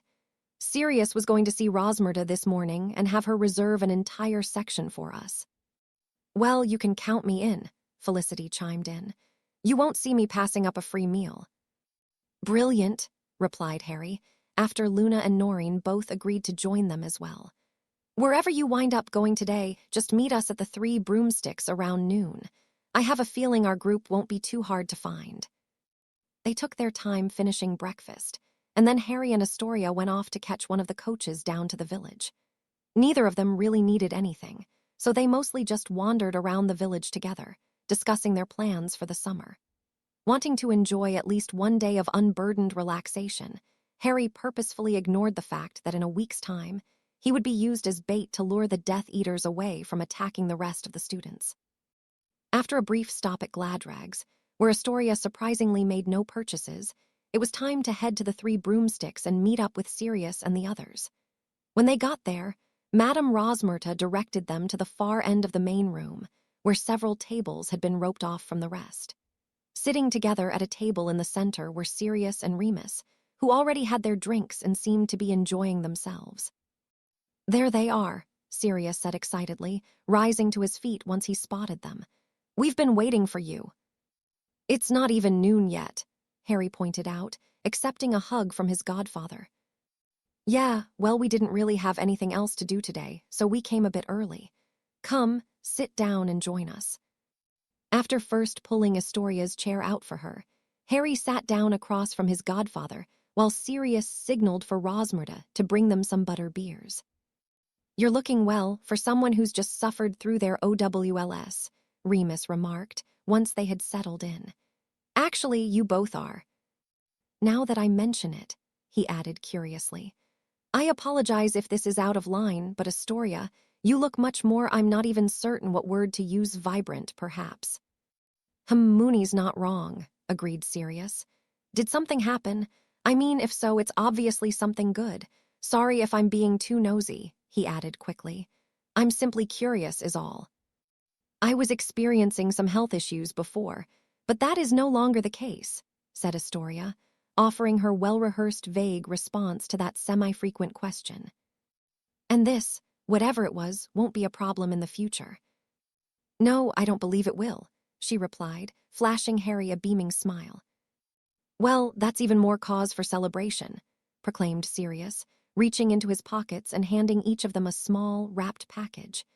Harry opened his and saw that it was a small hand mirror, not at all dissimilar from the two-way mirrors he used to communicate with Sirius. I was able to track down another set for the two of you, Sirius happily explained. I thought you might prefer this to writing back and forth all summer. Maybe one day we can figure out how to link them to more than one mirror, but for now, Harry will just have to hang on to two of them. This is brilliant, Sirius, thank you. Yes, thank you, echoed Astoria. These will certainly make the summer more bearable. That's the idea, grinned Sirius, visibly pleased by their reactions. Hey, it looks like some more of our party have arrived. Even though it was still a bit early, Harry wasn't surprised when he turned around to see Fred and George cutting across the room towards them, followed closely by Ron, Hermione, and even Ginny. After they all exchanged greetings, Rosmerta stopped by the table to drop off Harry and Astoria's butterbeers and take everyone else's orders. With that settled, they quickly fell into lively discussion, mostly centered around their various exams and other goings-on at Hogwarts. At one point, during a natural lull in the conversation, Harry leaned over and whispered to George. You know, I'm honestly surprised you're both still here, he confessed. I half expected you to take off the second you finished your last NEWT, probably whilst making some big spectacle to announce the shop opening up. Ah, just wait until dinner tonight, George replied mysteriously. The spectacle, as you so rightly put it, will be that much more effective having the entire school in the same place at the same time. You know what? I'm actually relieved to hear you say that. I was beginning to worry you two were going soft in your old age, Harry replied cheekily. Never, George returned with a slap on the back. And watch who you're calling old. What are you two talking about? Ginny inquired from across the table, eyeing them both suspiciously. Just a little business, dear sister, said George. Don't you worry, though all will be revealed in due time. Does this have to do with you opening your joke shop? George stared back at her with his mouth hanging open, unable to formulate a response. Having heard Ginny's comment, Fred broke off his conversation with Remus, his expression mirroring that of his twin. What? I've heard you both talking about it, said Ginny, in response to her brother's incredulous appearance. Not sure what you mean, replied George, albeit unconvincingly. Perhaps you were too busy snogging young Mr. Corner to properly understand whatever it was you thought you heard. I ditched Michael ages ago and don't change the subject, countered Ginny, rolling her eyes. Are you two opening your shop or what? Fred and George both looked at one another and shrugged. I suppose there's no sense in hiding it now. No, I suppose not. We almost made it without ruining the surprise. Almost. Yes, Ginny, began Fred. The grand opening of Weasley's Wizard Wheezes is set for tomorrow. Diagon Alley's latest and greatest destination for all your joking and pranking needs, added George. We're making the big announcement at dinner tonight, so keep that to yourselves for now, will you? After a round of congratulatory words and handshakes, Ron looked at his brothers and frowned. He clearly had something on his mind, appearing to struggle with something for a moment before finally making his thoughts known. Hang on, how did you get the money for a shop in Diagon Alley in the first place? That can't be cheap, he pointed out suspiciously. You two aren't involved in anything dodgy, are you? The twins exchanged glances. And what's it to you, little brother? Ron's ears turned slightly red at the challenge. I mean, if you're up to anything that could get the family in trouble, then I think we have the right to know, he responded defiantly. I gave them the money, Harry suddenly chimed in, attempting to head off an argument. 8 heads immediately turned his direction, 3/4 of them wearing open-mouthed expressions, while the other 2 shrugged at one another and relaxed back into their seats. I gave them my Triwizard winnings last year and told them to use it for their joke shop. It's going to be brilliant, he concluded, sitting back to await their reactions. That is extremely generous, Harry, offered Remus. Why didn't you tell me? Astoria asked him. Didn't feel like it was my secret to tell, shrugged Harry. Doesn't seem like it really matters anymore, though. Besides, it's not worth fighting over. Well, I for one plan to be one of your first customers, announced Sirius. It'll be just like the good old days, right, Moony? Let's hope not, Remus answered wryly. Ron gave Harry an odd look, and for a moment Harry was afraid his best friend's old jealous tendencies might be rearing their ugly head. But then Ron turned back to his brothers and began laughing. Mum's gonna do her nut when she finds out, he cackled, his face beginning to redden.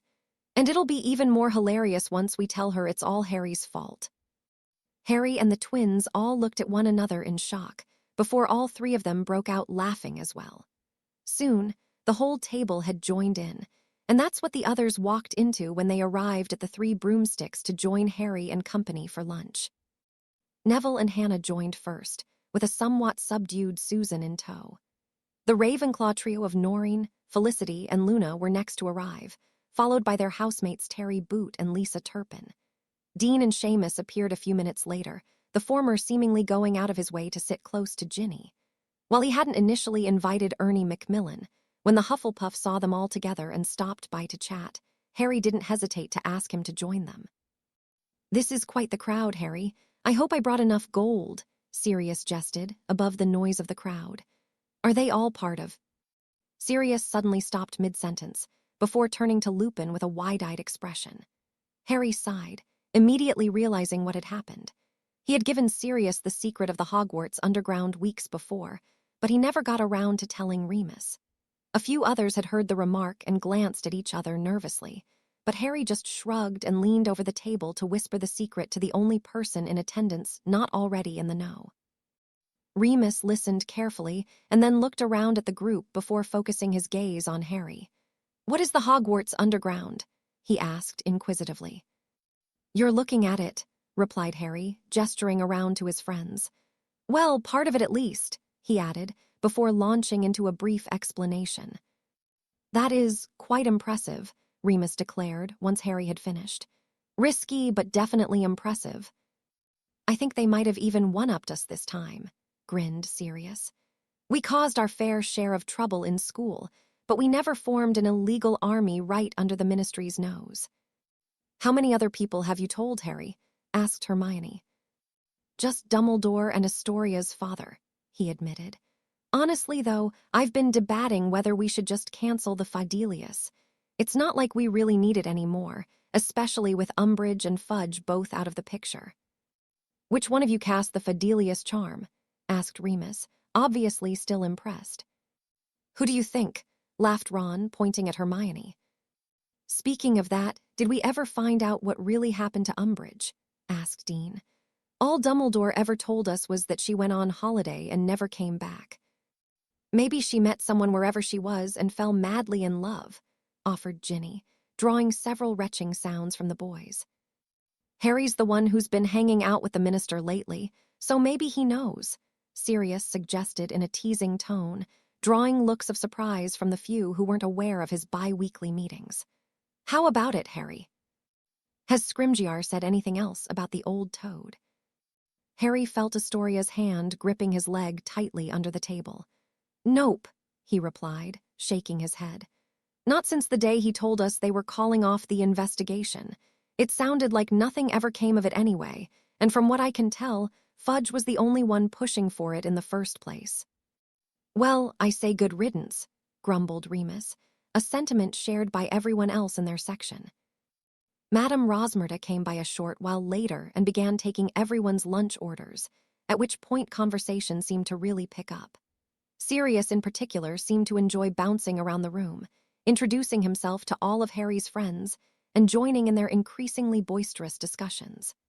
They ate, They laughed. They shared stories. Just what they all needed after the stress of their exams, not to mention the ongoing war outside the castle walls.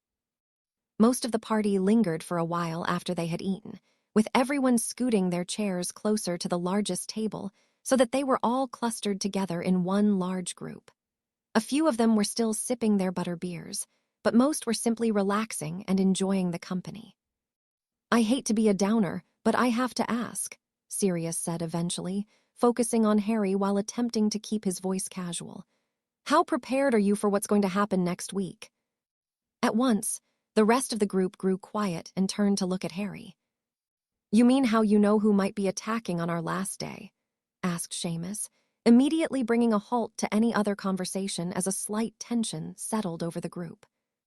Harry flashed Sirius an annoyed look and then took a peek behind him to see if anyone was close enough to listen in.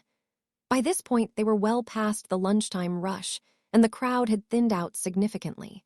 So Harry drew his wand and cast a privacy spell over their entire group. "Voldemort attacking on the last day of term isn't just a possibility," he began slowly, pointedly ignoring how half of them still flinched at hearing the name. "We know for a fact that's his plan, only his target isn't the school itself, or even the students." "What are you saying, Harry?" asked Hermione.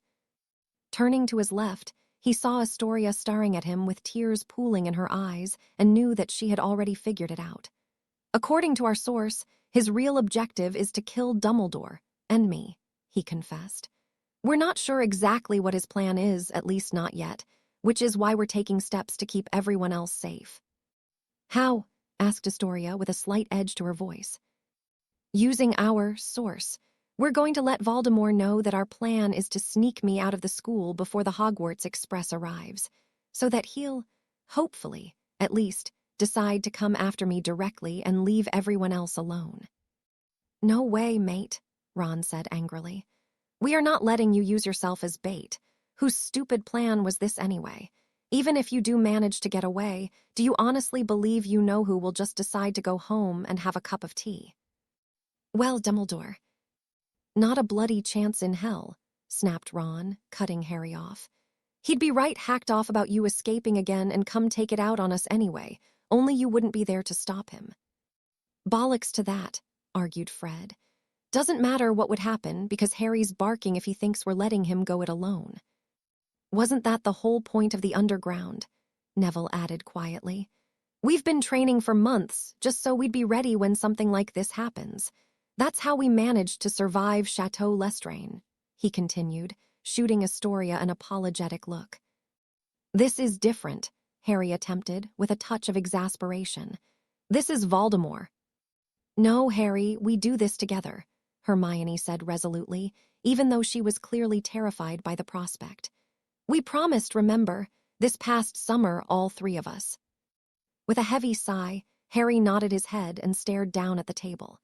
While he understood their point, it would destroy him if anyone else was killed because they chose to help him. Moody had tried to convince him that those who make the decision to fight understand what it is they're signing up for, and even Dumbledore had said something similar, but it was different when people were fighting for him, wasn't it? "Why?" Astoria asked him in a small voice. "Why didn't you tell me?" Harry's heart broke ever so slightly at the look of hurt on his girlfriend's face. "I'm sorry," he murmured in reply. "I promise I was going to tell you, all of you. I just didn't want to worry anyone, especially with exams and whatnot. I swear I wasn't going to just sneak off and face Voldemort without telling anyone." "You'd better not," she replied sternly. "That's not how we do things, Harry. We're honest with each other." "Let us help you, mate," said Ron, adopting an earnest tone. Harry nodded in resignation. "I'll talk to Dumbledore," he sighed. "I can't promise he'll go along with it, but it's not like that's ever stopped us before." "I probably shouldn't approve of this, but I find myself doing so anyway," Sirius suddenly chimed in. "You obviously have something special here," he continued, gesturing to the group as a whole, "and it would be a shame to let it go to waste." Harry looked around the room and saw the resolve on his friends' faces and couldn't help but feel moved by their dedication, both to him and to the cause they all shared. "You know, Dumbledore once told me that I have some really wonderful friends," he revealed, chuckling quietly to himself. He took another look around the room, being sure to make eye contact with each of them in turn. I have to say, the old man definitely got that one right.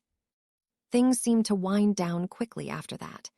Sirius got up to close out their tab only a few minutes later, and then after a final round of goodbyes, both he and Remus headed home. Most of Harry's group also decided to call it a day and head back to school. Only the weather was still so nice that they all mutually agreed to a leisurely stroll back to the castle, rather than taking the carriages. On the way, Harry couldn't help but ponder the unexpected turn their lunchtime conversation had taken and what it might mean for everyone. "What are you thinking about?" Astoria asked him, as they walked hand in hand back up the path leading to Hogwarts. "Take a guess," Harry responded dryly. "Are you angry?" "What? No, of course not," he denied, squeezing her hand reassuringly. Harry sighed heavily. "I'm scared," he admitted, quietly enough that none of the others could hear him. "I've known for a long time that I might not live through this, but to be perfectly honest, imagining an outcome where I survive and my friends don't is even worse." "Please, you can't think that way," said Astoria, her tone almost pleading. "We're all going to make it through this and live happily ever after, remember." Harry suddenly stopped walking and turned to face Astoria.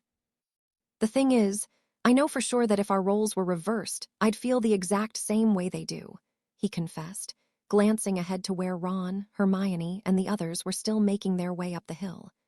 "But at the same time, it's been hard for me to let go of the idea that I'll wind up leading them all to their deaths, especially after Daphne. I don't think I could stand to lose them, and I know I couldn't stand to lose you." "Oh, Harry." Astoria reached up to take both sides of Harry's face in her hands and pull him into a deep kiss. His hands automatically went to her waist and pulled her in closer, where they stayed for several long moments before finally breaking apart. "You're not going to lose your friends, and you are most certainly not going to lose me, not now, not ever," whispered Astoria, reaching up to tousle his hair. "I have big plans for you, Harry Potter, so you'd better believe I'll be sticking around," she added cheekily. "Oh yeah, what sort of plans?" He grinned in reply, but Astoria just smiled back at him coyly. "I guess you'll just have to wait and see," she replied. "Oi, lovebirds," George shouted from up ahead. "Hurry up, you're falling behind." Laughing, Harry reclaimed Astoria's hand and set off up the path, feeling somewhat less burdened than before. Several birds were loudly chirping in the surrounding trees as they rejoined their friends, lightening their hearts as Hogwarts came into view just up ahead. Finally nearing the end of their journey, they were just approaching the front gates when a loud crack sounded just to the right of them. Harry recoiled in horror as a maelstrom of green scales and black cloak appeared before them, the enormous, yet all too familiar serpent thrashing about wildly as it repeatedly sank its fangs into its victim. Screams erupted from all around as Harry pulled Astoria behind him and drew his wand, but he found himself frozen in place, unable to find any opportunity to intervene. Somehow, the wizard managed to roll himself over as he struggled with the beast, so that Harry was finally able to get a good look at his face. "Snape." Hermione audibly gasped when she recognized who it was, her hands shooting up to cover her mouth. Shaking himself out of his paralysis, Harry attempted to hit Nagini with a few stunners, but they appeared to have no effect. Even so, the great snake eventually slowed down and stopped moving, which was when Harry finally noticed the dagger protruding from the base of her skull, the very same goblin-made dagger they had imbued with basilisk venom only weeks before. Moving quickly, Harry banished the lifeless python away from Snape's limp form and rushed to the man's side. Already pale to begin with, Snape's face was now almost completely white, with the exception of the blood pouring from the wound in his neck. There were damp spots all over his customary black cloak, confirming for Harry that he had suffered multiple bites and desperately needed medical attention. "Hannah," he called out over his shoulder. "Hannah, get over here and see if you can stop the bleeding." "Potter," Snape gurgled weakly, reaching up with a bloodied hand to grab Harry by the front of his robes. For an odd moment, Snape appeared to look through him, and Harry could have sworn he saw something like regret stirring behind the former potion's master's dark eyes. "He knows," Chapter 44, The Ambush. Potter, he knows. Snape gurgled weakly, as the bloodied hand grasping at Harry's robes went limp and dropped to the ground. Hannah. It's not working, the Hufflepuff replied shakily, as she repeatedly attempted to heal the deep puncture wounds on the professor's neck. No matter what I do, they just won't stay sealed. Damn, Harry swore loudly. We need to get him to Madame Pomfrey, let's go. Harry quickly fired off a Patronus message to Dumbledore, before hastily levitating Snape off the ground and setting off on a light jog towards the castle. What about the snake? Neville called after him. Burn it, answered Harry. No, we may need it to create an anti-venom, Hermione shouted in response. Fine, then bring the head and burn the rest, Harry replied without looking back, continuing to move as quickly as he could up the pathway while keeping moderate control of Snape's floating form. Before Harry even reached the castle, Dumbledore appeared in a flash of fire with Fawkes hovering just over his shoulder. Without a word, he bent down to examine Snape's condition, but what he discovered only seemed to intensify his look of grave concern. With a display of strength belying both his age and stature, Dumbledore lifted Snape's prone body into his arms and muttered, "Hospital wing, Fawkes," before flaming away again, just as the others were catching up to Harry. I got the head," wheezed Neville, holding up a burlap sack while clutching at his side. "Took me 5 tries to cut the blasted thing off, though. Fred and George burned what was left." "Good job," said Harry. "Come on, we need to get up to the hospital wing." "Will someone please tell us what's happening?" Felicity practically shrieked. "That was Voldemort's snake," he explained, as they walked briskly up the stairs and into the castle, eliciting a few gasps from those who were unaware. "For reasons I can't explain right now, killing it was Snape's job. He obviously succeeded, but..." Harry decided not to give voice to what he was thinking, instead choosing to quicken his pace towards the hospital wing, while allowing his mind to drift back to Snape's ominous message. He knows.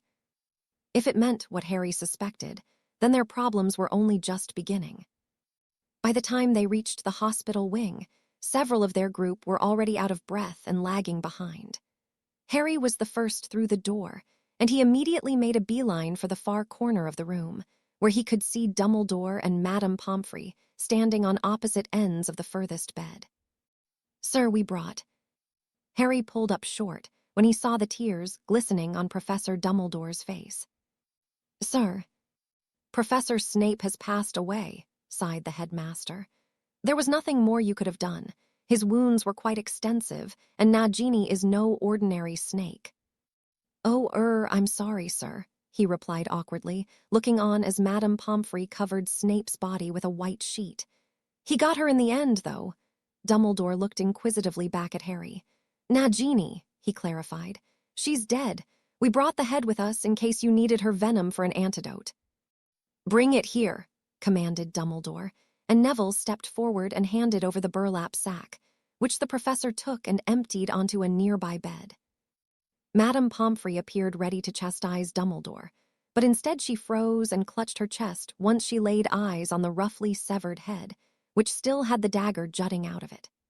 Dumbledore quickly began casting what Harry assumed were detection spells over the head, his expression slowly morphing into one of grim satisfaction. It would appear that our hypothesis was correct, and that Severus succeeded in his final mission. "He did, sir, but there's more. The last words he said to me were, 'He knows,'" Harry said urgently, causing the headmaster's eyes to widen slightly. "He knows, sir. What if he goes to check on the others? What if he comes here?" "If Tom indeed suspects that we know about his safeguards, then I agree that his next course of action will be to verify the status of the others," Dumbledore concurred, while appearing to deliberate his own next move.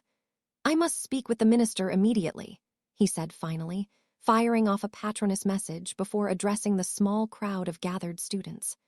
"Professor McGonagall will be here momentarily. All students will be required to return to their common rooms, where they will remain until further notice." "Sir, you can't just leave," Harry replied incredulously. "What if Voldemort does show up? What are we supposed to do?" He felt Astoria step up beside him and clutch his arm, though his eyes remained locked on Dumbledore's. Worried muttering broke out amongst the students, causing the headmaster to offer additional explanation. "I cannot deny that it is a possibility," he admitted, addressing the students while keeping his gaze focused on Harry. "However, I do not believe that to be an immediate concern. As you no doubt recall, the protective enchantments surrounding the castle have been strengthened since the war began in earnest, and I also have spells in place that will alert me the second Voldemort sets foot on Hogwarts grounds," he explained, as reassuringly as he could. "But sir—" But before Harry could finish his thought, Dumbledore stepped closer to speak to him directly. "For obvious reasons, Hogwarts will likely be Tom's final stop. That is, if he even decides to risk coming in the first place," said Dumbledore, only much more quietly. "My intention is to ask Rufus to immediately deploy Aurors to both the school and to Hogsmeade, and also to warn him that Bellatrix Lestrange will likely attempt to access her vault at Gringotts. But I admit that there is a risk," continued Dumbledore, heading off Harry's protest. "However, I believe it is one we would be wise to take. We cannot risk allowing Tom to isolate us in the school with no support, which is why it is imperative that we call for reinforcements before it is too late to do so. Sending a message that could be intercepted or overheard, such as a patronus, may do more harm than good, which is why I must attend to this matter personally. I shall not be gone for long." Harry wanted to argue, but he saw the logic in Dumbledore's plan even if it did seem risky. Still, Harry couldn't help but worry that Dumbledore was once again overestimating Voldemort's patience, though he sincerely hoped that he was wrong. He did not have time to dwell on it, however, because Professor McGonagall entered the hospital wing a moment later, her expression so tight that her mouth was little more than a thin line dividing her face. "You understand the situation," said the headmaster to his deputy, who nodded curtly in response. "Members of the Order will be arriving shortly to help patrol the school. I ask that you send 2 teachers to Hogsmeade to collect any students remaining in the village. If something were to happen, they will be much safer here in the castle." After delivering his final instructions, Dumbledore left for the ministry, while Professor McGonagall instructed the students to return to their common rooms. Harry begrudgingly agreed to comply with the order, but not before nearly giving her a heart attack, by using his wand to roughly extract Sirius's dagger from Nagini's skull. "Do you really think V. Voldemort will come here?" Astoria asked quietly, as they made their way through the corridors. "Yeah, I do," he confirmed. "It's only a matter of time." "Harry," Hermione said worriedly, "do you happen to know if Professor Dumbledore sealed off the secret passageways into the school?" Harry immediately stopped walking.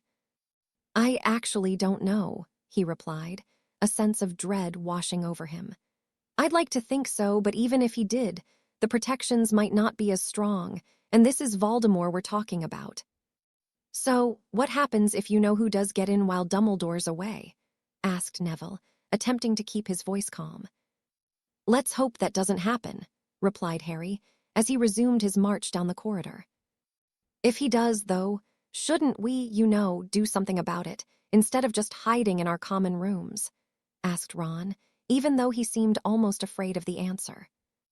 Harry stopped again and turned around to see a mix of fear and grim resolve staring back at him. He had to admit that Ron had a point, tactically speaking. While Harry wasn't entirely keen on the idea of initiating a confrontation with an angry Dark Lord, there was no denying that they were unlikely to find themselves in such an advantageous position ever again.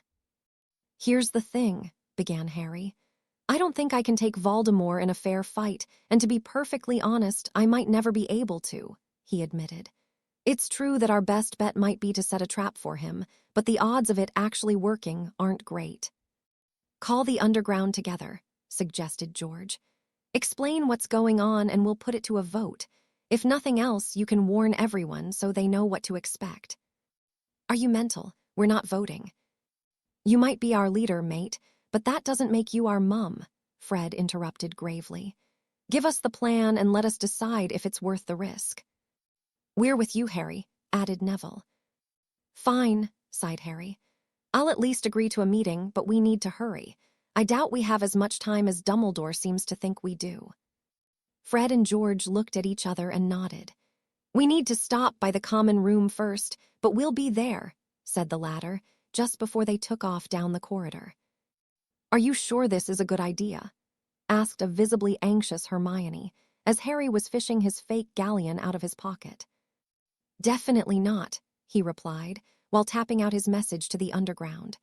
"Come on, let's get up to the room and wait for the others." 20 minutes later, nearly all of the Hogwarts underground had gathered in the room of requirement, including the entirety of the combat team. From what Harry could see, a few of the third-year students were missing, and he didn't see the Paddles or Cho's friend Marietta, but otherwise, they seemed to have a full roster.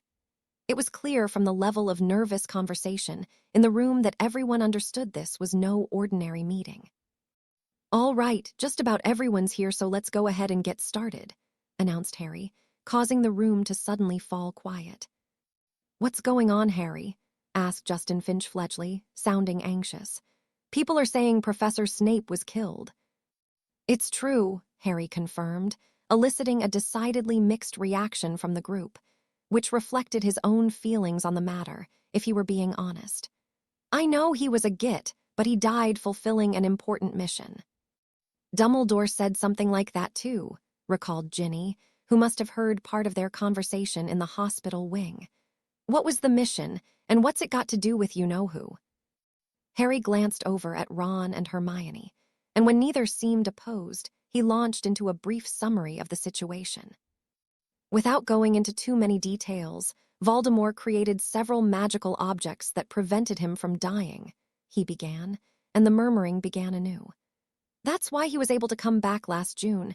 Even though his body was destroyed when he attacked me as a baby, he never actually died." "How is that even possible? Are you saying he can't be killed?"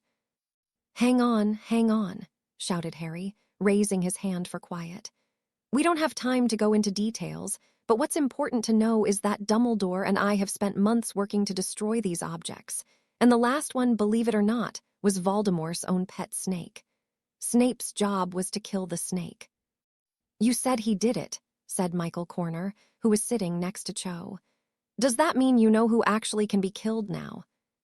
"That's right," nodded Harry, setting off a round of excited whispers.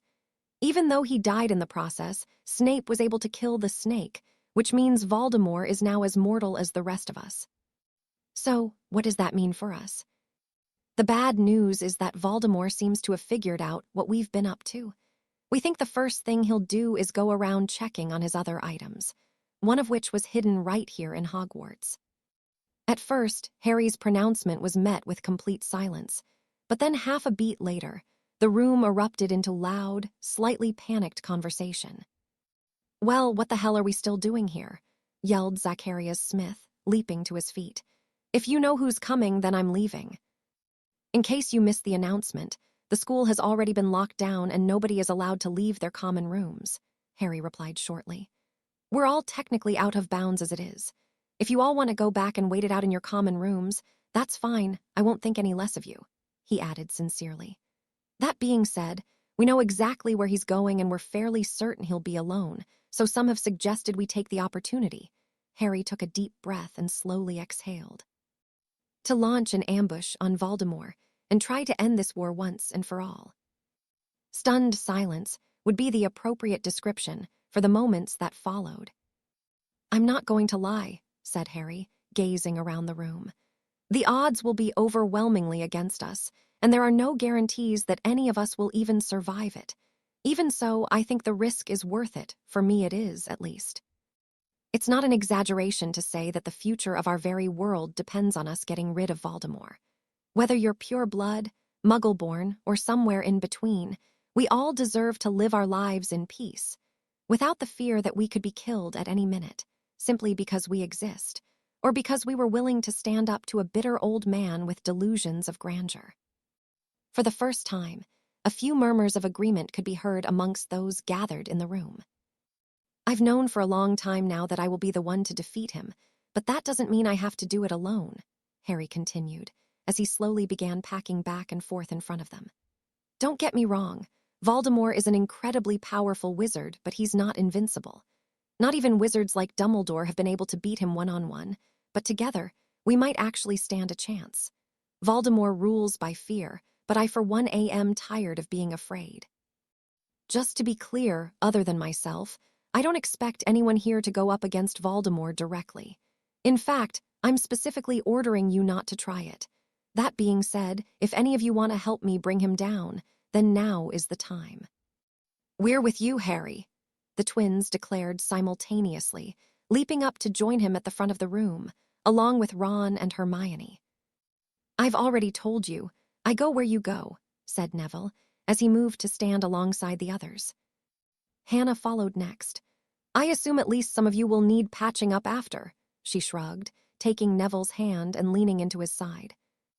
After that, there was a massive movement to join Harry.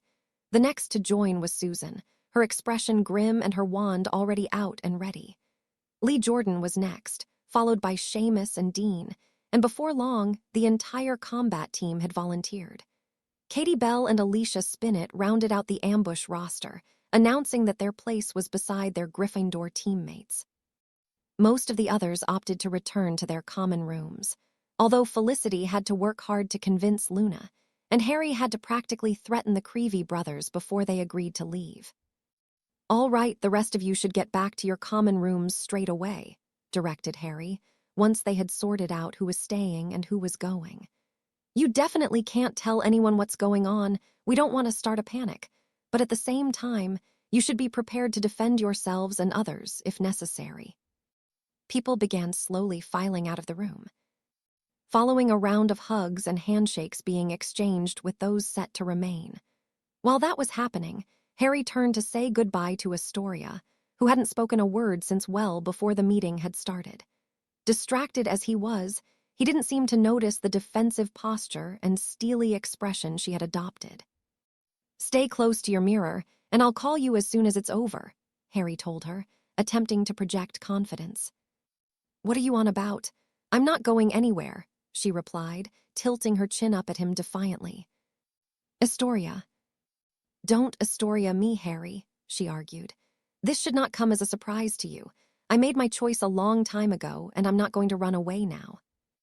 Harry rubbed his cheek in frustration. Not that I don't appreciate it, but you really need to leave, he attempted once more. I won't be able to protect you and fight Voldemort at the same time. You know I can't risk losing you. I need you to be safe. If we've learned anything this year, it's that nowhere is safe, countered Astoria. And it won't be until this war is over. I know I'm not a fighter, but my magic has been much better, much stronger since you cured me.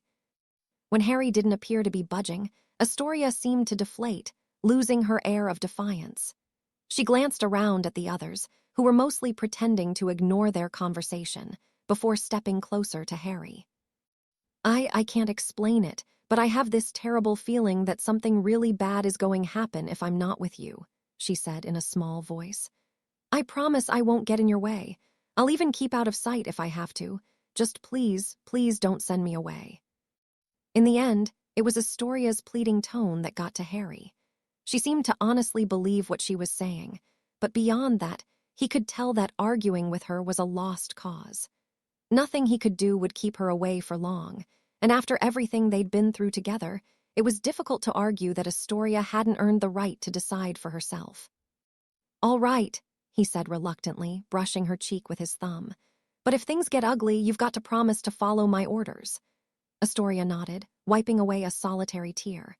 Hang on to this, too, just in case, added Harry, handing over the dagger Snape had used to kill Nagini, which had since been covered in a conjured scabbard. It's imbued with basilisk venom, so whatever you do, don't touch the blade. Oh, all right, she replied, awkwardly accepting the slightly used weapon. So, what's the plan, Harry? He turned around to see everyone looking at him expectantly.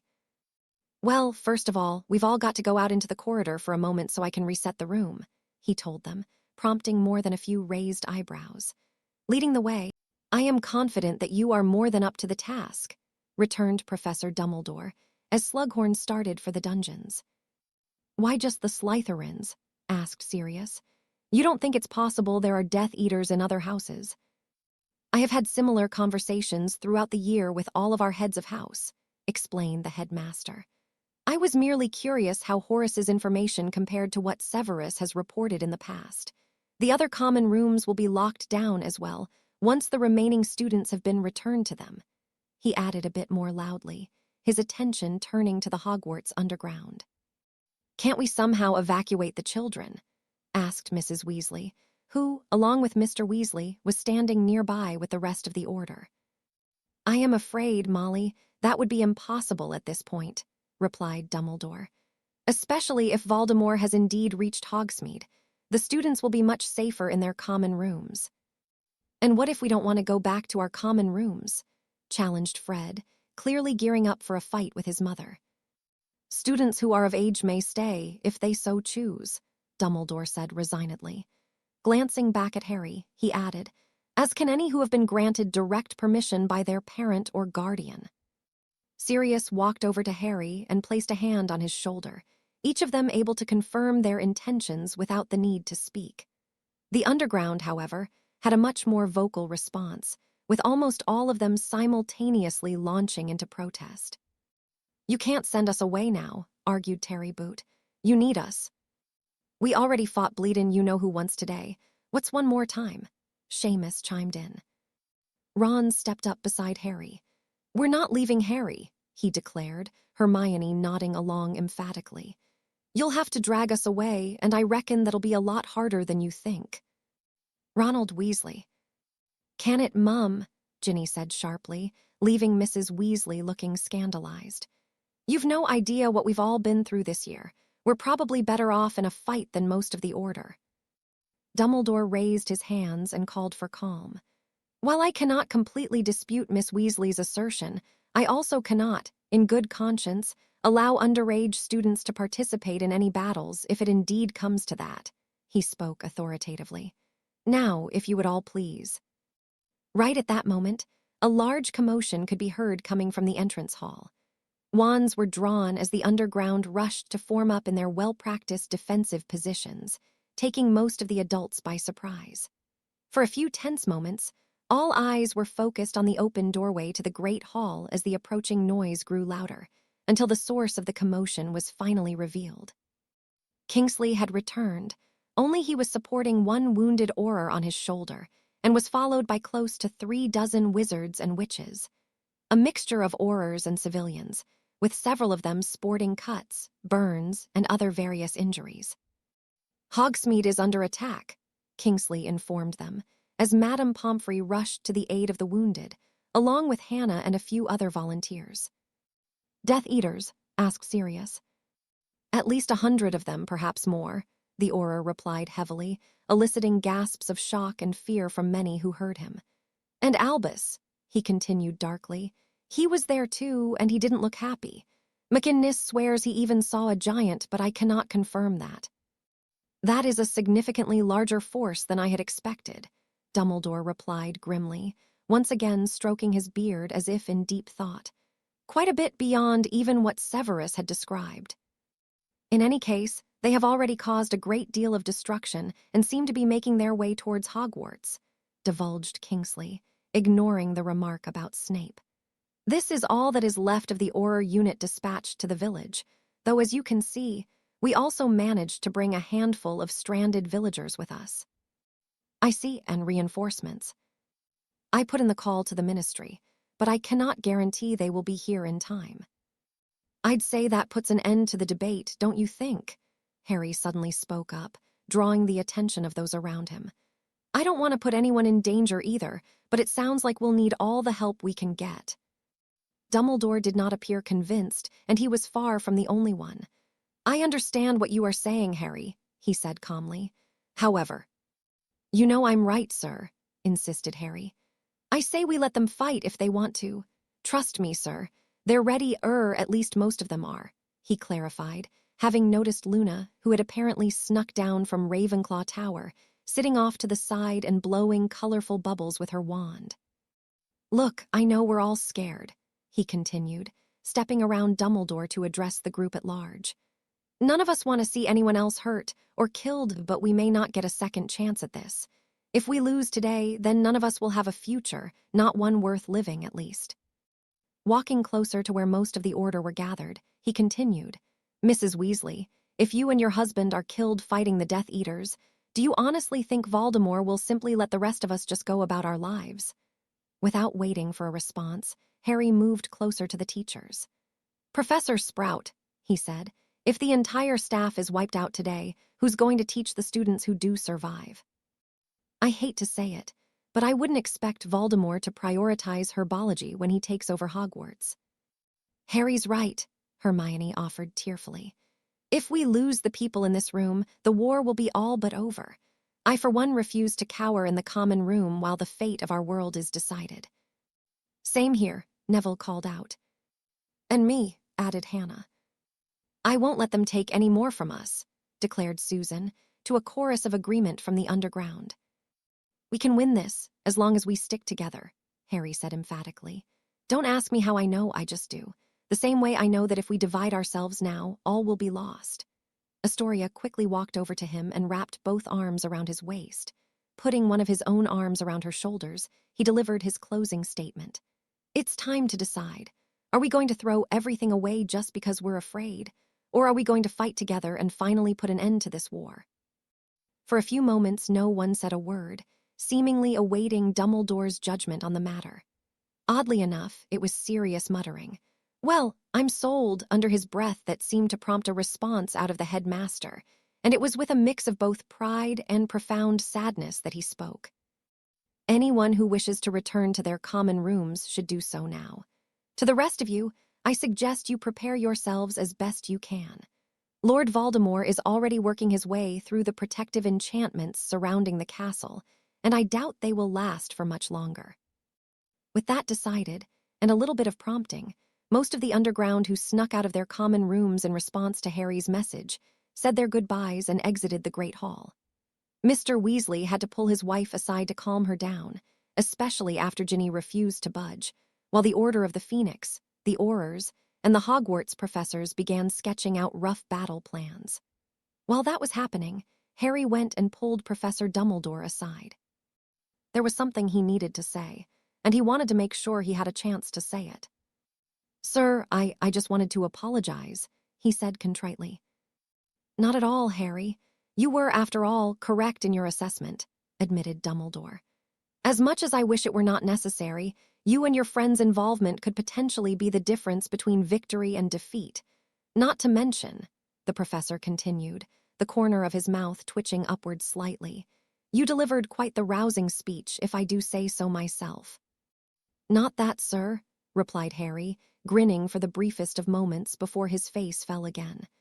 I meant about the plan to ambush Voldemort. I know you said not to engage him, but I couldn't see us ever having a better chance to catch him off guard. Ah, I see, nodded the headmaster. It would be one thing if it actually worked, he went on. But instead, we only succeeded in making him angry. If I had just let him go, then we wouldn't even be in this position in the first place. Perhaps, said Dumbledore, but then again, perhaps not. Harry looked back at him quizzically. Tell me, Harry, how do you believe Voldemort would have reacted, having received final confirmation that all of his Horcruxes had been destroyed? Not well, I'd imagine. I should think not, said the professor. I will admit that my mind envisioned several terrible outcomes as I raced back from the ministry. Believe me when I say that you and your friends managing to force Lord Voldemort to retreat, while somehow avoiding any serious injuries of your own, is fairly close to the best-case scenario. Harry nodded thoughtfully. I suppose so, he reluctantly agreed, though he would have felt much better about it if they had actually succeeded in killing the Dark Lord. Once this is all over, you shall have to show me your memory of the event, Dumbledore requested.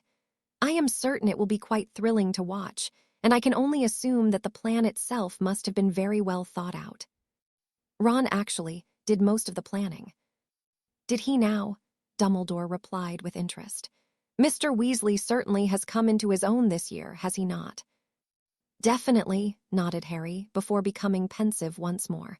Sir, he hesitated, when we were fighting, Voldemort told me that I should have used the killing curse.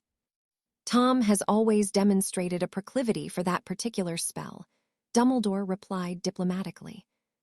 Do you think he was right? Asked Harry, almost afraid of the answer. Not that I'd want to or anything, he clarified. It's just that if I had used it for my first spell, then all this could have already been over all those people in Hogsmeade. I believe I understand what you are saying, but I would advise you not to dwell too heavily on questions of what if, counseled the headmaster.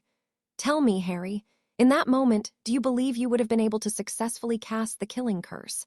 Had you ever done so before? I've never tried before, but considering it was Voldemort, I don't know, maybe, he replied uncertainly. I guess it would have been pretty risky to try it. Looking back, my first spell was a silent Bombarda Maxima at close range, and he still managed to deflect most of it. And who is to say what would have happened then, had your opening attack been even less effective? Dumbledore posited, prompting Harry's mind to quickly come up with several worse outcomes. The what-if game can be played in both directions, Harry, although we tend to convince ourselves that things would always work out for the better, if given a second chance. I think I see what you mean, sir. Do not be so quick to condemn your past decisions, Harry, especially whilst your story is still being written, advised Professor Dumbledore. After all, one can never tell where their path might ultimately lead. One day, you may look back on your life and recognize many wondrous things which you might never have experienced, had it not been for something that you regretted at the time. That actually makes a lot of sense, sir, replied Harry, his eyes flitting towards Astoria, who was watching him closely from across the room. I am glad you agree. Now, may I suggest you spend these last few minutes of peace with your loved ones? Dumbledore suggested. Time, after all, is our most valuable resource. I'll do that, sir. Thanks again. Chapter 45, Hold the Line. Harry's first stop after speaking with Professor Dumbledore was to go see Sirius. The man had done a fair job of restraining himself when Harry first arrived, even if his eagerness to speak with him was written all over his face. As it so happened, Sirius was already engrossed in conversation with Remus and Tonks, which he quickly broke off once he noticed Harry approaching. You look well, all things considered, declared Sirius, grasping Harry by both shoulders and giving him a once-over. That makes one of us, Harry snarked back, eliciting a chuckle from his godfather. I saw you on the map earlier. I'm glad Voldemort didn't bump into you on his way up to the 7th floor. You and me both, kiddo, replied Sirius, shivering at the thought. So, are you ready for this? He said, gazing out the window. Voldemort and 100 Death Eaters against a ragtag bunch of schoolteachers, teenagers, and assorted has-beens, plus a handful of Aurors. I wouldn't be so quick, count us out, cautioned Harry, with a hint steel in his voice. Some of the people in this room are worth a dozen Death Eaters by themselves. Hopefully they'll underestimate us, too, even if we don't give them much time to regret it. Sirius gave Harry an appraising look. You're right, sorry for getting sulky, he sighed, glancing over at Remus and the rest of the order. You know, it's easy to see why everyone listens to you, he added, with a touch of pride. You even managed to win over most of the adults. Whatever happens next, I know James and Lily would be proud of the man you're becoming. Thanks, Sirius, Harry replied earnestly. And don't worry, we'll get through this. Sirius nodded in agreement, but Harry could tell he wasn't entirely convinced. I know, why don't we plan to take a trip somewhere? He suggested. I've never even left Britain before, and a change of scenery might be nice after all this. That's not a bad idea, replied Sirius, a grin slowly forming on his face. All right, you've convinced me. I've even got a few destinations in mind that would be perfect for us. He glanced briefly to the side, something over Harry's shoulder apparently catching his eye. Maybe we can even convince your girlfriend's father to let her join us for part of the trip. I'm pretty sure she's waiting for you, so why don't you go ask her? Harry turned around to see Astoria standing by herself near the windows, patiently watching his conversation. Sirius patted him on the shoulder one last time and walked back over to Remus and Tonks, who were now locked into a discussion with Kingsley and another Auror. With that, Harry crossed the room to join his girlfriend, who met him halfway and immediately wrapped him in a hug. How are you doing? He murmured quietly. I don't think I'll ever get used to this, she confessed. I feel like my heart has only just slowed back down to normal, but I'm sure that won't last. It'll all be over soon. I know, she sighed. How's Sirius? Fine, for the most part, replied Harry. We were just talking about how it might be nice to go abroad for a while. That does sound nice. Yeah, I thought so, too. He even suggested we try and convince your father to let you come along for part of it. Astoria laughed. 2 months ago, I would have said there was no chance, but apparently breaking our family's ancient curse means you can now do no wrong in his eyes, she told him. He'll probably want to come along too, though, just to chaperone. I suppose I can live with that, said Harry, a slight grin momentarily breaking through his otherwise serious demeanor. Listen, Astoria, we probably only have a few minutes left before they break through.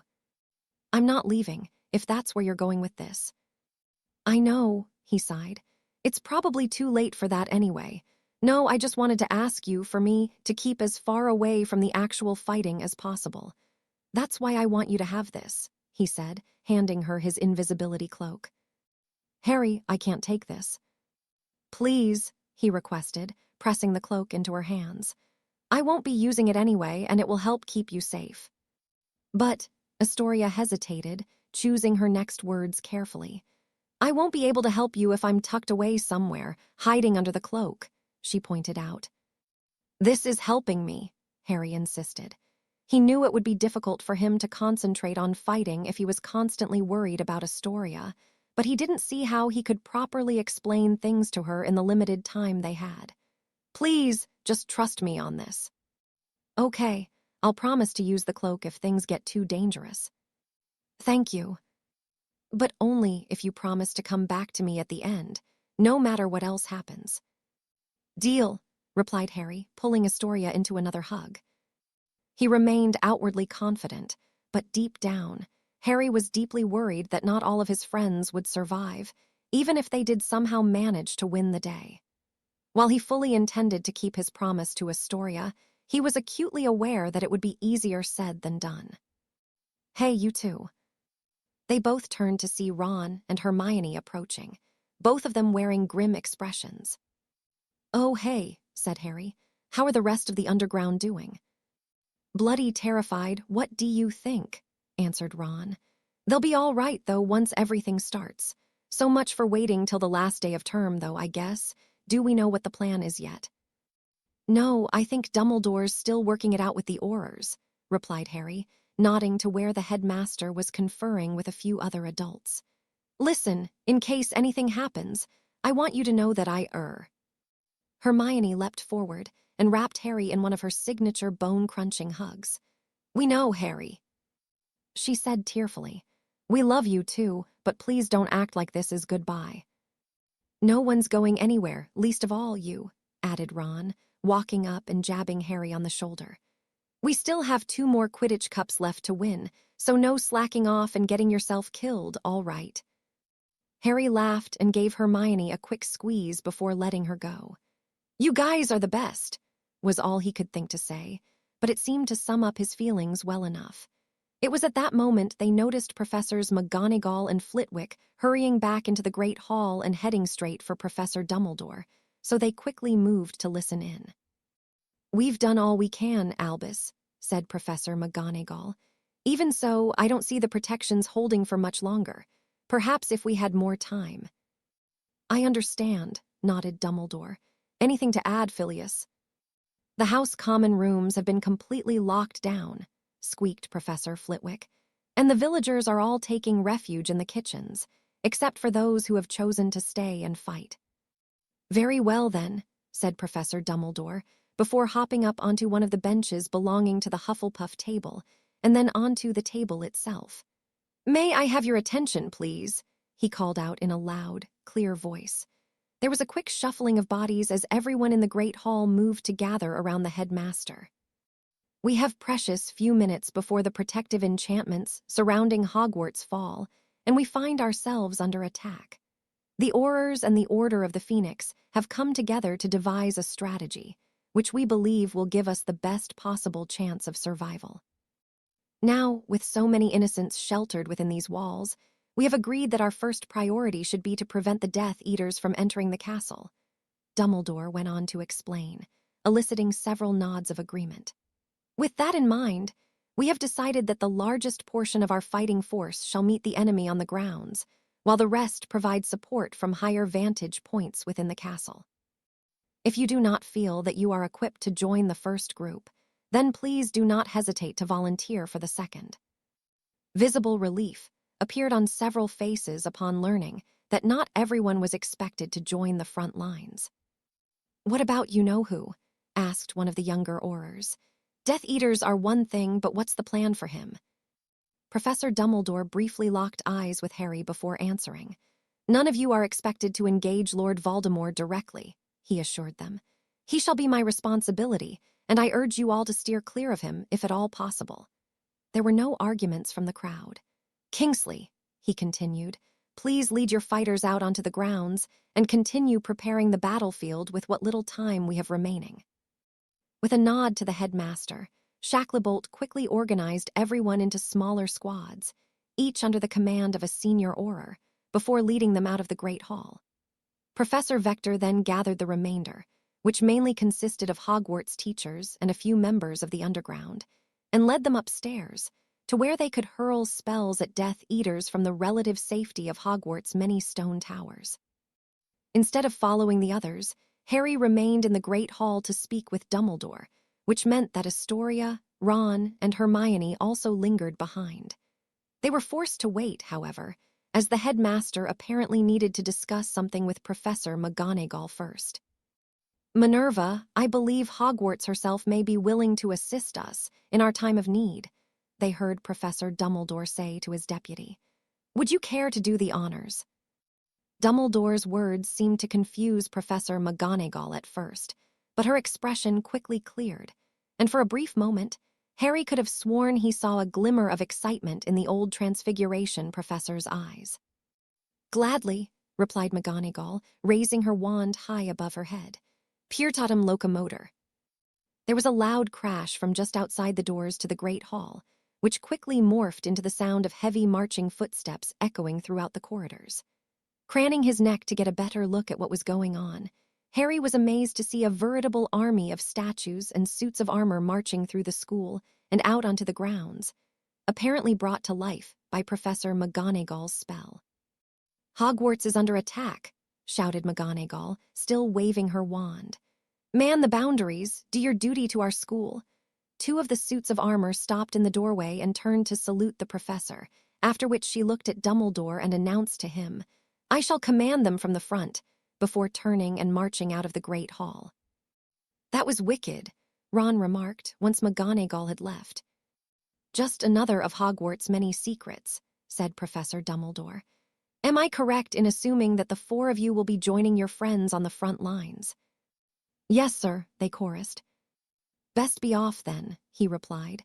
"I fear our time is growing short. A word, Harry." Harry nodded to the others, who reluctantly left to wait for him outside. "Do you think this is it, sir? The end, I mean," he asked, once he and Dumbledore were alone. "It seems likely, although we cannot say with any certainty," replied the professor, confirming what Harry had already been thinking. "Although, while we have undoubtedly found ourselves in a difficult situation, I remain optimistic," continued Dumbledore. "I believe that Tom's discovery of the destruction of his Horcruxes and your semi-successful ambush may have driven him, in his anger, to overplay his hand." "What do you mean, sir?" "I simply mean that while his forces outnumber our own at the moment, Voldemort is not currently operating from a position of strength," explained Dumbledore. "You personally helped thwart his efforts to gain control of the Ministry. Several of his top Death Eaters have been killed, and perhaps most importantly, he is once again fully mortal.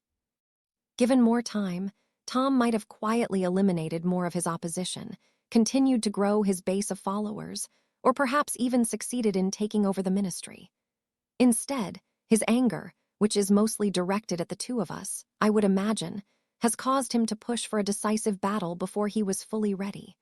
This may ultimately be his undoing, regardless of what happens here today." Harry swallowed hard and looked up at Dumbledore. "So, I really might have to kill him today unless he kills me first, he said quietly, voicing the thought that had been gnawing at him for the past few hours. Perhaps, or perhaps not, the professor replied enigmatically. But the prophecy. Remember what we discussed before, Harry, said Dumbledore. Prophecies can be tricky things. Their true meanings are often only decipherable in hindsight, he explained. For now, I recommend you put the prophecy out of your mind and focus on the task at hand, which, by the way, is what I intended to discuss with you in the first place. Right, sorry about that. No need to apologize, replied Dumbledore. I simply wish to, perhaps unnecessarily, request that when Tom does eventually enter the battle, the two of us face him together. Harry hadn't been expecting that, but he had to admit that it made sense. Aside from being one of the better fighters, he was probably more familiar with Dumbledore's style than anyone else, which meant they would likely work well together. At the end of the day, how much influence would the prophecy actually carry over the events that were about to unfold? Surely, taking down Voldemort with Dumbledore's help would still count, would it not? I think that's a good idea, sir, Harry said finally. And, well, if I don't get a chance to say it later, I just want to thank you for all the help you've given me. You are very welcome, Harry. I can honestly say that it has been a genuine pleasure watching you grow this year, Dumbledore replied earnestly, his eyes twinkling behind his half-moon spectacles. Shall we make our way out onto the grounds? As they left the Great Hall, Harry and Professor Dumbledore were joined by Ron, Hermione, and Astoria, who had been lingering in the entrance hall.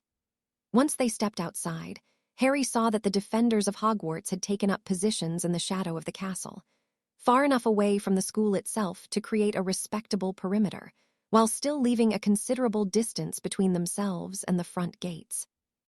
On either side of the path leading up to the main entrance, 2 rows of narrow trenches had been gouged into the earth, running parallel to the castle walls. The excess dirt had been used to make low ramparts for the people in the trenches to duck behind, giving the defenders ample cover. The foremost trench was mainly occupied by Aurors, the Order, and a few of the professors, including Flitwick and McGonagall. 10 meters behind them in the second trench were the Underground and the Hogsmeade villagers, and in front of them all were the dozens of animated statues and suits of armor commanded by Professor McGonagall. As they were walking down the steps, Harry suddenly stopped and squinted in the direction of the front gates. "Did you feel that, sir?" he asked Dumbledore. "I did," the professor replied gravely. "It will not be much longer before they break through." "Hang on if the protections fall. What's to stop the Death Eaters from just apparating into the castle?" asked Ron, sounding somewhat panicked. "Ah, a valid concern, Mr. Weasley, but one which you may rest assured will not come to fruition," answered Dumbledore.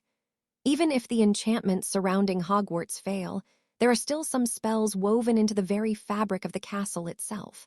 The spells preventing apparition are one such example, and only the headmaster has the authority to remove them." "Is that anything like that old tower we visited on our first lesson?" inquired Harry. "Precisely," replied Dumbledore, nodding approvingly. "Apparition within the grounds may be possible once the outside protections fail, but not within any reasonable distance of the castle itself." "That's good to know." "Quite," nodded Dumbledore. "And now, if you will excuse me, I must join Kingsley at the front. Good luck to you all," he said, and then hurried the rest of the way down to the front line, where he hopped into the trench between Kingsley and Professor McGonagall. "You 3 should go join the rest of the Underground," Harry told the others. "They need someone they can trust to lead them. I'm sure the Aurors are good, but they have no idea what everyone's capable of," he added, addressing Ron and Hermione specifically. "You're our leader, Harry," Hermione pointed out. "I know, but I need to be up front with Dumbledore," Harry attempted to explain. "That's what he wanted to talk to me about. We're going to fight Voldemort together." Astoria clutched at Harry's arm, while Ron and Hermione exchanged worried looks. "Well, as soon as old Snakeface shows up, you've got to do what you've got to do," Ron conceded, grimacing at the thought. "But until then, it wouldn't hurt to stand with the rest of us, would it?" Just up ahead, Harry spotted more than a dozen brave members of the Hogwarts underground lingering in the rearmost trench, anxiously awaiting the onset of the battle. Fred and George were standing on either side of Ginny, most likely offering her words of either encouragement or reassurance, while Lee Jordan looked to be doing his best to entertain Angelina. Neville was standing shoulder to shoulder with Susan, wands out and at the ready. Hannah had opted to stay inside and help Madame Pomfrey prepare to receive any wounded. Cormac McLaggen appeared to be deep in conversation with one of the Aurors, probably boasting, based on his expression, while Seamus, Dean, Terry Boot, and Michael Corner were anxiously staring in the direction of the front gates. Most of the Order of the Phoenix were up front with Dumbledore, including Sirius, Remus, Mad-Eye, Bill Weasley, and both Weasley parents. Professors McGonagall and Flitwick were the only other teachers in the foremost trench, with the exception of Hagrid, whose enormous size made it difficult for him to even fit, let alone duck behind the rampart. The only Aurors Harry recognized were Kingsley and Tonks, but there were just over a dozen up front, with a few more assigned to supervise the fighters in the rear trench. With little more than 10 meters between the front and back rows, Harry didn't see what would stop him from moving forward if needed. Besides, Ron had a point. They had survived their previous encounters by standing together, so why stop now? "You're right," Harry admitted. "Let's go join the others."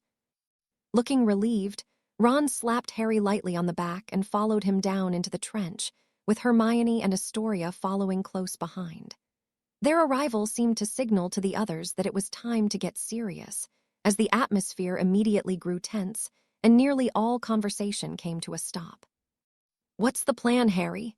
asked Fred, as the underground members on either side of the center path gathered closer to the late arrivals. Professor Sprout, who had been lingering near Susan, seemed surprised at how readily they all turned to Harry for instructions. "We're outnumbered, so our main focus will be on protecting ourselves and each other," Harry replied, while Ron nodded in agreement. "That means we're relying on you too," he said to Fred and George, who exchanged nods of their own before signaling their understanding to Harry. "Other than that, we want to try and keep the Death Eaters as far away from our position as possible, but that might be easier said than done." "Hang on, kid, who put you in charge?" barked a tall Auror with close-cropped brown hair.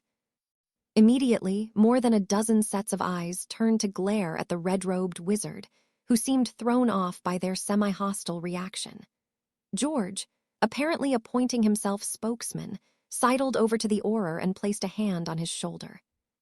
"Listen, mate, I'm sure you're a spiffing Auror and all," he began, speaking in a friendly but serious manner.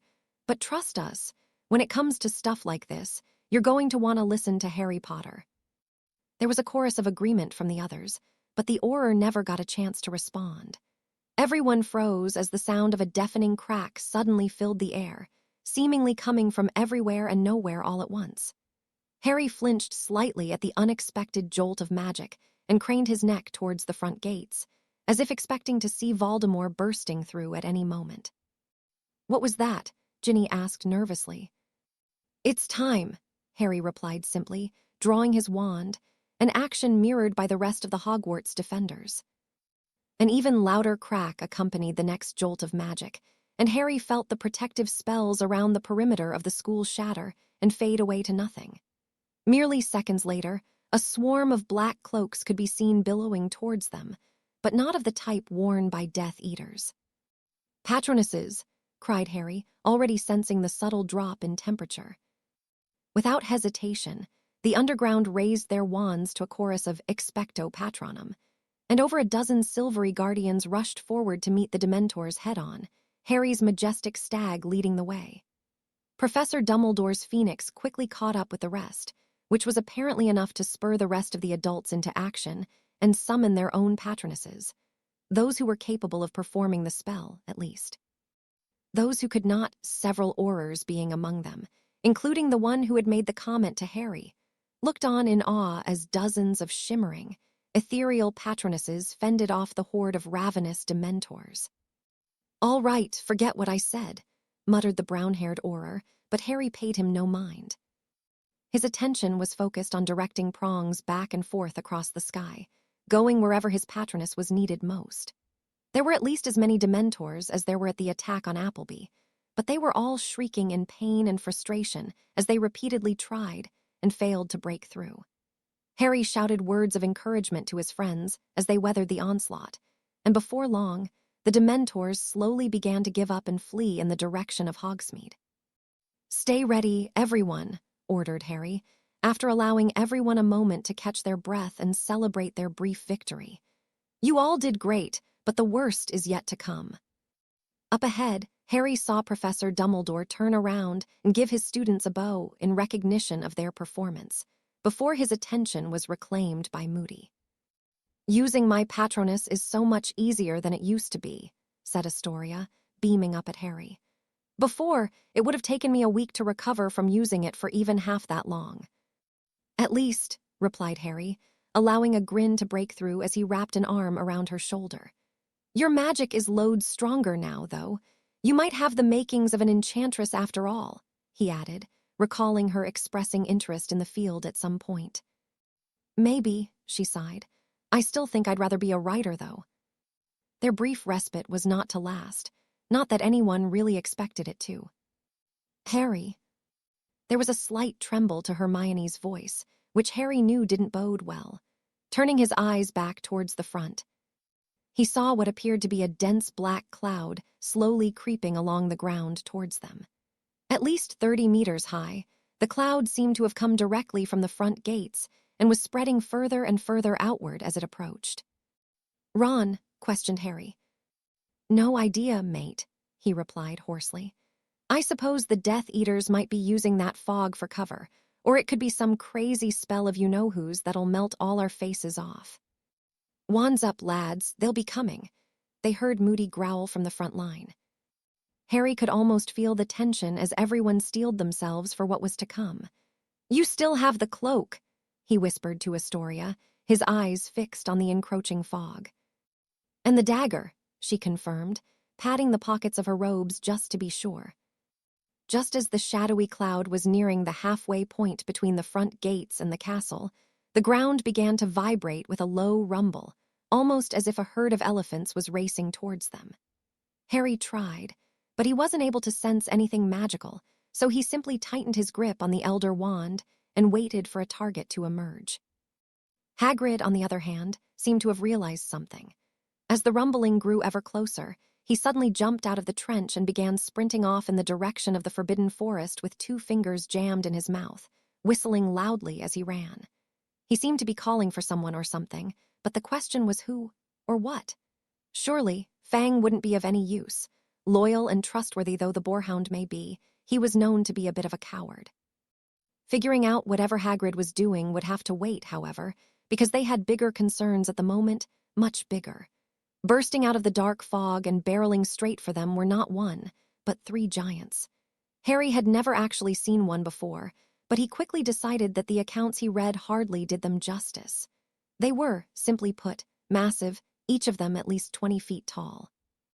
Standing slightly taller than the others, the one in the middle wore a helm the size of a bathtub on his head and was wielding a large, 2-sided axe that looked capable of cutting through large trees with a single swing. The other 2 giants had shaggy black hair and wore tattered rags for clothing, and they were each carrying enormous clubs the size of tree trunks. Moody yelled out something, but Harry couldn't hear it over the shouts and screams of those around him. In any case, spells immediately began raining down on the giants, both from the trenches and from inside the upper windows of the castle. But with giants being highly resistant to magic, most of their spells simply bounced off of them, having no effect whatsoever. Having slightly better luck at slowing down their attackers were the Hogwarts suits of armor, which, at the direction of Professor McGonagall, swarmed the giants and began hacking at their legs with their swords, axes, and halberds.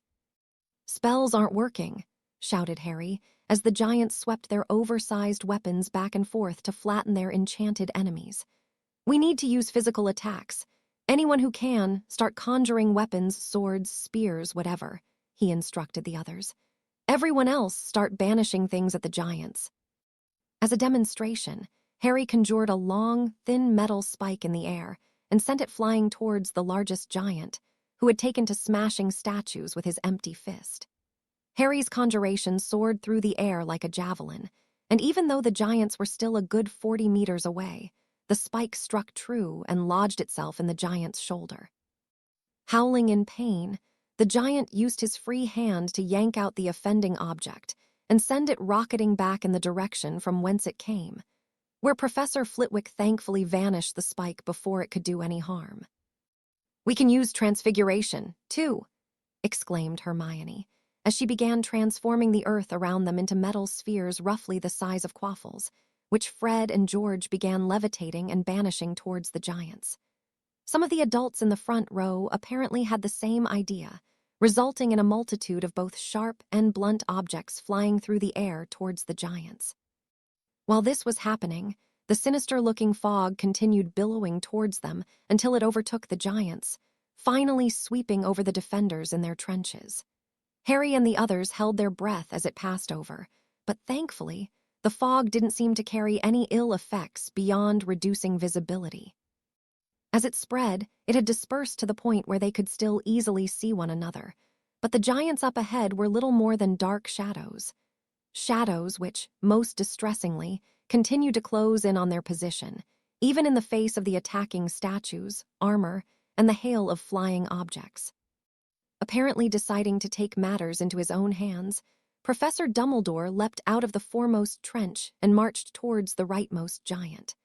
Whipping his wand over his head like a lasso, the headmaster caused a heavy chain to begin winding around the giant's legs, eventually binding it from ankle to thigh. With a roar, the giant clumsily attempted to go after Dumbledore, but with its legs bound, all it accomplished was crashing face first into the ground, squashing one of the attacking Hogwarts statues under its hulking body. The suits of armor still standing took immediate advantage of the opportunity and began assaulting the fallen giant by thrusting their weapons into its massive head. Feeling somewhat relieved that he could barely see the undoubtedly gory aftermath, Harry was preparing to go help Dumbledore with the other two giants, when multiple jets of light began speeding towards them from out of the fog, illuminating the area in shades of red, blue, and the unmistakable deadly green of the killing curse. Just as Ron had predicted, the Death Eaters had somehow created the unnatural fog as a way to cover their approach, while the giants kept them all distracted. "Attack!" cried Harry, sending a volley of blasting curses in the direction of their attackers. "Attack who?" shouted McLaggen, ducking down behind the earthen rampart. "We still can't bloody see anything." "Doesn't matter, just keep firing," ordered Ron, who was sending spell after spell into the fog. "We can't let him get too close or we're done for." The trenches proved to be well worth the time and effort that must have gone into creating them, as Harry and the others poured spell after spell at the approaching Death Eaters. What little could be seen of them, at least, while the enemy's spells soared harmlessly over their heads. Meanwhile, Moody and Kingsley had left the safety of the trench to try and help subdue the remaining giants, which were now dangerously close to their defensive position. In a magnificent display of magic, Dumbledore managed to transfigure the broken remains of several Hogwarts statues and suits of armor into a hulking stone golem of sorts, standing nearly as tall as the smaller of the two giants. The golem attempted to wrestle the giant, causing enough of a distraction for Dumbledore and Moody to bind the giant's legs and bring it down. But it also had the unfortunate side effect of drawing Kingsley's attention from the largest giant. "Look out!" Harry practically screamed, as an enormous fist caught Kingsley in his side and sent him flying several feet through the air, before crashing to the ground in a heap. There was absolutely no doubt in Harry's mind that Kingsley would be dealing with several broken bones, if he even survived at all. Another Auror scrambled out of the trench to drag Kingsley's unmoving body to safety, but no one else seemed willing to assist with the last giant. Granted, they were all doing their best to hold off the Death Eaters, but if that giant reached them, they'd be turned to jelly in seconds. "They need help," growled Harry, watching as Moody just barely avoided being cleaved in two. He began to climb out of the trench when he felt a pair of hands holding him back. "Are you mental?" said Ron, pulling Harry back down. "You can't go out there, you'll be killed." "If somebody doesn't take care of that giant, we'll all be killed," argued Harry, pulling himself out of Ron's grip. Turning quickly to Astoria, he said, "Get under the cloak and stay down, please," before hoisting himself up and out. He sprinted towards where Dumbledore and Moody were fighting with the giant, apparently attempting to draw it away from the trenches by firing spells at its face and encouraging it to chase them. Harry was forced to deflect a few spells as he ran, but he hardly even noticed. There were a few shouts when he leapt over the heads of their frontline defenders, but he was too focused on his task to care. Seeing the giant rear back to make a wild swing with its axe, Harry quickly hit the blade with a heavyweight charm, which, being the opposite of the featherlight charm, made objects 10 times heavier than usual. Clearly thrown off by the sudden change in weight, the giant stumbled and was forced to let go of the weapon. "Nice one, Potter," shouted Moody. "Now move." Harry dove out of the way only a moment before a giant fist came crashing down, leaving a small crater in the ground where he had just been standing. Sensing another blow coming, Harry again rolled away just in time, before finally scrambling to his feet. Dumbledore attempted once again to entangle the giant's legs, but it had apparently learned from the other's mistakes and grabbed one end of the conjured chain, only to turn around and whip it back at Dumbledore. The professor calmly transfigured the chain into daisies before it reached him, while Moody took advantage of the distraction to land a spell right in the giant's face. A conjunctivitis curse, judging by the way it roared in pain and immediately started pawing at its eyes. Enraged, the giant began blindly swinging its fists around and stomping its feet, putting both Dumbledore and Moody back on the defensive. Just as Harry was moving in to provide assistance, he sensed 2 spells closing in on him from behind. He quickly turned to deflect the curses, only to realize too late that the giant had finally noticed he was there. Harry only had half a second to put up his strongest shield, which the massive fist crashed into with devastating force, sending him flailing backwards several feet before slamming into the ground. "Harry!" shouted Dumbledore, sending spells at the giant in an attempt to reclaim its attention. With a groan, Harry struggled to his feet just as the giant was bearing down on him. Mind racing, he raised his wand and tried to think of something that would work on the charging behemoth, but right at that moment, something huge crashed sideways into the giant and tackled it to the ground. "Get him, Groppy, thaws it," bellowed Hagrid, racing towards them through the fog. Confused, Harry turned back to see that his savior was, in fact, another giant, visibly smaller than the 3 they had been fighting, but still at least twice the size of Hagrid. The smaller giant, Groppy, if Harry heard correctly, had clearly taken the larger one by surprise and was pressing his advantage by pummeling his larger foe into the ground. He had even ripped the giant's helmet off and was using it to bludgeon its soon-to-be former owner. "Hagrid, what's going on?" Harry asked his largest friend, who was panting heavily after running to and from the Forbidden Forest. "Where did that other giant come from?" "Well, yes'ee, Grop here's my brother," explained Hagrid, which only made Harry more confused. "Braug him back with me, yes'ee, when I came home from my mission for Professor Dumbledore. When I saw those giants common, I reckoned we could use some help." "Right," replied Harry, wincing slightly at the violent scene unfolding before them. Though the other giant was much bigger than Grop, it had already sustained several injuries, including being mostly blinded by Moody's spell, and as a result, Grop was making short work of it. "He gets a bit carried away sometimes," Hagrid said apologetically. "Come on now, best get back under cover, Dawn, want her get hit by any stray spells." With that, Hagrid gently nudged Harry back towards the trenches. Dumbledore was at his side almost immediately, helping to cover their retreat, but Hagrid waved them off and ducked a few spells while trying to coax Grop into coming with him. "Come, Harry," Professor Dumbledore said urgently. "We must lend our support to the others." Looking up, Harry noticed that their tussle with the giant had taken them a fair distance from the main battle, to the point where it was difficult to see what was happening, aside from the multicolored flashes of spellfear being traded back and forth. "We need to get rid of this fog, sir," replied Harry. "We can't fight what we can't see." "Very well," nodded the professor, raising his wand high in the air. "If you would please assist me." With a flick of Dumbledore's wand, a stiff wind began whipping around the two of them. Immediately comprehending the plan, Harry stood back to back with the professor and added his own power to the spell, increasing the speed and reach of the winds until they were surrounded by a swirling vortex. Their ability to see gradually decreased as more and more of the dark fog was sucked into their magical maelstrom, until Harry and Professor Dumbledore were almost entirely encircled by a swirling wall of shadow that nearly reached the sky. "Now, Harry," called Dumbledore over the howl of the wind. They simultaneously raised their hands, and with a Herculean effort, together they launched the cyclone high into the atmosphere, taking nearly all of the unnatural fog with it. The fighting seemed to have come to a temporary pause, allowing Harry a moment to look around and assess the situation. Their side had apparently ducked down in the trenches to escape the wind, and were just now beginning to peek their heads out. On the other side, dozens of black-robed Death Eaters were either staring warily at Harry and Dumbledore or picking themselves up off the ground. Several others weren't stirring at all, motionless on the ground, along with what remained of the broken Hogwarts statues and armor. It was enough for Harry to confirm that the defenders of Hogwarts were faring better than the Death Eaters so far, but they were still vastly outnumbered. "Potter and Dumbledore," shouted a short, squat Death Eater, snapping out of their stupor. "Avada Kedavra."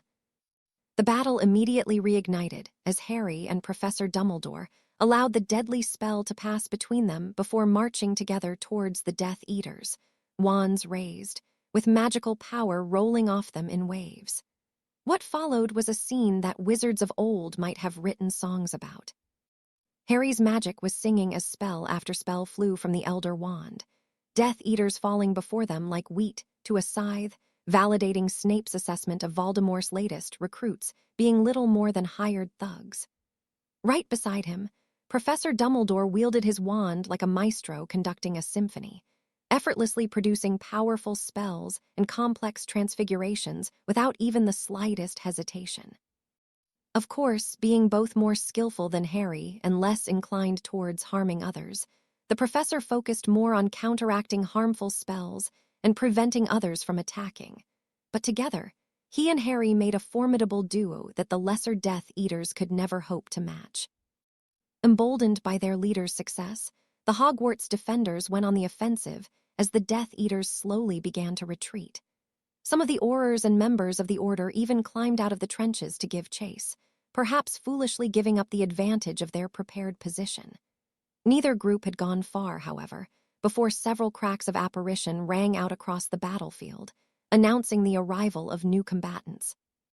Though they were still a fair distance from where Harry was standing, the anti-apparition spells built into the castle likely preventing them from getting any closer, there was no mistaking the tall, pale visage of Lord Voldemort. Flanking him on either side were close to 20 Death Eaters, likely what remained of the inner circle, possibly with a few additions. Bellatrix Lestrange was standing to Voldemort's right, not bothering to wear a mask.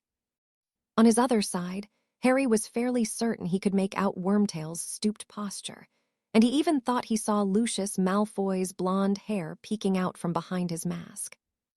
"It is time, Harry," said Professor Dumbledore. Harry nodded and took a deep breath to center himself, taking a moment to glance back at his friends. He could just make out Ron and Hermione's heads peeking out over the top of the trench, but Astoria was conspicuously absent. Hopefully, that meant she'd gone under the cloak like he'd asked. He was relieved to see that their side had weathered the first onslaught with seemingly few casualties, Kingsley being the worst of them. On the other hand, the Death Eaters had suffered significant losses in their failed assault, not to mention 3 down giants, bringing the numbers on the opposing sides closer to equal, after Harry and Professor Dumbledore had their say. Even so, the moment Voldemort and his inner circle appeared, the rest of the Death Eaters swiftly changed their minds about retreating. With some rather persuasive encouragement from Bellatrix, they quickly turned around and formed up ranks in preparation for the second wave. While that was going on, the defenders who had left the trenches gathered around Harry and Professor Dumbledore, forming a line in direct opposition to the rows of Death Eaters standing near Voldemort. Harry suddenly felt a hand on his shoulder and turned his head to see Sirius standing beside him. Remember, Harry, no matter what happens, we're behind you, he declared solemnly, resolve burning in his steel-gray eyes. Just try to leave Wormtail for us, added Remus, who was standing on Sirius's opposite side.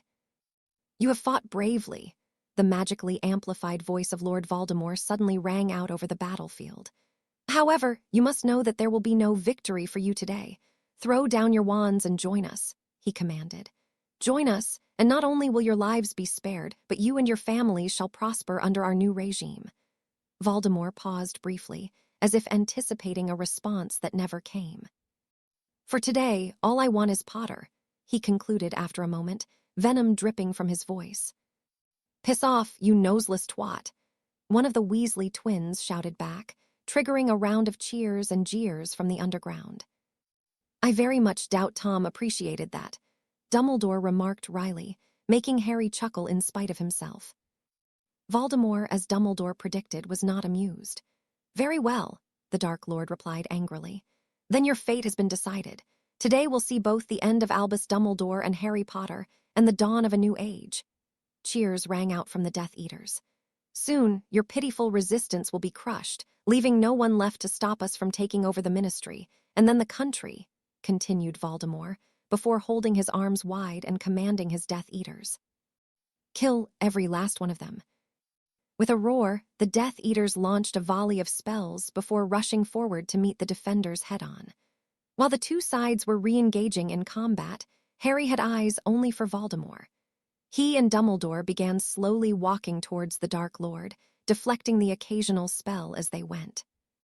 Whether it was because Voldemort had ordered them not to, or simply because they recognized the situation for what it was, none of the Death Eaters, not even Bellatrix, seemed overly interested in halting their progress. Voldemort himself seemed to be of the same mind. Even with chaos erupting around them, his gaze was fixed on Harry and Dumbledore, a look of utmost loathing etched upon his face.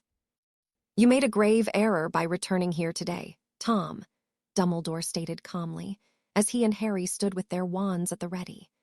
In the short time since their clash in the Room of Requirement, Voldemort had seemingly managed to heal his injuries and repair his damaged robes, leaving no evidence that he had been in a battle at all. Surely, you realize by now that your tethers to life have all been destroyed. A transgression you shall pay for with your life, hissed Voldemort, his crimson eyes burning with hatred. Avada-Kedavra.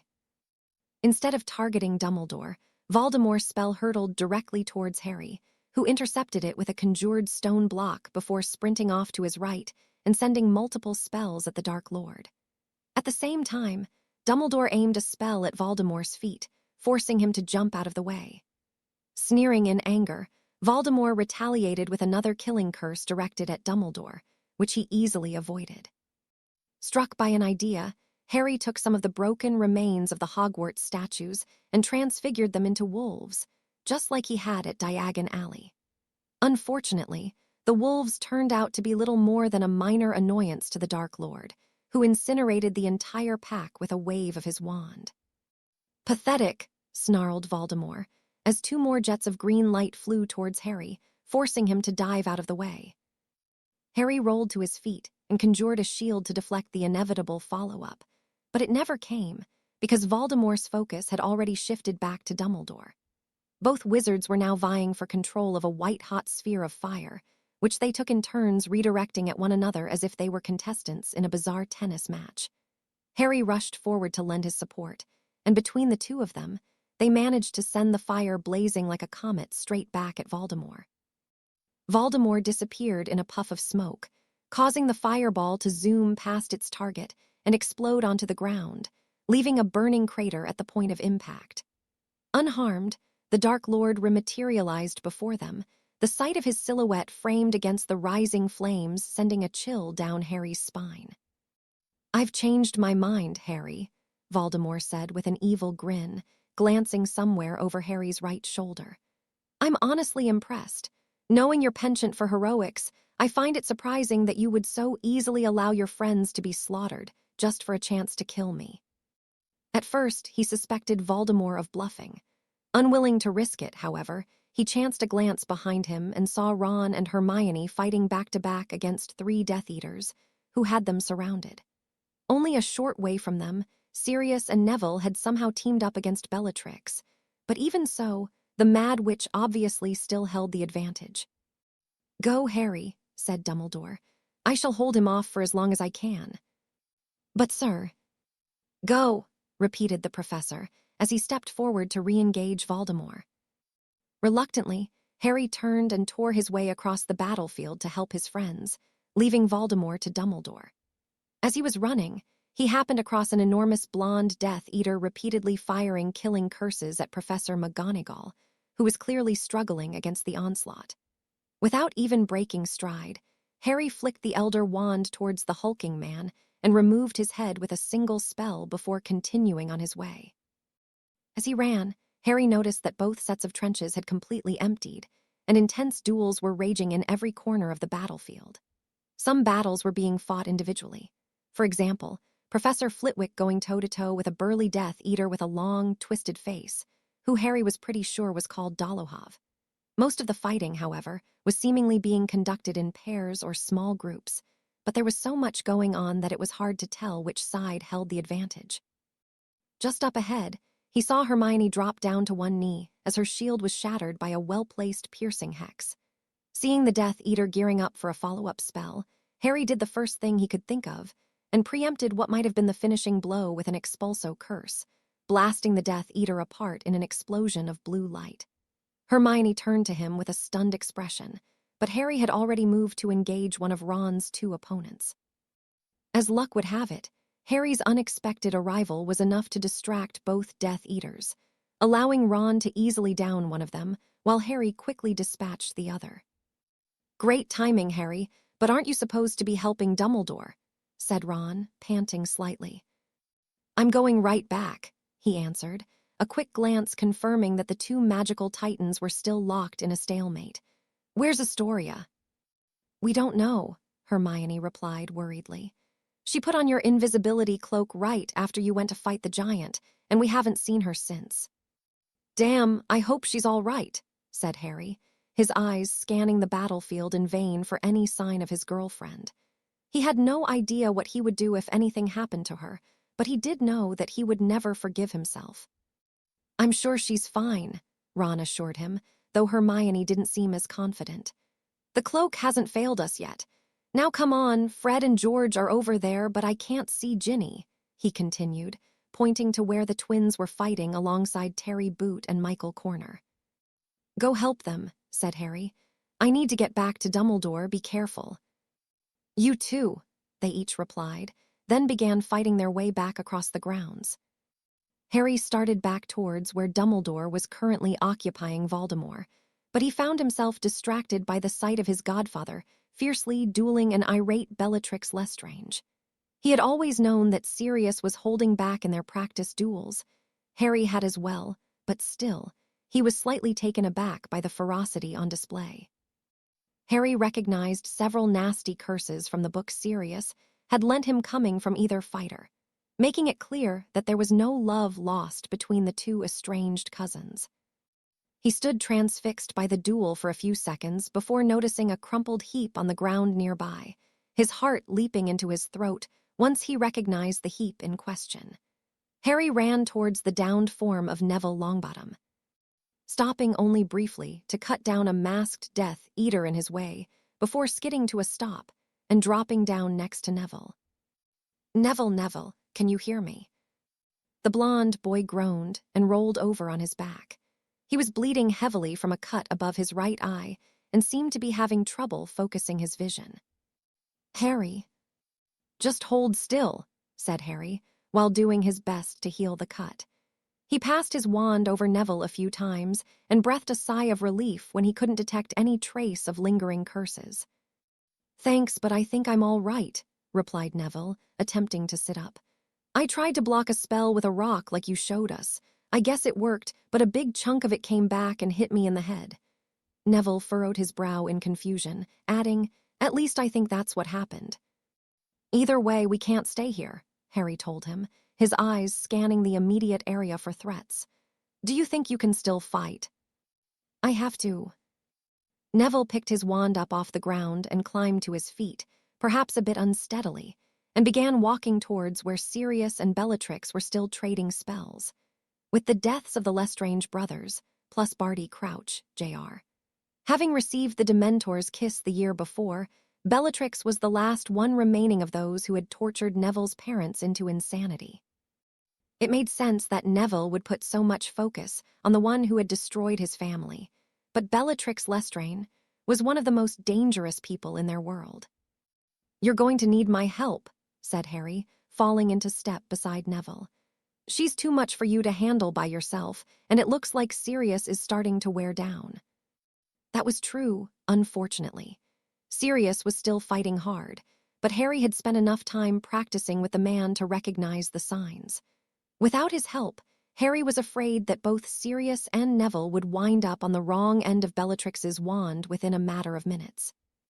As they cautiously approached the dueling black cousins, Harry's attention was drawn to the unusual sight of Remus running towards them at full speed, firing spell after spell into the ground. At first, he thought Lupin might have been confounded, but it all made sense when one of the spells finally reached its intended target, which Harry now knew to be a scurrying, traitorous rat, causing it to change back into its human form. Peter Pettigrew went skidding across the ground on his belly, a look of abject terror on his rat-like face. He fumbled for his wand, but Remus easily disarmed the traitor before he could even fully grasp the handle. It all made for quite an unusual scene. Both Neville and Harry had stopped in their tracks and were staring open-mouthed as Remus advanced on Pettigrew, who was pathetically attempting to scoot away from his former friend. On either side of them were Sirius and Bellatrix, who seemed to have paused their duel on account of the unexpected distraction. "This is it for you, Wormtail," they heard Remus growl. Using his own superhuman strength, one of the very few benefits that came with being a werewolf, he bent down to grab Pettigrew by the front of his robes and hoisted him into the air in front of him. "No more running, no more excuses," he added dangerously. "Now, you'll finally pay for what you did to James and Lily, what you did to all of us." "No, Remus, please," stammered Wormtail as he pawed desperately at Lupin. Then, all of a sudden, his silver right hand, the one gifted to him by Voldemort in the graveyard, quickly shot up and grasped Remus by the throat. Eyes bulging in surprise, Remus let go of Wormtail's robes and tried with both hands to pry the enchanted appendage away from his windpipe, but to no avail. Pettigrew looked just as shocked by this development as Lupin did, giving the strong impression that the hand was acting of its own accord, but Harry wasn't about to excuse him for this. He raised his wand to intervene, only to find himself beaten to the punch by Sirius. "Oh, no you don't, Avada Kedavra," howled Sirius, and a jet of green light raced from his wand, striking Pettigrew in the middle of his back. The shock of seeing his godfather use an unforgivable curse quickly turned to relief, as the silver hand relaxed its grip on Remus's throat and Wormtail's lifeless body dropped to the ground. Momentarily forgetting himself, Sirius lowered his wand and took a step forward, giving Bellatrix the opening she had seemingly been waiting for.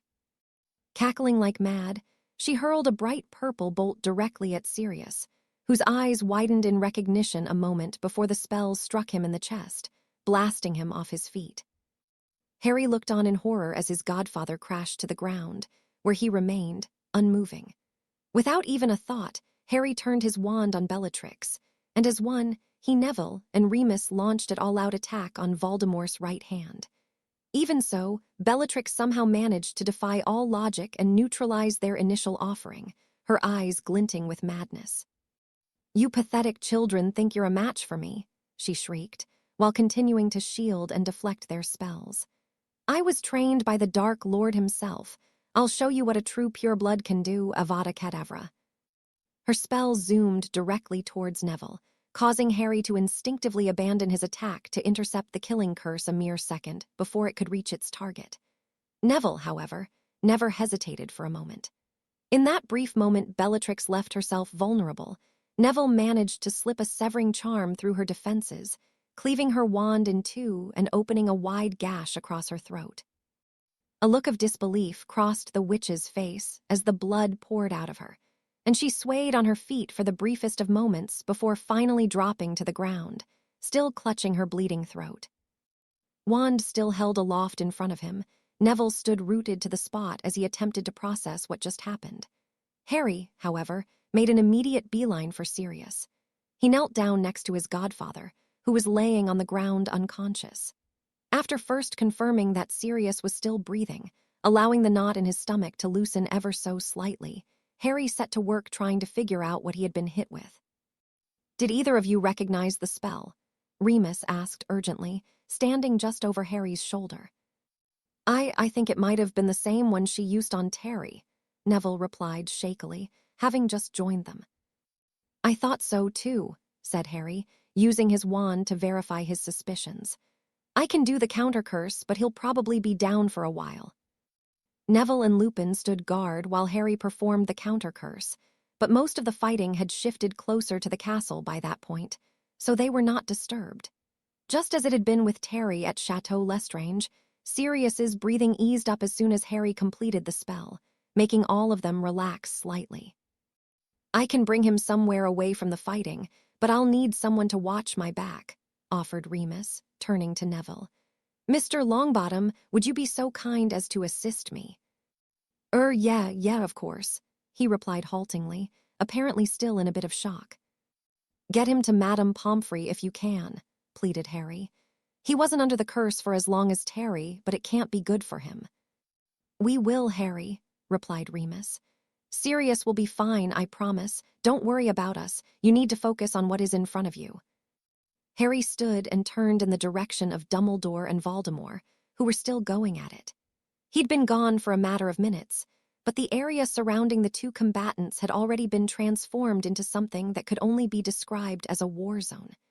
Deep gashes had been carved into the ground, which was now rocky and uneven, and several small fires were burning all around them. "I know," said Harry, to himself as much as to the others. Remus conjured a stretcher for Sirius, which he then levitated about a foot off the ground. With one final nod to Harry, he and Neville set off on a winding path towards the castle that would avoid most, if not all, of the fighting. Harry knew that Dumbledore needed his help, but as he jogged back towards the site of the duel, he found himself unwittingly stopping to watch the action. The frantic pace of their brief three-way duel had since been replaced by a more measured, deliberate contest, although even from a distance, Harry could still feel the magic crackling in the air. Professor Dumbledore appeared to be focusing more on defense, deftly countering Voldemort's spells and flitting about the area with the grace of a much younger man. The Dark Lord had seemingly grown irritated by the game of cat and mouse, but Dumbledore remained as stoic as ever. It took Voldemort nearly connecting with a Cruciatus curse to jar Harry out of his standstill. Without a word, he marched towards the battle, hopping to catch Voldemort by surprise while his attention was focused on Dumbledore. Harry raised his wand and readied his first spell, only for disaster to strike at the worst possible moment. After using a nifty bit of transfiguration to send Voldemort's flaming arrows back at him in the form of half a dozen peregrine falcons, Dumbledore was forced to leap to the side in order to avoid a jet of boiling water. The damage brought about by their duel had caused the ground to become loose and unstable, so when Dumbledore landed, the dirt beneath his right foot immediately slid out from under him, causing the professor to lose his balance. Dumbledore somehow managed to stay on his feet, but Voldemort was ready to capitalize on the opportunity. An inky black spell that Harry didn't recognize sped from the Dark Lord's wand, and before the headmaster could even regain his footing, the curse found its mark, and Professor Dumbledore crumpled limply to the ground. Chapter 46, A Prophecy Fulfilled. "No!" shouted Harry as Professor Dumbledore collapsed to the ground. Before his mind could even process what was happening, Harry heard the high, cold laughter that had haunted his dreams for years ring out across the battlefield, chilling him to the bone. Without thinking, he raced towards the unmoving form of his mentor. "He can't be dead," Harry tried to convince himself. There was no way Albus Dumbledore could be defeated by a single spell, not when Harry still needed him. A moment before Harry could reach him, Dumbledore's limp body was sent tumbling across the ground and away from him by Voldemort's banishing charm. Outraged, Harry spun around to face the Dark Lord, who was smiling cruelly at him. "Dumbledore can no longer help you, Harry Potter," said Voldemort, his voice eerily calm. "There shall be no more rescues, no more lucky escapes. After today, there will be no doubt that Lord Voldemort is the greatest wizard of all time." Harry tensed as Voldemort raised his wand, but instead of casting a spell at Harry, he directed his wand upwards. Another spout of flame burst from the tip, only this time, it shot up into the sky before spreading out into something resembling a massive net. Further and further it spread, until the ends finally directed themselves towards the ground, enclosing both Harry and Voldemort in an enormous, fiery cage. The cage itself must have been 25 feet tall, and at least 3 times that in either direction, setting the stage for what Voldemort clearly intended to be their final conflict. He knew he must stand and fight. He knew that the green rush of death might speed towards him at any moment, but Harry was finding it difficult to move under the crushing weight of his own despair. Now, at the end, he was well and truly alone, tired, sealed away from his friends, and facing the seemingly unbeatable power of Lord Voldemort, all without Dumbledore there to guide him. It was at that moment, just as he was resigning himself to his fate, when Harry felt a slight tingling in his magic. It was a warm, familiar feeling, which started in his chest and bloomed slowly outwards.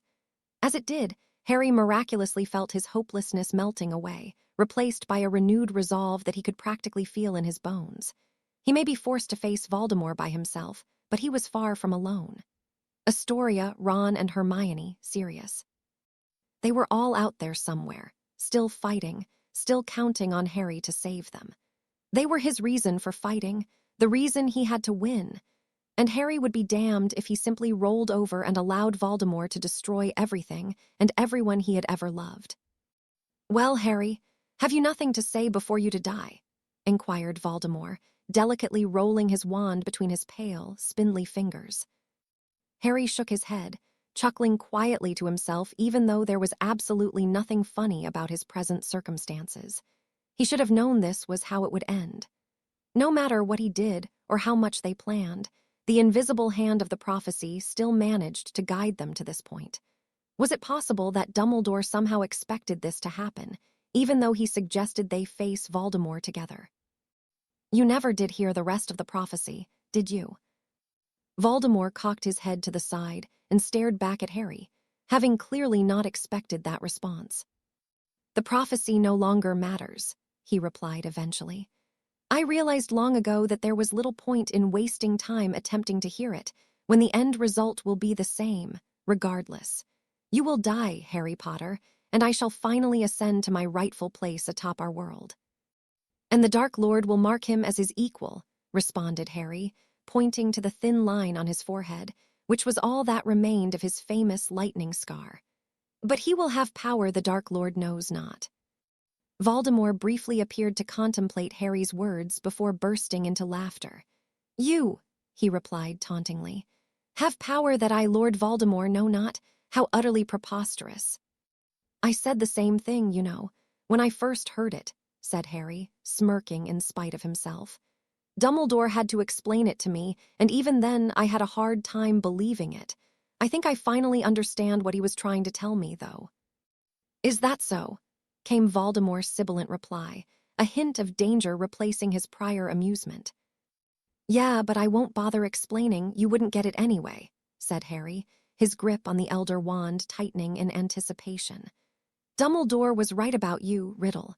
For all your power and ability, there's still so much you don't understand." "Dumbledore was a fool," hissed Voldemort, his red eyes narrowing menacingly as the two enemies began carefully circling one another.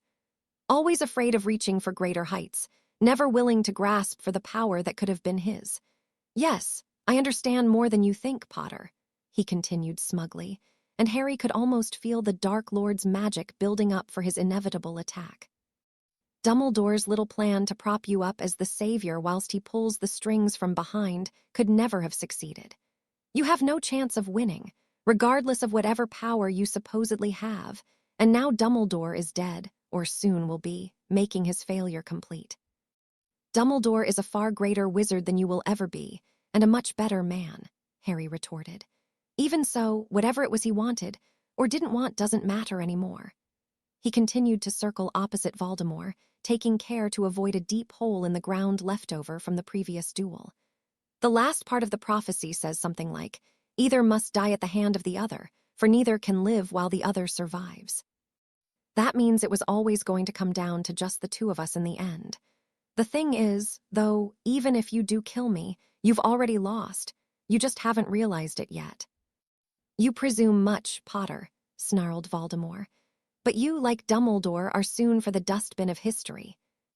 "I suppose there's only one way to find out," countered Harry, willing the gaunt ring to reappear on his finger so that it was visible for Voldemort to see. "You dare." "Like I said, Riddle," said Harry, holding up the Elder Wand. "There's so much you don't understand." A slight breeze blew through, causing the small flames of their magical enclosure to flutter and dance. The magic in the air was so dense that one could almost see it, and Harry knew that the time for talk had ended. Determined not to let Voldemort immediately get the upper hand, Harry flicked the Elder Wand upwards and unleashed a bolt of silver light that sped towards the Dark Lord, exploding in a barely visible shockwave just before impact. Voldemort, having not expected Harry to act first, was forced to shield against his spell and was nearly blown off his feet by the burst. Harry pressed his advantage with a volley of his most destructive spells, only to quickly realize that Voldemort was no longer there. He sensed the spell from behind him just in time, diving out of the way of the bright green spell directed at his back. Rolling to his feet, Harry managed to conjure a few obstacles to intercept the next two killing curses, quickly transfiguring some of the debris into knives and banishing them towards Voldemort. With a sneer, the Dark Lord vanished the knives with a lazy wave of his wand and launched a string of dark curses back at him, many of which Harry didn't recognize. Fortunately for Harry, the advanced shields Dumbledore had taught him were up to the task, but the sheer power of Voldemort's spells was enough to drive him back a few feet. "You've been practicing, Harry," taunted Voldemort, a cold smile gracing his lipless mouth. "It seems that Dumbledore managed to teach you a thing or two after all, but you are as big a fool as he was if you think it will change the outcome." 3 more killing curses sped towards Harry, but he was able to avoid them by sprinting off to his left. Still on the move, Harry launched a series of blasting curses in retaliation, mostly to buy himself some time while attempting to come up with a plan. He knew that even with the Elder Wand he was at a massive disadvantage, and that it would take more than luck to win the day. Even though he had trained extensively with Dumbledore over the past year, Harry realized that they had somehow failed to discuss exactly how he should approach a duel with Voldemort. Granted, Dumbledore had been adamantly against any plan that involved dueling the Dark Lord in the first place, but Harry now thought it a rather significant gap in his education, considering his current predicament. Not knowing what else to do, he shut off his thoughts and gave himself over to the Elder Wand, allowing his magic to flow freely into the ancient weapon. The pace of Harry's casting sped up dramatically as instinct took over, his hand and wrist ablur as spell after devastating spell blazed towards his enemy. Voldemort, of course, did not remain idle, easily matching Harry's pace as both combatants settled into a rhythm of casting, dodging, and deflecting. They continued to circle one another as the battle raged on, neither of them conceding an inch to the other. In other circumstances, Harry might have stopped to consider what it meant that some of the dark curses he'd learned had involuntarily slipped back into his repertoire. Even more curious was the emergence of several spells from the Elder Wand that were completely unfamiliar to him, including one that conjured a pair of spinning scythes that arced their way towards Voldemort, which came within an inch of bisecting the Dark Lord. Enraged by the near miss, Voldemort roared in anger and countered with a spell so powerful that the air surrounding it appeared distorted.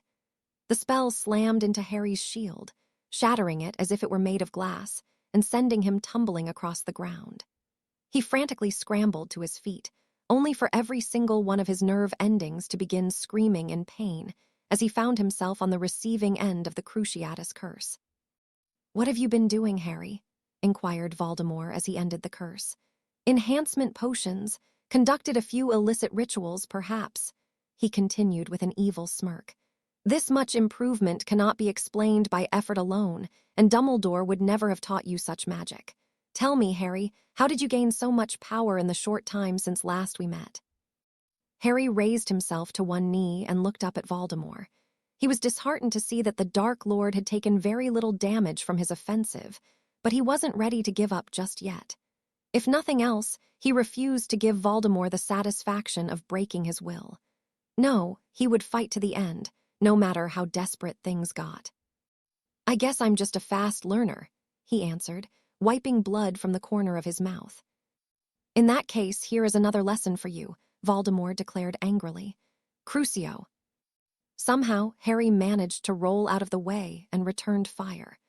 Voldemort easily swatted away his offering, but it succeeded in giving Harry the time he needed to climb to his feet. Ah, you have procured a new wand, Voldemort said interestedly, finally taking note of the Elder Wand in Harry's hand. I see I somehow neglected to make that connection. So that is why the unusual phenomenon of the twin cores has not yet occurred today. And unless I am very much mistaken, that is Dumbledore's wand, is it not? How curious. Harry went to answer, but he was briefly distracted by the sight of numerous, red-robed witches and wizards streaking past them.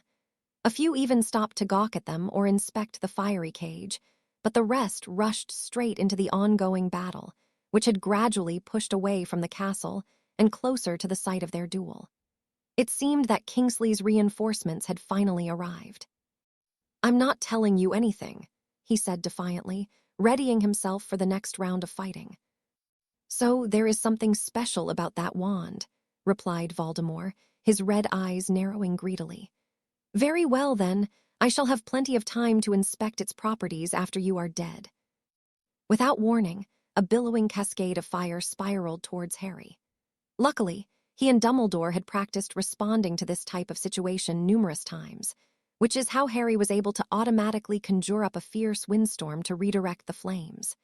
Even so, he could feel the intense heat bearing down on him as he twirled the Elder Wand, causing his and Voldemort's spells to combine into a swirling, fiery tornado. Sweat pouring down his face, he pushed with all his might until the vortex began moving away from him and back towards Voldemort. Higher and higher the flames rose, until they were licking the top of their cage-like enclosure and threatening to burst through. Harry continued to push with his magic using his empty hand, but then, knowing it was no time to hold back, he fired off 2 bone-exploding curses through the cyclone. It was difficult to hear over the roar of the flames, but the scream of rage that followed let Harry know that at least one of his spells had found their mark. The fires of Voldemort's spell quickly fizzled out as the Dark Lord attempted to heal his newly broken left arm, and Harry knew that if he wanted any chance of winning, it had to be now. Taking advantage of Voldemort's distraction, he directed the swirling winds to bear down on his enemy before yielding control of the spell and moving to execute the next part of his plan. Dropping down to one knee, Harry plunged the Elder Wand into the ground, but instead of breaking, the wand easily dipped into the earth like a spoon into a bowl of soup, even causing tiny ripples to radiate outward from where it entered. The ground beneath Voldemort suddenly began to tremble, and 2 enormous stone hands burst forth like a giant clawing its way out of the ground, grabbing hold of the Dark Lord's legs. There was no time to celebrate, however. As the irate Lord Voldemort worked to free himself, Harry quickly withdrew the wand from the earth and cast a vacuum bubble spell. Essentially, the inverse of the bubblehead charm, where instead of providing a bubble filled with breathable air, the spell trapped the target's head inside an unbreakable dome which contained no air at all. Feet trapped, unable to breathe, and dealing with a hastily mended arm, Voldemort's eyes nearly bulged out of his head at the situation in which he found himself. Recognizing his opportunity, Harry poured all of his magic into what he hoped would be the finishing blow. So, having already decided against attempting his first-ever killing curse, Harry took aim at Voldemort's chest and let loose his most well-practiced lethal spell. Awesome Exploder. Time slowed to a crawl as the bright purple spell burst from the tip of the Elder Wand and raced towards the Dark Lord. Harry held his breath as his eyes tracked its progress, but what happened next caused his jaw to drop. Impossibly, defying any and all logic. Voldemort, still struggling with his bonds, somehow deflected Harry's spell at the last moment, and in a violent explosion of magic, both the vacuum bubble and the stone hands securing Voldemort's legs were obliterated, sending debris in every direction. So stunned was Harry by this feat that he almost didn't react to the killing curse aimed at his head, only diving out of the way at the very last instant. He began casting wildly from the ground as he rolled away from another curse, not even bothering to look where he was aiming. A hastily conjured shield was enough to deflect Voldemort's next offering, but Harry knew he needed to get up and get his bearings quickly before more killing curses started flying. Sure enough, another green spell flew towards him a moment later, forcing him to abandon his attempts to stand and dive back down to the ground. Harry tried using the terrain to help him avoid Voldemort's attacks, but the spells were coming too fast, and Harry quickly realized he would need some cover. Still on his belly, he held the Elder Wand aloft and directed smoke to pour from the tip. This, unfortunately, would prove to be a dire mistake. From his place of semi-refuge in a low spot in the ground, Harry looked on, horror-struck, as one of Voldemort's spells sliced through the Elder Wand, cleaving it in two and leaving him holding nothing but a broken bit of wood. Adept as he was at sensing magic, Harry could actually feel the power of the wand, the cold, unyielding magic of one of the 3 Deathly Hallows, which had existed for centuries, fade away into nothing, leaving only a faint memory of that ancient power etched along the edges of his own magic. On some level, he knew the Elder Wand wouldn't make him invincible. After all, Dumbledore had defeated Grindelwald, who had possessed the wand at the time. Still, some part of him had wanted to believe that Dumbledore had it wrong, and that the legendary Death Stick was the power he knows not, allowing Harry the victory he so desperately wanted. Alas, it was not meant to be. Attempting to defeat Voldemort in a straight duel was indeed a fool's errand, and now Harry would pay the ultimate price for his failure. "You are defeated, Harry Potter," Voldemort declared as he slowly stalked towards him. Tired and bruised, Harry looked past Voldemort and saw that they now had an audience. All around the burning cage, a small crowd had gathered to bear witness to the final confrontation. Several of them appeared to be shouting. But apparently the magic of the cage not only prevented Harry from escaping, but it also blocked out all sound from the outside. Even so, it wasn't all that difficult to figure out what they were trying to say. "That makes 2 of us," smirked Harry, pointing to crowd outside the cage. "Or haven't you noticed that none of the people watching us are Death Eaters? You've lost, Riddle," he continued, gingerly standing up. If he was going to die, he was going to do so on his feet. "You might kill me, but then what? Not even you can defeat 100 people at once." "You underestimate me, Potter," countered Voldemort.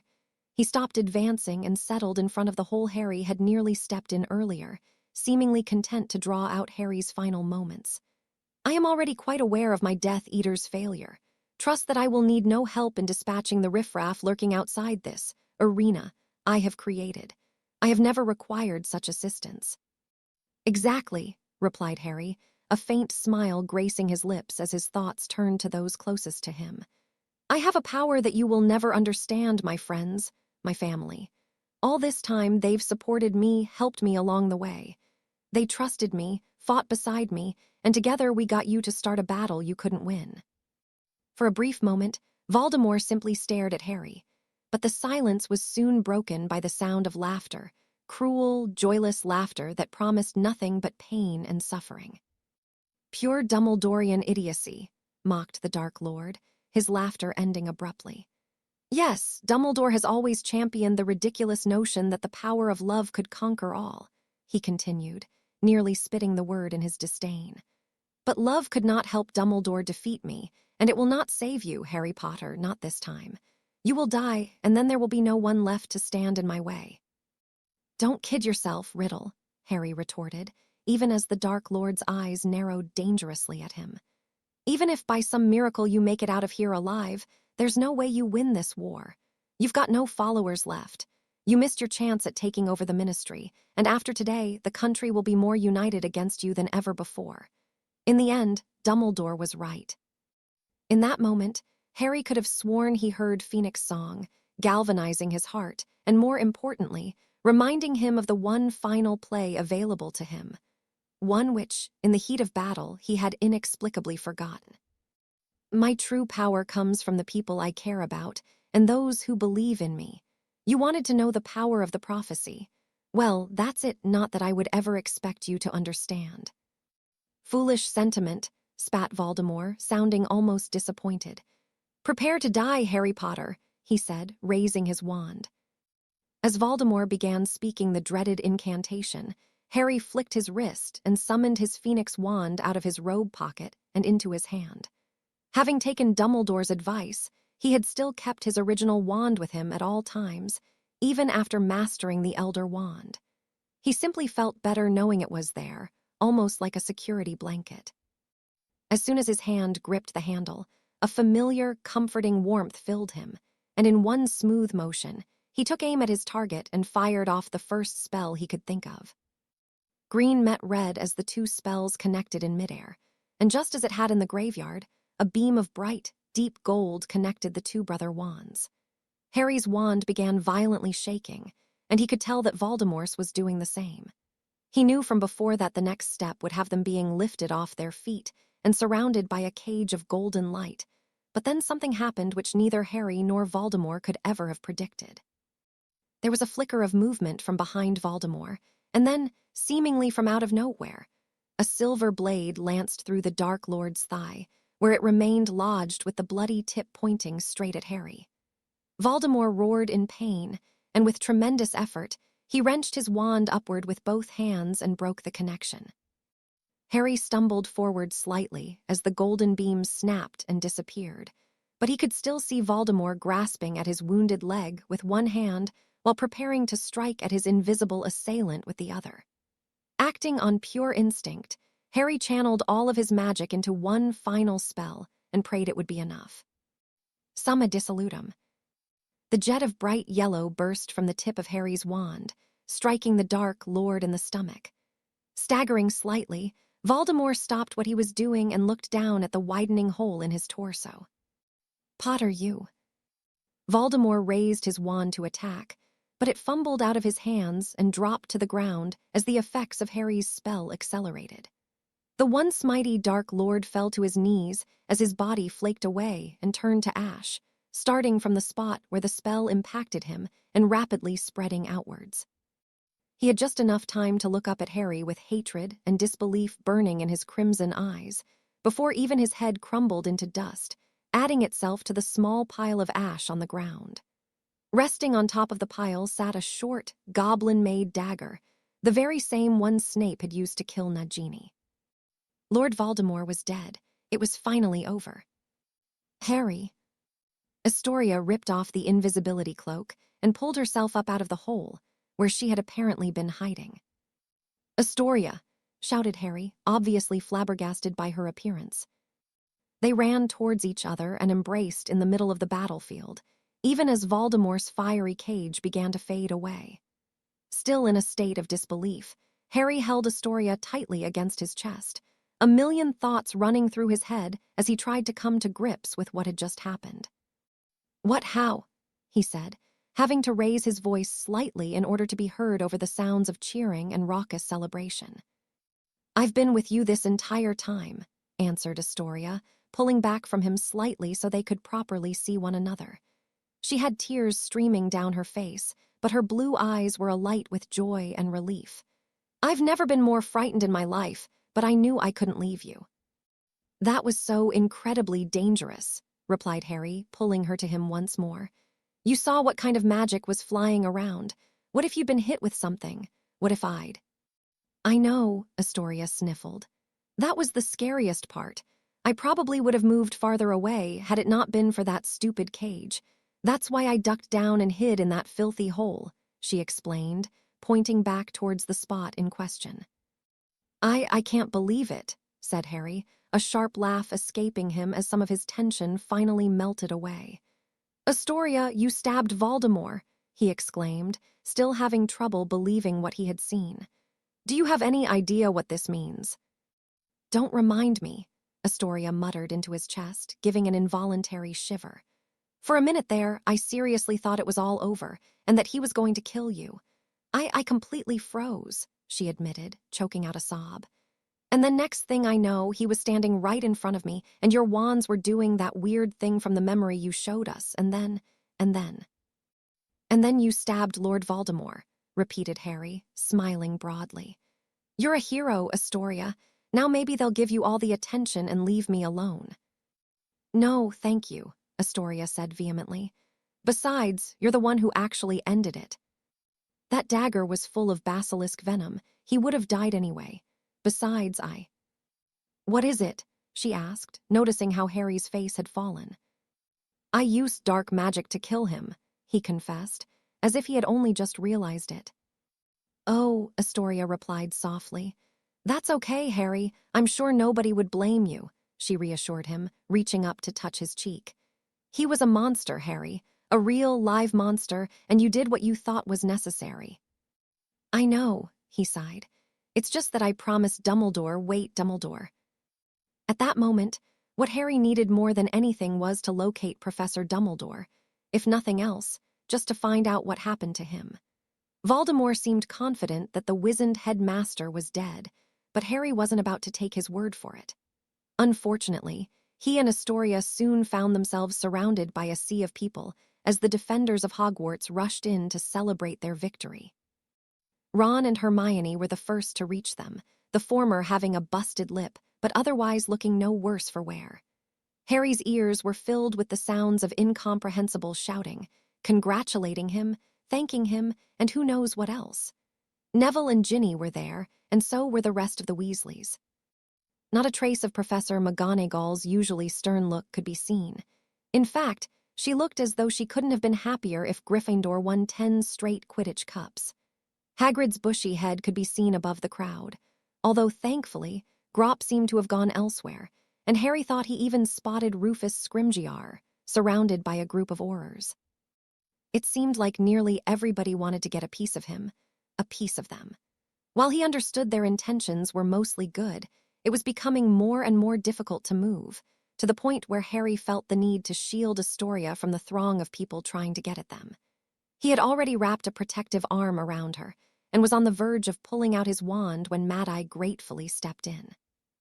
Firing a cannon blast from the tip of his wand into the air, Moody pushed through the crowd towards Harry, with Tonks trailing right behind him for support.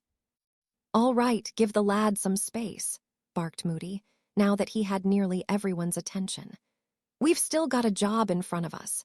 There are wounded who need tending to. We need volunteers to help get Hogsmeade back in order, and I'm sure you Aurors have plenty of work to be getting on with as it is. Moody's gruff reminder successfully prompted the Aurors into action, who then stepped in to help with breaking up the crowd and getting everyone organized. Most importantly, at least to Harry, the interruption seemed to get most people to snap out of their euphoric daze and take stock of what was happening around them. You kids all right? Anybody hurt? Grunted Moody, now that they had some space to breathe. We're fine, said Harry, even though he had a feeling Madame Pomfrey would disagree. Where's Dumbledore? Moody's magical eye spun around rapidly in its socket. Back that way, being tended to by Poppy, he responded, his thumb pointing back over his shoulder. He's asking for you. Refused to go to the hospital wing until he saw you. Then let's go, Harry answered automatically. Hang on to your lass and follow me, nodded Moody. I won't lie to you, Potter. It wasn't looking good when I left him. It was hard for Harry not to feel a sense of dread as he took Astoria's hand and followed after Mad-Eye. Unsurprisingly, Ron and Hermione fell right into step next to them, giving Harry the opportunity to ask some of his other pressing questions. How did our side make out? He asked tentatively. I thought I saw most of your family, but I wasn't sure.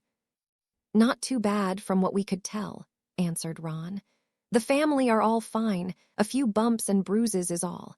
Even Percy showed up with the minister to fight, if you can believe it. The knot in Harry's stomach loosened slightly. After everything he and the others had been through that day, losing even one of the Weasleys might have been enough to break him. I saw Scrimgeour, but I didn't see Percy. When did they get here? Not long after you started dueling Voldemort, replied Hermione. They came from Hogsmeade with the rest of the reinforcements. It was a good thing, too. Yeah, the battle sort of changed once that weird cage popped up, agreed Ron. We were doing all right, but it got a bit chaotic once people figured out you were fighting you-know-who. It was like half of them wanted to stop and watch. And the other half took advantage, Hermione chimed in. I don't think anyone from the underground was hurt too badly, though, she told Harry, answering his most urgent, unasked question.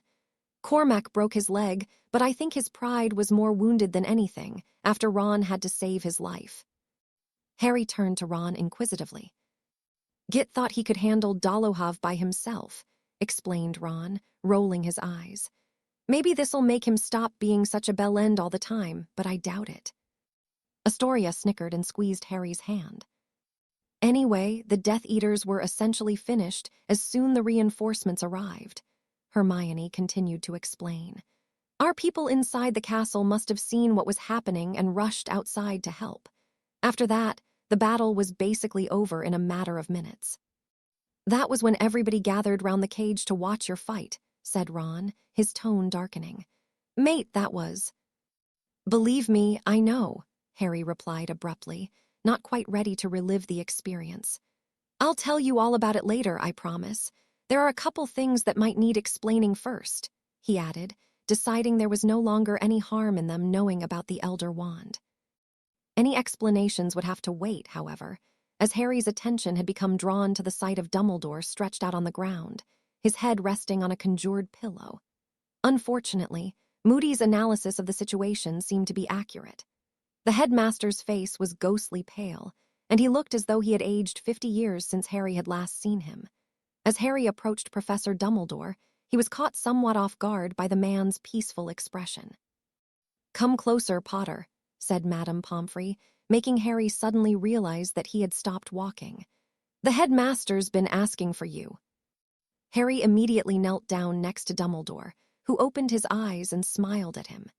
He felt a hand on his back and knew that Astoria was there to support him, while Ron, Hermione, and the handful of others on hand, including Madame Pomfrey, stood back at a respectful distance. Hello, sir. Harry, I am so very pleased to see you, said Dumbledore, smiling weakly. I fear I am not long for this world, and before I go, I wish to offer you both my congratulations and my heartfelt thanks. You've done it, Harry, he continued, the customary twinkle returning to his eyes. I never lost faith in you, my dear boy, not for a single minute. I had help, admitted Harry, his eyes already beginning to burn. Of course, you did, replied Dumbledore, directing a smile over Harry's shoulder towards Astoria. Indeed, very few great victories have ever been achieved without help. I guess so, but sir, I don't understand, croaked Harry, his voice strained with emotion. You're talking like you're about to die, but Madame Pomfrey has to be able to do something, or even St. Mungo's. What spell did he hit you with? Maybe we can find a counter-curse. I'm sure Hermione would help. Thank you for caring, Harry, but I am afraid it is already too late, Dumbledore cut in. He closed his eyes for a moment and took a few labored breaths. Madame Pomfrey has done all she can, but this old body of mine simply can no longer tolerate the strain. Please do not mourn for me, Harry, he continued softly. I have lived a very long time, and I am quite prepared to embark on my next great adventure. No, you can't just give up, insisted Harry, a slight hint of anger creeping into his voice. We need you, I need you. Dumbledore actually chuckled at that, which only served to irritate Harry further. I understand why you might say that, but I have had my time, said the professor, coughing a bit at the end. Teaching you has been one of the great pleasures of my life, Harry, so please allow me to impart you with one final lesson. Harry nodded his agreement and looked on as Professor Dumbledore was again forced to take a few moments to catch his breath. Few of us ever feel that we are truly ready to leave our mentors behind, but it is something we all must face, he began, smiling serenely up at Harry. It takes real courage to grow up and become the person you are meant to be, and you are perhaps the bravest man I have ever known.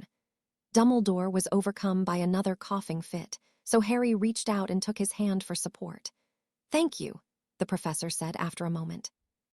I told you once before, Harry, that you are a far better man than I, he stated quietly. Now more than ever, I know this to be true, and I fully believe that you will one day reach heights greater than even I could have ever imagined.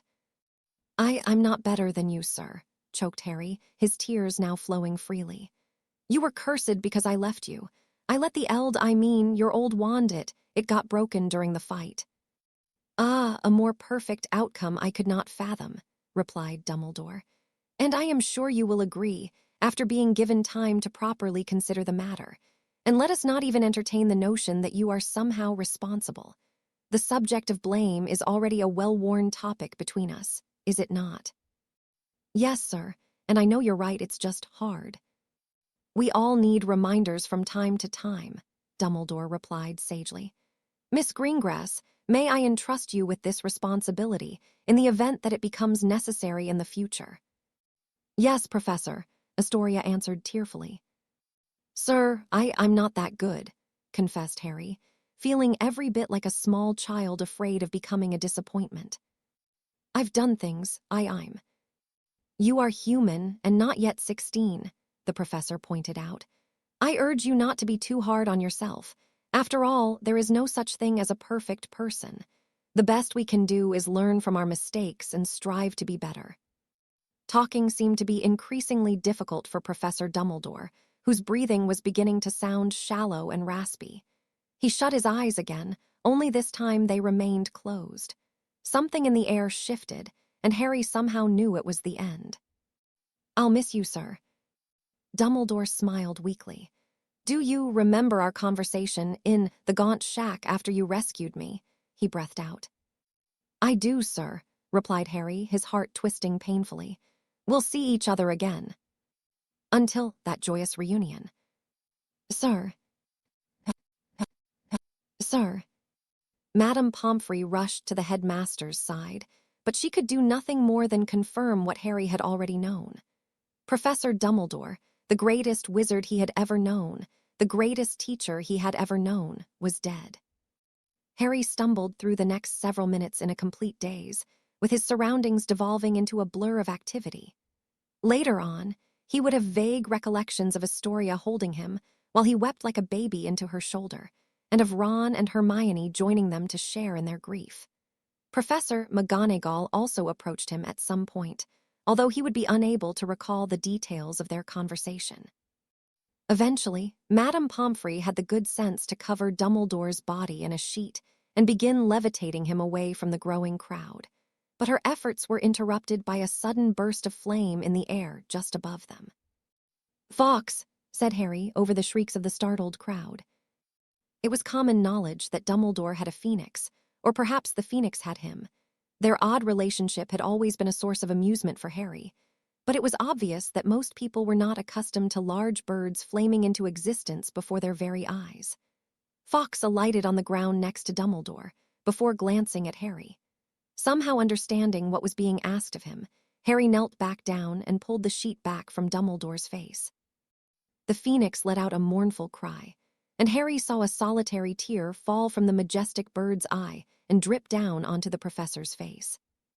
"I'm sorry, Fawkes, but it's too late," Harry said gently. "He's already gone."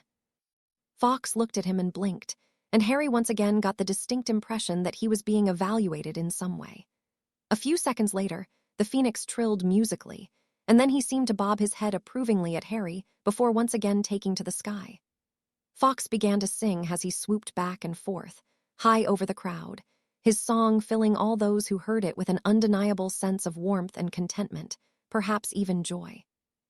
"Fawkes is right," announced Harry, covering Dumbledore's face before rising to his feet.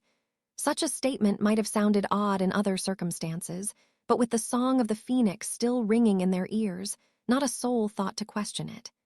Dumbledore would have wanted this to be a day of celebration, not regret, he explained, entwining his fingers with Astoria's. "Well said, Mr. Potter," said Minister Scrimgeour as he made his way through the crowd. "True, many of us have lost people, and there is still plenty of work to do in order to cleanse this country of the stain of war, but still, we can and should celebrate the great victory won on this field today. A victory that resulted, no less, from a historic alliance between the Ministry, its citizens, and both the teachers and students of Hogwarts." A cheer went up as Scrimgeour walked over and placed a hand on Harry's shoulder, forcing Harry to resist the urge to brush it off. Our world shall never forget the noble sacrifice of Albus Dumbledore, nor the bravery of our own Harry Potter and his loyal friends. As Minister for Magic, I hereby declare the 22nd of June to be a day of both celebration and reflection, now and forever. Another raucous cheer went up in the crowd as the mood shifted back to one of joy and merriment. Amidst all the excitement, Harry was able to shrug off the minister and return to his friends. Most of the underground seemed to have gathered together, and Harry was relieved to see that they all appeared to be healthy, even McLagan, whose leg must have been mended by Madame Pomfrey at some point. "So party in the Great Hall?" Fred inquired loudly. "Party in the Great Hall," his twin concurred, prompting everyone to begin shuffling back towards the castle. As they walked, the Hogwarts underground circled protectively around Harry and Astoria, creating a buffer between them and the gathering masses. The news about what happened had obviously begun to spread, as there were easily twice as many people milling around the grounds than there were at the conclusion of the battle. "Oh yeah, Harry, I forgot to tell you," called the voice of Neville Longbottom. Harry turned towards the boy in question, who was walking hand in hand with Hannah. "Professor Lupin wanted you to know that Sirius is going to be fine," said the boy, sounding somewhat abashed. "They're probably up in the hospital wing by now. Sorry about that, I got distracted by, well, you know." "No problem, Neville," replied Harry, patting his friend on the back. "Thanks for letting me know, and thanks for helping get Sirius to safety. You know," he added with a grin, "I was just wondering what will happen when word gets out you killed Bellatrix Lestrange." Neville's eyes bulged comically. I didn't think of that," he admitted, stammering slightly. "I'm still trying to convince myself it really happened. Gran's going to lose her mind, I'll never hear the end of it." "You're a hero now, Nev. Better get used to it," chuckled Harry as another thought occurred to him. "Anyone know what happened to Lucius Malfoy?" he asked the group. "Flitwick took him down," revealed Dean Thomas. "Pretty sure he's still alive, though.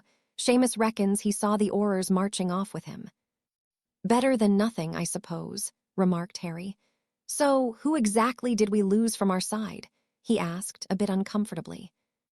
"I think they're still trying to figure that out," offered Hermione. "I did hear they expect Kingsley to make a full recovery, though he has a long road ahead of him.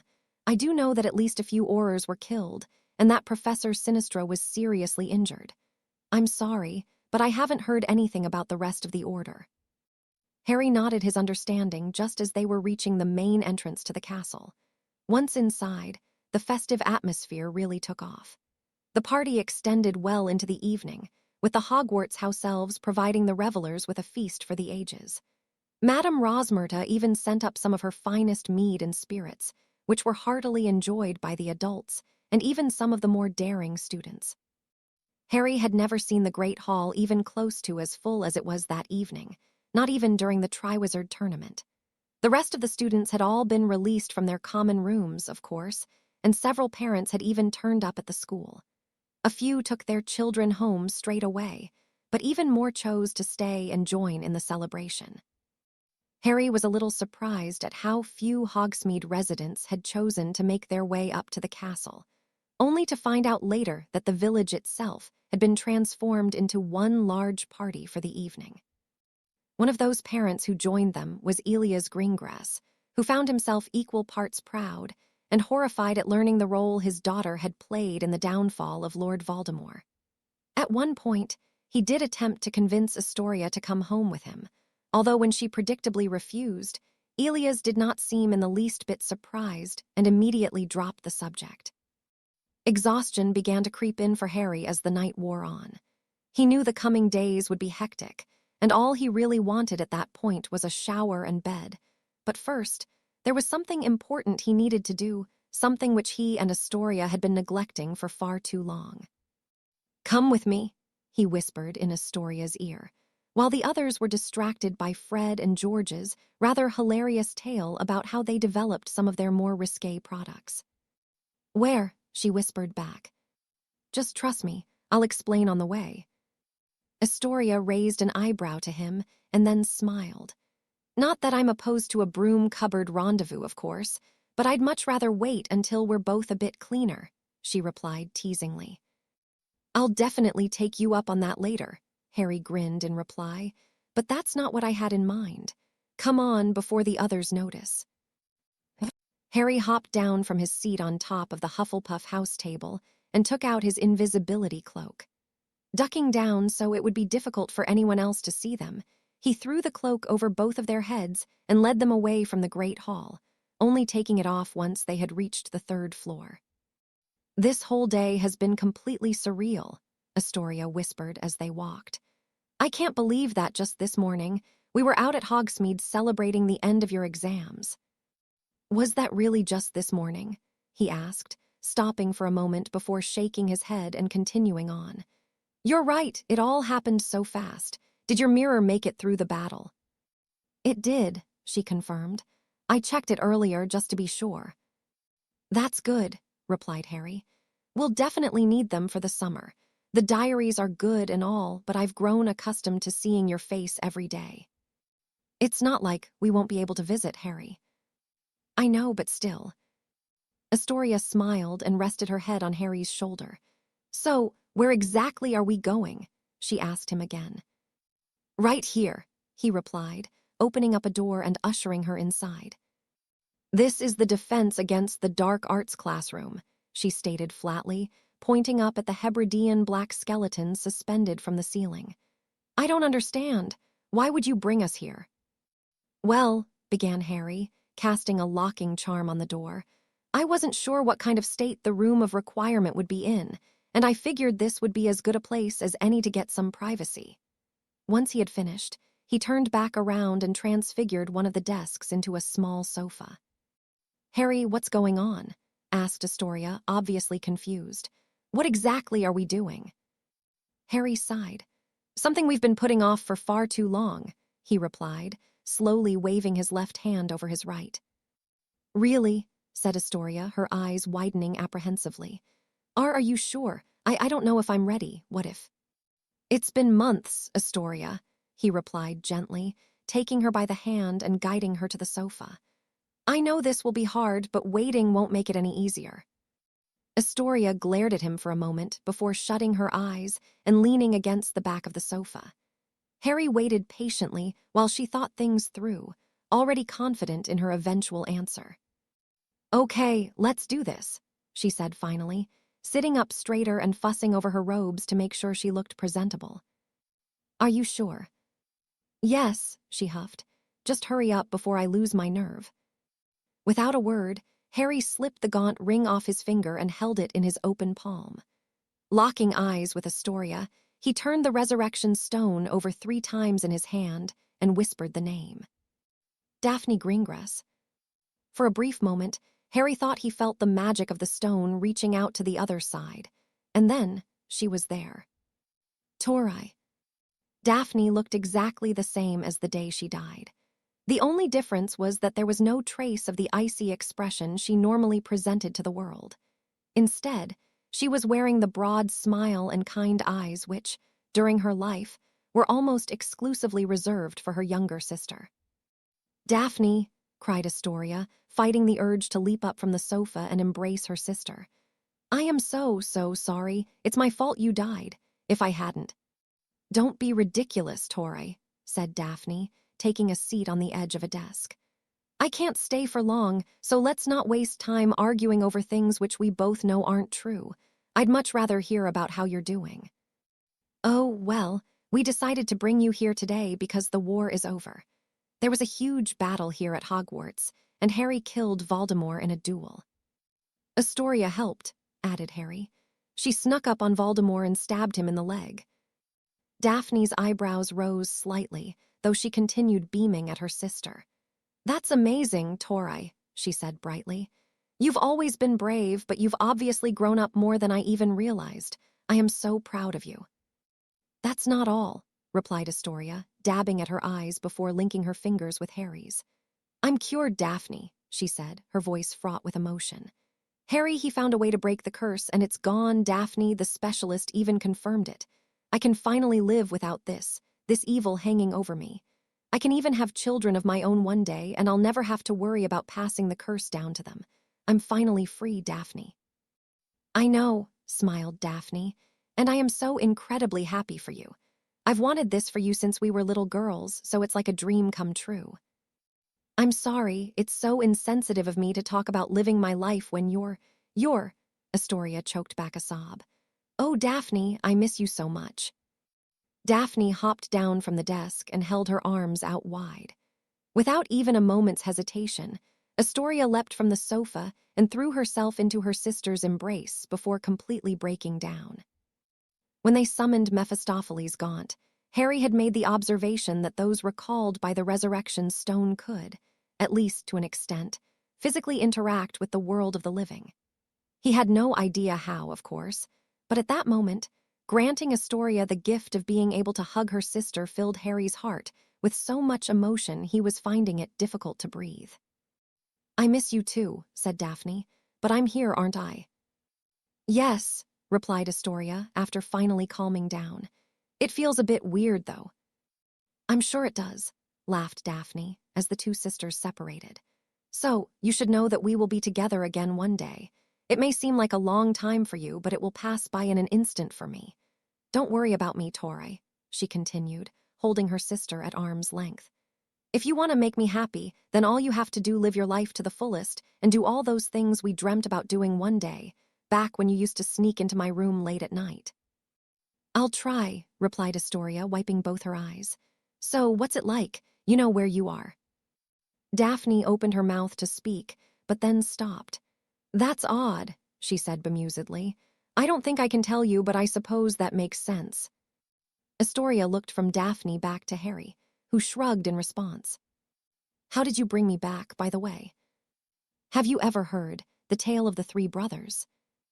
Daphne's eyes widened in recognition. "So, they're real then?" she asked, looking at Harry. "They are," he nodded. "And of course, you of all people would be the one to find them," she laughed, while shaking her head. "I suppose I should thank you, though. You've clearly had no trouble remembering the two things I asked of you." "Of course not," replied Harry, pretending to be insulted. "Come on, I'm not that thick." Daphne laughed again and moved to wrap an arm around her sister. "No, you certainly aren't," she replied. "Even I can't deny it at this point. You're a good man, Harry, for a Gryffindor at least." Harry snorted and shook his head. He'd missed their banter over the past several months. "So, before I go," continued Daphne, her expression growing serious, "I have one last question for you. Can I trust you to keep both of your promises from here on out?" Harry's eyes automatically sought out Astoria's. As she smiled back at him, he was struck by the thought that even though she was tired, dirty, and her eyes were red and puffy from crying, she was still the most beautiful person he had ever seen. They had been through so much together already, and she had never once wavered, not even for a minute. It had been less than a year, and already he could hardly picture his life without her. And so, the answer fell from his lips without even a moment's hesitation. "Always, epilogue, a life well lived." Harry Potter pushed his plate aside and settled back in his chair to enjoy his second cup of tea. His temples had grayed slightly, and his eyesight had long since been fixed so that he no longer needed glasses, but he was still instantly recognizable by his somewhat shorter, but still unruly mop of black hair, not to mention the faded lightning scar on his forehead. Though he was no longer a young man by nearly anyone's definition, many wizards half his age would give up their wands to be as fit and hale as Harry Potter was at age 60. "Thank you, Dobby. That was excellent." "You are most welcome, sir." Dobby's face and skin had become somewhat wrinkled over the years, but his green, tennis ball-like eyes were just as keen as they had been on the night Harry had first met the odd little house elf, back in his former bedroom at number 4, Privet Drive. Unsurprisingly, Dobby had enthusiastically accepted Harry's offer to hire him away from Hogwarts all those years ago, when he had first moved into a home of his own. Life had greatly improved for most house elves, largely thanks to Hermione's efforts. She had worked hard through the ministry to alter their legal status so that they were no longer considered property, which, among other things, helped protect them from the kind of abuse Dobby had suffered at the hands of the Malfoys.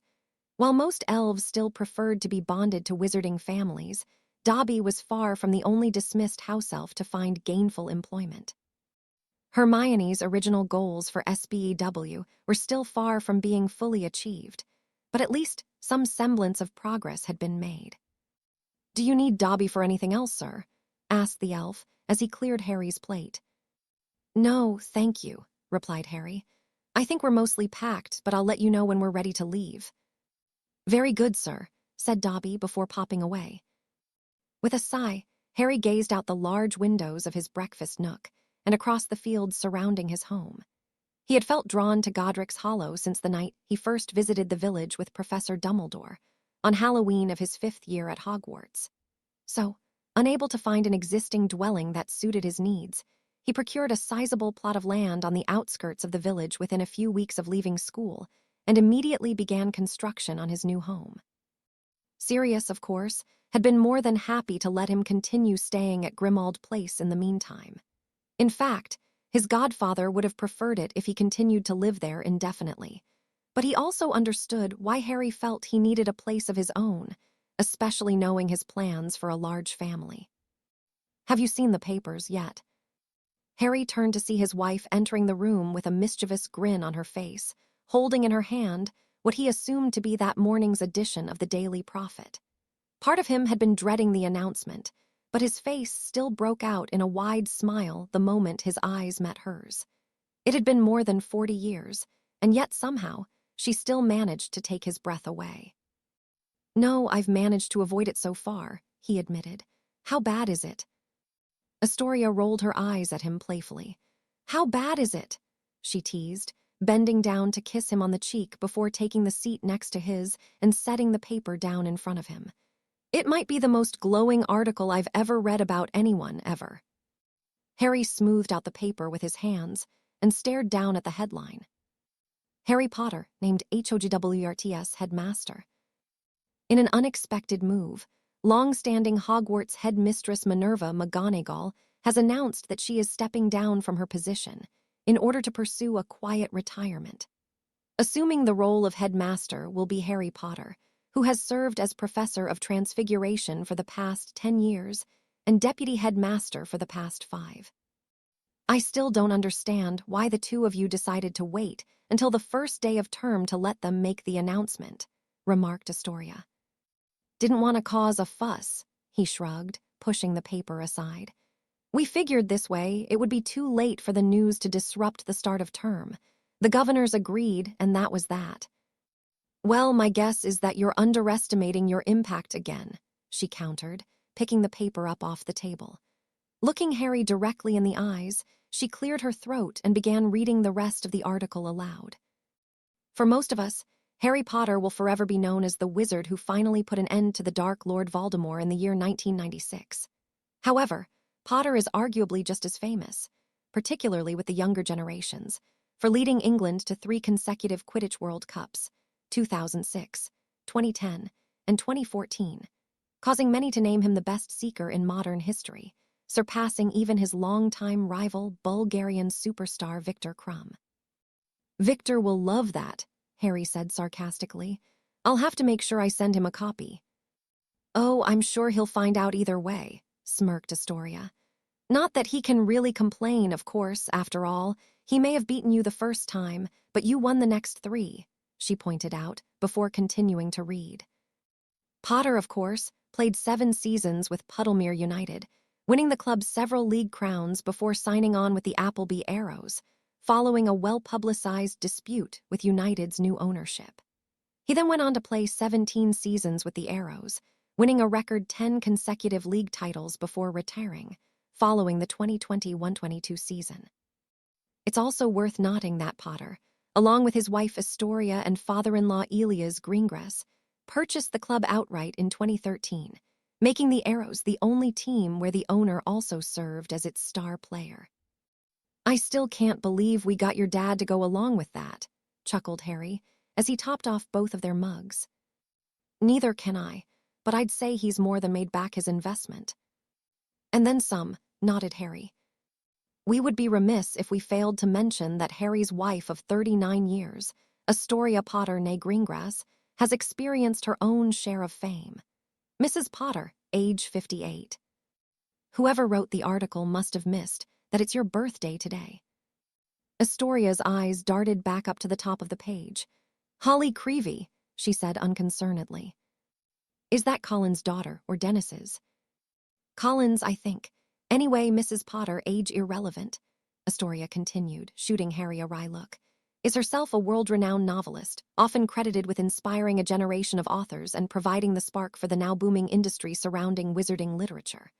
The Potters have 4 children together: James, 36, Lillian, 34, Charlotte, 32, and Edwin, 29.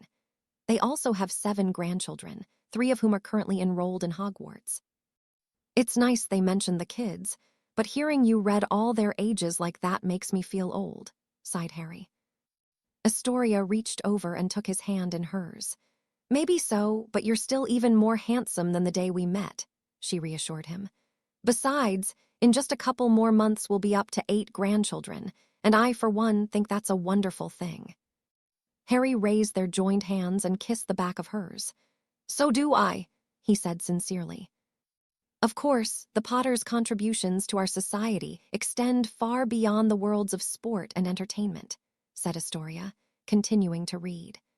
Perhaps most notably would be their collaboration following the war with longtime friend and current Minister for Magic, Hermione Granger Weasley.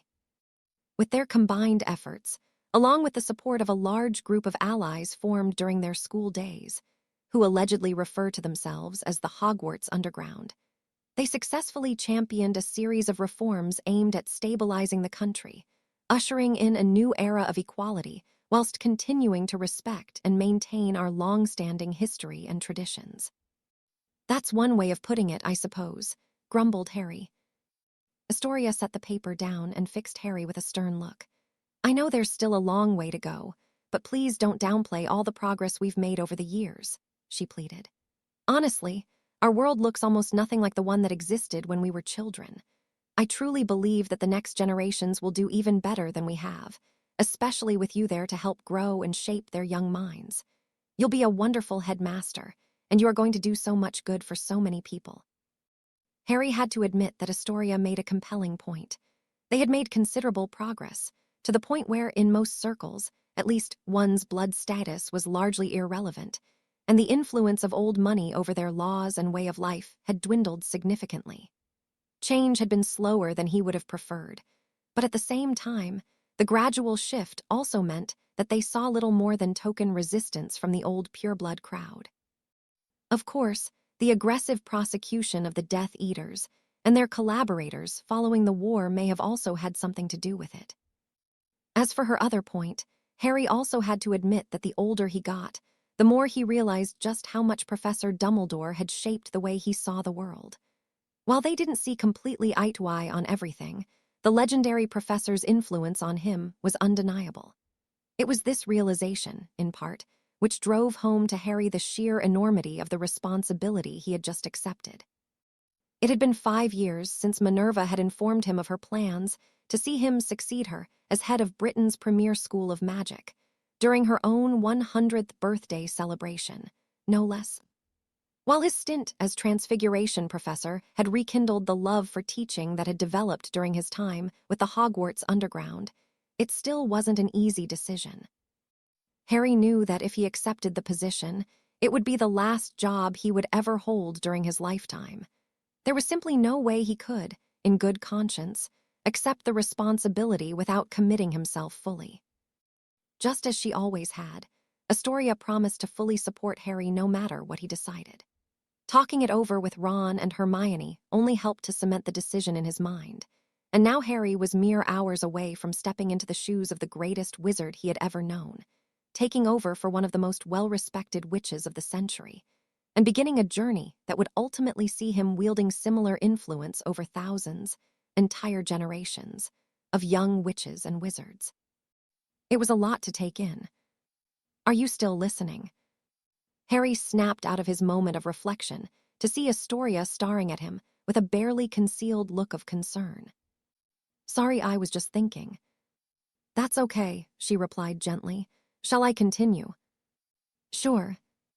The Potters are also responsible for the endowment of two separate charitable organizations, one named for Mr. Potter's late mother, Lily, and another bearing the name of Mrs. Potter's late sister, Daphne Greengrass. Their foundations, many contributions include both the newly opened Potter Greengrass ward of St. Mungo's Hospital for magical maladies and injuries, and the Lily Potter Home for vulnerable children. The pair also sit on the board of the Cedric Diggory Foundation, which over the years has helped dozens of disadvantaged children attend Hogwarts. Astoria opened the paper to the second page before refolding it. While all of this is undoubtedly impressive, she continued, it is Mr. Potter's magical accomplishments that have earned him the coveted role of Hogwarts headmaster. Even though Potter has been known to downplay his involvement in the Battle of Hogwarts, in favor of highlighting the contributions of his friends and allies, in particular, his wife's famous wounding of Voldemort himself. His performance that day as a 15-year-old wizard has been described by eyewitnesses as nothing short of astounding. What some may not know, however, is that Potter's legendary victory over Lord Voldemort was only the beginning. According to those who know him, Potter's close relationship with Albus Dumbledore inspired in him a deep curiosity for magic. Even after finishing Hogwarts, he was known to devote a large portion of his limited free time to visiting the castle and discussing magical theory with Professors Minerva McGonagall and Phileas Flitwick. In the years following his retirement from Quidditch, he even authored 2 papers for the academic publication Transfiguration Today. That is why it was hardly a surprise to those closest to him when he was offered and accepted the position of Professor of Transfiguration in the year 2030. I'll never forget the look on Minerva's face after she read that first paper, chuckled Harry. It was like she couldn't make up her mind whether she was proud or annoyed. That's because you didn't bother to tell her it was being published ahead of time, Astoria pointed out. Yeah, replied Harry, smiling fondly at the memory. Almost done, Astoria smirked, before continuing on. During his tenure, Professor Potter managed to develop a revolutionary new method of teaching the subject, introducing intent-based transfiguration to students as early as first year. Because of this, the Wizarding Examinations Authority went as far as to collaborate with Potter in overhauling their OWL and NEWT testing methodology. According to outgoing headmistress McGonagall, Professor Potter will continue to work with Transfiguration students even as headmaster, sharing duties with another new hire, Leonis Black, age 39, of London. Astoria briefly looked up from the paper. Leo must be so excited about getting to work with you, she said with a beaming smile. Almost as much as Sirius, grinned Harry. I talked to both of them last night. Leo's almost as nervous as he is excited, but I think he'll be fine. Of course he will, replied Astoria. You've been working with him since he got his wand, just like all the other children. In the beginning, at least, he's going to observe me with the first years. I'm not ready to give those up quite yet, explained Harry. Otherwise, he'll take years 2 through 5, and I'll handle the NEWT students. I suppose he'll take over fully at some point, just not yet. I understand, and I'm sure Leo does too. I know, nodded Harry. Is that all? More or less, replied Astoria, setting down the paper. They go on to congratulate you on your appointment and wish you luck, but that's about it. There's a nice article about Minerva in there, too. I'll read it later, promised Harry. So, are you all set for tonight? I think so, she sighed, gazing wistfully around the room. Harry reached over and took both of her hands in his. Are you sure you're okay with this? He asked her. Moving into the castle full-time. Astoria reached up to touch his cheek. I go where you go, dear husband, she replied lovingly. Don't worry about me. I adore Hogwarts. It's where we fell in love. There are plenty of relaxing places where I can write, and I'll get to see at least some of our grandchildren almost every day. As long as you're sure. I am, she replied confidently. Besides, it's not as though we're not allowed to leave the place, and we know the house will be in good hands whilst we're away. Speaking of which, have you spoken with James yet today? Not yet, but I imagine they're busy getting Luke ready for school. Harry was getting ready to stand when his communication mirror suddenly began to vibrate. "Perfect timing," he remarked, holding up the mirror and tapping it with his finger. "Good morning." "Hey, Dad, that was some article," announced the grinning face of their firstborn. James was practically the spitting image of his father, which also meant that he closely resembled his grandfather and namesake. "Oh, hi, Mum," he added, as Astoria squeezed in next to Harry so they could speak with their son together. "Hello, dear. Is Luke all ready for his second year at Hogwarts?" "Pretty much," replied James. "Rosie's got him all packed up, but the other two haven't exactly been helping." In an odd bit of serendipity, James had wound up marrying Rose Granger Weasley, Ron and Hermione's eldest. Oddly enough, not a single one of them had seen it coming. They had obviously spent plenty of time together over the years, considering how close their families were, but Rose had always been closer to James's younger sister, Lillian.